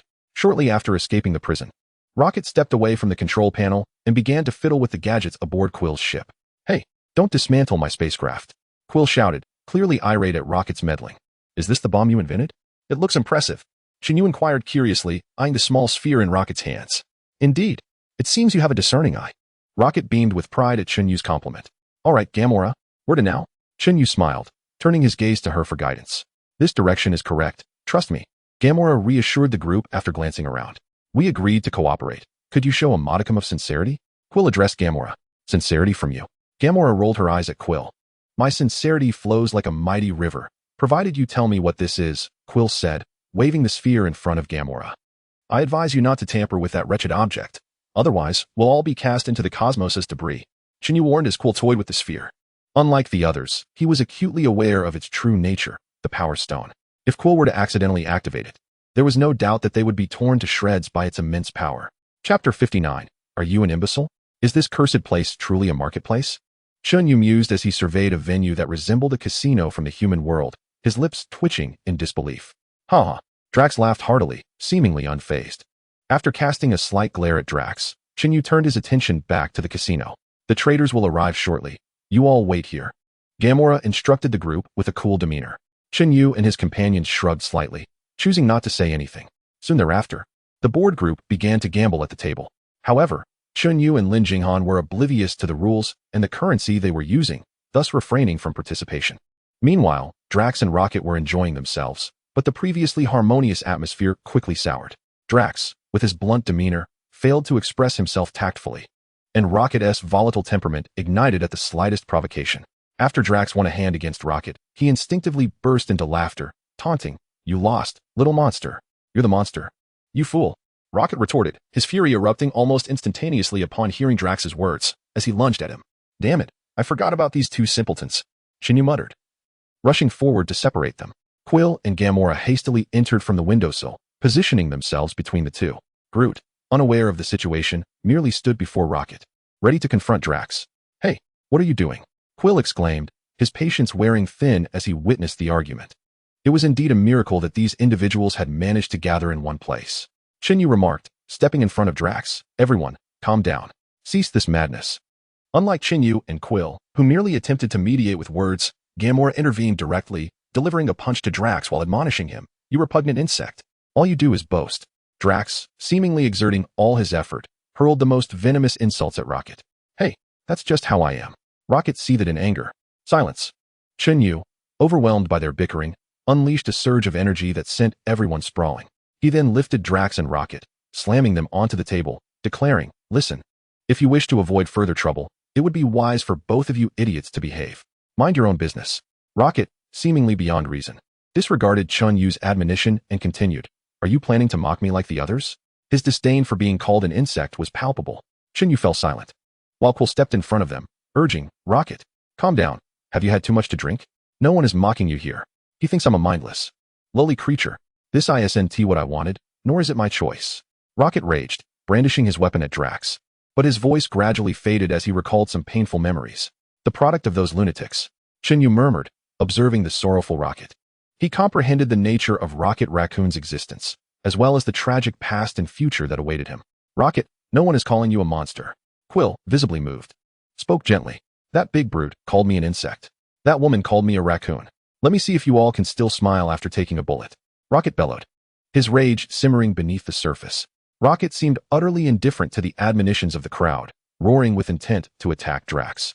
In response, Drax appeared equally incensed by Rocket's words, ready to charge at him. Chen Yu, exasperated, slapped his forehead, realizing that this band of fools truly embodied the most amusing ensemble of heroes in the Marvel Universe. Without hesitation, he extended his hand, enveloping both Rocket and Drax in a tempestuous force, bellowing, "Enough. You two imbeciles. Rocket, stop. For the love of all that is good, remember the 4 billion. Buddy, do not go down this path." Quill rushed forward to intercept Rocket, urging him to reconsider. Upon hearing about the bounty, Rocket seemed to regain his composure, prompting Chen Yu to release the wind's grasp, allowing the two to land safely. Drax, under Gamora's restraint, refrained from further comments. "Fine. But I cannot guarantee that once we secure the bounty, I won't end your miserable lives," Rocket dejectedly remarked. Quill seized the moment to chastise them, exclaiming, "This is precisely why none of you have any friends. You're too quick to turn on each other. I traversed half a galaxy with you only to discover that Ronan is still far from death." Drax coldly interjected, clearly preoccupied with Ronan's fate. He shrugged off Gamora's arm and began to walk away. "Hey, Drax," Chen Yu called out, attempting to halt him, but Drax appeared disinterested in engaging. "Miss Gamora, my master has sent me to fetch you." Just as Chen Yu contemplated whether to pursue Drax, a red-skinned alien approached them, addressing the group with an air of formality. "The buyer has arrived." Gamora immediately recognized who it was and alerted the others. Chen Yu furrowed his brow, glancing towards Drax. He was aware of the collector's desire to acquire the Infinity Stones, yet he harbored no interest in the transaction at hand. However, Drax's departure was certainly not a favorable turn of events. After a moment of contemplation, Chen Yu addressed the group. "You all go ahead. I will check on Drax." He then took Lin Jinghan by the hand, leading her in Drax's direction. Lin Jinghan, still unsettled by the recent commotion, seemed at a loss. Chen Yu reassured her. "It's all right. I am here with you." Although Lin Jinghan was an agent of S.H.I.E.L.D., she often appeared more as an observer. Lacking the strength of someone like Natasha, faced with Quill and his companions, she felt somewhat overwhelmed. "It's nothing. They're just a bit of a troublesome bunch." Chen Yu comforted her, well aware that despite even the most irascible Rocket, beneath it all lay a good heart, though his sharp tongue often made him difficult to endure. Lin Jinghan nodded slightly, remaining silent, and Chen Yu smiled before guiding her toward the direction in which Drax had vanished. The quartet followed the maid to locate the collector, and soon, Chen Yu caught sight of Drax, who was preparing to strike the communicator. Remembering Drax's foolish actions in the original narrative that led to the Power Stone falling into Ronan's hands, Chen Yu felt an overwhelming sense of dread. Unable to comprehend whether Drax was the monstrous figure from the comics or the bumbling oaf from the films, he rushed forward and seized Drax, exclaiming, "What are you doing?" "I intend to summon Ronan to personally deal with him." Drax retorted, "Are you an imbecile? Ronan commands an entire army. Do you think you can defeat him alone?" Upon hearing Drax's absurd remarks, Chen Yu swiftly realized that he was indeed the incompetent fool from the movie, far removed from the menacing Drax of the comics. In a fit of anger, he shouted back. However, his outburst was futile. Drax had already relayed their location to Ronan, and the latter's forces were drawing near. Spitting in frustration, Chen Yu quickly scooped up Lin Jinghan and fled, knowing they had to immediately halt Quill and the others from concluding the transaction. If the stone fell into Ronan's possession, they would all perish. Chapter 60. The stone is seized, damn it. These idiots, Chen Yu exclaimed as he approached. Only to witness a massive explosion of purple energy, the power stone had been extracted from its orb. As expected, the tremendous force obliterated the entire transaction site. And Gamora and her companions emerged, cursing. I can't believe I trusted Tyvan to control the energy within that orb. Gamora fumed. What are you still doing with that piece of junk? Rocket exclaimed, equally startled. We can't just leave it behind. Quill protested. Enough of this chatter. We must leave now. Ronan is coming. Chen Yu urged, stepping in to prevent further discussion. Why not just hand it over to Ronan? Rocket suggested, eyeing the orb. Are you suggesting we allow Ronan to annihilate the entire universe? Quill shot back. You're seriously deluded. Wanting to be a saint? What has the universe ever done for you? Why do you feel the need to protect him? Rocket retorted. Because, as an idiot, I live in this universe, you fool. Quill snapped, angered by Rocket's words. Peter, listen to me. We cannot let the stone fall into Ronan's hands. We must return to the ship now. Gamora implored, grabbing Quill as he prepared to confront Rocket. If you keep talking, that cursed orb will undoubtedly end up in Ronan's grasp. Chen Yu interjected. However, before his words could settle, they spotted a fleet approaching in the distance. Damn it, Drax, you fool. Seeing Ronan arrive startled everyone, and from within the crowd, a few individuals began calling Quill's name. Chen Yu turned to see the newcomer was Yondu, Quill's adoptive father. Truly, calamity seemed to arrive in droves. Chen Yu immediately exclaimed, and then he swiftly lifted Lin Jinghan and soared into the air. Confronting Ronan alone did not intimidate Chen Yu. He was capable of handling an army. However, with Lin Jinghan present, defeating Ronan without causing her harm was a daunting challenge. Just then, a voice from the belly of a rocket called out to him, and Chen Yu hurriedly flew over while cradling Lin Jinghan. The spacecraft was too small for him to bring her inside, so he gritted his teeth and tossed her in, urging, you go ahead. I'll find a way. After shutting the spacecraft's door, Lin Jinghan wanted to protest, but realized that staying would only complicate matters for Chen Yu. Thus, she promptly activated the ship and ascended. Fortunately, the piloting skills she learned at S.H.I.E.L.D. proved somewhat useful. However, they had barely flown a few meters when several pursuers followed closely behind, seemingly in pursuit of Gamora. Chen Yu glanced at the ships chasing Gamora and furrowed his brow, preparing to intervene. Yet before he could act, he was surrounded by a group of henchmen. Frustrated, Chen Yu spat and enveloped himself in a swift wind shield, subsequently sending all the assailants flying. Once they crashed against the walls, he raised his hand, summoning a multitude of whirlwinds that lifted the henchmen into the air, and then, like cracking walnuts, he forcefully slammed them down to the ground. With a series of loud thuds, dozens of henchmen were rendered unconscious. Ronan, witnessing Chen Yu's display of power, frowned and swiftly knocked Drax aside with a punch. What on earth is that fool doing? Chen Yu exclaimed, charging toward Ronan. Without Lin Jinghan present, he felt free to engage Ronan in combat, yet he underestimated the formidable nature of his opponent. Even without the stones, Ronan remained an unparalleled force. As Chen Yu approached, he was met with a punch from Ronan that sent him staggering back. Realizing the immense power behind Ronan's strikes, Chen Yu quickly abandoned any thoughts of a direct confrontation. A single blow from Ronan could rival an encounter with the Hulk. Drax, emerging from the rubble, lunged at Ronan again. Ronan grimaced and seized Drax by the throat. Lifting him effortlessly, Drax struggled, landing a punch against Ronan's chest, which only served to enrage him further. With a deafening roar, Ronan hurled Drax to the ground. I don't recall killing your family, nor do I remember slaying you. With that, Ronan prepared to kick Drax away. Chen Yu rushed forward, delivering a punch to Ronan's back and shouted to Drax, idiot, run. Yet, it was too late. Although Chen Yu's strike momentarily staggered Ronan, he still managed to kick Drax into a puddle of unknown viscous liquid. Chen Yu grimaced and swiftly evaded another of Ronan's attacks as the latter prepared to continue his assault on him. A fighter jet descended before him, and the voice of Nebula echoed as the sphere was seized. Hearing that the sphere was secured, Ronan abandoned any further dialogue with Chen Yu and turned to leave. Naturally, Chen Yu, who was already at a disadvantage against Ronan, would not foolishly pursue him. He rose and glanced at the peculiar liquid on the ground, calling out, Drax. Just as Chen Yu shouted, Groot, who had not boarded the ship, stepped forward and swiftly pulled Drax out. Hey, still alive? Chen Yu rushed over and delivered 2 slaps to Drax. After a few coughs, Drax awoke. Meanwhile, Rocket and Lin Jinghan descended from the sky. You brainless oaf. A whole bunch of fools. Quill actually volunteered to be captured. It shouldn't have come to this. Rocket shouted angrily as he disembarked. Lin Jinghan also exited the spacecraft. And Chen Yu hurried over, relieved to see that she was unharmed. He then inquired, "Where are Peter and Gamora?" Lin Jinghan shook her head. "It seems they have been taken." "Yondu?" Chen Yu asked urgently. Lin Jinghan admitted she did not know who Yondu was, but replied, "At any rate, he is not one of Ronin's people." Hearing that Yondu was not affiliated with Ronin, Chen Yu felt a sense of relief. He knew Yondu would not harm Quill, and thus, he had no reason to worry. "What kind of fool are you to think you could contend against an army?" Rocket berated Drax. This time, Chen Yu chose not to intervene. Drax's foolish actions also frustrated him. If Ronin had been any more foolish and engaged in battle with him, Chen Yu had no doubt he would have been reduced to mere fodder.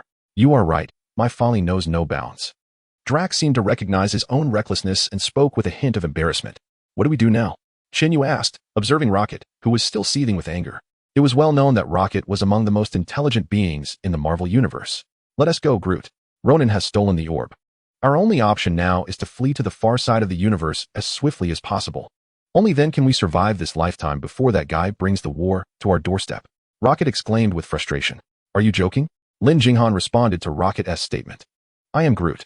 Groot rose and calmly called out to Rocket. "Rescue them? How do we do that?" Rocket retorted sharply upon hearing Groot's words. "I am Groot."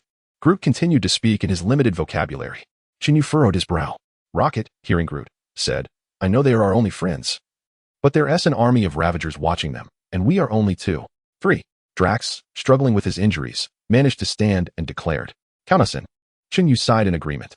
Rocket glared at the group, angrily kicking the grass beneath his feet, cursing, "You idiots are forcing me to destroy the turf, aren't you?" Seeing Rocket's furious demeanor, Chen Yu chuckled. "All right, let us not be so pessimistic. Yondu won't do anything to Quill. What nonsense are you spouting? Those are the Ravagers. They will undoubtedly not spare that fool Quill." Rocket exclaimed vehemently, acutely aware of the Ravager's notorious reputation from his extensive experience on the streets.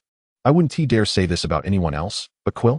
They certainly won't succeed in killing him," Chen Yu remarked, casting a glance at Rocket. "You must be out of your mind." Rocket retorted, gritting his teeth. "What do you propose we do? Just charge in there and confront Yondu?" Chen Yu, uninterested in Rocket's tirade, replied nonchalantly. "I have my methods," Rocket declared, turning away to stride towards the nearby spacecraft. Chen Yu and Lin Jinghan exchanged bewildered looks before shrugging and following suit. "Is this what you call a plan?" Chen Yu questioned, observing Drax positioned in the vastness of space. "Isn't this tantamount to suicide? Need I say more?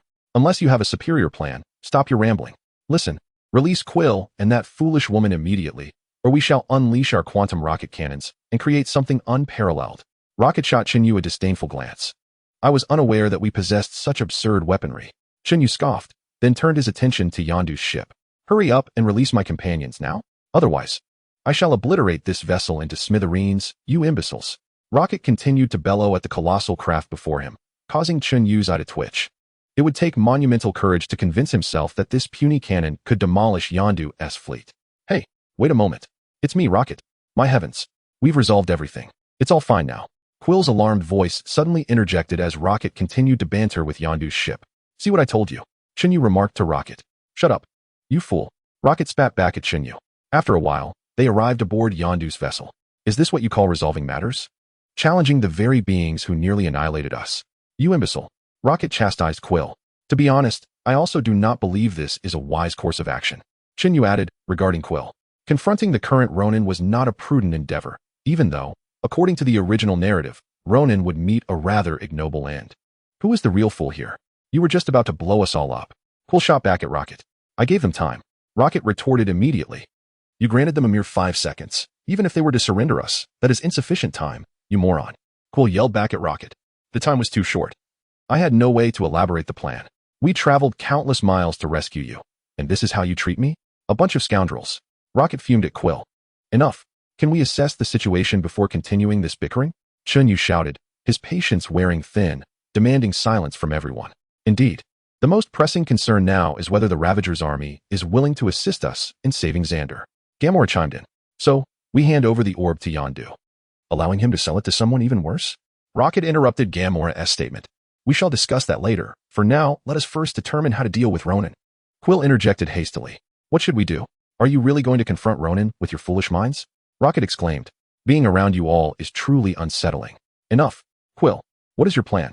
Chen Yu interrupted the pointless chatter, feeling that if he remained with this group any longer, the good temper he had painstakingly cultivated would be provoked into a violent rage. I have a rough plan, Quill replied promptly.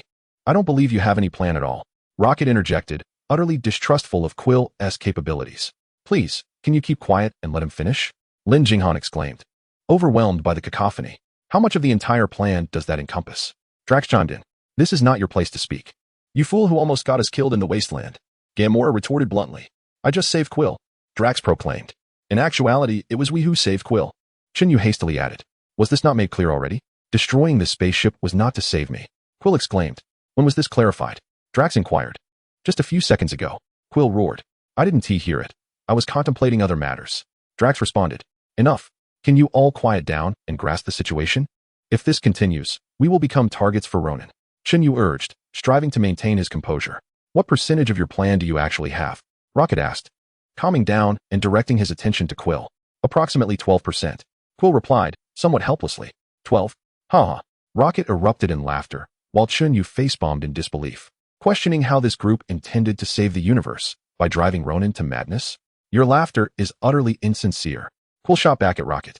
This is genuine laughter, Rocket insisted firmly. Insincerely disingenuous, Quill retorted. Am I playing a lute to cattle? A band of fools. Chen Yu surrendered to the absurdity, squatting beside Lin Jinghan, overwhelmed with exasperation. Lin Jinghan glanced at the bickering group, feeling equally helpless. Even Chen Yu could not rein them in, let alone her. This is indeed authentic laughter. It is the most genuine and exhilarating laugh of my life. Do you know why? Because your pathetic plan cannot even be termed a plan, Rocket bellowed at Quill. More like a suggestion, Gamora interjected sharply. Whose side are you on? Quill stared at Gamora in disbelief. I would be better off taking you directly to Ronan for a fight, Chen Yu remarked, exasperated as he glanced at the quarreling individuals. Then turned to Lin Jinghan with a sigh. Yes, I suggest you refrain from doing that. Lin Jinghan also smiled gently, lightly patting Chen Yu's shoulder in a gesture of comfort. Chapter 62. Accumulating points after a heated argument, the so-called plan emerged in a most imperfect manner. Chen Yu and Gamora found themselves at a loss for words, squatting silently in a corner. This motley crew of the Guardians of the Galaxy was either foolish or utterly deranged. Chen Yu mused, and as the bickering subsided, he rose, perplexed, rubbing his head. Utterly at a loss for words. These heroes appeared quite commendable in the films, yet encountering them in reality left Chen Yu feeling utterly bewildered, unsure of what to articulate. Hey, listen, we have no time to waste. Can anyone provide me with a useful suggestion, even if it is a mere platitude? Chen Yu nearly shouted, realizing that what transpired in a few minutes on screen had morphed into an agonizing 3 hours of senseless bickering. The group had done nothing but argue, leaving Chen Yu with an overwhelming urge to deliver a punch to these imbeciles. All right, I suggest we confront Ronan directly. With the help of the miraculous lad and the tiny twig, we can surely defeat that fool. Drax, who had remained silent until now, unexpectedly chimed in with a rather unhelpful suggestion. Are you out of your mind? You just fought that bastard, and you believe we can take on that monster? Rocket retorted, indignation coloring his words. Enough. Can you all cease this incessant squabbling? If this continues, I may just eliminate you before Ronan gets the chance.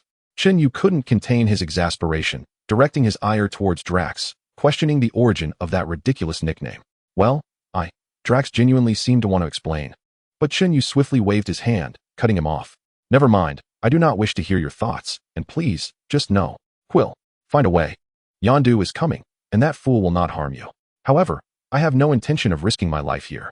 While Chen Yu had no concerns about Yondu's intentions towards him, Lin Jinghan was another matter. Even though Chen Yu viewed Yondu as a good man, he was still the leader of the Ravagers. If Yondu discovered he had been deceived, Chen Yu had no doubt he would be willing to slice him into pieces. Listen, this time, I will not stand idly by while Yondu annihilates the creatures of the universe. Quill finally took a serious tone, addressing everyone. Fine. Go ahead with your lengthy monologue, but I am not interested in listening. Chen Yu rolled his eyes, recalling how Quill had delivered a plethora of meaningless dialogue in the film. He had no desire to hear any of it. Grabbing Lin Jinghan and striding out of the warehouse. Before confronting Ronan, Chen Yu needed to ensure Lin Jinghan's safety. Stay aboard Yondu's ship and wait for my return. Chen Yu instructed Lin Jinghan. I can assist you. Lin Jinghan, as A.S.H.I.E.L.D. agent, was not merely a pretty face. She wished to contribute to the challenges Chen Yu was about to face. No, your staying behind is the greatest help you can offer me. Listen, Ronan is not like those previous foes. His level of danger far surpasses anyone I have encountered before. Chen Yu hastily conveyed to Lin Jinghan, who, at that moment, possessed no extraordinary abilities and whose physical prowess was not particularly exceptional. If she were to face Ronan, Chen Yu would undoubtedly have to divert his attention to protect her. However, Lin Jinghan found herself at a loss for a counterargument, ultimately falling silent before turning to Chen Yu and saying, "Then you must be cautious." "Indeed," Chen Yu nodded, then turned to follow the lengthy discourse of Quill and his companions. As they packed their belongings, Chen Yu opened his system space. Due to the influence of the power of madness, the only force he could wield was the wind force. Yet, to genuinely harness the power of the wind sword master, he would at least require a sword. Observing his empty hands, he realized he had nothing, not even a stick. After a prolonged silence, Chen Yu turned to Yongdu, who was busy discussing details with Quill. "Hey, Yongdu, apart from that peculiar dart of yours, do you possess anything else that could serve as a weapon?" Chen Yu directly inquired. "Kid, are you asking me for something?" Yongdu raised an eyebrow at Chen Yu's audacity to request a weapon. "Please, you better hand me a sword before I entertain the notion of stealing one," Chen Yu insisted, extending his hand towards Yongdu. "Kid you." Yongdu, taken aback by Chen Yu's boldness, prepared to retaliate, but fortunately, Quill intervened just in time. Hey, calm down. Come on, he's one of my people. Give him a weapon," Quill urged, knowing that Chen Yu possessed extraordinary abilities. If Yongdu were to confront Chen Yu, it was uncertain whether Chen Yu's wind force would overwhelm Yongdu or if Yongdu's blowgun would strike first. "A sword? Ha! Kid, your weapon choice is rather primitive." Yongdu laughed heartily at Chen Yu's youthful visage. He then retrieved a somewhat worn weapon from a nearby pile of odds and ends. While it could hardly be classified as a sword, it seemed serviceable enough. Chen Yu did not quibble. As long as this shabby object resembled a sword and could channel the wind force, it would suffice. Seeing that Chen Yu was unfazed by Yongdu's lackadaisical demeanor, Quill breathed a sigh of relief and hurriedly led Chen Yu away from Yongdu, fearing further idle chatter. After a flurry of chaotic arrangements, the group boarded Quill's spaceship. While Rocket had departed for a new ship arranged by Yongdu for other tasks. "Have you notified the Sandars?" Once aboard, Chen Yu remembered to ask Quill. "Of course. I mentioned I have a plan," Quill replied with a sense of self-importance. "Let's hope so," Chen Yu muttered, taking a seat in Rocket's former spot. As he had no knowledge of piloting a spaceship, he could merely observe until they traversed through space and arrived at the planet Xander. At that moment, Ronan's ship was already approaching Xander, seemingly poised to launch an assault at any moment. With the dual blasts from the Courageous, the protective shield of the Ronan spacecraft was breached, creating a substantial gaping hole. In the wake of this event, all the Ravagers surged towards Ronan's ship. "Rocket, move up," Quill shouted as they penetrated the shield. Instantly understanding the command, Rocket, accompanied by several Ravager ships, commenced their assault on Ronan's warship. "System, can what Ronan released be classified as minor units?" Chen Yu inquired as he observed numerous small automated attack fleets emerging from Ronan's vessel. "Affirmative," the system replied succinctly before reverting to silence. "Understood," Chen Yu responded and then turned to Quill. "Let me out." "What? Are you insane?" Quill exclaimed, his eyes widening in disbelief at Chen Yu's request, utterly perplexed by his intentions. "I know what I'm doing. I'm not a lunatic," Chen Yu replied calmly, proceeding towards the hatch. Despite his reservations, Quill furrowed his brow and ultimately opened the hatch, allowing Chen Yu to leap out. As Chen Yu exited the ship, the sudden sensation of freefall disoriented him momentarily. He quickly harnessed the power of the gale to regain his composure and retrieved an oddly peculiar abandoned weapon. A gust of wind enveloped the weapon, gradually clearing away its rust. "Let's see the true power of the Wind Dancer," Chen Yu proclaimed, lifting the weapon and positioning it across his chest. With a swift motion reminiscent of drawing a sword, a tornado-like gale materialized, instantly engulfing all nearby drones, tearing them apart with its ferocious winds. As the whirlwind intensified, even the nearby Ravagers struggled to control their vessels. "Hey you, what are you doing?" Quill yelled, narrowly evading one of Chen Yu's gales. "Apologies," Chen Yu replied nonchalantly, hastily retracting the weapon. As he pressed a button, the whirlwind dissipated in an instant, resulting in a mass of gathered drones being crushed into a block of scrap metal that plummeted to the ground. "Get inside. I'll handle things out here," Chen Yu shouted to Quill's ship before unleashing the gale once more to attack the surrounding drones, though this time refraining from summoning a colossal hurricane that could disrupt the Ravager ships. Observing Quill recklessly dive headfirst into the warship, Chen Yu couldn't help but feel a twitch at the corner of his mouth, questioning Quill's reliability. However, within moments of Quill's entry into the warship, Chen Yu had nearly cleared the surrounding drones. "Congratulations, host. You've earned 10,000 points. Warning: multiple hazardous life forms detected nearby, identified as undead ships. Exercise caution." The system informed Chen Yu of his earned points, followed by another alert. "Damn, that's quite a lot." Chen Yu exclaimed, releasing the gale and propelling himself directly into the electronic net constructed by the Chitauri, followed by a powerful leap onto the ship controlled by the courageous. Kid, what are you doing? Yongdu gazed through the window and caught sight of Chen Yu's face, immediately exclaiming, stop the chatter. Pay attention to the road. Chen Yu shouted in response, just as Yongdu collided with the dreadnought ship, sending both him and Chen Yu crashing to the ground.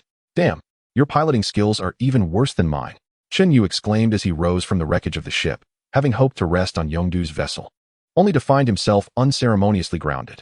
Chapter 63, The Absurd State of Combat Ding. Warning, multiple danger signals detected in the vicinity of the host. At the sound of the system's alert, Chen Yu quickly turned to see a group of minions converging around him. Hey kid, are you the new friend of that Braquil? Yongdu, the cause of the chaos, showed no sign of panic, lazily crawling out of the wreckage. He looked at Chen Yu and inquired, although I know you're not exactly a good person, I'm not particularly interested in dealing with you right now. So could you do me a favor and take care of these insignificant pests? I need to check the situation inside. As a traveler, Chen Yu was well aware that Yongdu possessed a powerful blowpipe, rendering him unconcerned about the situation. But listen, kid, if I find out you and Quill have deceived me, I will certainly hunt you down and devour you, Yongdu said nonchalantly, then pursed his lips, seemingly preparing to take action. Right. I hope you can actually follow through. Chen Yu rolled his eyes. Although he did not know Yongdu well, he understood that his affection for Quill stemmed from a paternal instinct. If he were to discover Quill's deceit, he would likely only voice his anger without taking any real action. Yongdu, I command you to order your men to attack the Chandar army. Just as Chen Yu was about to leave, several minions surrounded Yongdu, weapons drawn, issuing commands. Unaware of the power of Yongdu's blowpipe, still posturing arrogantly. Unfortunately for them, their nightmares soon unfolded. A deep crimson dart, resembling a flash of blood, swiftly darted across the battlefield, piercing several minions in an instant. After the slaughter, Yongdu elegantly smirked, tucking the blowpipe back into his attire, and cast a wicked grin in the direction Chen Yu had vanished. Meanwhile, having evaded the minions' assault and with the Chandar army's involvement, Chen Yu found himself with little room to maneuver. The true battlefield lay aboard the starship, and he was determined not to miss the opportunity to defeat Ronin. After all, the Power Stone could very well be the key to unlocking the system's power seal. As the fierce winds swept across the battlefield, Chen Yu made a striking entrance into the starship, just as Quill and the others appeared before him. Wow, what are you doing? We need to act discreetly, Quill exclaimed, startled by Chen Yu's sudden appearance. Is this what you call discreet? Upon hearing Quill's words, Chen Yu rolled his eyes in exasperation. Outside, chaos reigned. Even a blind person could discern the massive gash in the starship, a clear sign that they had entered. Even if Ronin were a fool, he would likely deduce their intrusion, and yet they pretended it was a secret. Chen Yu found Quill's self-deception laughable, yet he held no objections. He had already ventured inside, and the unfolding events would inevitably unfold as scripted. After all, as someone utterly unfamiliar with starships, there was a considerable chance that he might misplace himself in such a vast expanse. As they delved deeper, the system's alerts began to surface. A warning announced itself. Multiple unknown life forms detected in the vicinity of the host, posing a low danger level, yet the system advised caution nonetheless. Just as the notification faded, Chen Yu spotted Ronin's imposing henchmen rushing towards them, accompanied by a throng of followers, effectively encircling them. With a slight grimace, Chen Yu resigned himself to the impending skirmish. However, this time it was far from a solo performance, as superheroes, Quill, Drax, and Groot were formidable in their own right. In a flurry of chaotic attacks, they swiftly subdued all adversaries. Observing Groot turning their foes into skewers, Chen Yu felt a twinge of discomfort. How could a sentient tree engage in such barbarity? Meanwhile, Drax's might had extinguished the life of one henchman, a minor occurrence Chen Yu dismissed. Yet, soon this interlude transformed into a climactic finale. As the forces continued to falter, Ronin, who had remained steadfast within the starship, began to seethe with anger. He bellowed, "Enough! Xandarians! Your ludicrous peace treaty shall be torn to shreds, and you will be reduced to ashes by my might." With his words, a crimson beam erupted from Ronin's weapon, instantly cleaving a substantial gap in the Xandarian ranks. In the blink of an eye, their fleet crumbled, utterly unable to withstand the onslaught of the Power Stone's overwhelming might. Meanwhile, having dispatched the lesser foes, Chen Yu and his companions, aided by Gamora, breached the door leading to Ronin's lair. 2 hapless guards were swiftly dealt with, and at last, they faced the most terrifying mastermind of all, Ronin. Ronin exhibited neither surprise nor fear at the appearance of these intruders. Whether it was Drax, who fancied himself a worthy adversary, Quill, who relied on cleverness, or this unknown human, none posed a threat to him, especially with the Power Stone firmly in his grasp. Subsequently, Quill produced a seemingly formidable weapon from an unknown source and aimed it at Ronan, preparing to attack. Chen Yu couldn't help but stifle a laugh at the absurdity of it all. If this contraption could truly vanquish Ronan, it would be more believable to assert that the Power Stone had backfired on him instead. However, for the exceedingly confident Quill and his companions, Chen Yu found no inclination to explain, merely observing the unfolding scene with quiet detachment. As a subtle sound emanated from Quill's chest, an unremarkable shell was propelled towards Ronan, resulting in a horrifying explosion that engulfed Ronan's position, as though the very fabric of space had been torn asunder. Yet, despite the overwhelming force, Ronan appeared utterly unfazed, showing a disinterest in evasion. Sure enough, as Quill and his companions prepared to cheer, Ronan emerged from the smoke, unscathed. Chen Yu rolled his eyes, muttering, "I knew it. Roaches have a resilience that defies all odds." With that, Chen Yu assumed a combat stance, channeling the meager power within him. Given that the formidable energies he had previously acquired were now inaccessible, he had to proceed with caution, relying solely on the scant power of the gale. Otherwise, had he possessed any other abilities, he would have unleashed a standard barrage of attacks infused with Kane's lightning upon Ronan. Ronan, however, regarded Chen Yu and his companions' lackluster efforts as an affront, his expression turning to one of palpable disdain. This incited Drax, who, fueled by indignation, charged at Ronan like a rampaging war machine. Alas, to Ronan, Drax's assault seemed even less effective than the previous cannon fire, as he effortlessly lifted Drax with one hand. Muttering, "I was mistaken. I remember you, and I recall the screams of your allies. They were quite pitiful." Before Ronan's taunts could fully escape his lips, a terrifying roar of an engine reverberated through the air as Rocket, piloting a ship, barreled forth, crashing through the starship and sending Ronan hurtling away. Indeed, villains often meet their demise through excessive verbosity. Suddenly, Chen Yu, who had been calmly conversing moments prior, realized with alarm that Rocket's reckless collision had inflicted irreversible damage upon the starship, which began to erupt in flames, threatening to explode at any moment. Ronan, meanwhile, was sent tumbling by the impact, and as the explosions grew louder, the entire vessel began to disintegrate. If a solution weren't found swiftly, it seemed inevitable that all aboard would perish. At that moment, Groot appeared to sense the impending doom, extending his arms to shield everyone. As the inferno and explosions drew near, it seemed the entire starship would vanish in an instant. "No, Groot, you will perish," Rocket shouted, realizing Groot's intent. In a rare moment of speech beyond his usual phrase, Groot declared, "We are Groot." Though the meaning remained elusive, it was clear enough what he intended. However, regarding this original narrative, Chen Yu had no intention of adhering to its course. "Well, thank you, but I dislike such situations." Chen Yu curled his lips. And at that moment, a tempestuous force surged through his entire being. Countless gusts of wind swept across the desolate ruins, only to suddenly coalesce and envelop Chen Yu and his companions. As the fierce winds gradually materialized, an overwhelming power carved a gaping hole where Groot was situated. The individuals encircled by Groot plummeted through the opening, akin to a colossal iron ball descending from the heavens, surrounded by glittering sparks that cascaded like lightning before crashing heavily to the ground. Meanwhile, the starship collided with the structures of Xander amidst the explosive chaos, transforming into a mound of rubble. The tremendous blast propelled the small sphere into the air, causing Groot to relinquish his protective stance, and the group was hurled outward. Fortunately, they managed to land safely, each finding their footing. Of course, Drax was an exception. His tough exterior made him impervious to falls, and he had no intention of stabilizing himself, crashing headfirst into the ground. Had the others not known of his resilience, they might have been too preoccupied to even admire his bravado. At that moment, a remnant of the tempestuous power lingered on Groot, but as he regained his composure, the force had not dissipated in time and inadvertently severed a branch from Groot's body. "My apologies," Chen Yu sincerely exclaimed, promptly picking up the fallen branch. "I am Groot." Groot seemed to respond gently to Chen Yu, or at least, Chen Yu presumed it was a gentle tone. "Could you spare this for me?" Noticing that Groot showed no inclination to reclaim the part of himself that had been severed, Chen Yu continued. Although Groot did not comprehend the request, he exhibited no signs of opposition. Observing Groot's indifference, Chen Yu smirked. "Then I shall take that as your acquiescence."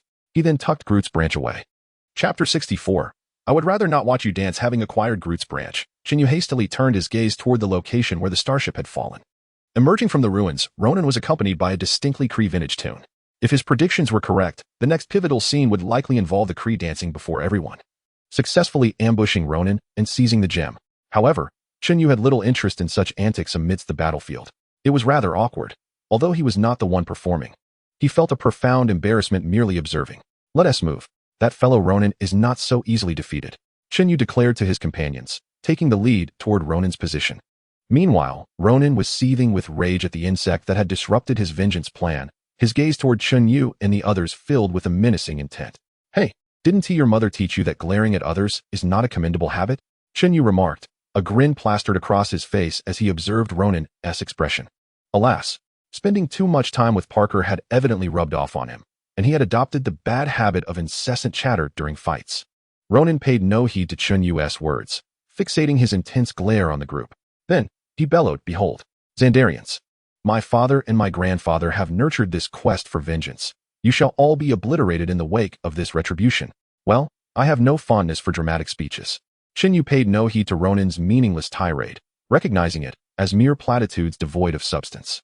In a swift motion, he hurled himself forward, embodying the force of a tempest, and launched an assault upon Ronin.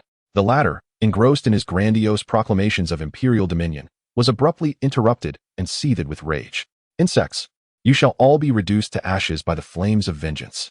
He bellowed, his weapon emanating a disquieting violet glow. Chen Yu and his companions hastily evaded. Yet the sheer force of Ronin's power, even as it sent Chen Yu and Quill soaring, could not be entirely evaded. They were violently propelled to the ground. Damn it! At this rate, we shall perish at his hands.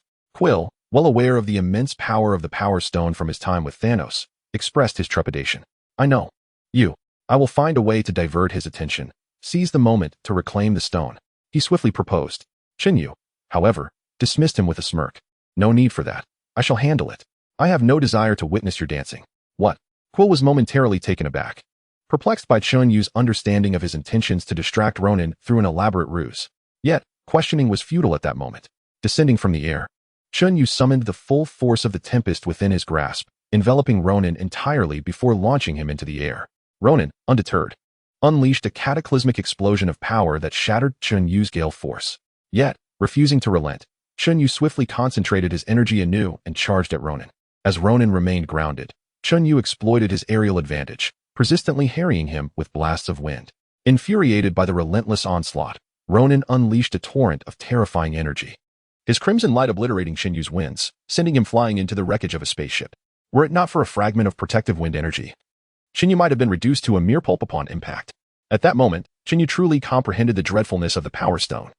Its apocalyptic might instilled a profound sense of despair even in one who had faced the Hulk.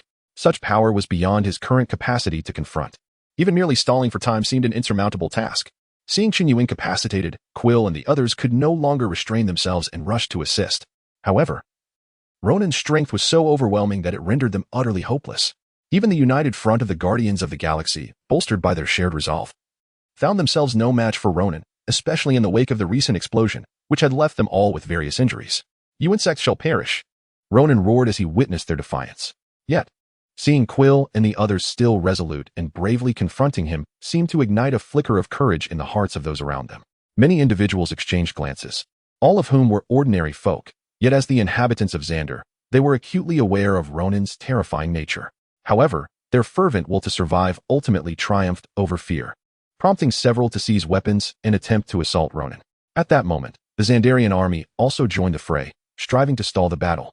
Yet, to Ronin, bolstered by the Power Stone, these attacks barely stirred the protective aura surrounding him. However, the humiliation of being opposed by mere insects ignited Ronin's fury in an instant. The overwhelming power of the stone erupted, sending everyone flying, obliterating them in an instant. A pervasive atmosphere of despair enveloped them all. Do you not comprehend? I, Ronin, am a god. Even amidst the overwhelming force of the Power Stone, Ronin remained arrogantly self-proclaimed as a deity. Suddenly, a voice pierced through. Hey, that so-called god. Ronin turned his gaze toward the source, where Drax donned the absurd weapon previously used against him, while Rocket brandished a hastily assembled energy connector.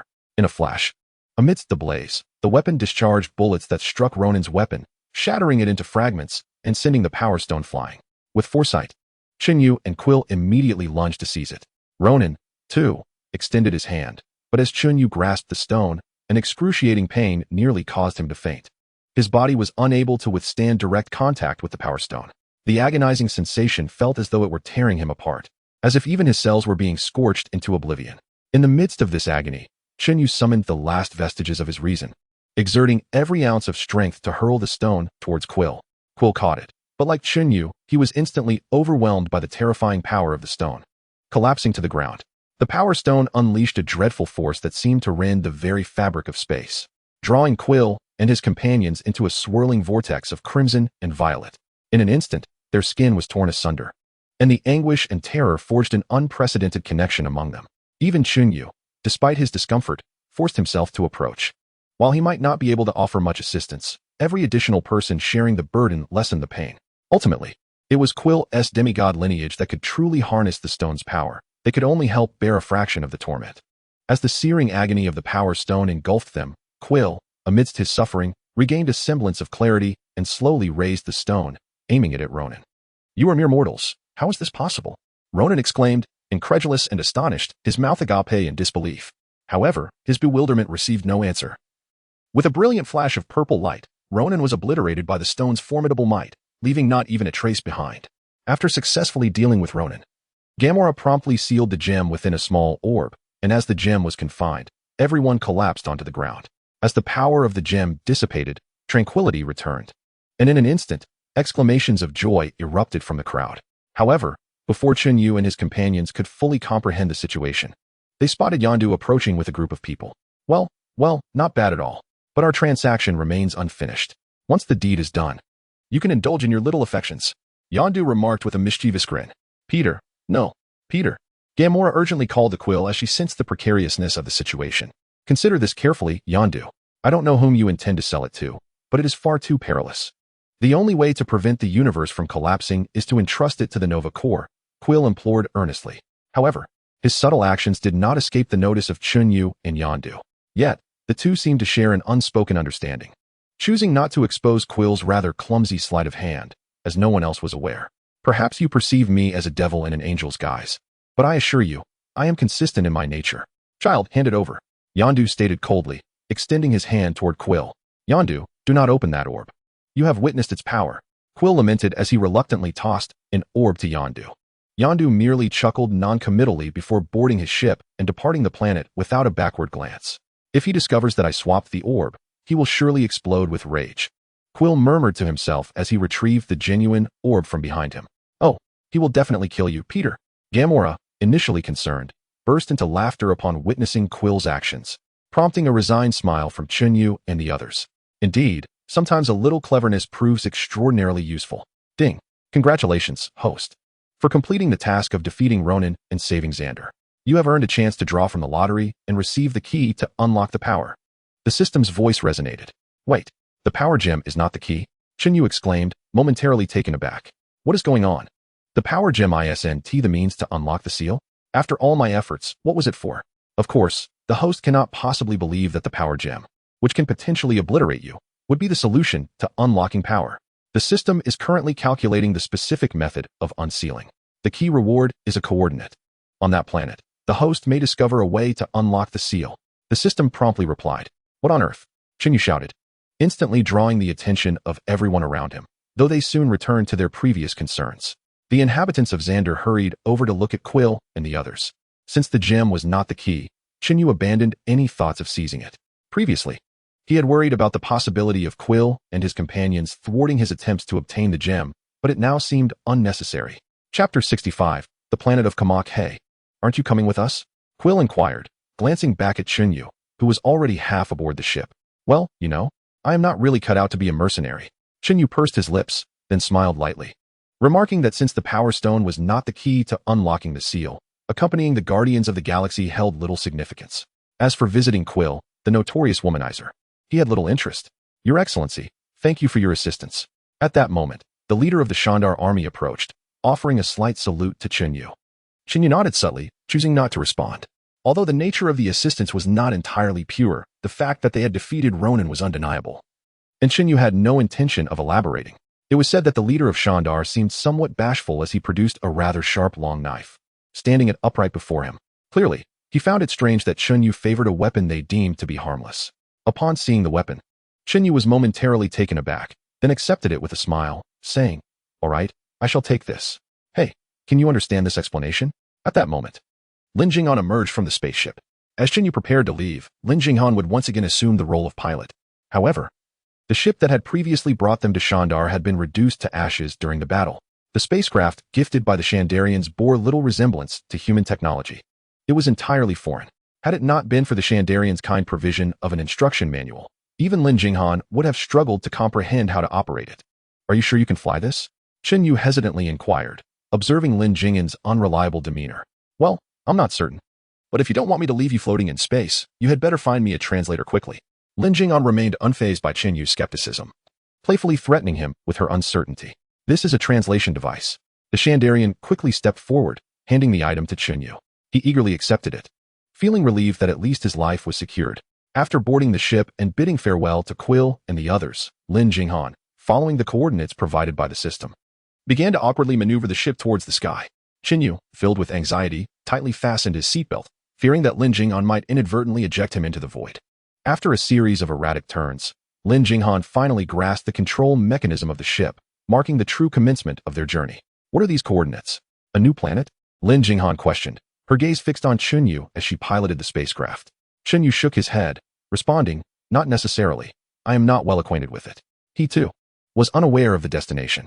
The system had merely provided coordinates, without any additional information or hints. No matter how many questions he posed, the system only replied that it was still processing data, subsequently falling silent. Lin Jinghan rolled her eyes at Chen Yu's lackadaisical response, finding his otherwise commendable qualities overshadowed by his utterly unreliable demeanor. Amidst their discussion, the spaceship finally arrived at the designated coordinates, but all that awaited them was an expanse of colorless void, devoid of any discernible features. "What on earth is this?" Chen Yu gazed in bewilderment at his surroundings, questioning the absence of any tangible objects. "What does this even signify? Is this the key I was led to? Am I being toyed with by the system?" Lin Jinghan, equally perplexed, remarked, "Is this truly the place you were seeking?" Chen Yu could only respond with a sigh of resignation. Suddenly, a voice from the system echoed, "Ding. Congratulations. Host, you have reached the location of the key. Scanning in progress. Please secure nearby items to prevent being flung away by the black hole's gravitational pull." "A black hole? What on earth is that?" Chen Yu froze momentarily upon hearing the system's announcement, just as the entire space began to spin uncontrollably. It was then that both he and Lin Jinghan noticed, looming behind their spacecraft, a massive black hole that seemed to devour everything in its path, resembling a demon intent on swallowing the vessel whole. "Oh no! Oh no! Oh no!" Chen Yu exclaimed in alarm. Yet, before Lin Jinghan could react and steer the ship to safety, a chilling sound signaled the shutdown of the spacecraft's propulsion system. "How unfortunate!" Chen Yu lamented, utterly exasperated. "Can this extraterrestrial technology be any more unreliable? It's less sturdy than S-H-I-E-L-D-S equipment." As he spoke, the entire ship began to spiral, leaving both Lin Jinghan and Chen Yu dizzy and disoriented, ultimately plunging them into the depths of the black hole. "Ding. Host has arrived at the target coordinates." Activating the spacecraft's systems. Amidst the vertigo, Chen Yu heard the system's notification, followed by the revival of the spacecraft's power. As the instrument panel illuminated once more, he and Lin Jinghan gradually regained consciousness. "Is this the underworld?" Lin Jinghan rubbed her eyes, glancing around apprehensively. "I can assure you, the technology in the underworld is not this advanced." Chen Yu interjected hastily. Upon surveying their surroundings, he realized that the ship had come to rest atop a mountain peak, and the environment bore an uncanny resemblance to Earth. "Is this Earth?" Lin Jinghan pondered, her brow furrowing at the familiar scenery.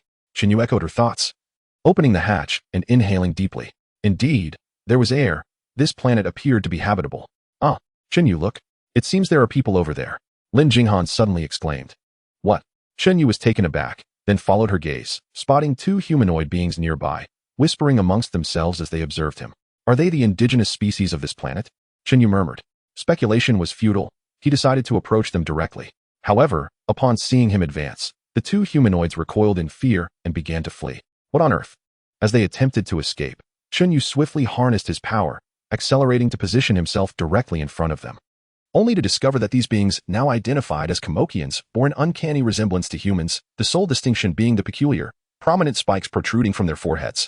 They appeared somewhat akin to the legendary dragon people. Upon witnessing Chen Yu's sudden appearance, the two Komokians screamed, but the language they spoke was incomprehensible to him. In a hurry, he retrieved the translation device and directed it towards the two Chemo aliens. Remarkably, the device was equipped with the linguistic framework of this planet. Through its translation, Chen Yu finally discerned the identities of these beings. The Chemo planet, situated within a unique star system, is a low-tech world, essentially a less advanced version of Earth. Apart from their distinct appearance, the inhabitants bore almost no differences from humans, clearly astonished by the extraterrestrial visitors. The Kimo people exhibited a sense of wonder. However, unlike Earth, this planet had not been entirely devoid of contact with alien civilizations.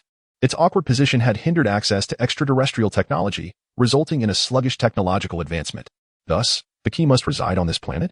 Chen Yu surveyed the world, which seemed devoid of high technology, despite possessing various essential elements. It was evident that nothing here could pique the system's interest. The key might not necessarily be a tangible object. The specifics required the host's careful examination. As the system's prompt concluded, it lapsed back into silence. Unresponsive to Chen Yu's calls, it seemed the journey through the black hole had drained considerable energy from the system. Ding. Task acquired. Locate the key. 1100. Task reward. Unknown. Upon relinquishing his attempts to summon the system further, a solitary message was conveyed. Unknown. Goodness. Typically, a reward marked as unknown suggests the likelihood of it being substantial. Hence, it was reasonable to surmise that this task would not be easily accomplished. What did that final 1% signify? Was there potentially 100 keys? Such inquiries were evidently beyond the system's capacity to address. Well, one step at a time, then. Chen Yu murmured with a slight grimace. What is the situation? Lin Jinghan inquired anxiously upon Chen Yu's approach. He shrugged and tossed the translation device to her, signaling her to examine it herself. Kimo? What on earth is this planet? Lin Jinghan pondered, momentarily taken aback by the seemingly casual name. So what brings you here? She asked, gazing at him quizzically. Chen Yu had his own intentions for arriving at this place, which Lin Jinghan was aware of, yet it seemed unnecessary to come here for such a purpose. Let us see how it unfolds. I'll investigate. Chen Yu replied, patting Lin Jinghan's head before stepping out of the spacecraft and heading towards the nearby town. Watching Chen Yu's retreating figure, Lin Jinghan pouted slightly before maneuvering the ship to a concealed spot. Once hidden, she followed closely behind him. Within the town, Kimo, as a low-tech planet, had begun to harness electric power, yet overall, it remained in an exploratory phase, akin to humanity's early second industrial revolution. However, unlike humans, who advanced without external assistance, Kimo's industrial revolution bore traces of alien influence. Soon, Chen Yu encountered numerous peculiarities. The inhabitants seemed to fervently worship a deity. As Chen Yu gazed at the myriad of stickers adorning the walls, accompanied by the intermittent discussions and proclamations concerning one another, an unsettling notion began to take root in his mind. It seemed as though this planet had a sovereign. Chapter 66, Makasta. What were these individuals engaged in? While Chen Yu pondered the peculiar circumstances around him, Lin Jinghan hastily caught up, her brow furrowing as she observed the locals of the Komoka planet kneeling and fervently praying before a strange statue by the roadside. I have no idea. We shall find out. Chen Yu remarked, a hint of disdain in his tone, before approaching the kneeling figure. He gently tapped the individual's shoulder and activated his translator, attempting to inquire about the situation.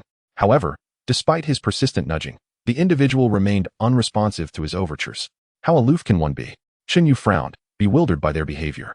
Surely, even fervent devotees would not exhibit such unwavering devotion. You, look over there. Lin Jinghan suddenly exclaimed, drawing Chen Yu's attention as she pointed animatedly. What is it? He inquired, turning to behold a vast plaza dominated by an unmistakably advanced spacecraft that surpassed the technological capabilities of this planet. A spaceship? Could it be that these people venerated an extraterrestrial being? Chen Yu's brow furrowed further as he harnessed the power of the wind, cautiously advancing. He observed a humanoid creature clad in armor, brandishing an object towards a Komoka individual who bore numerous wounds. As the humanoid gestured, the wounds on the Komoka began to heal slowly, an unsettling spectacle. Chen Yu's concern deepened, and he gestured for Lin Jinghan to follow him as he approached. Mr. Bucron, your wife's ailment has been cured.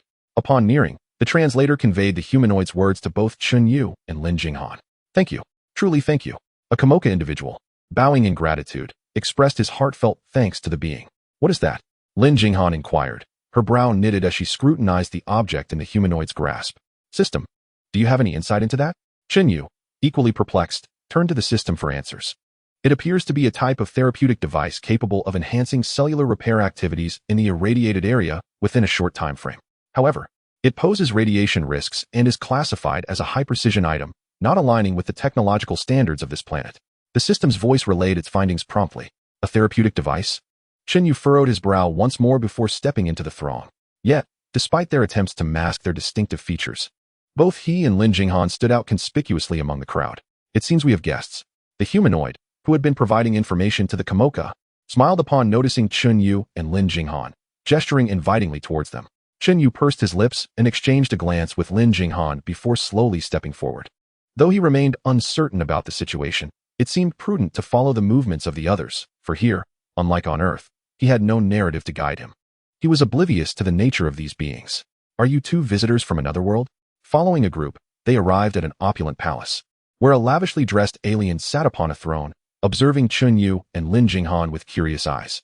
Are you not as well? Chen Yu responded with a smile. Indeed. I suppose so. May I inquire what brings you here? The alien appeared unfazed by Chen Yu's words, and instead, exhibited a commendable patience in his inquiry. Chen Yu furrowed his brow and replied, What is your purpose on this planet? We are Bakurians, here to engage in communication with your kind. The alien stated earnestly, gazing intently at Chen Yu. Bakurians? I'm afraid I do not recall such a planet, Chen Yu said, his brow knitting in confusion as he leaned closer to Lin Jinghan and whispered, The translator contains their information, Lin Jinghan remarked, glancing at the device before her expression shifted to one of unease. What is it? Chen Yu noticed her discomfort and frowned slightly. It seems you are aware of our situation, the Bakurian remarked, seemingly accustomed to Lin Jinghan's reaction. 1 year ago, Bakar was invaded by an extraterrestrial race. Half of our population was slaughtered. Those who did not resist remained on the original planet, while those who did were exiled. Perhaps we are among those exiles. Lin Jinghan explained from behind Chen Yu. Half. It must be Thanos. Upon hearing that familiar and distinctive number, Chen Yu instantly thought of the purple-skinned alien, infamous for his obsession with eradicating half of every species. Apart from Thanos, he could hardly recall any other figure in the Marvel Universe with such a penchant for mass extermination. Realizing the identity of their interlocutor, both Chen Yu and Lin Jinghan felt a twinge of pity. Do not worry about us. At least here, we lead a relatively comfortable life. The Bakurian smiled. Very well. What is your name? Chen Yu, sensing that the alien had no desire to delve further into the subject, inquired with curiosity. I am Makasta, the leader of the exiles. Makasta's expression remained inscrutable, devoid of any visible emotion. Chen Yu frowned slightly. Although the alien's words bore no flaws, something about the situation felt amiss. How does it seem? They appear to be doing quite well. Perhaps they could assist us in locating what you seek? Unlike Chen Yu's skepticism, Lin Jinghan seemed less troubled by uncertainties. Though he harbored doubts, Chen Yu chose not to reveal them, offering a faint smile as he performed a slight bow toward Makasta. He then took Lin Jinghan's hand and followed Makasta's attendants outside. What is it? You seem less than pleased, Lin Jinghan observed with curiosity, looking at Chen Yu. It may simply be my illusion, but I constantly feel that something is amiss with this individual, Chen Yu murmured softly.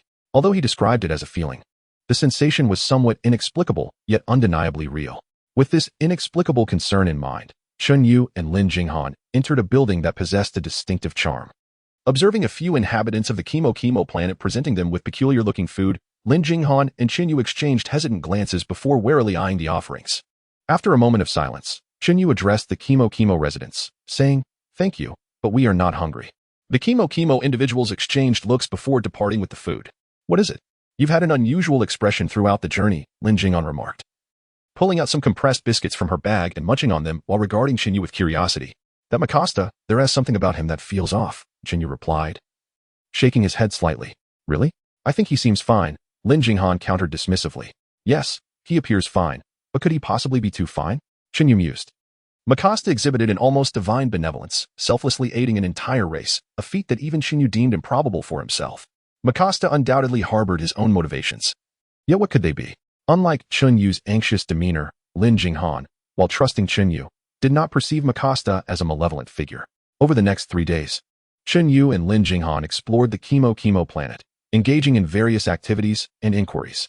Throughout this period, the system seemed to have malfunctioned, offering no responses. Regardless of how many questions Chen Yu posed. Outsiders, it seems you are searching for something, Makasta, who had been exceedingly attentive to Chen Yu and Lin Jinghan during these days, displayed not a hint of oddity. Chen Yu began to waver in his suspicions. Could it be that he was merely being overly cautious? As days passed without any system notifications, Chen Yu and Lin Jinghan found themselves compelled to remain at Makasta's base. Occasionally, Makasta would inquire if Chen Yu required assistance, yet Chen Yu, harboring persistent doubts, refrained from disclosing any information about the key. Nearly a month had passed when, under the night sky, Chen Yu and Lin Jinghan sat atop a small house, gazing at the mesmerizing stars. The beauty was unparalleled, as the atmosphere of Chemo had yet to suffer the pollution that plagued Earth, making the nightly sky extraordinarily enchanting. It seems you were overly suspicious, Lin Jinghan teased Chen Yu beneath the starlit sky. Chen Yu shook his head slightly. He had to admit that Mikasa was indeed remarkably kind, despite his lingering doubts. He could not deny that Mikasa was genuinely a good person, so good that it felt almost impossible. Esteemed guests, Lord Mikasa invites you. At that moment, a Kimo resident approached Chen Yu and Lin Jinghan. Looks like he has come to inquire again, Chen Yu remarked. Lin Jinghan chuckled playfully, and together they followed the resident. The two of you have been here for a month. I wonder if you have found what you seek? Mikasa remarked softly. Not yet. In truth, I am not entirely sure what I am searching for, but I suspect it may be some form of material imbued with special energy. Chen Yu replied after a brief pause. At this moment, Chen Yu had come to trust Mikasa completely.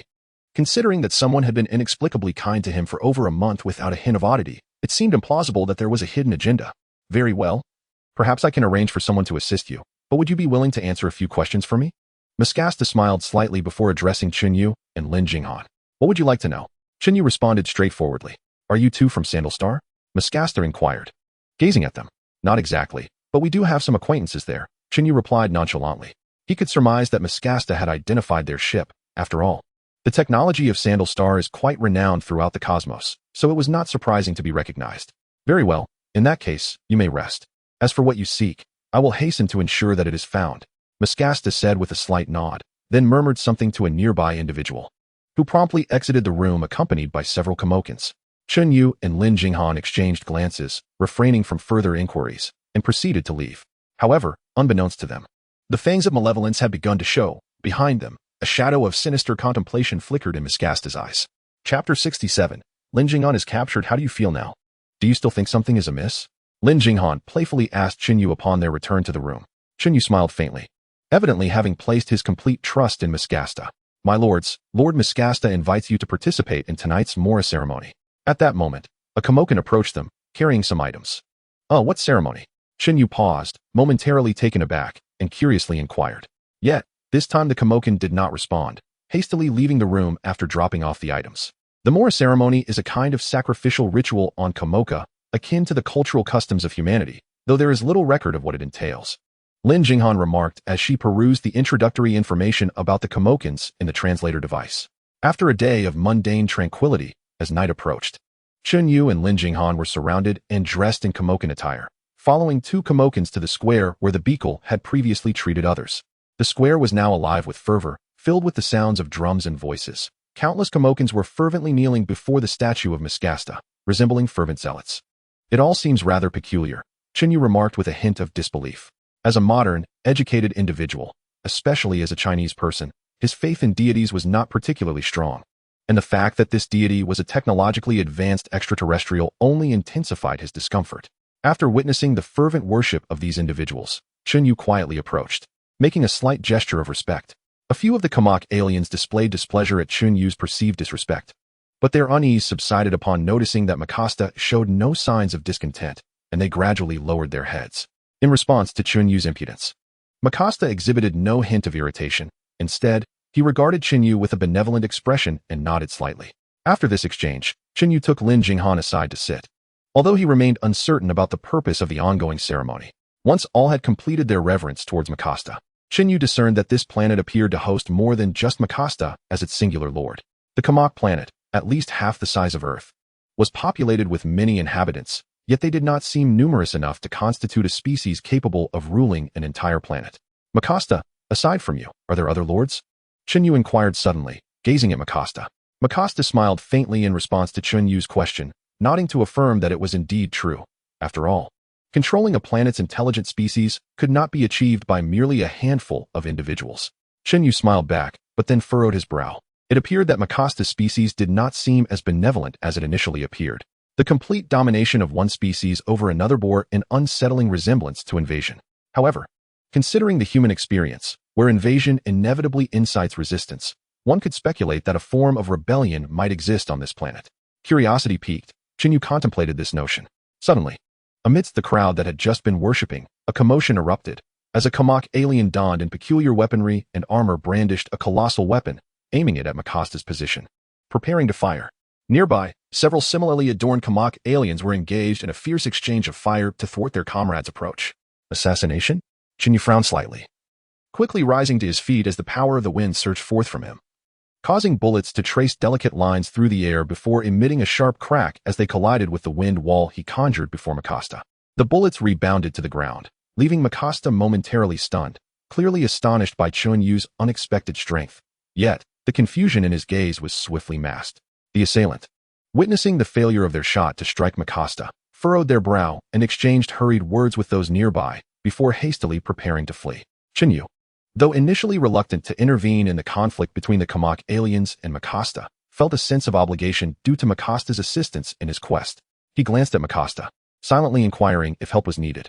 After a brief moment of contemplation, Mikasa shook his head, indicating that assistance was unnecessary. With a slight frown, Chen Yu nodded in understanding. Since no aid was required, he would refrain from complicating matters further.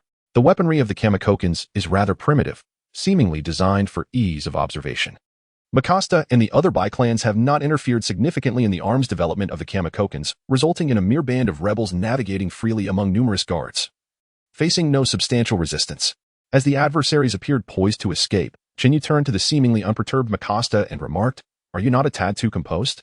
At that moment, a brilliant beam of laser light suddenly erupted, prompting Chen Yu to swiftly glance back, only to behold a disheveled Kamakokan, clad in peculiar attire.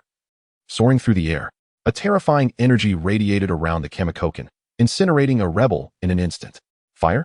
Chen Yu furrowed his brow, sensing that this energy possessed an extraordinarily high temperature. Upon the appearance of this Kamakokan, the rebels were overtaken by expressions of sheer terror, hastily discarding their belongings and fleeing in all directions. Just as Chen Yu believed that everything would culminate under the influence of this bizarre Kamakokan, two streams of frigid energy suddenly surged forth, one aimed at the Kamakokan, the other directed towards Chen Yu himself. With a frown, Chen Yu harnessed the power of the gale and deflected the energy, yet it coalesced before him into an imposing ice wall. From within, a hand emerged, grasping Chen Yu's arm, leaving him momentarily stunned. In response, he unleashed the gale's force, shattering the ice wall into fragments. The figure stepping forth from the ice was revealed to be a Kamakokan, aglow with an eerie blue luminescence, adorned with large, crystalline protrusions resembling ice shards. "Those wretched minions of Mikasa," he exclaimed coldly upon witnessing Chen Yu's destruction of the ice barrier. Without delay, he launched another attack against Chen Yu. However, before Chen Yu could retaliate, a black beam of light shot forth, striking the Kamakokan and sending him hurtling away. Chen Yu swiftly turned to the source of the light and discovered Mikasa, enveloped in a strange black radiance. "Tynet, you remain as obstinate as ever," Mikasa remarked with indifference, gazing at the Kamakokan he had just dispatched. "Tynet?" Chen Yu pondered with a slight frown. "Mikasa, do not presume your schemes are unknown. I will unearth the evidence to bring you down from your divine pedestal," Tynet declared coldly, fixing her gaze upon Mikasa. At that moment, the Kamakokan, infused with enigmatic energy, broke free from the icy constraints and approached, surrounding Tynet. Observing this, Tynet urgently implored, "Sister, regain your senses. Mikasa is not to be trusted." Yet her words carried little weight, as her sister persisted in her assault, leaving Tynet momentarily defenseless. Beset by her sister in pursuit and flanked by the combined forces of Chen Yu and Mikasa, Tina stared around, her brow furrowed. Suddenly, a laser beam shot toward Chen Yu. Looking up, he saw a brawny Komoko alien wielding a massive laser cannon, relentlessly attacking his vicinity. Instead of targeting Chen Yu and his companions directly, the alien bombarded the ground around them. Chen Yu barely had time to react before the ground beneath him gave way, and he, along with his companions, began to plummet. Seizing the moment, Tina, with Chen Yu's astonished gaze upon her, swiftly grasped the bewildered Lin Jinghan and transformed both herself and Lin Jinghan into crystalline ice, propelling them toward the towering figure of the alien. Seeing this, Chen Yu dared not hold back. He instantly drew the weapon gifted to him by the Shandar aliens. In an instant, a cataclysmic hurricane surged forth, engulfing the entire area. The terrifying wind pressure pinned all the Komoko aliens to the ground, rendering them immobile, while Tina, still airborne, was swept into the tempest. Her crystalline form was scattered by the ferocious winds, revealing her true shape. Just as Chen Yu prepared to dash forward to unleash a devastating strike upon Tina, she transformed her arm into an icy blade and pressed it against Lin Jinghan's neck. In that moment, Chen Yu halted his advance, his eyes blazing with fury and intent to kill. Tina, unfazed by the menace emanating from Chen Yu, tightened her grip, a trickle of blood seeping forth, swiftly dispersed by the winds. Realizing that she was indeed willing to act, Chen Yu promptly ceased his hurricane's power, and the storm abruptly subsided, free from the tempest's grasp. Tina once again morphed into crystalline form and charged toward the muscular alien. In the instant the hurricane dissipated, Tina struck Lin Jinghan, rendering her unconscious without a hint of resistance. Damn it, Chen Yu shouted, turning to Mikasa. Who are they really? Please, remain calm. Mikasa, having just witnessed the cataclysmic power Chen Yu possessed, quickly abandoned his previous nonchalance. He hastily explained to the enraged Chen Yu, they are rebels. Our efforts to assist the Komoko have not earned the trust of everyone. These individuals harbor lingering grievances against us. Rebellion was not a new occurrence, and Mikasa seemed accustomed to this reality. He could only offer consolation in response to Chen Yu's unease, but Chen Yu found Mikasa's pale explanations unconvincing. After all, even a blind man could discern that this matter bore no relation to Mikasa. His anger was unwarranted and futile. Gazing at the now desolate square, Chen Yu's expression hardened. His eyes filled with concern and wrath. Chapter 68. The balance of twilight forces in the dead of night. Due to the situation with the rebels, Chen Yu abandoned his plans to remain. Uncertain of the rebels' whereabouts, and Mikasa's dismissive attitude offered no solace, he found that no matter how he inquired, precise locations remained elusive. Chen Yu found himself standing alone in Lin Jing'an's room, endowed only with the power of the swift wind, devoid of any other abilities. Hastily invoking the powers sealed by the system could lead to uncontrollable chaos. After all, there was no Avengers to rein him in, and the formidable strength capable of wrestling with the Hulk could easily rend those Kermokians asunder. Despite his predicament, he pondered that there might be someone who could assist him. System, if you don't show yourself now, you might as well remain hidden for eternity, he exclaimed within his mind, expressing his frustration towards the system's inactivity. Ding. How may I assist you, host? Fortunately, the system responded this time. Lin Jing'an has been abducted. Can you locate the positions of the rebels? Chen Yu recalled the previous instance when the system pinpointed Stark's location. Given that Kermok's technological level was comparable to humanity's, perhaps the system could achieve this feat as well. Host, this request poses a bit of a challenge for the system. This planet lacks controllable intelligent machinery. The system's response was tinged with helplessness. Although Kermok's technology was not insubstantial, it lacked the presence of super geniuses like Stark or Dr. Banner. They had not even launched a single satellite into orbit. To locate Lin Jing'an through the system, a certain level of technology was essential. However, the system then indicated there are several anomalies of energy present on the planet, including those associated with the few extraordinary individuals you have previously encountered. I don't wish to know about that right now. I simply want to find Lin Jing'an. Chen Yu dismissed the system's hints entirely, consumed by his urgency to locate Lin Jing'an. Ding, the host has one remaining chance for a hero ability draw, requiring 20,000 points for use, the system prompted, suggesting that perhaps the host could attempt to draw in hopes of acquiring a useful ability. Although the system could not locate Lin Jing'an, it still endeavored to offer Chen Yu advice. Upon hearing the system's words, Chen Yu calmed slightly. Indeed, apart from this method, he had no other recourse. If he could not locate her through the system, he would have to seek out possibilities through the draw. But which heroes in the League of Legends could locate others? After some contemplation, Chen Yu could only think of a few individuals. Yet, finding them among the multitude of heroes seemed rather implausible. Moreover, what if he failed to find them? That would spell disaster. With a flicker of apprehension, Chen Yu opened the system's draw interface. As the long-awaited question mark materialized, beams of light radiated forth, revealing numerous familiar yet unfamiliar faces before him. As the luminescence transformed in the air and gradually dissipated, a singular purple glow emerged resplendently. With unwavering eyes, devoid of fear, hatred, or love, he remained balanced. Kidney? Chen Yu was momentarily taken aback. Could a kidney locate others? It seemed unlikely. His expression fell as he recalled that the only notable skill associated with the kidney was the massive sword that could block attacks and that rather unpleasant ultimate shield ability. Wait a moment, the ultimate shield ability? Suddenly, Chen Yu's eyes brightened. Although he could not locate the individual, the skill of the Twilight Eye could directly teleport teammates. Lin Jing'an could certainly be considered a teammate. Contemplating this, Chen Yu promptly inquired of the system. System, am I able to directly utilize the ultimate ability of the Twilight Eye to teleport Lin Jing'an? The system explained that theoretically it was possible. But the host did not know Lin Jing'an's precise location. At the very least, he should have a general idea of where she was. Otherwise, even with the system's assistance, he would be unable to pinpoint Lin Jing'an's whereabouts, let alone execute the teleportation. After providing this somewhat awkward explanation, the system relayed the information to Chen Yu.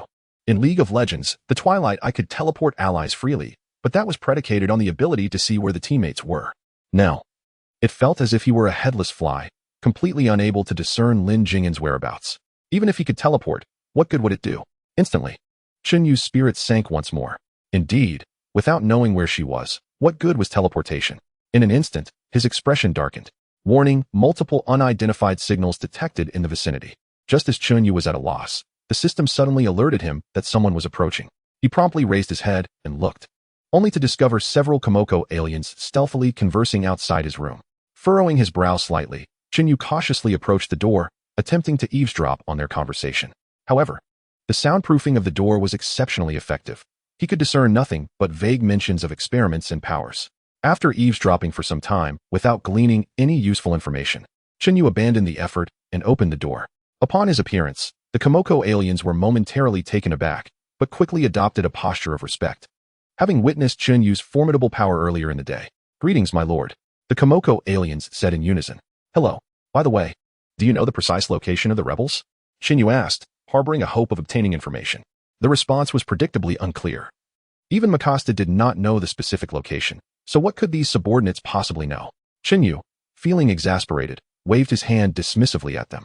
He could not extract anything useful, and he was reluctant to press them further about their earlier conversation, fearing that it might touch upon sensitive matters and lead to further complications. Irritated, Chen Yu dismissed the aliens and returned to his room, his expression still sullen. "System, how many beings with anomalous abilities can you locate?" Suddenly, an idea struck him. If the system could identify those with special powers, then since Lin Jinghan had been taken by Tina, she must be near Tina. If he could find Tina, he could locate Lin Jinghan. Host, do not rejoice too soon. While the system can locate those with anomalous abilities, this planet is not Earth. These individuals seem to have acquired their powers through some form of experimentation, and their energy signatures are often quite similar, with some nearly indistinguishable. Locating the type of energy you encountered today will consume a considerable amount of time. Are you planning to search for them one by one? At this moment, the system doused Chen Yu with cold water. "What should we do then? Just wait idly?" Chen Yu exclaimed. "If we cannot accomplish this, what other means do we have to locate Lin Jinghan? Should we simply wait for Mikasa?" This incident had once again created a rift in Chen Yu's trust toward Mikasa. It was not that Chen Yu was overly suspicious, but rather a natural caution inherent to humanity. Those rebels could not have emerged from thin air. If Tina claimed that Mikasa had ulterior motives, regardless of who might be lying, there must be something unknown lurking in the shadows. Until everything was illuminated, Chen Yu believed no one. Perhaps the host could attempt to capture a few rebels for questioning? The system proposed an idea. Chen Yu furrowed his brow, but reluctantly nodded, realizing this was the only viable option. The next day, after a sleepless night spent researching how to harness the power of caution, Chen Yu, sporting dark circles under his eyes, directly approached Mikasa to propose the idea of seeking out the rebels. Mikasa expressed sympathy for Chen Yu's urgency and initially declined his request, assuring him that he would find a way to rescue Lin Jinghan. However, upon Chen Yu's persistent insistence, Mikasa ultimately acquiesced, dispatching two Berserkers to accompany Chen Yu. While they claimed to be there for Chen Yu's protection, he was acutely aware that he did not require safeguarding. These two were clearly sent to surveil him. Mikasa likely harbored some doubt regarding Chen Yu's abilities, fearing he might be swayed by the rebels. Chen Yu chose not to disclose his understanding of Mikasa's intentions. After all, they were still allies, at least until the truth was uncovered. Under the guidance of the two Berserkers, Chen Yu departed from Pitar City, leaving Mikasa's sphere of influence, and ventured to a nearby desolate mountain. This area fell within Mikasa's territory, yet due to its lack of resources and inhospitable conditions, it had become a lawless haven, often frequented by rebels. Its remote location and complex terrain rendered it an optimal refuge, difficult to search. After traversing the barren landscape for nearly a day without any success, Chen Yu's patience began to wane. He had seen nothing throughout the entire day. The rebels seemed to have evaporated, leaving no trace behind. As night fell, the system once again indicated that an energy signal had merely been a lurking Komokian, marking the end of Chen Yu's fruitless search.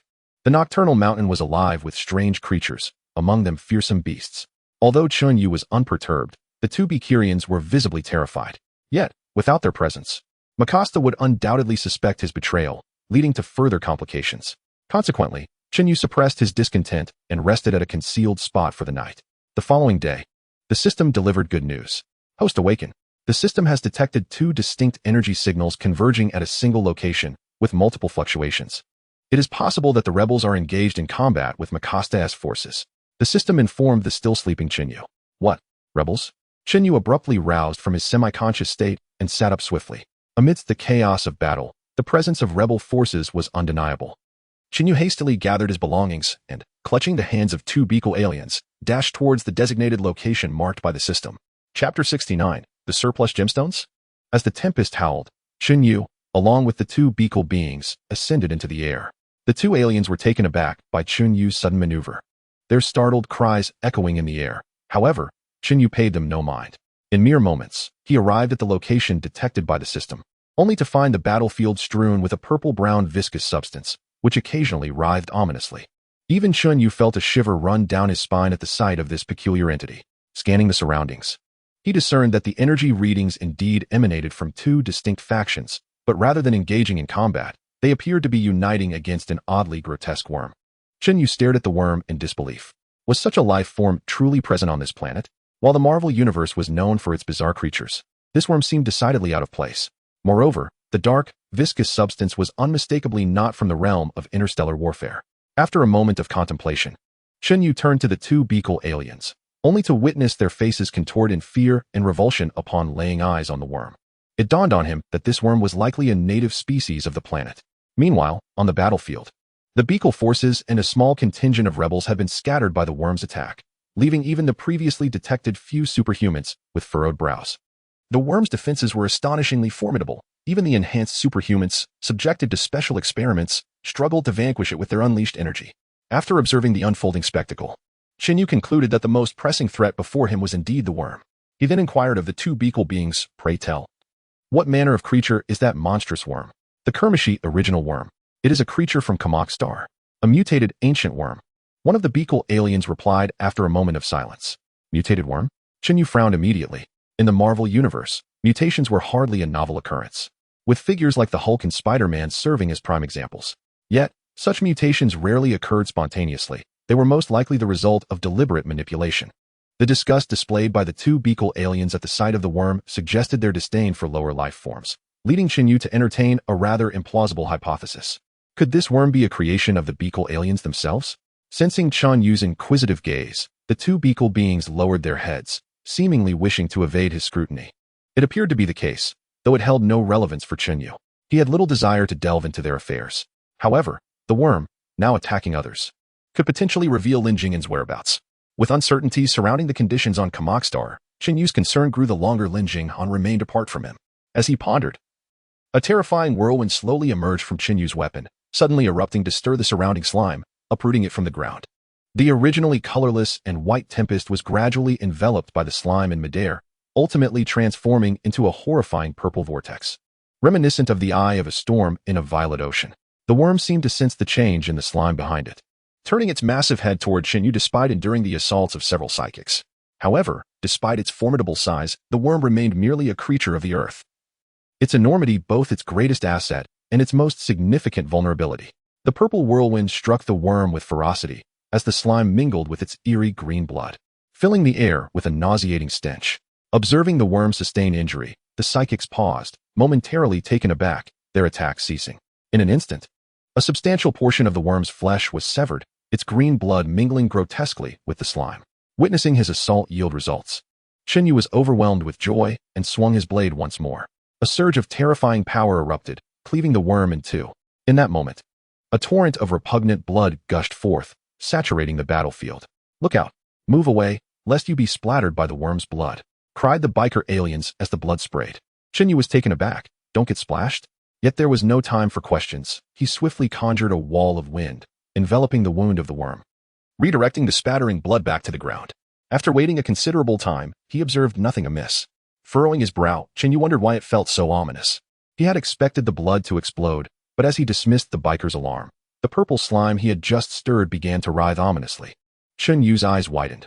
Were there still worms within? Indeed, as the slime began to split open, countless worms surged forth, their grotesque bodies seemingly driven mad, rushing toward the areas tainted by the green blood. Where they traversed, nothing remained alive. Chen Yu finally comprehended the biker alien's dread of the green blood. If one were to be ensnared, they would likely be devoured to the bones in an instant. Before long, the worms completely consumed the blood, leaving not a trace of green on the ground.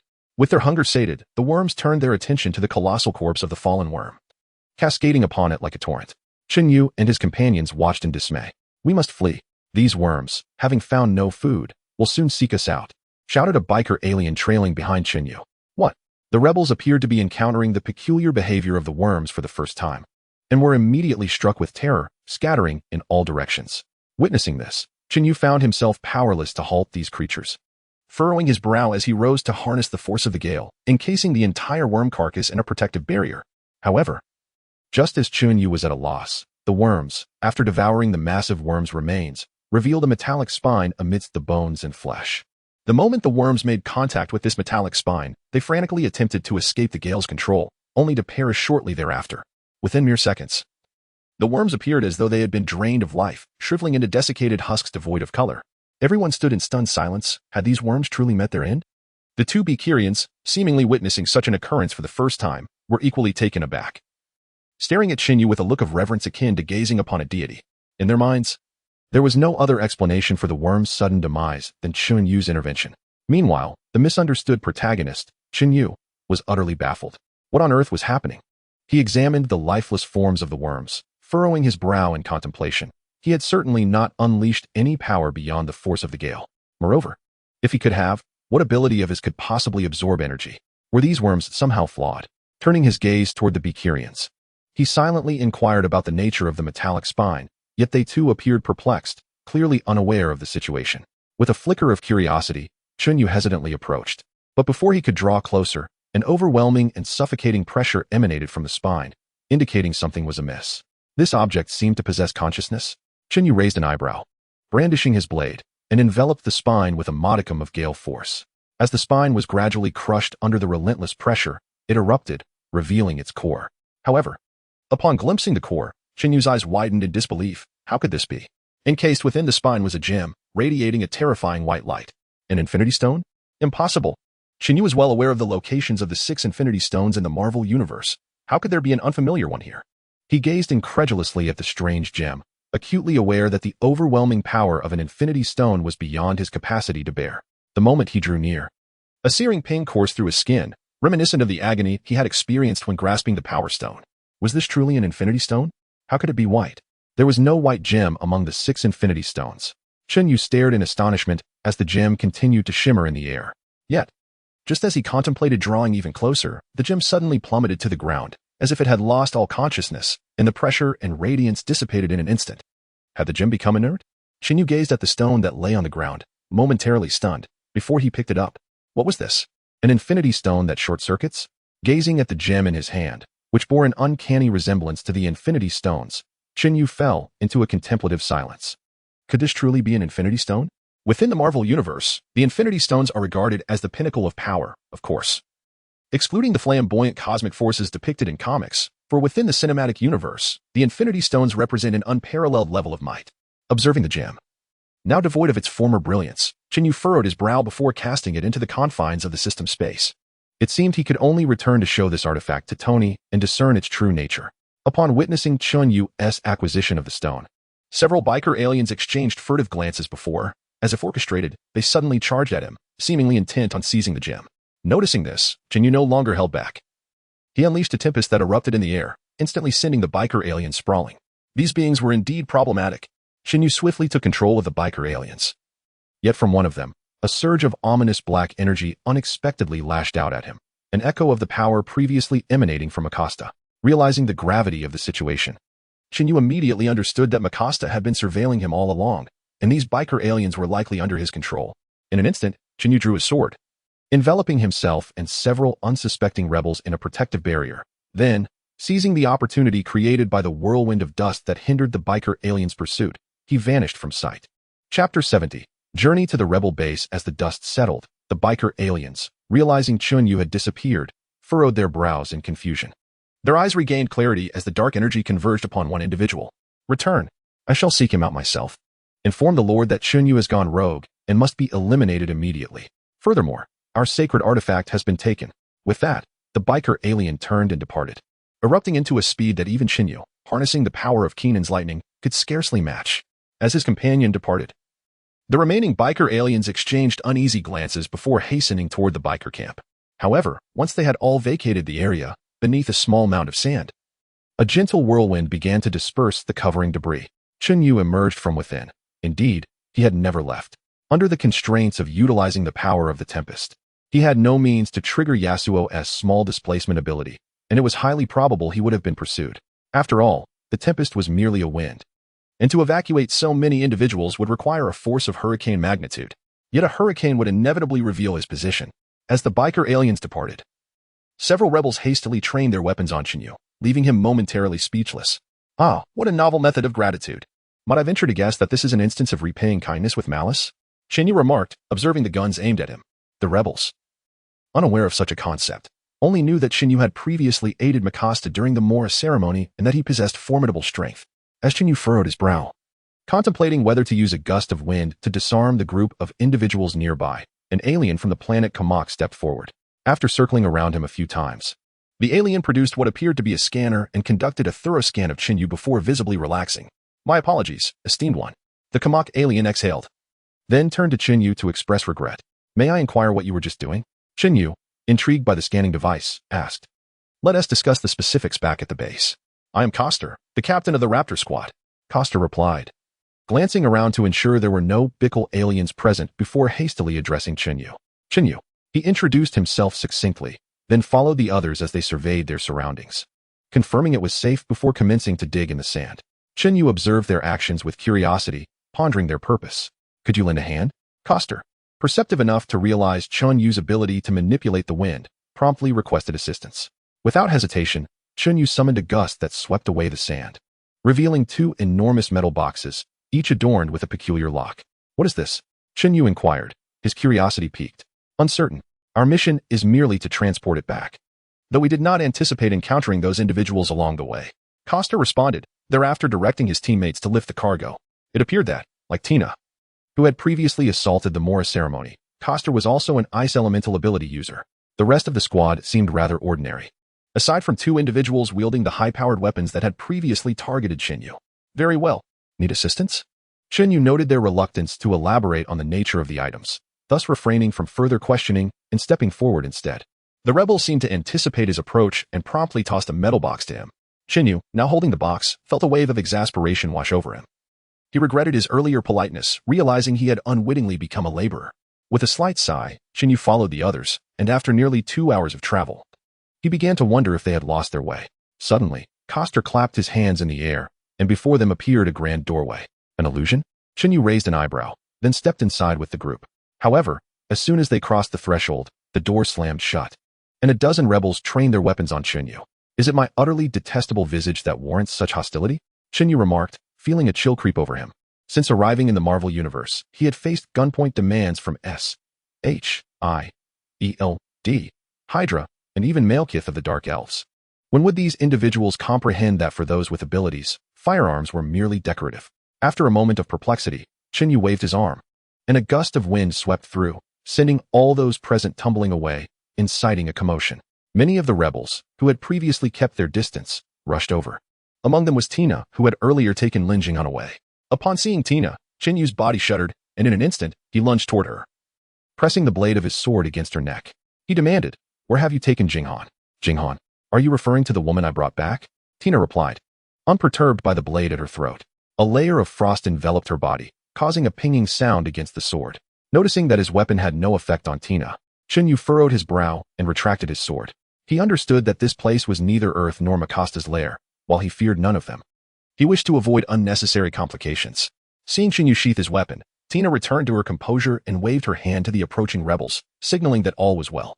Then, she turned to Chen Yu and said, If it is that woman you seek, she is currently in the laboratory of Mikas. A laboratory? Chen Yu frowned, then observed as Tina seemed to take the lead, glancing back at him. He squinted his eyes and followed her. Shortly after, Chen Yu arrived at the so-called laboratory, which appeared to be a rather rudimentary metallic space filled with various instruments and potions. What are you experimenting with? Chen Yu inquired upon noticing Lin Jinghan inside, seemingly untroubled as she busied herself with something. Antidote. Tina replied succinctly, offering no further explanation, before turning to leave, exuding an air of aloofness. Chen Yu scoffed slightly, but chose not to pursue her for more information, stepping into the laboratory instead. Lin Jinghan, who had been engrossed in her work, looked up curiously as the door opened, and her heart soared upon spotting Chen Yu entering. She dashed toward him and embraced him tightly. Feeling her joy, Chen Yu smiled faintly and gently patted her head, asking, What are you doing? I'm helping them prepare the antidote. Lin Jinghan promptly explained. Antidote? What poison are you countering? Chen Yu queried. Do you remember the strange black light emanating from Mikasa? Lin Jinghan responded somewhat evasively. Yes. Does that have any connection? Chen Yu nodded and inquired further. Indeed, that is a form of a special nanovirus. Almost all those who fervently worshipped Makasta have been infected with it. The reason Makasta treated us so well before was to ensure we ingested this virus. It was only because you were cautious that he never found the opportunity to poison us. Lin Jinghan elucidated. A nanovirus? Chen Yu frowned, recalling the black aura that the Beakle aliens had emitted when they encountered the gemstone, which seemed to align with Lin Jinghan's description of the nanovirus. What purpose does this virus serve? He asked without delay. At present, it appears that aside from exerting control over others and having a slight ability to alter the constitution of the infected, there is nothing particularly extraordinary. However, according to Tina and her companions, prior to their activation of their abilities, they had been injected with this peculiar virus during their capture for experimentation, Lin Jinghan remarked. Before Chen Yu could pose a question, Lin Jinghan interjected, stating that the cold resistance of these nanoviruses is quite low. Therefore, Tina and her companions, who awakened ice-based abilities, were able to freeze the viruses and thus avoided being controlled. Low cold resistance? Chen Yu raised an eyebrow, realizing why the majority of the abilities he sensed within the rebel forces were predominantly ice-based. Have you found an antidote? Chen Yu inquired, looking at Lin Jinghan. Lin Jinghan, having previously served as an agent in the SHIELD Bureau, naturally possessed some knowledge due to her close friendship with a bona fide scientist. Without this nanovirus, either activation doesn't occur, or once activated, it spreads uncontrollably like madness, making it impossible to contain. The only current solution is to lower the temperature to temporarily incapacitate the virus, Lin Jinghan explained. Chen Yu furrowed his brow slightly. He too possessed the power of frost, though he was unable to utilize it at present. Moreover, he had yet to locate the item mentioned by the system that could mitigate the effects of the madness-inducing power. Becoming embroiled in the conflict between the Komokans and the Bicolarians was hardly a prudent course of action. And what of that peculiar, unknown gemstone? Was it truly an infinity stone? After much contemplation, Chen Yu sighed. He had no choice but to admit that aside from the lead concerning Makasta, he was utterly at a loss as to how all these disparate elements connected. Confirmed that Lin Jinghan was unharmed, he breathed a sigh of relief. Yet he harbored a flicker of hesitation regarding her intentions. However, seeing Lin Jinghan's determined demeanor, Chen Yu could only suppress his concerns. Sir, the boss requests your presence. At that moment, Coster approached Chen Yu, accompanied by 2 members of the Hawk Squad. The boss? You mean your leader? Chen Yu inquired, frowning at Coster's words. Not the leader, but the chief commander. The term leader is what those under Makasta's control use to refer to that scoundrel. Coster seemed quite averse to the title of leader, promptly clarifying. Chapter 71. The Black Emperor's insect eggs. Following Coster to a makeshift command center, Chen Yu noted that this location differed significantly from other areas on Komoka. This command post bore a striking resemblance to scenes from a science fiction film, replete with advanced equipment, including technologies that Earth had yet to acquire. However, as previously mentioned, Makasta seemed to have suppressed the weaponry technology level of the Komokans, aside from that inexplicably powerful laser cannon that could even make Chen Yu break a sweat. The other weapons appeared rather primitive, particularly in relation to the Bicolarians. As Chen Yu entered the command room, many turned to observe him, their gazes laced with scrutiny and apprehension. His performance during the Mora ritual had been nothing short of astonishing, even instilling fear. His ability had nearly prevented Tina from escaping, a feat that was exceedingly rare on the entire Komoka planet. Moreover, Lin Jinghan previously mentioned that Chen Yu possesses not only the ability to manipulate wind, but also other peculiar powers. In the context of Mach Planet, where abilities are typically acquired through experiments conducted by the Beakle aliens, such capabilities can be deemed godlike. Under the scrutiny of the onlookers, Chen Yu could only express his helplessness. Had it not been for this group inexplicably attacking Lin Jinghan while they were in Makasta, he had no intention of confronting Tina at all. You are in great danger. At that moment, a chilling female voice pierced through the silence. It was Tina. Chen Yu turned to find her azure eyes filled with wariness. Well, it seems my life here is not much better than that in S.H.I.E.L.D. Observing the demeanor of those around him, Chen Yu realized that staying here would undoubtedly subject him to surveillance, akin to being controlled within S.H.I.E.L.D. S.H.I.E.L.D. What is that? Amidst the crowd's inquiries, a resolute middle-aged man gazed at Chen Yu, seemingly the so-called captain of the group. Nothing much, just a similar organization on my planet. Chen Yu hastily diverted the topic. The Earth and Mach Planet do not even occupy the same cosmic space, making any encounter impossible. As for explaining what S.H.I.E.L.D. is, he found it quite challenging. The group did not press further, as it bore no relevance to them. Makasta's recent activities have become increasingly frequent. I suspect he has likely located that item. Returning to the main topic, a perceptive young man stroked his chin and remarked, Item? What item? Curious. Chen Yu turned his head to inquire further. This, Tina replied, then activated what appeared to be a projector, revealing a dazzling crystal in the display. Black Emperor Insect Egg, a unique material that can be utilized to manufacture special nanoviruses. The nanovirus previously employed by Mikasa would freeze upon exposure to cold, yet this crystal possesses remarkable cold resistance. The captain elaborated. Mikasa conducted activation experiments using the mock aliens to identify those capable of exterminating the mutated worms. Mutated worms? If I am not mistaken. Those worms must have undergone mutations due to the experiments conducted by the Bickle aliens. Chen Yu suddenly interjected. Indeed, however, unlike the mock aliens, those worms seem inherently immune to Mikasa's nanovirus. Following the experiments, they managed to escape his control, Tina further explained. Wait, Black Emperor Insect Egg? This thing is an insect egg? At that moment, Chen Yu recalled their designation for this crystal. Could something that appeared harder than a diamond truly be an insect egg? What kind of insect? Well, it is not an insect egg. Rather, those worms prefer to lay their eggs around the Black Emperor Insect Egg. Prior to the emergence of the Bickle aliens, we were unaware of the nature of the Black Emperor Insect Egg, and over time, the absurd notion that these crystals were insect eggs took root. However, we eventually grew accustomed to it, and did not revert to the original term. Cost explained with a grin. Upon hearing Coster's explanation, Chen Yu rolled his eyes in disbelief, clearly perceiving the primitive state of this planet before the arrival of the Bikirians. You may call me Captain Mitt, said Mitt, the commander, extending a hand towards Chen Yu with an air of formality. Chen Yu glanced at Mitt's hand, paused for a moment, and then reciprocated the handshake. So, you summoned me to assist in dealing with the worms? Chen Yu inquired directly. Essentially, yes.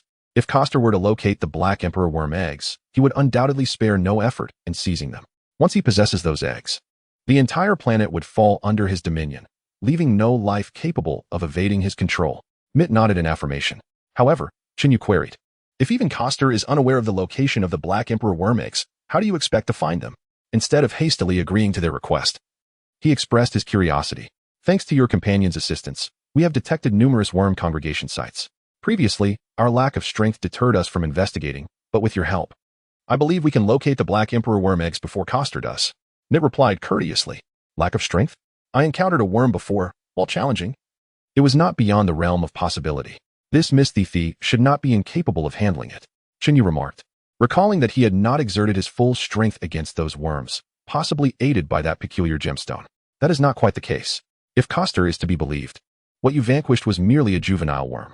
The mutated worms guarding the vicinity of the eggs are vastly superior, with few natural enemies. Mitt explained, his excitement palpable. However, he fell silent at the mention of Thifi. Thifi? Is she the one with the ability to conjure flames? Chen Yu speculated, quickly deducing her identity. Yes. My sister was captured by Coster while attempting to save us, and after undergoing experiments, she has been completely subjugated by him. Unfortunately, she activated two abilities. In addition to her previous flame capability, she also learned to establish a connection with the worms. Coster discovered the location of the worm horde through her. Thifi replied, her voice tinged with coldness and barely concealed fury. The modern Blade Queen? Chen Yu exclaimed, momentarily taken aback by Thifi's explanation, prompting puzzled expressions from the others. What is the Blade Queen? Is she a monarch from Chen Yu's world? Noticing their confusion, Chen Yu offered an awkward smile, refraining from further elaboration. Cough. I can assist you, but I wish to clarify one matter. Coster is not a fool. From what you've said, he seems to possess no abilities aside from the nanovirus, which should not warrant your retreat and avoidance of direct conflict. Chen Yu pressed, voicing his concerns.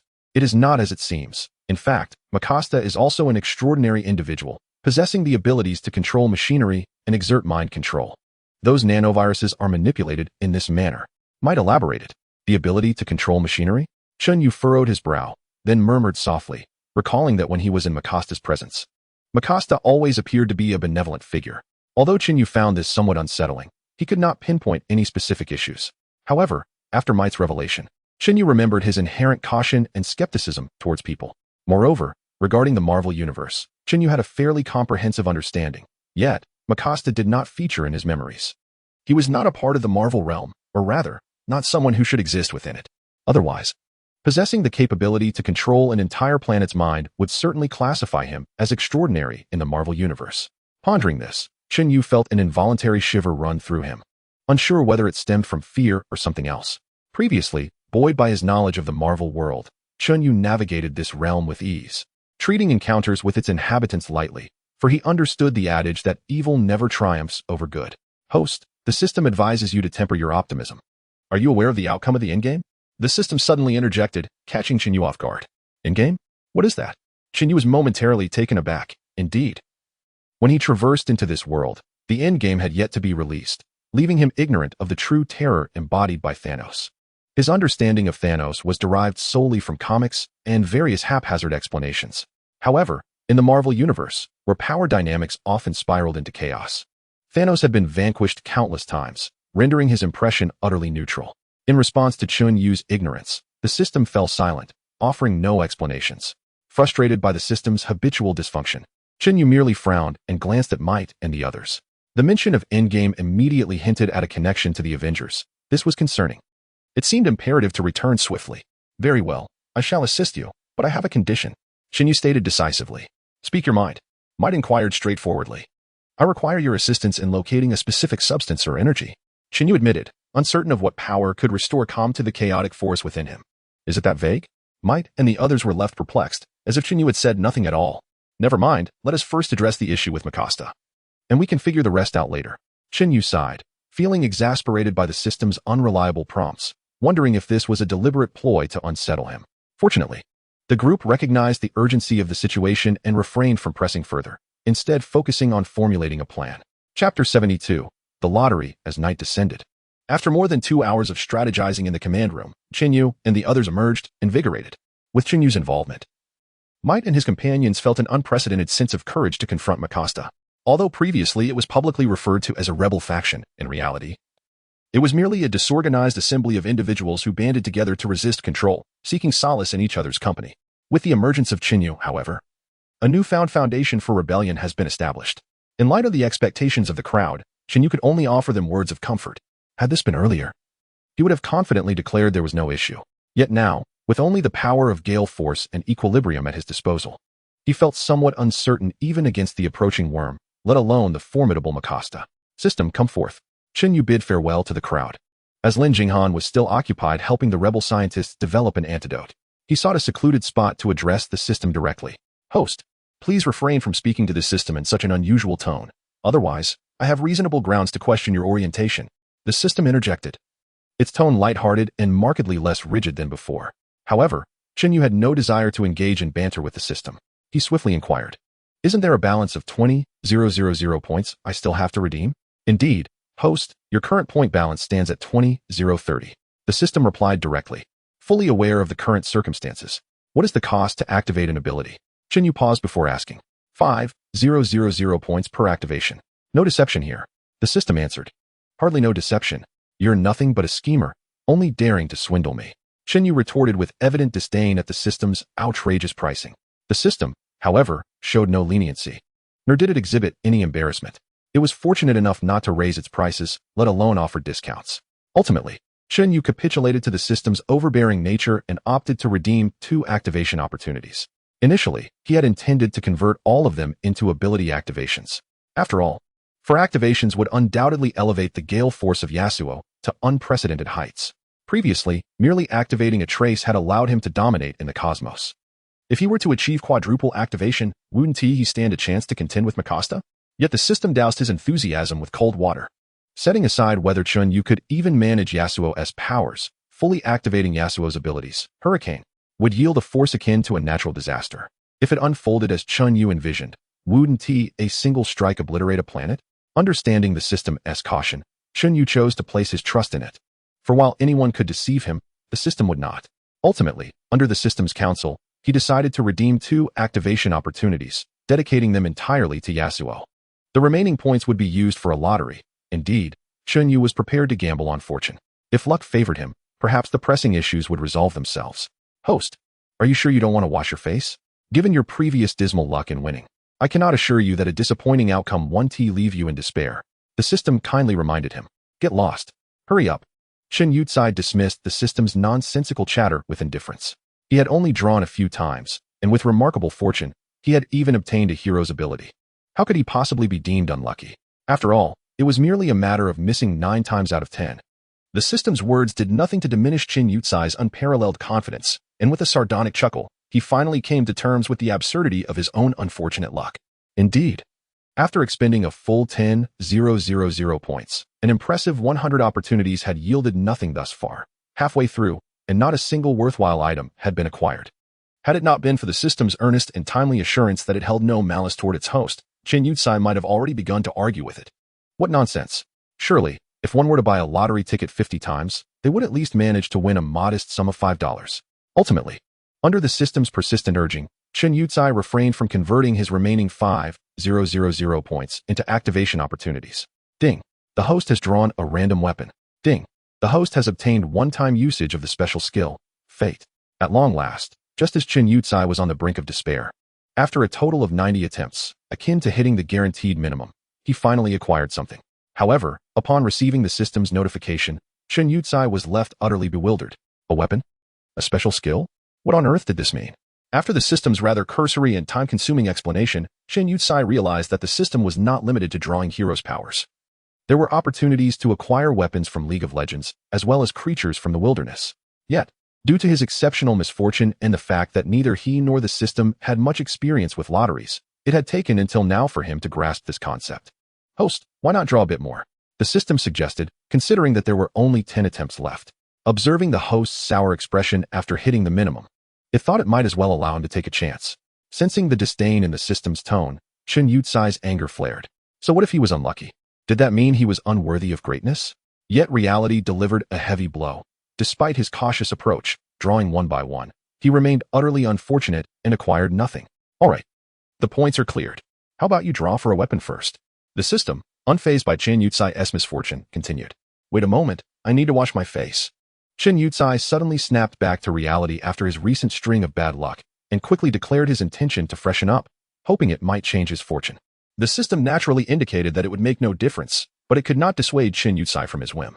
Finally, under Lin Jingyan's astonished gaze, Chen Yu gave his face a thorough massage, ensuring there were no remnants of bad luck, before addressing the system. Let us begin. I refuse to believe I can remain unlucky. Very well, host. The system responded. In an instant, a luminous screen appeared before Chen Yu's eyes, revealing a plethora of weapons from League of Legends, both old and new, some he had never even seen before. They all coalesced into a large question mark, resembling the hero lottery almost perfectly. As the question mark shifted and transformed, it intermittently flashed with dazzling brilliance. As the light faded and the question mark disappeared, 3 weapons emerged from within. Have I turned my luck around? 3 at once? Chen Yu gazed at the 3 weapons that had appeared, his heart brimming with delight. What a far-fetched notion. The system, seemingly benevolent, presented Chen Yu with an opportunity after witnessing his misfortunes, allowing him to select one from 3 options. However, this unexpected gift shattered Chen Yu's initial joy. Fortunately, his attention was swiftly diverted to the weapons at hand. Had it not been for this, he might have been embroiled in a fervent debate with the system, invoking the survival rules of Zwan. The weapons, revealed from a question mark block, were the Tear of the Goddess, the Iron Spike Whip, and the Lost Chapter. Although Chen Yu was familiar with their names and some effects, he lacked deeper knowledge about them. The system, proving itself adept at malfunctioning, offered no response to Chen Yu's inquiries, leaving him unable to glean any further information about these items. Without the system's clarifications, Chen Yu reluctantly examined the attributes of each weapon.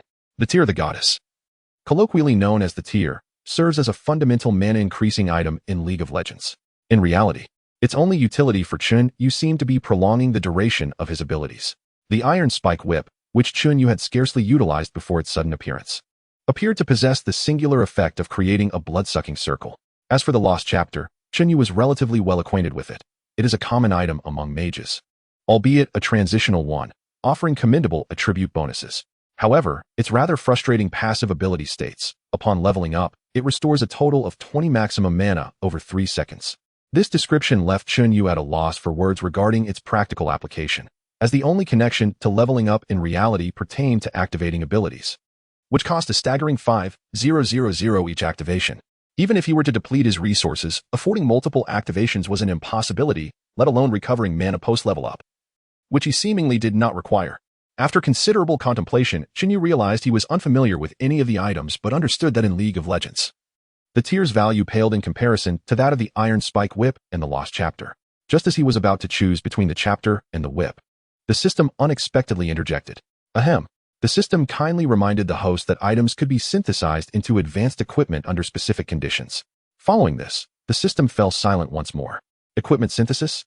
Those familiar with League of Legends know that items are not merely purchased outright. They are gradually accumulated through smaller components. With this in mind, Chen Yu redirected his focus to the 3 items. The Iron Spike Whip, designed for physical attacks, was undoubtedly favored by melee brutes, while the Lost Chapter served as a foundational element for the synthesis of the 3 core mage artifacts. It appeared far superior to the whip in terms of upgrade potential. The tier, while less powerful than the Lost Chapter, was nevertheless fundamental to most mage equipment, boasting commendable effects post-upgrade. After much deliberation, the Iron Spike Whip was decisively discarded. Amidst the Lost Chapters and tiers, Chen Yu ultimately chose the Lost Chapters. After all, one gets what one pays for, and they are certainly worth more than tiers. In a situation where the effects are similar, it is only natural to prefer the chapters with a higher potential for rapid advancement. Chapter 73. Journey to the Insect Nest. The usage of Yasuo and Shun is related to Chen Yu's stamina. Another setup. Thus, acquiring this item holds little utility for now, but considering the potential effects once the influence of the frenzied power is lifted, it may prove useful. Chen Yu cautiously stored it in the system space. After completing everything, his gaze shifted to the special skill indicated by the prompt, Fate. Upon seeing the name, Chen Yu was momentarily taken aback, unable to recall any skill named Fate from League of Legends. It wasn't until he read the description that he suddenly remembered. Fate. The ultimate ability of the card master Twisted Fate offers global vision and teleportation, a truly miniature form of teleportation. But what does the term special skill imply? System, could you please provide an explanation? Not understanding, Chen Yu tapped into the exemplary quality that he had cultivated since elementary school and inquired directly. Fortunately, this time the system did not remain silent but graciously emerged to clarify. Attention, host. The system is designed to enhance abilities based on the lore of the Valoran continent and the human world. Although Fate is a skill of a certain hero, the system deems it excessively powerful, hence it cannot be utilized. If you draw it, consider it sheer luck. What is this? Isn't it just a minor teleportation? What could possibly be so formidable about it? Chen Yu questioned in confusion. As a gaming enthusiast, especially in a realm like League of Legends, where data-driven characters prevail, he genuinely could not grasp the significance of a teleportation skill. However, the system, disinclined to elaborate, merely stated that the host would understand the reason for the restriction upon future use. Upon hearing the system's almost dismissive explanation, Chen Yu said nothing further. What else could he do but accept it? Well, it seems like a return to square one. All the efforts he had previously accumulated had been squandered in one fell swoop. Although Chen Yu's unfortunate luck limited his potential, he at least did not emerge empty-handed. Even if the gain seemed rather inconsequential, resigned to his misfortune, he quietly touched his dark face before examining the swift wind power within his body. The 2 activations had nearly fully awakened Chen Yu's swift wind power. While it still lacked the grace and dominance of Yasuo, it was undeniably impressive in its own right. What surprised Chen Yu the most was that Yasuo's ultimate ability, indeed that brilliantly flashy skill, the Last Breath, surprisingly no longer required the prerequisite of launching the opponent into the air. This realization also led Chen Yu to understand that prior to this, the only forces he had activated beyond the system's foundational settings were those of Kinnan, the Little Wizard, and the Frost Witch, which accounted for his frequent utilization of these particular powers. Moreover, the power of the celestial beings is exceedingly formidable. Even a casual deployment of a mundane skill could potentially drain Chen Yu entirely. As for Mundo's strength, it is needless to elaborate, even before activation. His might compelled the sealing of his own power, and should it be unleashed, it could spell disaster for himself. However, now that the Swordmaster's power has been activated, one must ponder the cost of the Windblade's might. The price of the Frost power is self-freezing, while the cost of the Dark power involves summoning a Darkwalker. And the price of the Lightning power leads to a disturbance in one's biological currents. The other powers remain dormant, leaving Chen Yu in ignorance of their associated costs. As for his inquiries, the system showed no intention of elucidation. Nevertheless, the cost would soon become evident to Chen Yu. After pondering fruitlessly, Chen Yu chose to spare himself the mental strain. Having activated the powers, he had no alternative but to confront whatever challenges lay ahead. Just as he was about to inform Might and the others of his readiness, he lifted his foot and, in an instant, felt an impact, only to discover that his head was in intimate contact with the ceiling. What in the world? Chen Yu widened his eyes, glancing down to find that he had unknowingly floated off the ground during his contemplation, now suspended in midair. Had it not been for the ceiling's constraint, he might have been lost to the ether. Hearing a commotion from Chen Yu's room, Lin Jinghan curiously opened the door and entered, only to find the space devoid of Chen Yu. Momentarily bewildered, she recalled having seen him enter moments prior. When did he leave? Just as Lin Jinghan pondered whether her earlier experiment had caused her to overlook Chen Yu, his faint voice broke the silence. She looked up to see Chen Yu's face. a mixture of bewilderment and exasperation. How did you get up there? Lin Jing'an stammered, astonished at Chen Yu's predicament. It was one thing to be a person, but how could one simply float away? Chen Yu, unable to offer an explanation for Lin Jing'an's confusion, merely shook his head in resignation before requesting, "Please, think of a way to bring me back down." Upon hearing this, Lin Jing'an snapped back to reality and hurriedly sought assistance. Ultimately, under the incredulous gazes of Might and the others, Tina found a large boulder for Chen Yu to cling to, managing to bring him down with great effort. To prevent himself from floating again, Chen Yu had to grip the stone tightly, fearing to let go. Fortunately, the Mockstar people possessed gravitational devices, and after securing a specially designed weighty bracelet of 100 pounds for Chen Yu, he was finally able to stand firmly on the ground. The sudden ability of Chen Yu to fly left everyone questioning, though none dared to voice their inquiries. Recognizing from his ink-darkened visage that he was not keen on discussing the matter, thankfully, when Chen Yu announced his readiness to confront the worm, it quelled their urge to dig deeper into the mystery. Once the group departed to deliberate on their battle strategy, Chen Yu found a moment of tranquility to explore the Windblade's power within him, which had amplified several-fold compared to before. Upon closer introspection, he could even perceive the gentle currents of air around him interacting with his essence. Chen Yu gradually closed his eyes, and suddenly, a terrifying hurricane began to swirl ominously around him. The fearsome pressure it unleashed instantly flattened everything in its vicinity. The group, who had been walking and discussing, found themselves confronted by a colossal gate, momentarily stunned, before they turned to look back. "I didn't mean to. I'm sorry," Chen Yu exclaimed, initially intending to argue. But upon witnessing the incredulous expressions on their faces, he could only helplessly apologize. The group's response to Chen Yu's apology was one of silent disbelief. Tina shook her head, resting her hand on her forehead as she gazed at the imposing doorway, questioning the reliability of this individual. After a prolonged silence, the awkward atmosphere finally dissipated when Mitter was drawn away by the sudden onset of battle. Once the area was cleared, Chen Yu fully grasped the current state and cost of the gale force. He had no doubt that, should he encounter another mutated worm, he could effortlessly obliterate it with a single tempest. The hurricane he had conjured with merely half of his strength had already torn apart the surrounding objects, and he found it hard to believe that the flesh of the worm could be tougher than steel. However, he was proven wrong the following day. Mitter, accompanied by a squad and several ability users, set forth with Chen Yu to search for the Black Emperor's worm eggs. Upon witnessing the so-called adult worms, Chen Yu's jaw nearly dropped. Before him lay a creature that bore little resemblance to a worm. Its terrifying size paired with a nearly entirely skeletal exterior could easily be mistaken for a terrestrial battleship. In comparison to the mutated worms, Chen Yu and his companions appeared as mere ants. Had the worms not seemed to be in a state of slumber, the squad members accompanying Mitter would likely have screamed in terror. Gazing at the monstrous form of the mutated worm, Chen Yu furrowed his brow. If the mutated worms he had encountered previously represented the limits of human imagination, this adult mutated worm shattered all such preconceptions. This was a creature beyond the realm of ordinary comprehension, with a bone-like exoskeleton. Even after activating the gale force twice, Chen Yu felt a sense of helplessness. Though he had not made direct contact, he understood that the formidable defensive capabilities of this exoskeleton were certainly no less than those of Hulk's skin. Its immense size also endowed the mutated worm with the terrifying strength to crush any object beneath it at will. Mitter and the others, witnessing a true adult mutated worm for the first time, were equally astonished and dared not utter a sound. Chen Yu squinted slightly, instinctively lightening his footsteps, fearful of awakening the creature. Fortunately, the worm seemed indifferent to the faint sounds made by Chen Yu and his companions, aside from shifting positions, which startled them into stillness. It exhibited no further movement. Only after they had completely exited the vicinity of the worm's body did Chen Yu and the others discern the full extent of its terrifying size. Chen Yu estimated that its length was at least 100 meters, while its width was certainly 5 to 6 meters, comparable to that of a land tank even while lying on the ground.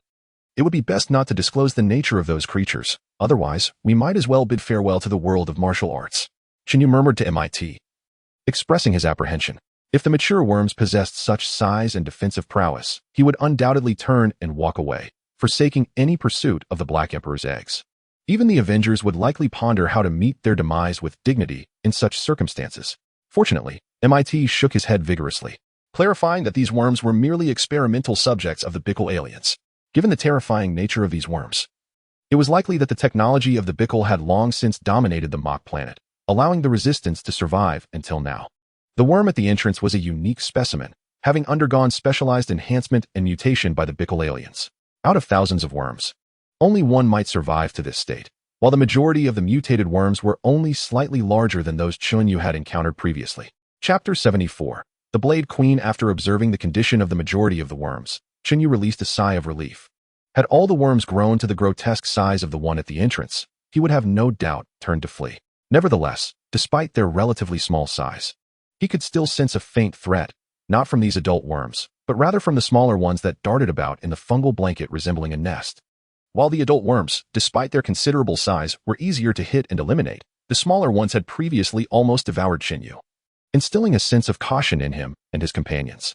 After treading carefully for some time, however, Chen Yu began to sense something amiss. Although these worms occasionally turned their heads to observe him and his companions, they showed no signs of aggression, even as they drew closer to the Black Emperor's eggs. The frequency of the worm scrutiny merely increased without any intent to attack. Are they not attacking? Chen Yu wondered, surprised by the unexpected docility of these creatures. This is precisely why we are here, to find the Black Emperor's eggs. It seems that once these worms gather, their desire to attack diminishes significantly. But should anyone attempt to take the Black Emperor's crystal eggs, they will be met with an overwhelming assault from all the worms. Our previous attempts to collect the Black Emperor's eggs failed for this very reason, MIT explained, seemingly familiar with the matter. To lose their combat desire in a cluster? Chen Yu furrowed his brow, aware as a denizen of Earth that the phenomenon of swarm behavior often results in unparalleled aggression and destructive capability.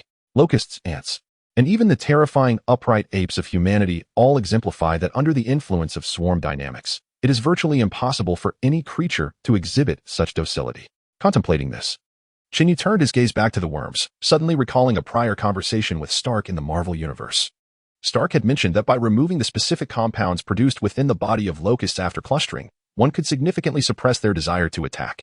The technological prowess within the Marvel Universe has reached an indescribably delicate threshold, wherein virtually all biological calamities that could arise on Earth have been surmounted. The locusts, in particular, have been rendered incapable of posing any threat to humanity, thus rendering Stark's endeavors to validate this hypothesis ultimately fruitless. Could it be that these worms have undergone experimentation to eliminate certain substances? Chen Yu pondered this, yet he was far too prudent to attempt the removal of such suppression. As the group drew ever closer to the Black Emperor's eggs, the quantity and size of the worms increased, their movements growing increasingly erratic. Undoubtedly, the Black Emperor's eggs held significant importance for these worms, compelling them to abandon their instinctual lethargy. Observing the worms' reactions, Chen Yu furrowed his brow and inquired of the others. Are you certain that these Makasta can retrieve the crystals from these worms? He recalled mentioning that Tina could communicate with the worms. Miter shook his head, his expression heavy with concern. Communicate? Do you believe these worms would heed her? Chen Yu retorted, understanding that any social insect species would invariably have a queen to issue absolute commands. This we cannot ascertain. But I am aware of one fact. These worms can be parasitized, albeit it requires considerable time. Tina interjected, her demeanor icy. What nonsense. These creatures can also be parasitized? Chen Yu exclaimed in astonishment. The anatomical structure of these worms rivaled that of Earth's ancestral worms. Could their rudimentary brains be susceptible to control? Not merely worms, Tina said, pausing momentarily before extending her hand to point at a specific location. The group followed her gesture, their bodies instinctively bristling with alarm. Even Chen Yu felt a shiver run through him. The direction Tina indicated revealed a humanoid entity that, while not particularly large, instilled a profound sense of dread in everyone present. What is that? Miter seemed to be encountering this creature for the first time, his voice trembling slightly. The Bicklestar people refer to her as the Queen Mother, Chen Yu interjected, completing Tina's sentence. Upon realizing that Chen Yu was familiar with this monstrosity, the group regarded him with astonishment, though he had no intention of elucidating further. Instead, he gazed at the bizarre entity with palpable trepidation. Indeed, this Queen Mother bore an uncanny resemblance to the Blade Queen residing in Chen Yu's mind, the repulsive mycelial blanket, the terrifying humanoid worm queen, and the ominous psychic responses that elicited his fear. How could such a creature manifest? Was this not the Marvel Universe? How could worms appear here? Moreover, Chen Yu had no doubt that this Queen Mother was the very embodiment of the Blade Queen from his memories. Ding! Congratulations, host, for discovering the ultimate objective of this encounter. The system, which had been feigning dormancy, abruptly emerged with a startling proclamation that nearly caused Chen Yu to jump. What mission objective? He asked incredulously. To transform the Blade Queen. The power to restore the influence of madness resides within the transformation of the Blade Queen. The system replied coolly. In an instant, a flicker of hesitation and struggle appeared in Chen Yu's gaze as he looked at the Queen of Blades. Could it truly be her? How is that possible? At this moment, rather than feeling joy for having found what he sought, Chen Yu was instead engulfed by shock and dread. The Queen of Blades was not a creature from the Marvel Universe, even in games. She did not exist within that realm. Thus, the entity responsible for creating such a terrifying being must be a person from Earth, akin to himself. However, the system remained silent about Chen Yu's conjecture, only providing a hint that the transformation of the Queen of Blades was incomplete, unworthy of her title. Just as Chen Yu was reeling from the revelation of the Queen of Blades, she seemed to sense his gaze. With wings reminiscent of a bat's skeletal structure, she slowly turned to face Chen Yu and his companions. Observing her hollow and terrifying eyes, Chen Yu understood that any movement on his part could provoke her into action. As the air thickened with the gathering of psychic particles, Tina and the others narrowed their eyes, bracing themselves for battle. Yet, the conflict did not ensue. Chen Yu halted his companions, cautiously watching the Queen of Blades as he began to retreat. Once they had exited the nest, the group looked at Chen Yu in confusion and asked, "Your Excellency, what is the matter? Do you recognize that creature? Is she a creation of the Bickle aliens?" Chen Yu did not respond to their inquiries. Instead, he posed a question of his own. "Yes, she escaped from the laboratory. Our ability to flee was due to her," Tina affirmed slowly. The reason Tina and the iSpace psychics managed to escape from the clutches of numerous Bickle aliens was not only because they were not under control, but also because the creature known as the Queen of Blades had shattered the laboratory's formidable defenses, granting them the opportunity to flee. "Impossible. She cannot possibly be the creation of Mikasta," Chen Yu murmured. Although his time spent beside Mikasta was brief, he was acutely aware that Mikasta, regardless of his origins not being tied to the Marvel Universe, could not possibly be a human from Earth, let alone someone who had traversed dimensions like Chen Yu. Nevertheless, the existence of the Queen of Blades compelled Chen Yu to speculate that there was someone behind Mikasta, likely a deranged individual from Earth, hailing from the same place as him. If that were true, Chen Yu had no doubt that the so-called nanovirus could never parasitize the Queen of Blades. After all, she was the Queen of Blades, a being feared throughout the cosmos and StarCraft. Even a mere modified life form instilled an overwhelming sense of terror in him. In truth, his suspicions were validated. For mere minutes after their exit, Tina and the others sensed a familiar and chilling aura. "Mikasta!" they exclaimed, turning to see Mikasta standing brazenly before them. Accompanied by Tina and others, a peculiar smile playing on his lips. "I expected you to defeat what lay within. But it appears you are nothing but a bunch of inept fools." Mikasta did not conceal his disdain and contempt, yet he bore no semblance of embarrassment for his own inadequacies. The crowd remained utterly unfazed by Mikasta's mockery, having dealt with him for many years. They inherently understood that his words were nothing but empty bluster. "You know I will depart." Yet at that moment, Chen Yu stepped forward, his eyes ablaze with a mixture of anger and confusion. "Have you finally come to your senses?"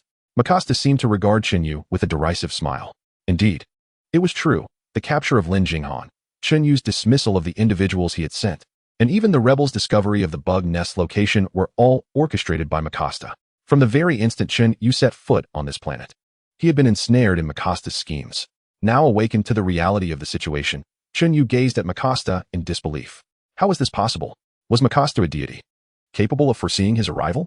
Furthermore, prior to the Mora ceremony, Chen Yu was adamant that he had not exhibited any traits that could be exploited. No matter how formidable his aura, it could not have been sufficient to ascertain his strength merely through presence. Moreover, the rebels had located the bug nest before Chen Yu and Lin Jinghan arrived. How could he have known Chen Yu would be here? Mikasta seemed to revel in Chen Yu's astonishment, yet he offered no explanations. Instead, Tina and her companions cast hostile glances at Chen Yu and the others, with the psychics among them gathering considerable power, preparing to confront Chen Yu and his allies. Ding! The host has activated the mission, Dark Walker. 2. At that moment, the system abruptly presented a task to Chen Yu, without disclosing any rewards or objectives. Nevertheless, even under such circumstances, Chen Yu trembled. The name was all too familiar. A presence he had once nearly fought to the death against on 2 occasions.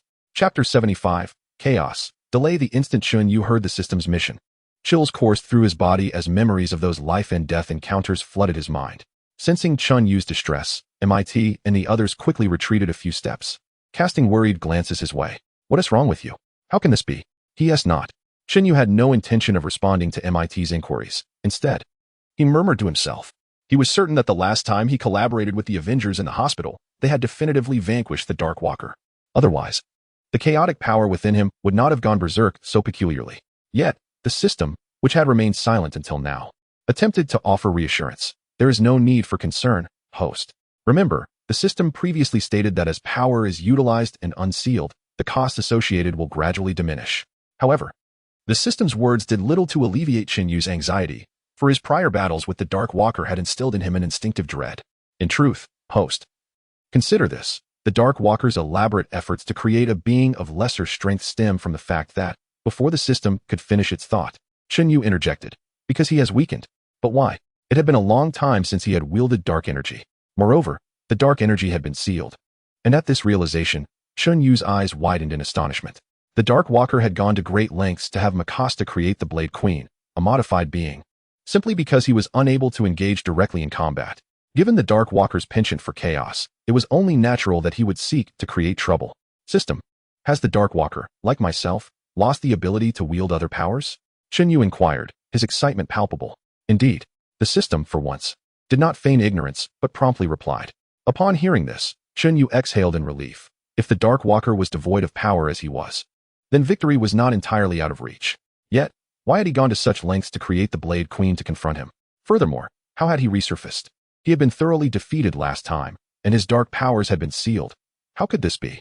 However, the system offered no explanation, remaining silent in the face of Chen Yu's inquiries. Recognizing the system's reticence, Chen Yu understood that it either lacked knowledge or that he was not yet privy to all the answers. With a slight sigh, he lifted his gaze to Mikasa and remarked, "It appears we have much to discuss.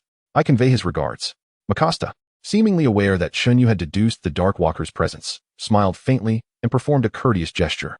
Him, who, both MIT and Tina, along with others, looked on in confusion at the seemingly nonsensical exchange between the two. So, you brought me here for what purpose? The crystal or her? Chen Yu's eyes reflected a blend of inquiry and caution as he regarded Mikasa. Both, though I did not anticipate that you had no intention of confronting that monster. Mikasa responded with an air of indifference, yet his bewilderment was evident. Chen Yu smiled slightly, realizing that he had not been ensnared in the Dark Walker's machinations. The Dark Walker, as his darker self, undoubtedly understood him well enough to know that upon encountering the Blade Queen, he would be reluctant to act rashly. Nevertheless, this was of little consequence. Sparing Mikasa was merely a means to locate the rebellious scoundrels. It was clear that Mikasa held Chen Yu and his companions in low regard. His true motive for manipulating Chen Yu was not to pit him against the Blade Queen, but rather to draw out the main forces of the resistance, so he could apprehend them all at once. Having reigned supreme on the planet of comic for years, Mikasa had grown weary of these weaklings opposing him, especially when some of them were his own creations, biological weapons. This was an affront to him. Understanding the gravity of the situation, Chen Yu realized that the battle was inevitable. The tension between the two was palpable, and both Tina and Tina began to gather their faint blue and crimson energies, ready to unleash their powers at a moment's notice should Chen Yu or Mikasa utter a word. It seems that the one who spoke the truth was right. We ultimately cannot be friends, can we? Mikasa smiled faintly, and then an eerie black glow emanated from his body, transforming into a multitude of shimmering specks of light. Chen Yu recognized these as the nanoviruses that had caused Tina and her companions considerable distress. Simultaneously, a verdant energy radiated around Chen Yu, as a whirlwind began to coalesce in the air, signaling the imminent clash of forces. MIT, instruct all non-ability users to evacuate immediately. This place cannot withstand much longer. While gathering his strength, Chen Yu cautioned MIT. Though MIT served as the leader of the resistance, he was undeniably an ordinary person, incapable of battling against the gifted. In Mikasa's eyes, these ordinary individuals were undoubtedly the greatest threat to his kind, and he would undoubtedly seek to control them. Thus, their departure was the wisest course of action. MIT understood that their presence was merely a burden to Chen Yu and his team and refrained from showing bravado, promptly responding, "We will wait for you at the base. Be careful." Chen Yu nodded slightly, offering no words of comfort, while several ability users around him glimmered with blue light, poised for battle. As the powers of Chen Yu and Mikasa collided, chaos erupted. Countless beams of ability surged through the air as Tina and Tina clashed like fated adversaries, neither yielding an inch. Chen Yu harnessed the force of the gale to crush any nanovirus attempting to approach him into dust. Mikasa, seemingly unfazed by Chen Yu's ability to suppress him, bore no trace of fear, his gaze betraying a hint of madness and amusement even as Chen Yu drew closer. "Something is amiss," Chen Yu murmured, perplexed by how Mikasa appeared to know that he was not truly his adversary. It had previously been stated that Mikasa possessed no powers of his own, relying solely on the nanoviruses to control the Mockstar people. Yet, in the face of Chen Yu, an entity capable of taking his life at any moment, Mikasa remained unervingly composed, as if he were unconcerned. "You, help me." Just as Chen Yu pondered this anomaly, Tina's voice reached him from behind.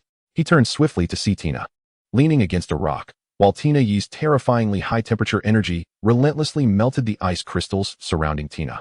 This is bad, Chen Yu cursed under his breath. Lacking the time to further contemplate Makasta's peculiar demeanor, he swiftly released the wind pressure restraining Makasta and charged towards Tina Yi.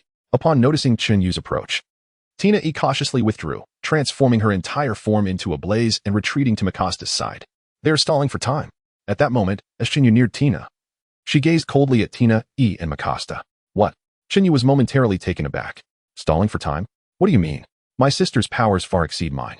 She was merely buying time, Tina explained while using ice crystals to mend her fire-scorched wounds. Upon hearing Tina's words, Chen Yu squinted, directing his gaze towards Makasta and Tina Yi. What were they waiting for? Could it be that they were biding their time until his allies were utterly exhausted?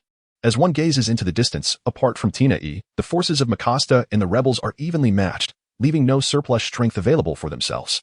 Is this due to the Queen of Blades? Chen Yu swiftly turned his gaze towards the nearby cave of the insect nest. Indeed, as a result of their battle, the Queen of Blades had approached the cave's entrance, her hollow eyes filled with an overwhelming aura of terror and murderous intent. They intend to lure the mother insect out. Chen Yu urgently communicated to Tina Tay. Instantly, Tina Tay and the others ceased their combat and retreated to the side, yet their skirmish abruptly halted. However, how could the Queen of Blades simply abandon her hunt for them due to their ceasefire? Indeed, despite the cessation of hostilities, both Makasta and Chen Yu could sense the dreadful pressure emanating from the Queen of Blades. Damn it! How many experiments have these fools conducted on this monster? The oppressive force radiating from the Queen of Blades made Chen Yu feel that even the pressure he experienced when facing the Hulk in his transformed state was likely comparable. It is worth noting that the Hulk represents a formidable power that Chen Yu would never confront lightly in peak condition.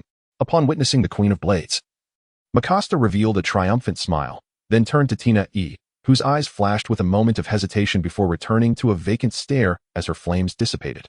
Slowly advancing towards the Queen of Blades, observing Tina Yi's actions, Tina Tay and the others were filled with questions. What is she doing? Does she truly intend to utilize Tina Yi's ability to communicate with the insects to subdue the Queen of Blades?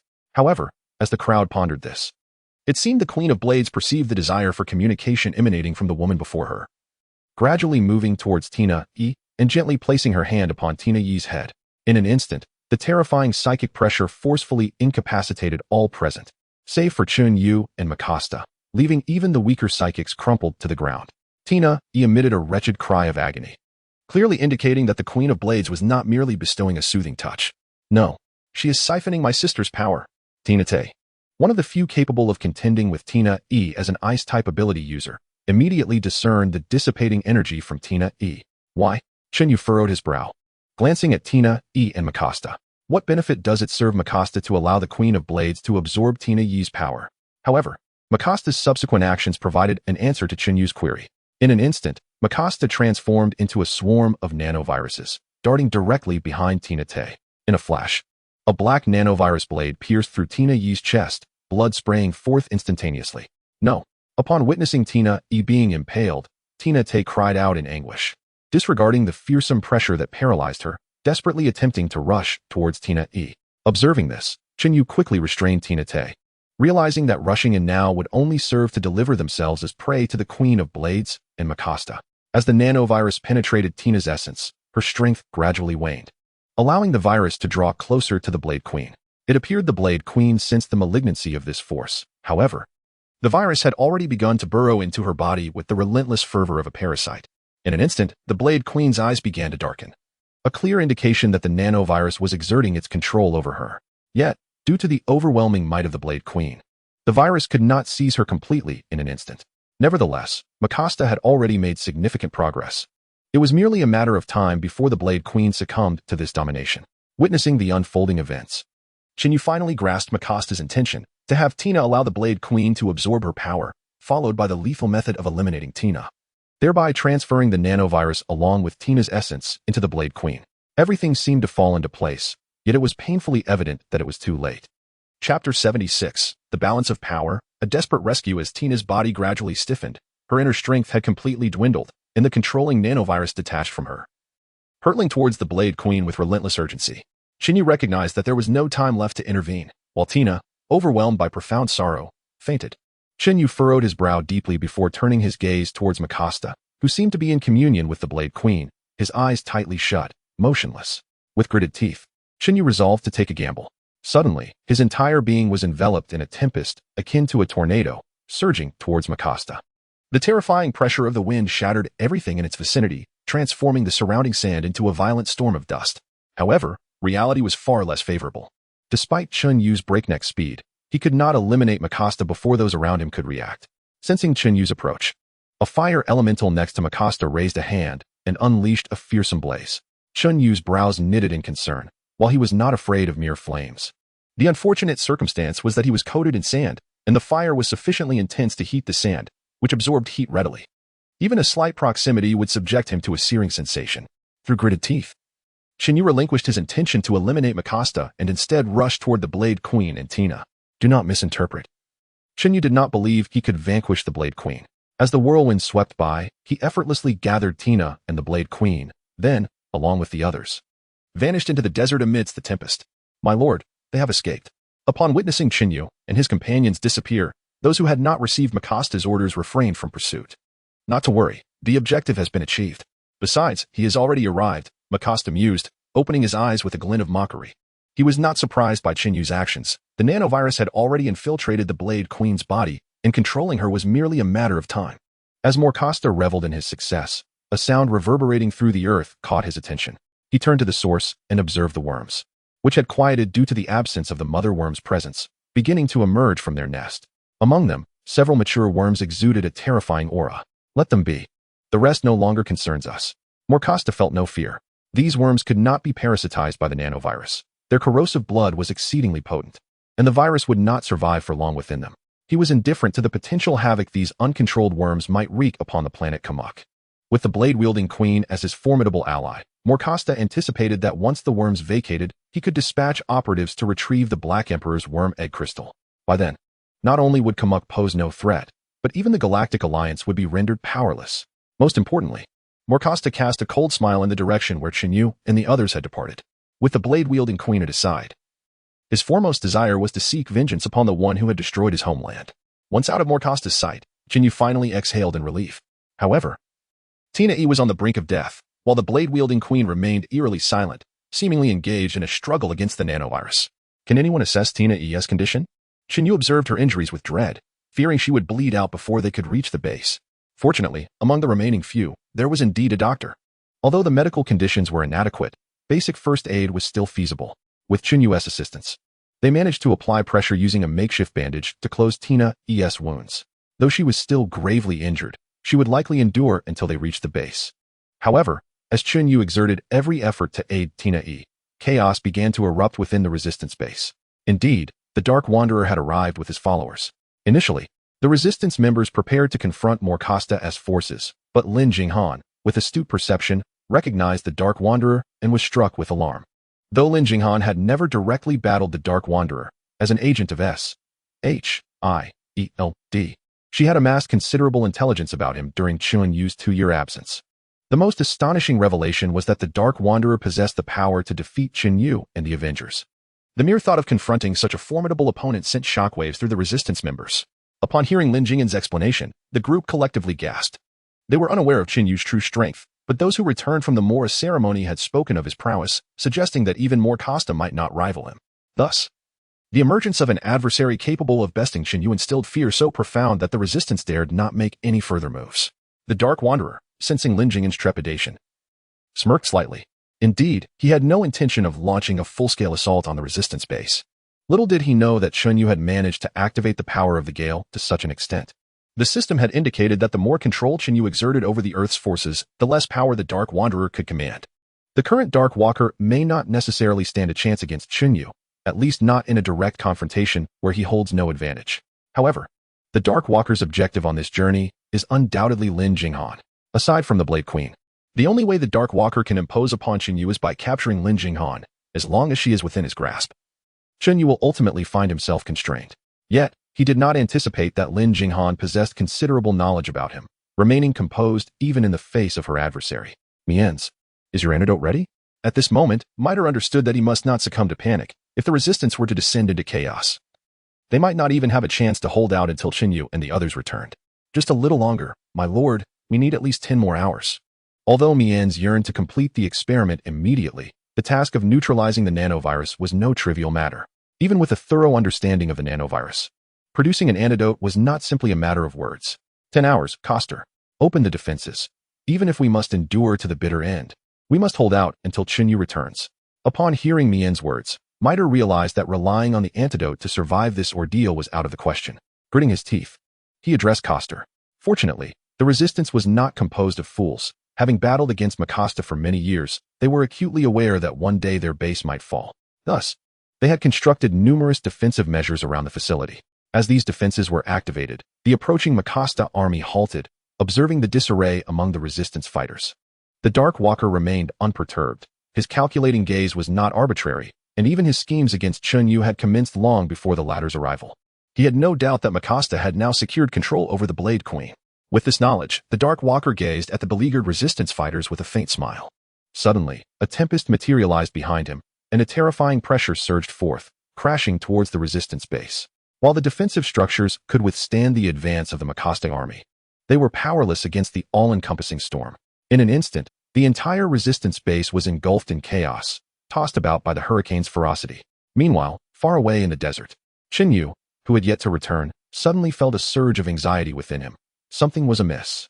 He realized that this unsettling sensation was not a mere reluctance to accept Makasta's impending failure, but rather a warning emanating from the power of the Starborn. This force is primarily tasked with purifying all things and redeeming sentient beings.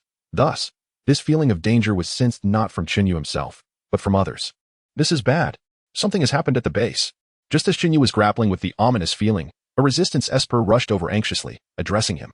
Chen Yu swiftly seized the device from the Esper's hands, which resembled a mobile phone, revealing a live feed of the Dark Walker. The entire base was now shrouded in a tempest. Damn, that scoundrel. Witnessing the storm ravaging the base, Chen Yu immediately deduced the Dark Walker's scheme and shouted fervently. He then summoned the full force of the Wind of Speed, producing a terrifying hurricane capable of affecting an area spanning 10 miles. The resulting pressure even causing the earth to begin to fracture. Your Excellency, please remain calm. Unbeknownst to her, Tina had awakened, only to be met with the furious figure of Chen Yu. The terrifying pressure of the wind nearly swept Tina and her companions into the tempest. In a bid to survive, Tina forced herself to shake off the lingering haze of unconsciousness and loudly alerted Chen Yu. Her urgent cry stirred a flicker of awareness within him, and he glared at her with smoldering wrath. Rest assured, there exists a special safe house within the base. It will not be easily destroyed by the storm, Tina hastily explained. Indeed, her words bore truth. The base housed a sanctuary capable of withstanding most disasters. Although even such a refuge might not endure against a tempest of this magnitude for long. Realizing this, Chen Yu understood he must return at once, lest Lin Jinghan and the others be captured by the Dark Wanderer. Yet, the base lay over an hour's journey away. Even if he summoned the power of the wind with all haste, it was likely that Lin Jinghan and the others would be ensnared before he could reach them. At that moment, Chen Yu recalled a power he had drawn earlier but had scarcely regarded, the balance of Shun. How could he have forgotten? Elation surged within him. Yet the system's words nearly plunged him into despair. Indeed, Shen's ultimate ability demanded an immense amount of energy, and regrettably, the level of power he had unlocked was insufficient to activate such a move. Was there a way? Chen Yu was aware that if it were entirely impossible, the system would not have merely hinted at it, but would have issued a direct warning. It is possible. The system can temporarily unlock certain powers. But to activate the ability, the host must overdraw. Do you wish to proceed? The system stated plainly. Yes. Chen Yu cared not for the implications of overextension. All he desired was to return immediately. As the system's power descended upon him, Chen Yu felt an overwhelming force surge within him, distinct from Kanan's lightning chakra. This essence was imbued with tranquility and gentleness. Secret art. Compassionate soul descends, he intoned, and a radiant purple light began to shimmer around him. Countless luminescent orbs manifested in his surroundings, and amidst the storm, the purple light blazed forth. Chapter 77. Where the blade strikes, danger approaches within the confines of the base. The storm, born from the swift winds, had rent the very fabric of space asunder. The Dark Wanderer, accompanied by several soldiers from the Makasta, advanced menacingly toward the already precarious safe house. Bang, bang, bang, as the tempest bore down, sending swirling sands crashing against the weary door. Each impact resonated like a hammer striking the hearts of Miter and his companions. Damn it, who is this fiend? Miter thought, having never encountered the Dark Wanderer before, and utterly bewildered by the existence of someone capable of wielding such terrifying power, akin to Chen Yu's. At that moment, the ground beneath them began to stir ominously. Indeed, the worms were approaching. Damn it, damn it, damn it, Miter cried out, losing the composure he had previously maintained. The horrifying powers of the Dark Wanderer, combined with the impending threat of the worms, would surely lead to their demise. The others sensed the encroaching worms beneath their feet, their faces etched with despair. Pallid as ash, many had already relinquished their weapons and closed their eyes in prayer, hoping that, in death, they would not be consumed and devoured by the worms, at least leaving behind a whole corpse. As the ground continued to fissure, the colossal and terrifying forms of the worms began to manifest across the battlefield. Without the control of the Blade Queen, the matriarch of these creatures, they had completely succumbed to chaos, driven solely by an insatiable hunger, devoid of any other purpose. Whether it be the rebels, the Makasto army, or even the formidable Dark Walkers, all were prey to their voracious appetite, willing to pay any price, even that of their lives. Run, Lin, get out of the way. With the earth torn open by the worms, the defenses of the safe house crumbled entirely, swept away by the force of the winds. Fortunately, the appearance of the worms had taken the Dark Walkers by surprise, throwing them into disarray. Lin Jinghan was momentarily paralyzed by fear, standing frozen as the worms zeroed in on this seemingly easy target. Lin Might shouted as he saw a worm rushing toward Lin Jinghan. Though she snapped back to reality, it was too late. Evasion was no longer an option. She closed her eyes, bracing for the inevitable approach of death. As her life flashed before her, a brilliant purple light suddenly enveloped all the rebels, radiating a calming power. Damn, how could this be? The Dark Walker was taken aback by Chen Yu's ability to wield the power of equilibrium. Chen Yu had not activated it before. Aside from minimal use of basic strength, even the Dark Walker possessed little equilibrium power. Ironically, the ultimate skill of the Twilight Eye was one that could drain him of his strength in an instant. Logically, Chen Yu should not have been able to activate it at all, yet here he was, utilizing it. As the purple light faded, Chen Yu emerged at the eye of the storm, accompanied by Tina and others. The once violent winds were suddenly shattered by an imposing azure hurricane, reducing the worms to mere fragments. In an instant, the base was awash with repugnant green ichor.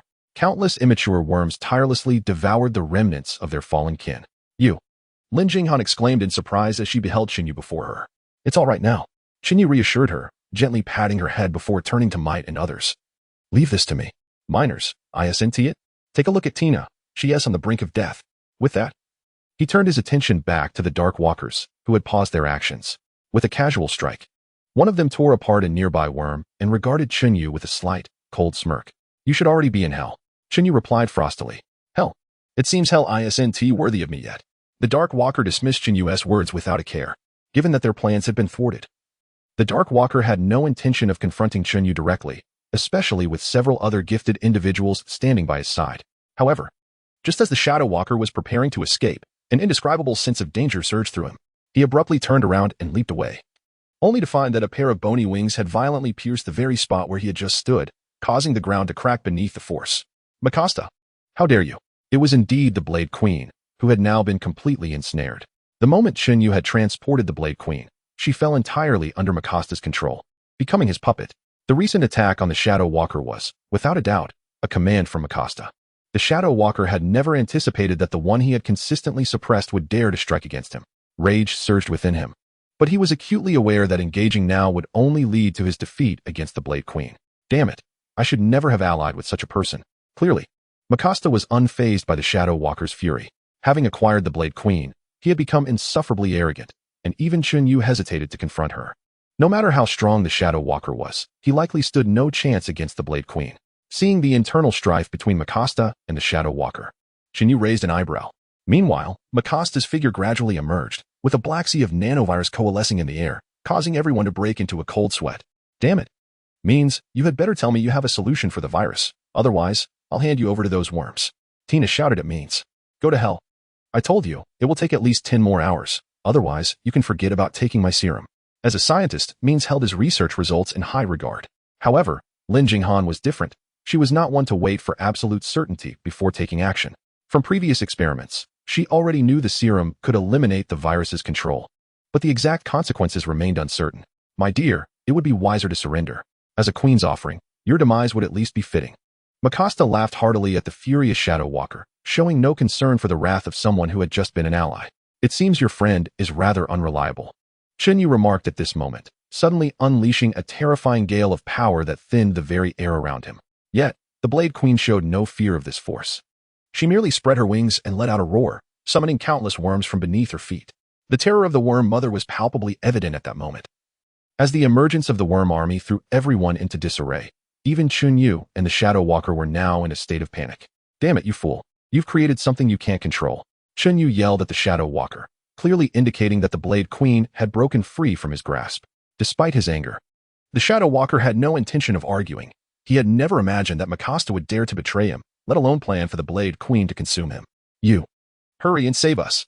Lin Jing'an cried out, and Chen Yu turned to see that the worms had completely surrounded the rebels. You! Confront that monster. Leave these beasts to us. Tina was acutely aware that the true formidable adversaries were Mikasa and the Blade Queen. Although these worms were not their match, they certainly would not be devoured in an instant. After casting a deep glance at Tina, Chen Yu nodded, then turned to the Dark Walker and declared, "We either cooperate, or we perish." Chen Yu understood that their only chance of vanquishing Mikasa and the Blade Queen lay in collaboration with the Dark Walker. Otherwise, it was utterly impossible. Damn it! The Dark Walker suddenly shouted, and then a multitude of terrifying wind blades surged towards Mikasa. The Blade Queen attempted to intervene, but Chen Yu swiftly stepped forward, unleashing a gust of wind that struck the Blade Queen, forcing her to spread her wings to shield herself. Seeing the Dark Walker charging forward, Mikasa's expression turned icy as he promptly commanded the nanovirus to launch an assault on the Dark Walker. Instantly, the battlefield devolved into chaos as the powers of Chen Yu, the Blade Queen, Mikasa, and the Dark Walker erupted in the air, colliding violently. Anyone caught in the explosion, be they Mikasa's troops or the rebels, was sent flying, and those worms were shattered into fragments. Just as the combatants were locked in a fierce struggle, the very ground began to tremble, and the terrifying worm that instilled fear in Chen Yu emerged, its cavernous maw resembling an abyss, threatening to engulf the four of them. In an instant, they were swallowed whole. Both Chen Yu and the Dark Walker were taken aback, yet Mikasa and the Blade Queen showed no fear. As the masters of the worms, the Blade Queen remained unperturbed by any internal threat, and Mikasa, who could control her, was equally unfazed. Chen Yu and the Dark Walker, however, were less fortunate. The interior of the worm was littered with spiky teeth and coated in corrosive slime, forcing them to summon their wind powers to avoid the treacherous, fleshy walls. Exchanging grave glances filled with tension and fury, Chen Yu and the Dark Walker realized the dire predicament they were in. Mikasa appeared supremely confident, showing no intention of engaging, as he coldly observed their plight, while the Blade Queen had no intention of merely spectating. She launched herself at Chen Yu and the Dark Walker like a cannonball, propelled by her wings. The two could only evade the Blade Queen's onslaught, desperately seeking refuge, yet within the worm's constricted body. There was no space left for them to maneuver. Despite their enhanced speed from the wind powers, the Blade Queen was relentless, and the drain on their stamina and energy made it clear that their time to escape was dwindling rapidly. Chapter 78, Vanquishing Mikasa. The Blade Unleashed. Just as they were exhausted from evasion, Chen Yu noticed that the previously boisterous Mikasa had become inexplicably silent, not uttering a single word, nor making any attempt to attack. What was happening? As Chen Yu deftly evaded the attacks of the Blade Queen, his brow furrowed in contemplation. In a flash, he maneuvered to the side of the Dark Walker, who, upon noticing Chen Yu's audacity to approach rather than retreat, frowned in disapproval. However, beneath the obscurity of that dark visage, his expression remained concealed. Mikasa appears to be unwell, Chen Yu whispered to the Dark Walker while dodging the onslaught. His connection to those viruses has weakened. The Dark Walker, possessing a deeper understanding of Mikasa and superior strength compared to Chen Yu, had long discerned the issue but found himself unable to act, as the formidable Blade Queen left him utterly beleaguered. Does this mean he has no other means of attack besides the Blade Queen? A plan began to form in Chen Yu's mind, his eyes glimmering with a hint of excitement. The Dark Walker seemed to anticipate Chen Yu's intentions and scoffed, even without the nanovirus. This monster will not allow you to approach him. Then we shall endure the blows together. Chen Yu retorted, reasoning that even under control, the Blade Queen could not evade the immutable laws of causality. He speculated whether Shen's mocking ability would prove effective in reality. If so, he was confident they could compel the Blade Queen to assist in vanquishing Mikasa. Evidently, the Dark Walker also grasped Chen Yu's strategy and nodded in agreement. Though he harbored intentions to eliminate Chen Yu at this opportunity, he recognized that cooperation was their only path to survival. Observing the duo's apparent conspiracy, Mikasa felt a wave of trepidation wash over him. However, the confined space restricted not only Chen Yu and the Dark Walker but also his own mobility. Without the nanovirus for protection, he was hesitant to recklessly traverse within the worm's body. After all, while those teeth would not intentionally harm him, they were not creatures that could easily be evaded. Inside the acidic environment of the worm, the slime drastically diminished the activity of the nanovirus. Had he not previously injected a substantial quantity of the virus into the Blade Queen, he might have faced complications in controlling her. Thus, Mikasa refrained from making any rash moves against the two. I'll distract the Blade Queen. You handle Mikasa? Chen Yu inquired softly, recognizing that the Dark Walker was more adept at the art of killing. Yet, the Dark Walker shook his head. It was not that he lacked the courage. Rather, even if Chen Yu managed to impede the Blade Queen, her power could easily send him flying in an instant. They had two choices, either approach Mikasa together, or continue evading attacks indefinitely. Acknowledging the Dark Walker's perspective, Chen Yu nodded slightly, allowing the tempest surrounding him to dissipate. Unlike the Dark Walker, who could wield multiple powers at will, he had to switch energies with each use. Upon seeing Chen Yu relinquish the power of the tempest, the Dark Walker sneered. A feeble body. If you utter another word, I cannot guarantee my speed will suffice. Chen Yu retorted, and while the Dark Walker remained indifferent to the threat, he ceased his mockery and devoted his efforts to harnessing the power of the tempest, momentarily subduing the Blade Queen. Chen Yu seized the moment to swiftly channel the power of equilibrium, invoking the profound technique, Twilight Blade.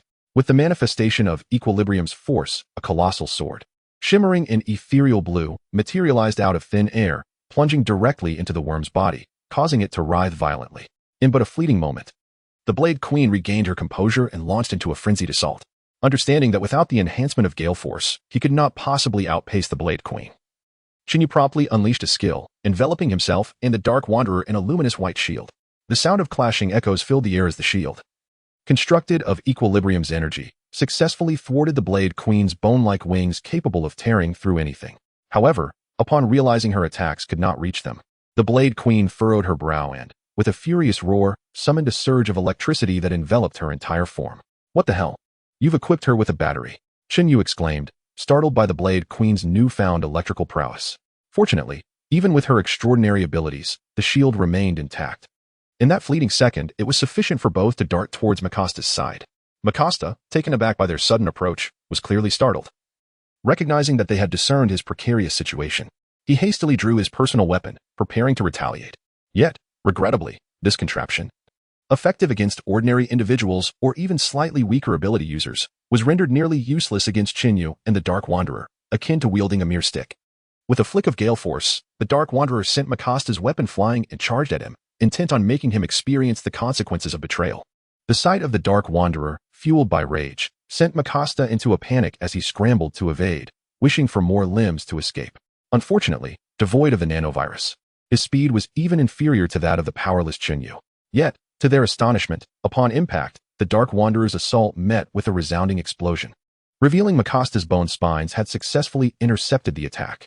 Damn it, this worm can actually control its venomous fangs to block our strikes. The resilience of those fangs was formidable. Even the Dark Wanderer's full-force strike could not shatter them in one go, thus allowing Mikasa a momentary reprieve. Curse you, you two monsters. Blade, eliminate these pests. Mikasa, who had initially intended for the Blade Queen to immobilize them for control with the nanovirus, was now consumed by rage, abandoning that plan entirely. His singular desire was to swiftly eliminate these two nuisances before they caused further trouble. However, as fate would have it, the duo once again split apart to evade the Blade Queen's relentless onslaught. With one strategy thwarted, executing another attack would prove increasingly difficult. Both Chen Yu and the Dark Wanderer understood that they must devise a new plan to eliminate Mikasa. Otherwise, none would escape unscathed. However, the Blade Queen did not grant the two any time for contemplation. She surged towards them like a cannonball. Chen Yu swiftly evaded. Yet the bony spines of her wings pierced through his shirt. Had he not turned, he might have been impaled completely. This narrow escape, however, revealed something extraordinary to Chen Yu. The Blade Queen's wings possessed the power to shatter those formidable venomous fangs. In that instant, a plan formed in Chen Yu's mind. If they could not destroy the toxins to vanquish Mikasa, they would simply let the Blade Queen do it. The Shadow Walker, having realized that the Blade Queen's attacks could indeed obliterate the fangs, shared the same thought. However, executing this plan proved to be quite a challenge. The startled Mikasa, who had just been shaken by their previous actions, now dared not approach them. Chen Yu and Mikasa exchanged glances. And then Chen Yu once again tapped into the balance force, while the Shadow Walker unleashed the full might of the gale force. Chen Yu closed his eyes, and suddenly a peculiar, faint purple glow enveloped him, enhancing his speed to its zenith. In an instant, he stood beside the Blade Queen. Essence, Shadowbind. As the purple light infiltrated the Blade Queen's being, a primal fury and a thirst for slaughter consumed her. The Blade Queen's gaze shifted from a vacant stare to a fierce desire for bloodshed and rage. The bony spines lunged towards Chen Yu, who, of course, would not stand idly by to meet his demise. At that moment, the Shadow Walker intervened, lifting Chen Yu with the gale force and hurling him towards Mikasa like a projectile. Upon seeing Chen Yu approach, Mikasa instinctively cowered behind the venomous fangs. Yet, this time fortune did not favor him. The Blade Queen, disregarding her own life, relentlessly attacked Chen Yu, and had it not been for the lingering virus within her, Mikasa might have believed it had been digested. As the Blade Queen's spiny wings pierced through Chen Yu's shoulder, they shattered the venomous fangs before Mikasa. Damn, Chen Yu exclaimed, realizing he might be struck, but he had not anticipated such pain. The excruciating agony of his shoulder being pierced nearly caused him to lose consciousness. Ha! You dare to kill me, Blade? Finish him. Mikasa laughed maniacally, confident in controlling one of them. The other would soon follow. Is that so? Say hello to hell. Just as Mikasa reveled in his arrogance, the Shadow Walker's ominous voice resonated. Mikasa felt a chill at his neck, and then beheld his own headless corpse slowly collapsing, as if his body had betrayed him. At that moment, the Shadow Walker wielded the colossal sword summoned by Chen Yu, severing Mikasa's head, albeit at great cost. Yet, it was a success. With Mikasa's demise, the Blade Queen and the others engaged in battle outside, including the Resistance fighters and the worms, all halted their movements. What is happening? The Resistance fighters paused in shock, witnessing their adversaries suddenly immobile during the conflict.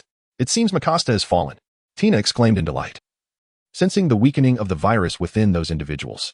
To her astonishment, the two had truly slain Mikasa. However, within the confines of the worm, the Blade Queen, stripped of her control, gazed around in confusion. With a careless gesture, she discarded Chen Yu from the bone spikes that had ensnared him. A low growl escaped her lips as she and the two others were expelled by the worm.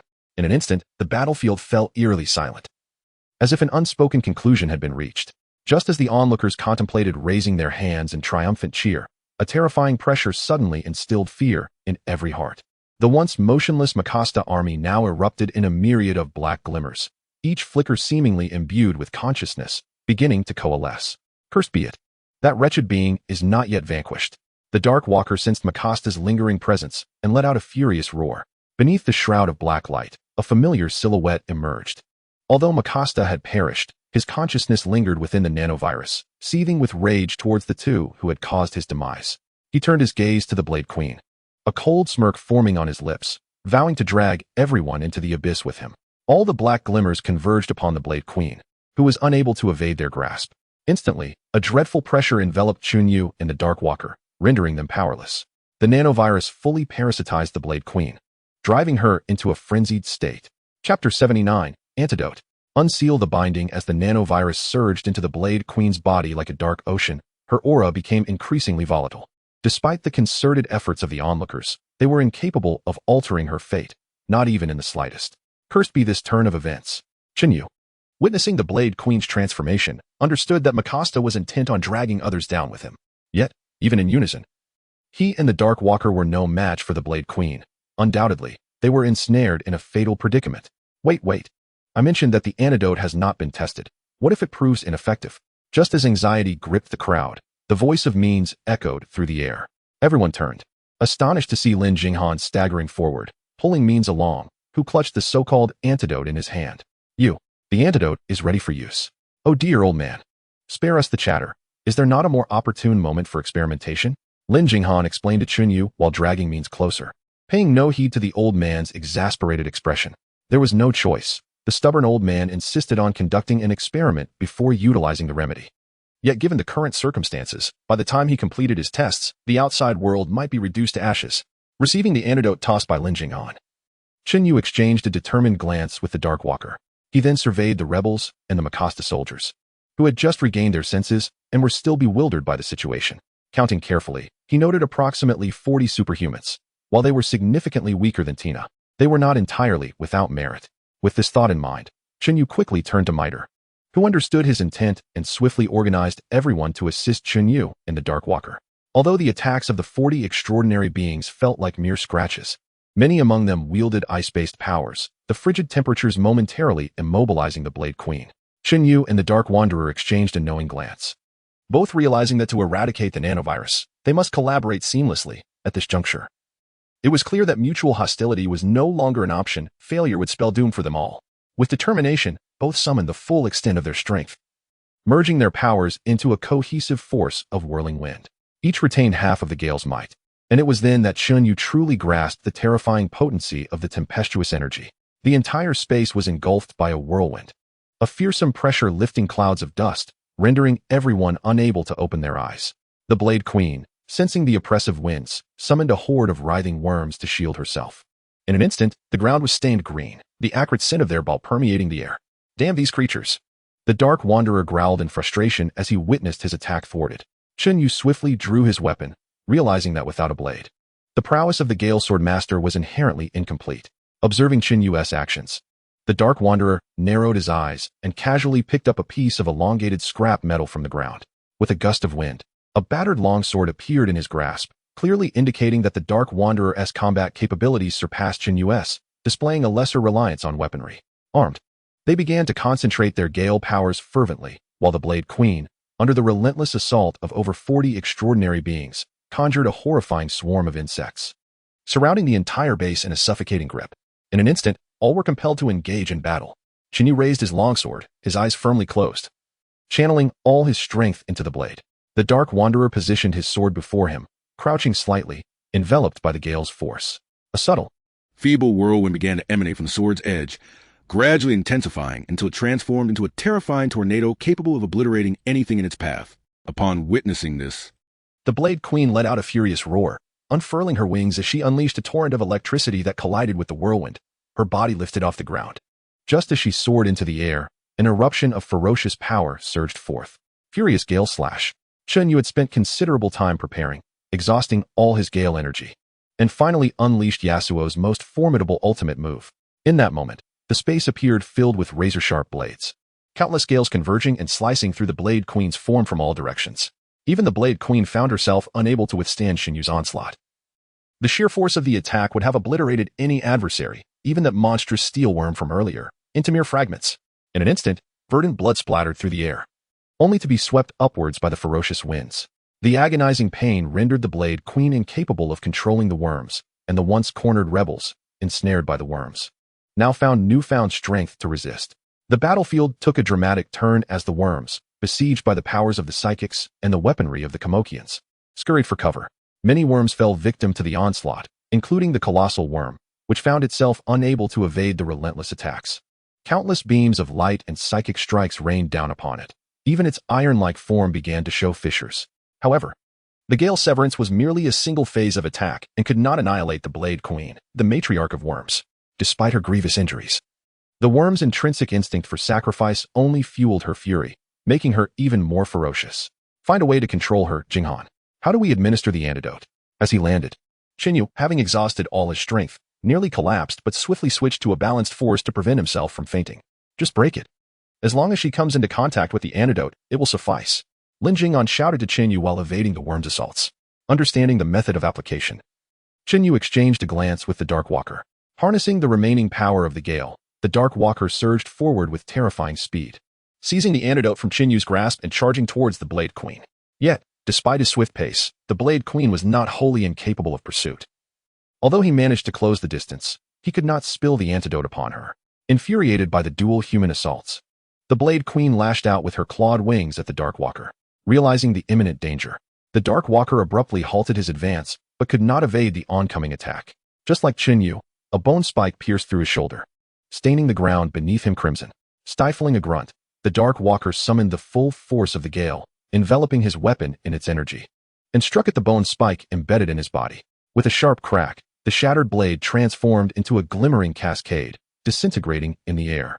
The Blade Queen's bone spike also fractured, the searing pain compelling her to abandon her pursuit of the Dark Walker, retreating a few steps. Seeing this, Chen Yu rushed forward, his massive sword raised once more. Essence, Shadowbind. He unleashed his power, feeling the deep-seated fury and murderous intent surging within him. Even though the Blade Queen recognized she could not attack, she charged toward Chen Yu and the Dark Walker, compelled by her inner turmoil. Chen Yu hastily expended the last of his balanced energy to activate Essence. Soleil, beneath the shimmering veil, currents coursed through both him and the Dark Walker. Though they suffered no harm, they understood that time was fleeting.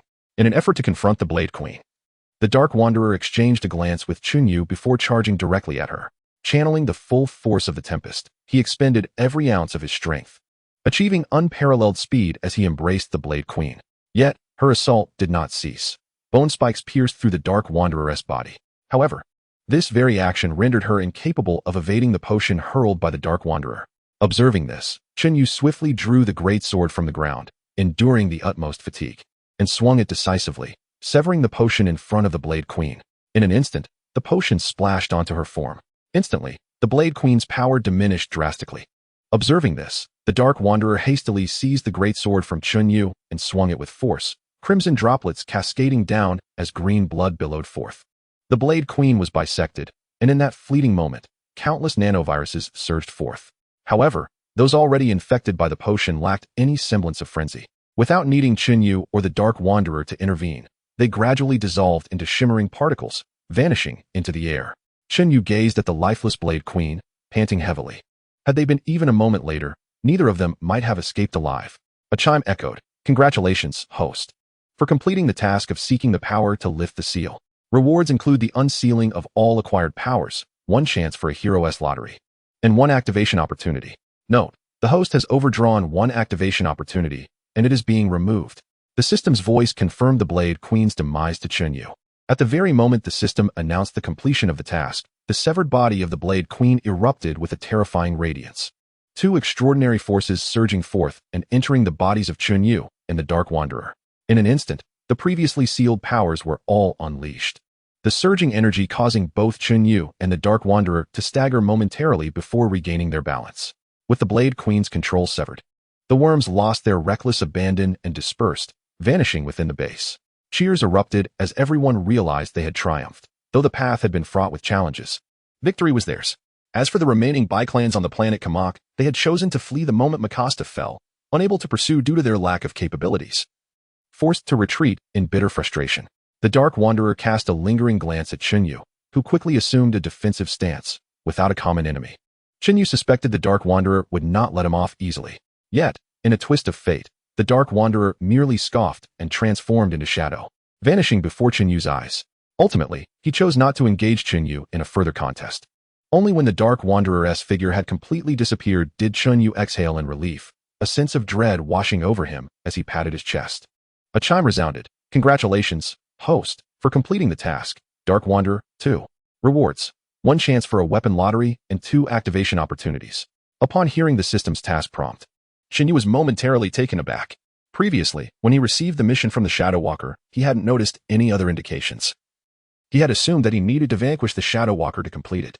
Just as he found himself at a loss, the task was marked as complete. Had he truly repelled the threat? Could it be that the Shadow Walker had no intention of engaging him in battle? However, Chen Yu quickly dismissed this implausible notion. The Shadow Walker represented his dark side, and until Chen Yu fully mastered the dark powers of the little mage, the Shadow Walker would likely never relent in his quest to eliminate him. Thus, only one possibility remained. At this very moment, the Shadow Walker had relinquished the opportunity to kill him, likely due to the recent confrontation that had inflicted varying degrees of injury upon both. Although the Shadow Walker embodied Chen Yu's dark side, sharing a similar temperament, he would not resort to treachery in times of vulnerability. The Beagle aliens had evacuated from the Kamak planet, and those who had been controlled awakened the instant the nanovirus claimed their lives. While most retained no memories of their subjugation, a few fragments lingered in the minds of some. Reconstruction efforts commenced rapidly. This war had united the previously fragmented Kamak planet into a cohesive entity. It must be said that to unite a divided populace, the emergence of a common enemy threatening to all is the sole solution. Much like Earth, should a foe arise that even the Avengers could not contend with. Chen Yu had no doubt that the scheming politicians would find themselves hanging from lampposts. However, despite these thoughts, Chen Yu did not believe that such a scenario would unfold within the Marvel Cinematic Universe. After all, the pinnacle of power was evident, and the disparity in strength was vast. The mighty had no need to concern themselves with humans, who were as insignificant as ants, while the weak could hardly contend with the Avengers. Rather than fretting over such matters, Chen Yu found it more prudent to contemplate how to address the impending Marvel events. Shaking his head, he turned to Lin Jinghan, who had faced considerable reprimand from Means for disregarding warnings and providing Chen Yu with the antidote. As the savior of the Kamak planet, Chen Yu was met with cheers from the populace, save for Means, whose stubborn nature could not overlook the recklessness of administering the untested potion. To this, Chen Yu could only respond with a resigned smile. After resting for 3 days on the Kamak planet, he had fully restored his strength. The resurgence of his formidable powers left Chen Yu feeling invigorated. However, after such a prolonged respite, he was determined not to squander any more time. With the sealing matter resolved, it was imperative to return to the Marvel Universe. Though he felt a twinge of reluctance to part from these newfound friends, Chen Yu understood that in the Marvel world, the universe would no longer be an insurmountable distance. One day, they would meet again. It has come to my attention that Chen Yu and Lin Jinghan are preparing to depart, prompting Miter and others to hastily come forward to bid farewell. They even inquired if a spaceship was required, as the vessel that had previously brought them to the Kamok planet had been dismantled by Mikasta and the Dark Wanderer. Furthermore, the Bi-clans, upon their departure, had taken nearly all the spacecraft, leaving only dilapidated old ships behind.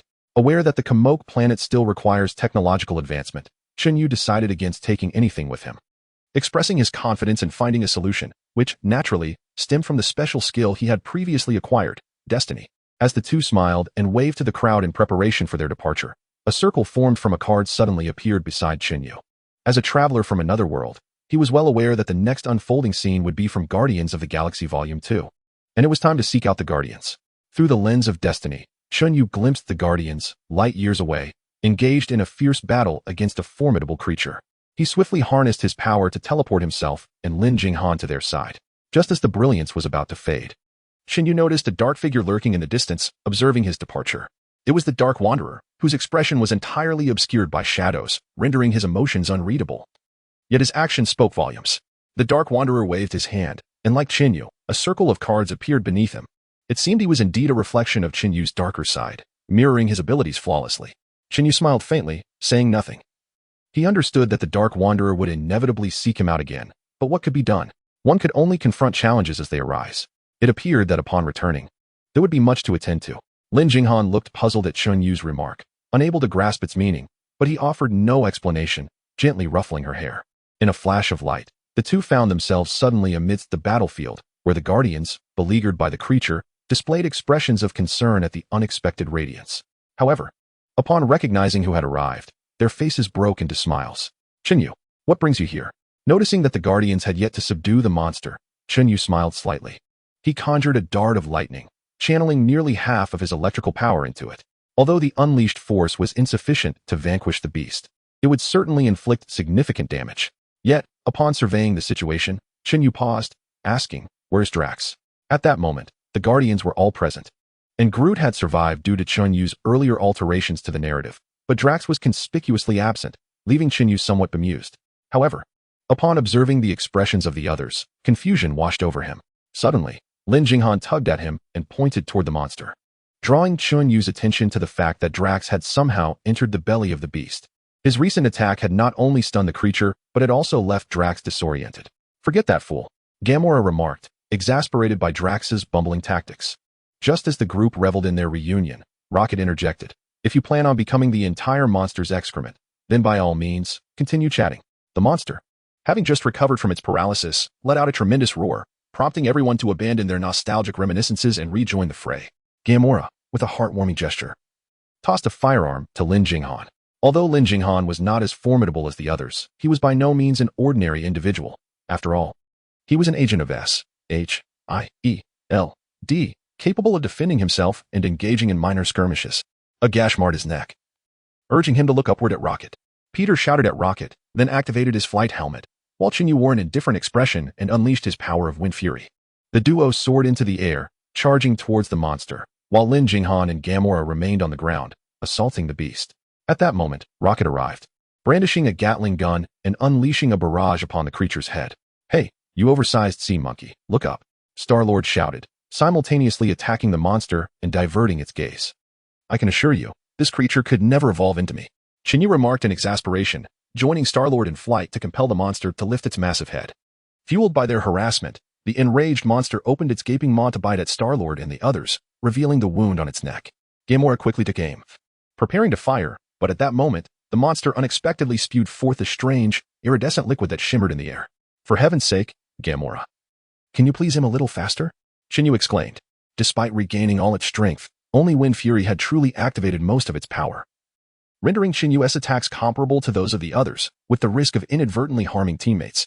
However, the Guardians of the Galaxy's infamous tendency to falter at critical moments reared its head once more. Gamora discovered, to her dismay, that her sniper rifle was devoid of ammunition. In a fit of frustration, she tossed the weapon to the ground and drew her sword, charging at the monster. Recognizing Gamora's intent, Lin Jinghan rushed to her aid. As he approached, he crouched down, lifting her effortlessly into the air. Gamora then leaped from his hands. Her sword aimed at the monster's wound. The blade sliced through with precision, carving a massive gash along the creature's body. The sudden expansion of the wound rendered the monster incapacitated, its form swaying momentarily before collapsing to the ground. From within the wound, Drax's head emerged, oblivious to the perilous situation outside. Chen Yu rolled his eyes in disbelief, perplexed by how Drax, whose potential seemed to reach dizzying heights, could exhibit such foolishness. Unbeknownst to Drax, who had been swallowed whole, danger loomed outside, yet he remained blissfully unaware, even boasting that he had single-handedly defeated the monster. Chen Yu was left speechless. While the other Guardians wore familiar expressions of resignation, having long since given up on trying to assess Drax's intelligence. Once the monster was vanquished, the group approached a colossal, luminous object that appeared to be a massive energy generator. What do they call this again? Drax, while wiping the blood of the monstrous creature from his body, inquired of Star-Lord. Titanium batteries. Star-Lord explained as he donned his signature flamboyant red jacket. However, Drax, lost in his own thoughts, repeated, "Full S battery." It seemed there was a significant disconnect in their conversation. Lin Jinghan, equally bemused, interjected. At that moment, illuminated by a radiant glow, Chen Yu and the others learned during their conversation with Star-Lord that their mission involved collecting these titanium batteries, despite their seemingly inconsequential appearance. Each battery was worth tens of thousands, which piqued Chen Yu's interest. Naturally, this caught the attention of Rocket, who discreetly pilfered a few small batteries from the energy source and stowed them away in his bag. Listen, the Sovlan tribe has hired us to protect these batteries. Exercise caution when dealing with these individuals. They can be easily provoked, and offending them could lead to execution. Star-Lord cautioned as they proceeded. Chen Yu, shaking his head in disbelief, remarked, "Are there any races in this universe that can coexist peacefully?" Soon, amidst the raucous atmosphere, the Guardians of the Galaxy arrived at the Grand Hall of the Sovlan tribe, where they encountered their ruler, High Priestess Aisha. "We thank you for risking your lives. Guardians of the Galaxy, we cannot allow the Sovlan people to face such dangers. Each of them is born according to our tribe's design. With both body and mind in perfect harmony, we control their progeny, guiding them from the womb." High Priestess Aisha expressed her gratitude, followed by a lengthy discourse that left Chen Yu feeling somewhat exasperated, unable to counter her words. Star-Lord, however, with his characteristic nonchalance, replied, "I prefer to create life through traditional means." His comment immediately drew the attention of Chen Yu and the others, particularly Gamora, who was well aware of Star-Lord's extensive romantic history and expressed her disdain. "Well, you are indeed the son of a stallion. Truly, a tiger father begets no dog," Chen Yu thought, sharing a look of incredulity, instinctively pulling Lin Jinghan closer. "I must be cautious of this fellow. I cannot allow him to make advances on Lin Jinghan. Otherwise, I fear I might find nowhere to lament," he mused, aware that although he and Lin Jinghan had not formally defined their relationship, he recognized that Star-Lord was far from a commendable companion, at least in the realm of romantic pursuits. Lin Jinghan, amused by Chen Yu's subtle gestures, playfully patted his arm. Though she did not know Star-Lord and the others well, she was aware of his reputation as a womanizer, were it not for the formidable Gamora joining their ranks, which curbed Peter's reckless pursuits. Star-Lord might have fathered numerous offspring. As for Lin Jinghan, she had previously discerned that Star-Lord held a certain admiration for her, albeit limited to that admiration alone. While her beauty was striking, Star-Lord's libertine nature stemmed from his identity as a marauder, leading him to be somewhat unrestrained. Nevertheless, when it came to someone like her, well, how shall I put it? Perhaps as a married woman, he showed little interest. Moreover, his capricious thoughts were on par with Tony's. Not to mention that Tony was at least a super billionaire, while Star-Lord was merely a nominal mercenary. If even Tony could not stir Lin Jinghan's heart, what hope did Star-Lord have? However, Lin Jinghan appreciated Chen Yu's concerns. Although they shared a tacit understanding, the atmosphere between them was palpably unusual to any observer. After all, they had endured so much together, and their bond was unparalleled by anyone else. As anticipated, following Star-Lord's remarks, High Priestess Aisha immediately expressed her interest in him. Had it not been for Gamora's menacing gaze that caused Star-Lord to falter, the gathering might have ended with an overnight stay among the Sovereign. Uninterested in the stammering explanations of Star-Lord, Gamora brusquely interrupted him, stepping forward to address High Priestess Aisha. "Enough. You promised us compensation for our services. Produce it, and we shall depart at once." Aisha, unfazed by Gamora's bluntness, merely raised her hand, and two Sovereign guards brought forth an individual clad in a garment resembling a burlap sack.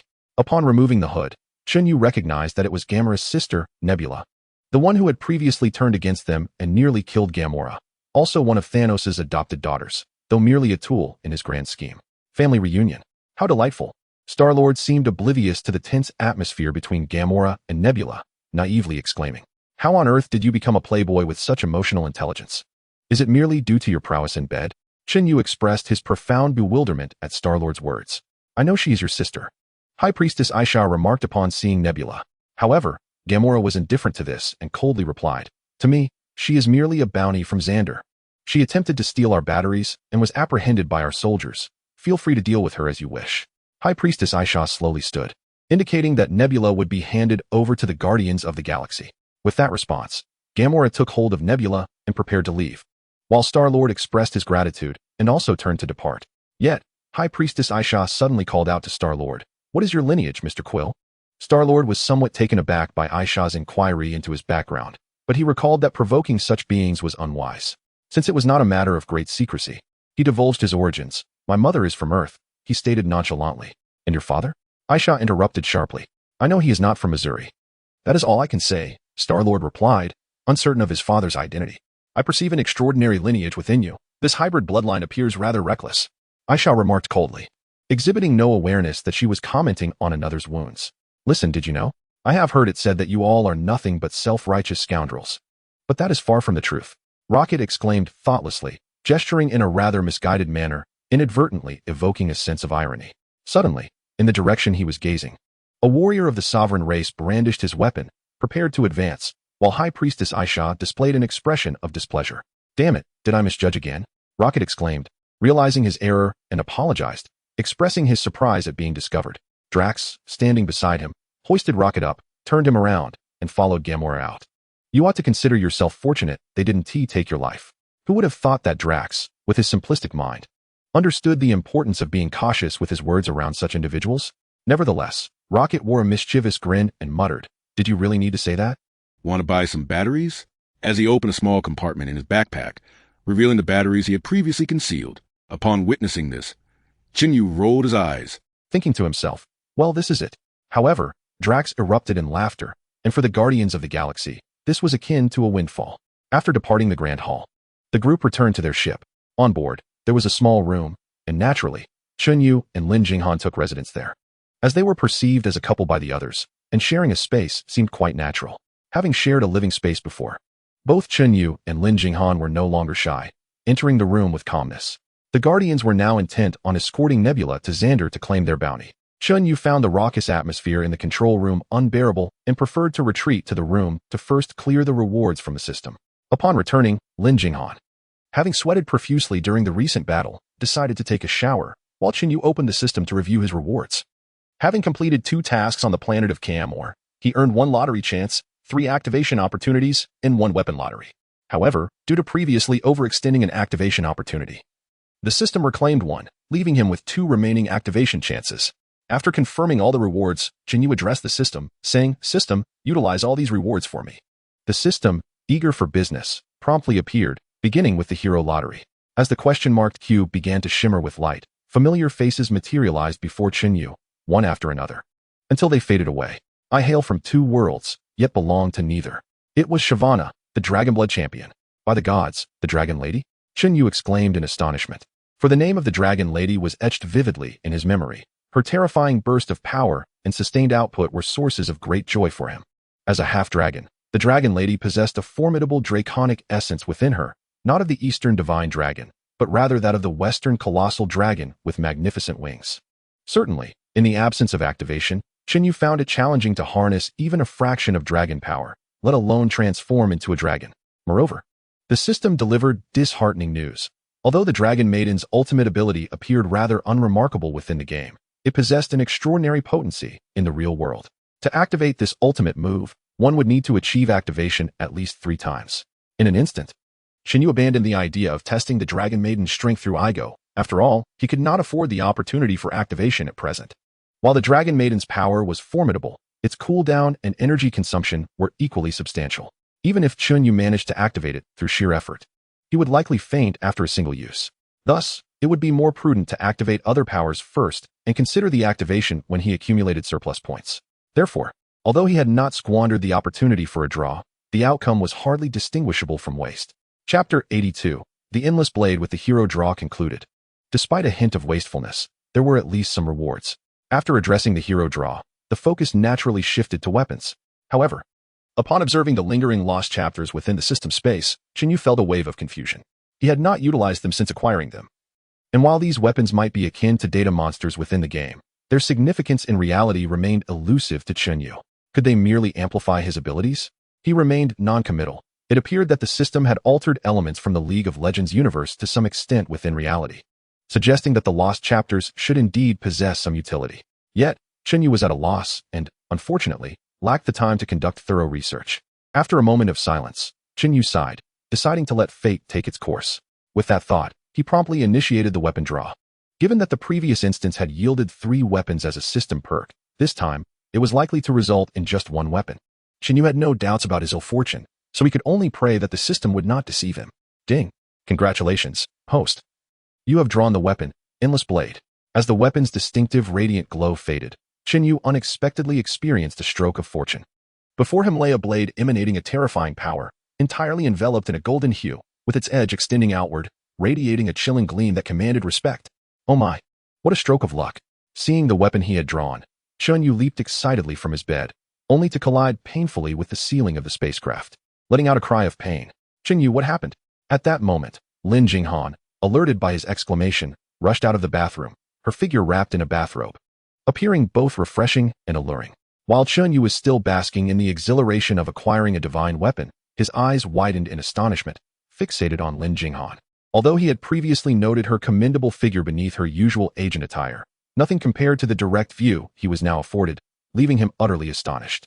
The young lady certainly possesses ample allure. Noticing Chen Yu's gaze, Lin Jinghan's cheeks flushed crimson. Ensuring Chen Yu was unharmed, she could not suppress her embarrassment, indignantly labeling him a pervert before swiftly retreating into the bathroom. It was only when the bathroom door clicked shut that Chen Yu finally regained his composure. As Chen Yu pondered whether his gaze appeared somewhat lewd, he awkwardly scratched his head. Meanwhile, in the bathroom, Lin Jinghan was equally flustered. Although they had established a relationship akin to that of a couple in every sense, neither had explicitly acknowledged this bond.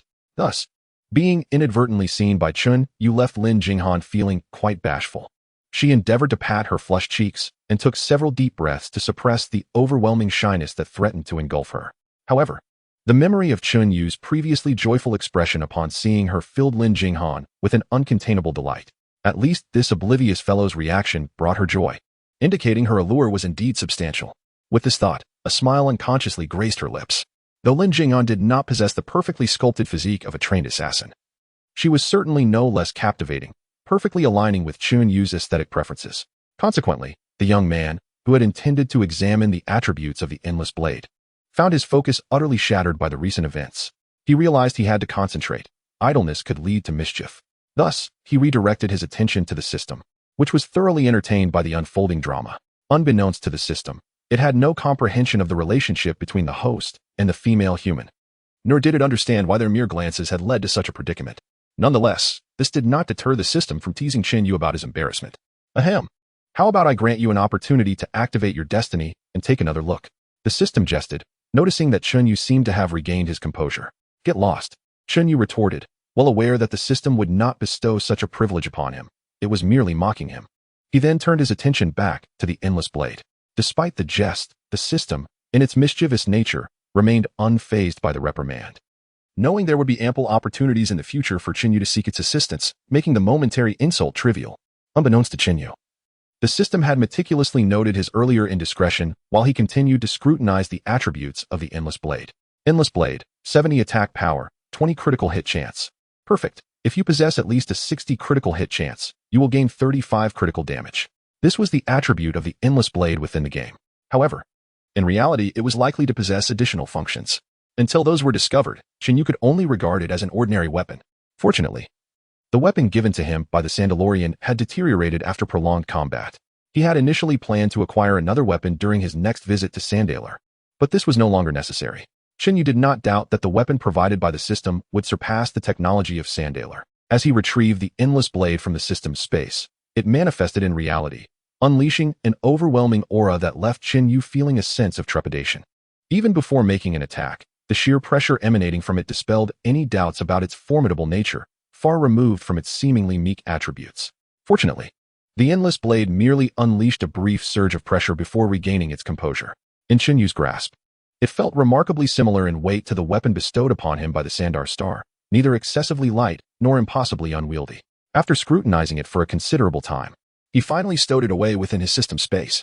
From its exterior, no apparent flaws were discernible. It seemed that without engaging in battle, Chen Yu would struggle to identify any differences. As he pondered, Lin Jinghan emerged from the bathroom, taking her time and, of course, adorned in her ever-unchanging agent attire, rendering Chen Yu unable to enjoy the view. Upon seeing Lin Jinghan, Chen Yu was abruptly reminded of a previous encounter, momentarily unable to suppress his desires as his gaze involuntarily drifted toward her. Observing Chen Yu's subtle actions, Lin Jinghan's face flushed crimson. Yet, what could she say? With a quiet reprimand of wooden-headed pervert, she stiffly made her way to her bed, casting her eyes downward to avoid his gaze. Chen Yu cleared his throat awkwardly and hastily bent over to retreat into the bathroom, where he commenced a cold shower. By the time he emerged, both were still ensnared in their embarrassment. Fortunately, their awkward atmosphere did not linger, or Lin Jinghan might have complained that this monumental undertaking was in violation of labor regulations. Suddenly, the spaceship jolted violently, indicating it was under attack. Well, that was a stroke of luck.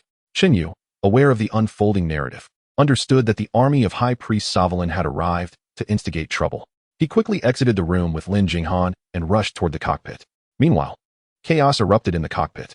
Although everyone knew that Rocket had a penchant for thievery, they were still taken aback by his audacity in pilfering the batteries belonging to the Sovelins, especially since they had been made aware of it. Chapter 83. Is there someone on that thing? What is going on?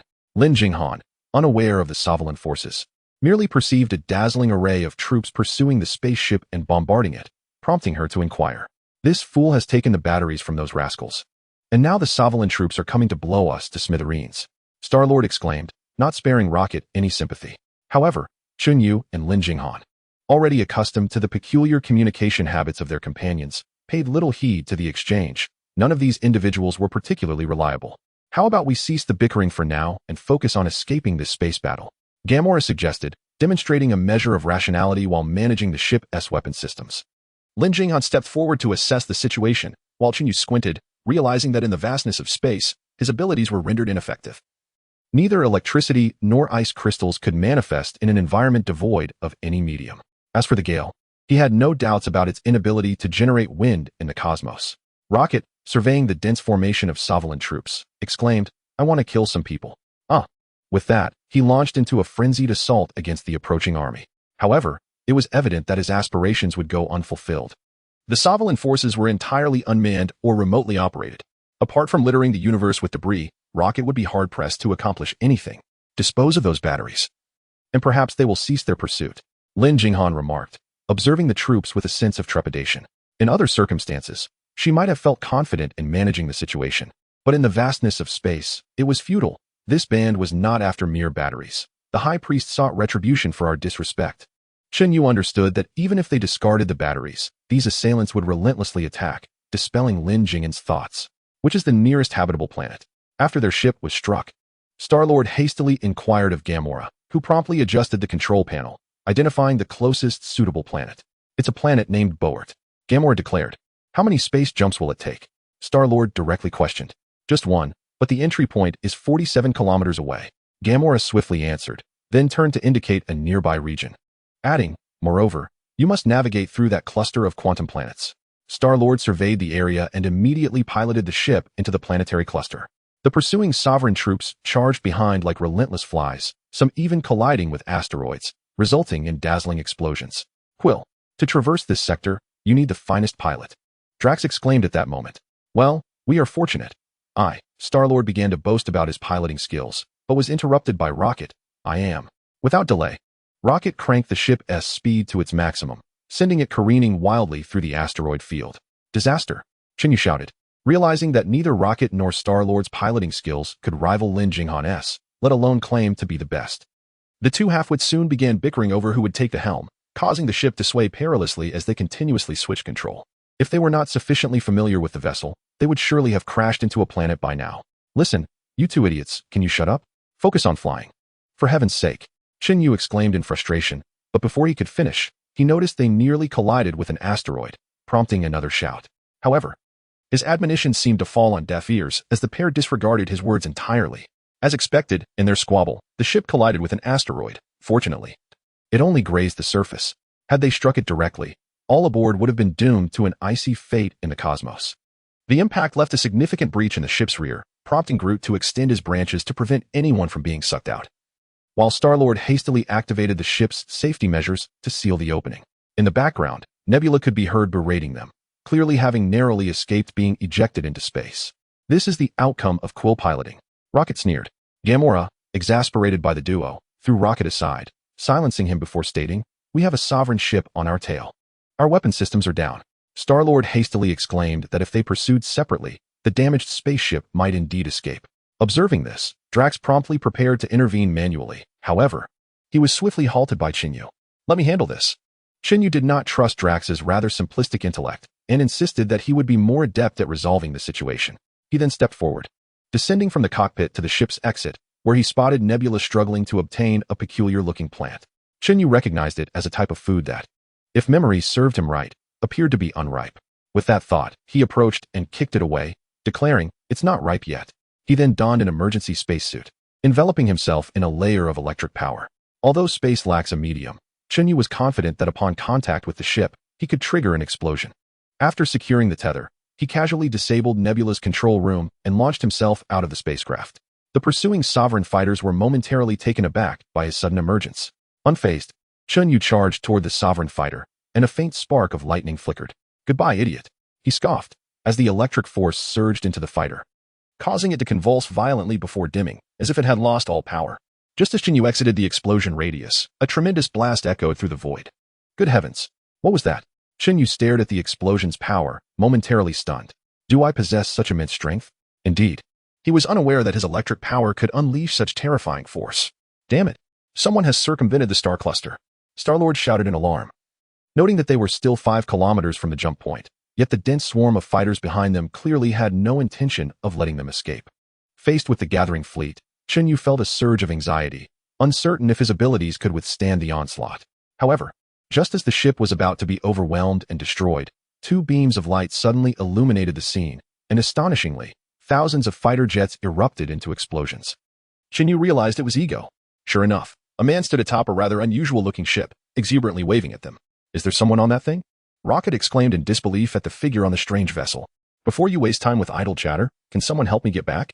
The ship swiftly traversed the jump point, arriving at a habitable planet, but Chen Yu was still suspended outside. Remarkably, the ship had not disintegrated upon jumping. Yet he could hardly expect it to autonomously retrieve him. Realizing that relying on others was futile, Chen Yu gazed in exasperation at the vessel, which was on the verge of becoming a fireball. Summoning the power of the wind, he severed the tether and propelled himself upward. Once stabilized, he quickly waved his hand, conjuring a ferocious whirlwind that effortlessly held the faltering ship aloft in the air. What is happening? As Star-Lord prepared to make an emergency landing, Groot was firmly holding on to everyone, not daring to let go. Suddenly, the spaceship inexplicably halted mid-air, leaving everyone momentarily stunned and perplexed by the situation. "If you could hurry and get out, I would be immensely grateful." Chen Yu's voice, tinged with discomfort, echoed, prompting the group to react swiftly and rush out of the vessel, aided by Groot's support as they descended to the ground. Subsequently, Chen Yu relinquished his control over the ship, and with a resounding crash, it plummeted to the earth, disintegrating upon impact. Chapter 84, Star-Lord's Father Excellent. "Just look at our ship now," Gamora exclaimed, staring angrily at the scattered remnants of the spacecraft. Without holding back, she began to vociferously berate the others. "To be precise, it is my ship," Star-Lord meekly interjected. Chen Yu, observing the scene with exasperation, thought it absurd that amid such life-threatening circumstances, this group could squabble over who piloted the craft, while he felt he was on the brink of death outside the ship. "Each of you could have flown me out of that wretched asteroid belt if you had employed your intellect rather than your baser instincts," Gamora reprimanded. "Listen, I do not wish to squander time arguing. So could you please devise a means to escape this dreadful place?" Chen Yu interjected, recognizing the brewing discord among them. However, he seemingly overlooked the fact that this group regarded him as one of their own. Upon hearing his words, they retorted, "Hey, don't throw shade. Why should I return?" Chen Yu rolled his eyes in exasperation, rubbing his forehead in discomfort. Lin Jinghan, witnessing this, approached him with a resigned expression, reassuringly patting his head. "Let them be. Listen, Peter, your arrogance nearly cost us our lives," Gamora chastised. "It was because he pilfered that damned power cell." Star-Lord countered, gesturing towards Rocket with a tone laden with resentment. "It's called a power cell," Drax interjected. That's not its name. Star-Lord erupted in frustration. Do you know why I did this, Star-Lord? Rocket queried. I'm not called Star-Lord. Star-Lord retorted. Because I wanted to. Rocket replied defiantly. Why are we wasting time here bickering? Chen Yu could no longer contain himself and stood up. Duh. Because we're arguing. Rocket snapped back. Listen, just a moment ago, a tiny figure obliterated 50 spaceships to save us. How tiny? Gamora inquired. About this small. Rocket gestured with his hands. You mean a 1-inch tall figure saved us? Gamora responded incredulously. I don't know. Perhaps he would appear larger the closer he got. Rocket replied. That is called perspective, you fool raccoon. Star-Lord exclaimed. Don't call me a raccoon. Rocket seethed at Star-Lord's words.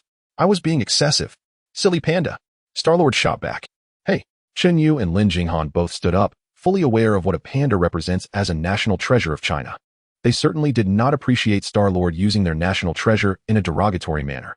Upon noticing their discontent, Star-Lord rolled his eyes, evidently oblivious to Chen Yu and Lin Jinghan's backgrounds. Hey, someone has followed your jump point, suddenly exclaimed Nebula, who had been observing the scene. Upon hearing this, the group assumed defensive stances, gazing towards the sky. They soon spotted a vessel resembling a golden capsule descending gracefully. As it landed, an opening appeared, and 2 figures emerged. Chen Yu recognized them as Ego and Mantis. After all these years, I have finally found you, Ego proclaimed, looking at Star-Lord with a gaze filled with affection. Who are you? Star-Lord queried immediately. I thought my dashing, rugged appearance would suffice as proof. Ego retorted, I am Ego, your father, Peter. Huh, I should have known. Chen Yu rolled his eyes. He then lowered his guard, prompting the others to do the same, all of them watching the exchange between Star-Lord and Ego with curiosity. Meanwhile, Mantis eyed the group with intrigue, clearly finding them amusing. However, Chen Yu harbored reservations about Mantis's abilities, with so many secrets of his own. The prospect of her delving into his thoughts could lead to numerous complications. As night fell, Star-Lord and Ego sat together, discussing matters concerning their past. In contrast, Chen Yu remained at a distance with Lin Jinghan, deliberately keeping his distance. Aren't you curious? Lin Jinghan asked, noticing Chen Yu's lack of interest in the conversation. There's nothing worth hearing, it's all lies. Chen Yu replied dismissively, fully aware of the true nature of the seemingly benevolent elder before him. He had no intention of believing Ego's words, had it not been for the system's stipulation against altering the narrative. He would have revealed the old man's true character to Star-Lord. Host, I advise you to temper your thoughts. Ego's power is formidable. At this moment, you would be swiftly defeated if you confronted him. The system interjected, addressing Chen Yu. I know. Chen Yu rolled his eyes in response. Although Ego was not as overwhelmingly powerful as depicted in the comics, in the original film, Star-Lord only managed to match him in strength after acquiring nearly godlike powers himself. Provoking Ego now would undoubtedly result in dire consequences. Chen Yu had no doubt Ego would obliterate them, and then have Mantis brainwash Peter to further his own agenda. I hired Yondu to bring you to me, but for some reason, he did not deliver, Ego said while munching on food. Hired? Brought? Chen Yu scoffed to himself upon hearing Ego's words. He stood up, surveying the surroundings, and chose not to continue listening, seeing Chen Yu rise to maintain vigilance.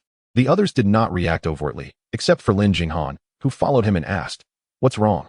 The situation ahead could become troublesome. It would be best for us to avoid it for a while, Chen Yu replied with a faint smile. Subsequently, Chen Yu wielded the power of the swift wind, and as this force erupted from the endless blade, it swept both Chen Yu and Lin Jinghan away from their original position. Meanwhile, Star-Lord, after a brief inquiry into his and Ego's identities, received an invitation from Ego to accompany him to the planet he inhabited, which was, in fact, the location of Ego's true essence.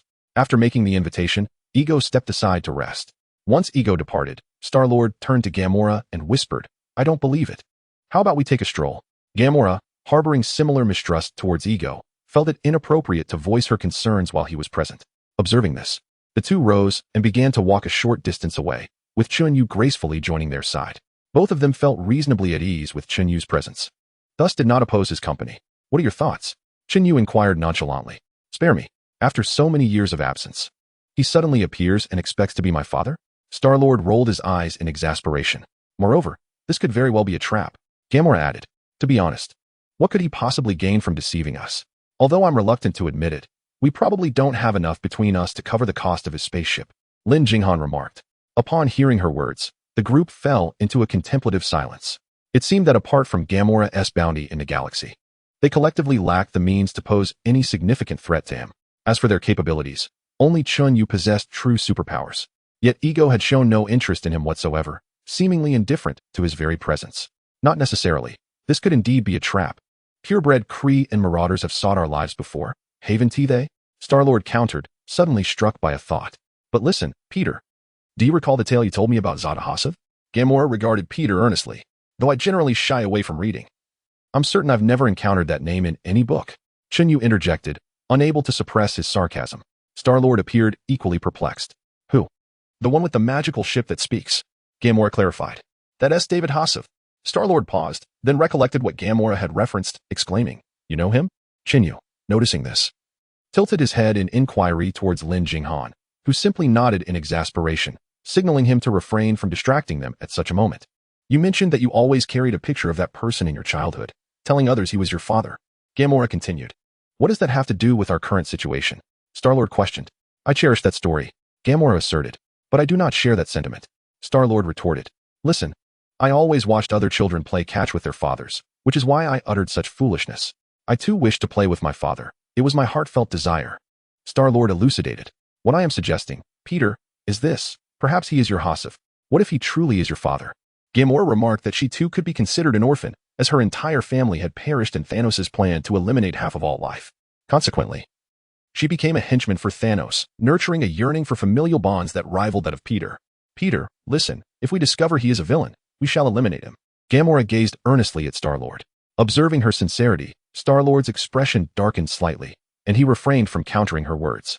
Although Chen Yu wished to point out that their combined strength might not even match a single hair of ego, he deemed it futile to voice such thoughts and chose to let events unfold naturally. Before long, the group returned to their camp, where they briefly explained the situation and decided to split into two parties. Star-Lord would venture with Gamora and Drax to Ego's planet. Initially, they intended to include Chen Yu, but he expressed his reluctance to remain close to Mantis and opted instead to stay behind with Rocket to guard Nebula. Groot, being closest to Rocket, naturally chose to accompany him, while Lin Jinghan decided to stay with Chen Yu. After a simple division of their groups, they each departed. As night fell, Chen Yu and Lin Jinghan perched on a large tree not far from the spacecraft, surveying their surroundings. Lin Jinghan had initially intended to assist Rocket with repairs, but he had requested solitude, prompting her to retreat, as she felt ill at ease being alone with him due to his incessant chatter. Returning to Chen Yu's side, she found comfort in his presence. While Rocket believed their safety was assured with Chen Yu nearby, he still exercised caution, laying numerous traps around him. At that moment, the traps began to activate. From their vantage point in the tree, Chen Yu and Lin Jinghan spotted flickering flames in the distance. Ah, it seems we have visitors, Chen Yu remarked with a faint smile before rising to his feet. Just as his weapon was drawn, an inexplicable sense of peril surged within his mind. In an instant, he grasped Lin Jinghan and leaped from the tree. Almost simultaneously, a crimson projectile pierced the exact spot they had just vacated. It was Yondu's arrow, accompanied by a languid whistle that drifted from afar as he emerged from the smoke of the explosions, leading a host of followers. However, as they drew nearer, Chen Yu and Lin Jinghan were left speechless, for despite their grand entrance reminiscent of deities descending from the heavens, the dust and debris clinging to their garments revealed that they had clearly not evaded Rocket's traps. They had trudged through them. Upon spotting Chen Yu and Lin Jinghan, Yondu's whistle carried a hint of displeasure. The arrow hovering before him shot forth with astounding speed, and even Chen Yu struggled to track its trajectory. He quickly summoned a gust of wind beneath them, creating a powerful whirlwind that lifted a cloud of dust, allowing them to narrowly evade the arrow's onslaught. Although it was merely a fleeting encounter, Chen Yu immediately realized that confronting Yondu head-on would not be a trivial matter. While he had witnessed Yondu's prowess in films, it was only when faced with the brunt of Yondu's assault that Chen Yu comprehended why even Star-Lord, who had gradually come to lead the Guardians of the Galaxy, comprised of formidable allies, still harbored a deep-seated fear of Yondu. This fear did not stem from a childhood trepidation, but rather from the undeniable terror of Yondu's genuine strength. However, Yondu was evidently taken aback by Chen Yu's ability to evade his attack. Although they had crossed paths before, his primary focus had been on Star-Lord, and at that time, a semblance of cooperation existed between them. Thus, Yondu had never directly engaged Chen Yu and was largely unaware of his true capabilities. Even during the previous skirmish with the inhabitants of Xandar, Chen Yu had only revealed a fraction of his prowess. The mocking whistle of Yondu lingered in the air, clearly indicating that Chen Yu's display of strength had surprised him. Yet, as the leader of the Ravagers, Yondu, who had long occupied a position of dominance, felt no fear. His formidable power instilled in him a confidence that he could easily overpower Chen Yu. On the contrary, Chen Yu felt a flicker of apprehension upon experiencing the sheer force of Yondu's arrow. Take cover, Realizing that maneuvering with Lin Jinghan would be quite challenging, Chen Yu gently set her down and spoke. Lin Jinghan, understanding the gravity of the situation, recognized that she could not assist Chen Yu in a battle of this magnitude and cooperatively retreated to safety. Once Lin Jinghan had distanced herself, Chen Yu squinted towards Yondu. The most formidable force at his disposal was the activation of 3/4 of his wind force, yet under the extreme velocity of the arrow, this power, which required a broad area to be effective, was rendered largely ineffective. Fortunately, after his visit to the planet of Komoko, Chen Yu had restored most of his strength, and his plethora of heroic abilities provided him with the means to contend with Yondu. Upon seeing Chen Yu dismiss Lin Jinghan, Yondu understood that Chen Yu was prepared to engage him. Unlike his benevolence towards Star-Lord, Yondu had no intention of showing mercy to Chen Yu. Under the command of Yondu's whistle, the arrow swiftly hurtled towards Chen Yu. Lost in contemplation about which ability could turn the tide, Chen Yu was caught off guard. However, instinctual fear of death propelled him to sidestep, albeit clumsily. In the next instant, he felt a sharp sting on his cheek. Upon closer inspection, he realized that the arrow had left a gash on his face. Oh! As Chen Yu was wounded by the arrow, a cacophony of shrieks erupted from the band of unruly interstellar pirates behind Yondu, who had spent a lifetime in chaos. Chen Yu reached up to touch his cheek, feeling the thick, crimson blood on his fingers. Narrowing his eyes, he rose silently from his crouched position and assumed a defensive stance. Observing this, Yondu revealed a sinister smirk before blowing his whistle once more, summoning the arrow to strike at Chen Yu again. However, this time, a faint violet light flickered in Chen Yu's eyes. In the next moment, the arrow suddenly halted before him, revealing countless currents cascading forth from it. The ferocious power of lightning manifested, and although Chen Yu had not activated much of it, the electrical currents enveloped by the skill of the Furious Heart's lightning armor were just sufficient to intercept the arrow. Yet, it was merely for an instant. Despite the momentary pause, the arrow swiftly broke through the constraints of the lightning armor. Nevertheless, that brief delay was ample for Chen Yu to evade the impending threat. The fleeting pause of the arrow went unnoticed by the onlookers, but the controller, Yongdu, distinctly sensed the new power exhibited by Chen Yu, prompting a hint of confusion within him. However, before this moment of uncertainty could linger, Chen Yu initiated his counterattack. As the blade approached within half a meter of Yongdu's position, a gunshot rang out. Chen Yu hastily halted his movement, positioning the blade before him to block the incoming beam of light. Indeed, the weapon bestowed by the Sandal Star was adept and versatile. Yet even it could not withstand the force of an energy projectile without delivering a jarring impact. Gripping the blade, Chen Yu was propelled several meters backward before finally regaining his footing, the weapon now bearing a noticeable dent. Clearly, the weapon from Sandal Star was insufficient to endure such an energy blast. The only reason it had not shattered entirely was due to the protective layer of Chen Yu's lightning power, which absorbed part of the force. How fair and just. Chen Yu rose to his feet, shaking the weapon in his hand with a hint of mockery in his tone. Yet, Yongdu remained unfazed by Chen Yu's derision. As a pirate, an interstellar pirate, he had committed countless atrocities, devoid of any heroic ideals. Although he felt a twinge of annoyance at his subordinates' interference, he did not particularly care. In response to Chen Yu's taunt, another arrow was launched. Still reeling from the energy projectile, Chen Yu could only move to the side in a defensive manner, but the arrow's speed rendered even that slight shift futile. Instead, Chen Yu resolved to abandon evasion altogether, swinging his blade towards the arrow. Yet, in the ensuing moment, a rebound force far greater than that of the previous energy blast surged forth, nearly dislodging the weapon from Chen Yu's grasp. Struggling to suppress his trembling wrist, he heard a snap. The pitiful blade from Sandal Star could not withstand the immense force of 2 consecutive impacts and promptly broke at the point where it had previously intercepted the projectile. "Kid, do you need another stick?" Yongdu spoke almost instantaneously upon witnessing the weapon's fracture. Chen Yu was well aware that this was a taunt referencing his earlier request for a makeshift weapon against the Sandal army. Indeed, lacking a weapon posed a dilemma. But Chen Yu had not exhausted his options. From seemingly nowhere, he produced a peculiar weapon that appeared strange to Yongdu and his cohorts. The blade appears remarkably antiquated, as if unearthed from the remnants of an ancient civilization. Unlike the conventional shape of a sword, its tip is notably broader, evoking the semblance of a hammer. This is none other than the Endless Blade, a weapon that Chen Yu recently acquired from the system. Its illustrious reputation within the game is well known to anyone who has ever played. It stands as one of the most formidable weapons among physical equipment, an essential armament for nearly all physical damage-oriented characters. Although the battle has yet to commence, Chen Yu can already sense the terrifying power emanating from the Endless Blade. However, he remains uncertain about its precise effects.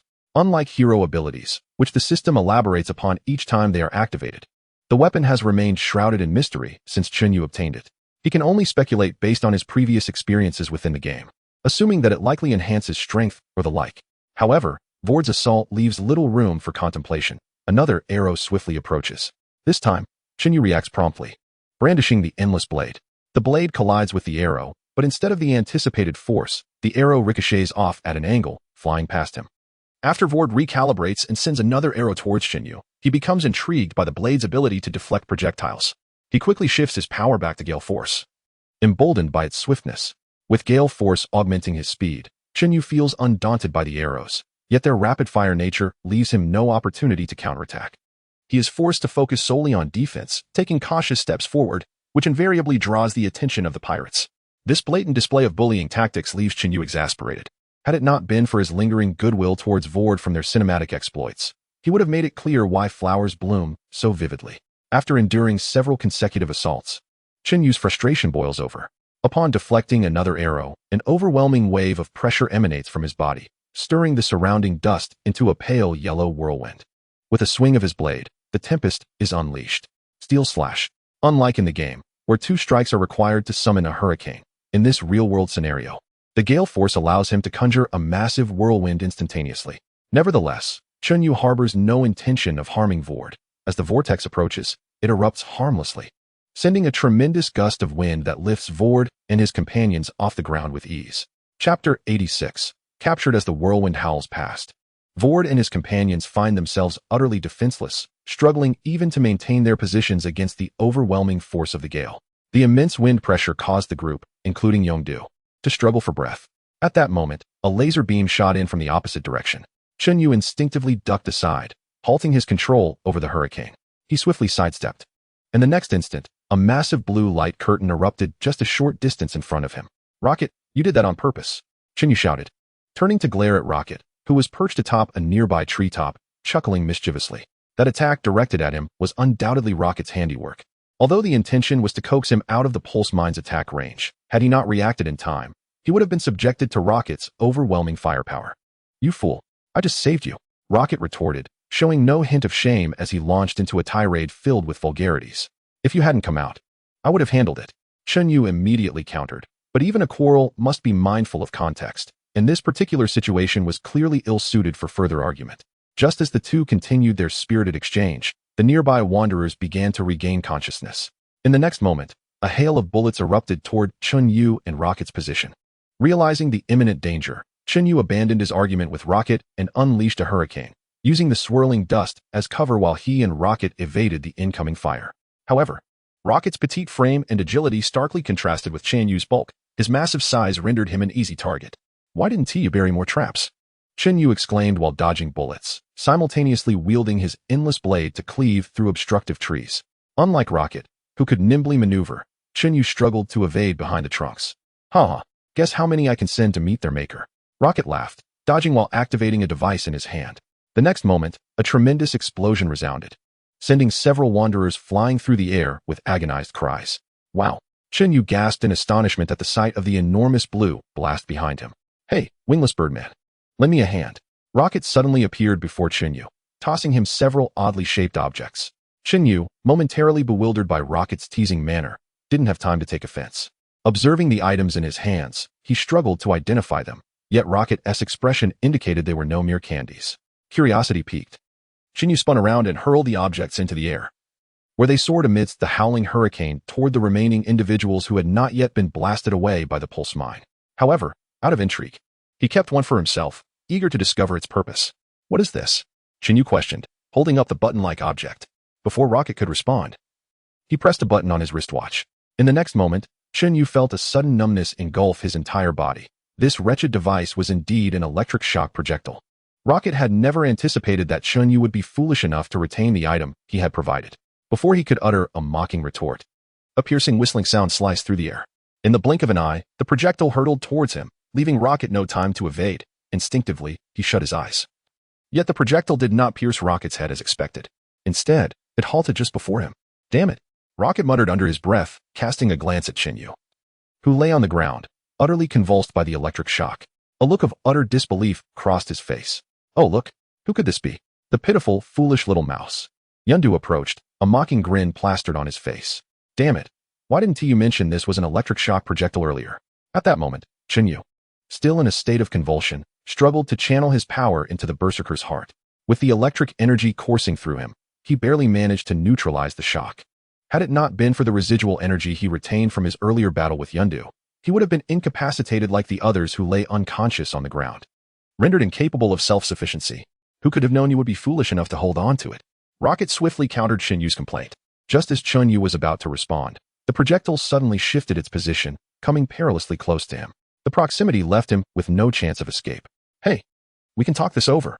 Faced with such an imminent threat, Chen Yu could only reluctantly close his mouth, watching as Yundu spoke.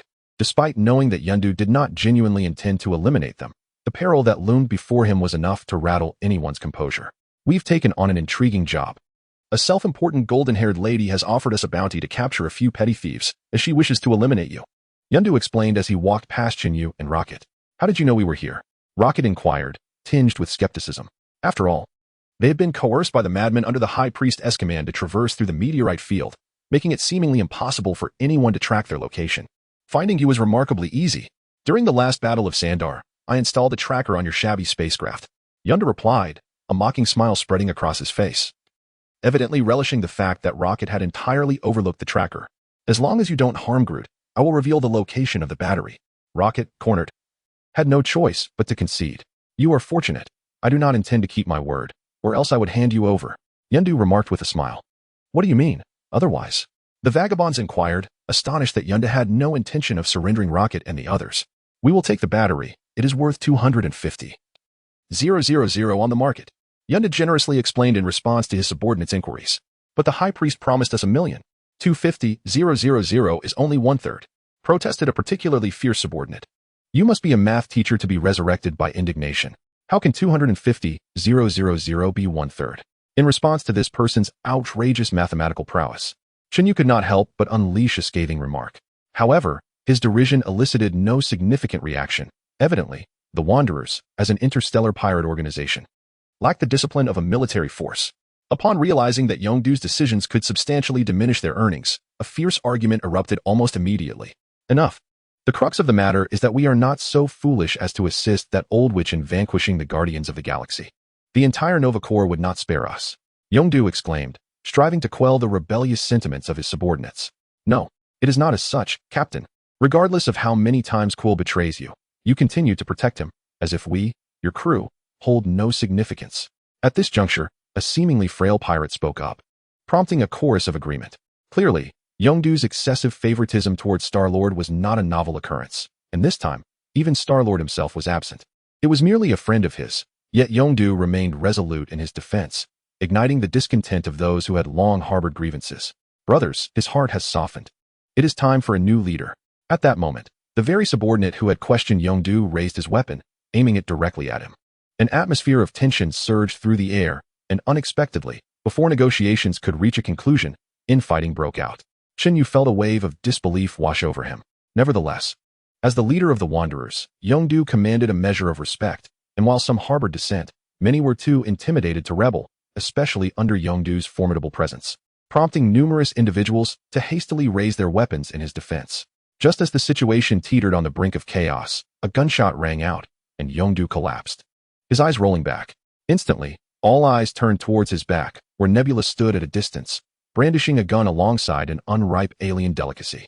Upon seeing Nebula, Rocket opened his mouth to speak, but before he could finish, Nebula fired again, targeting him. Surrounded and unprotected, Rocket was struck and sent flying. Fortunately, the weapon discharged a specialized electric bullet rather than a lethal energy projectile. Although Rocket was hurtled away, he was not in mortal peril. Witnessing this, Chen Yu contemplated an act of defiance, but in the next instant, a gun was pressed against the back of his head, compelling him to raise his hands and surrender.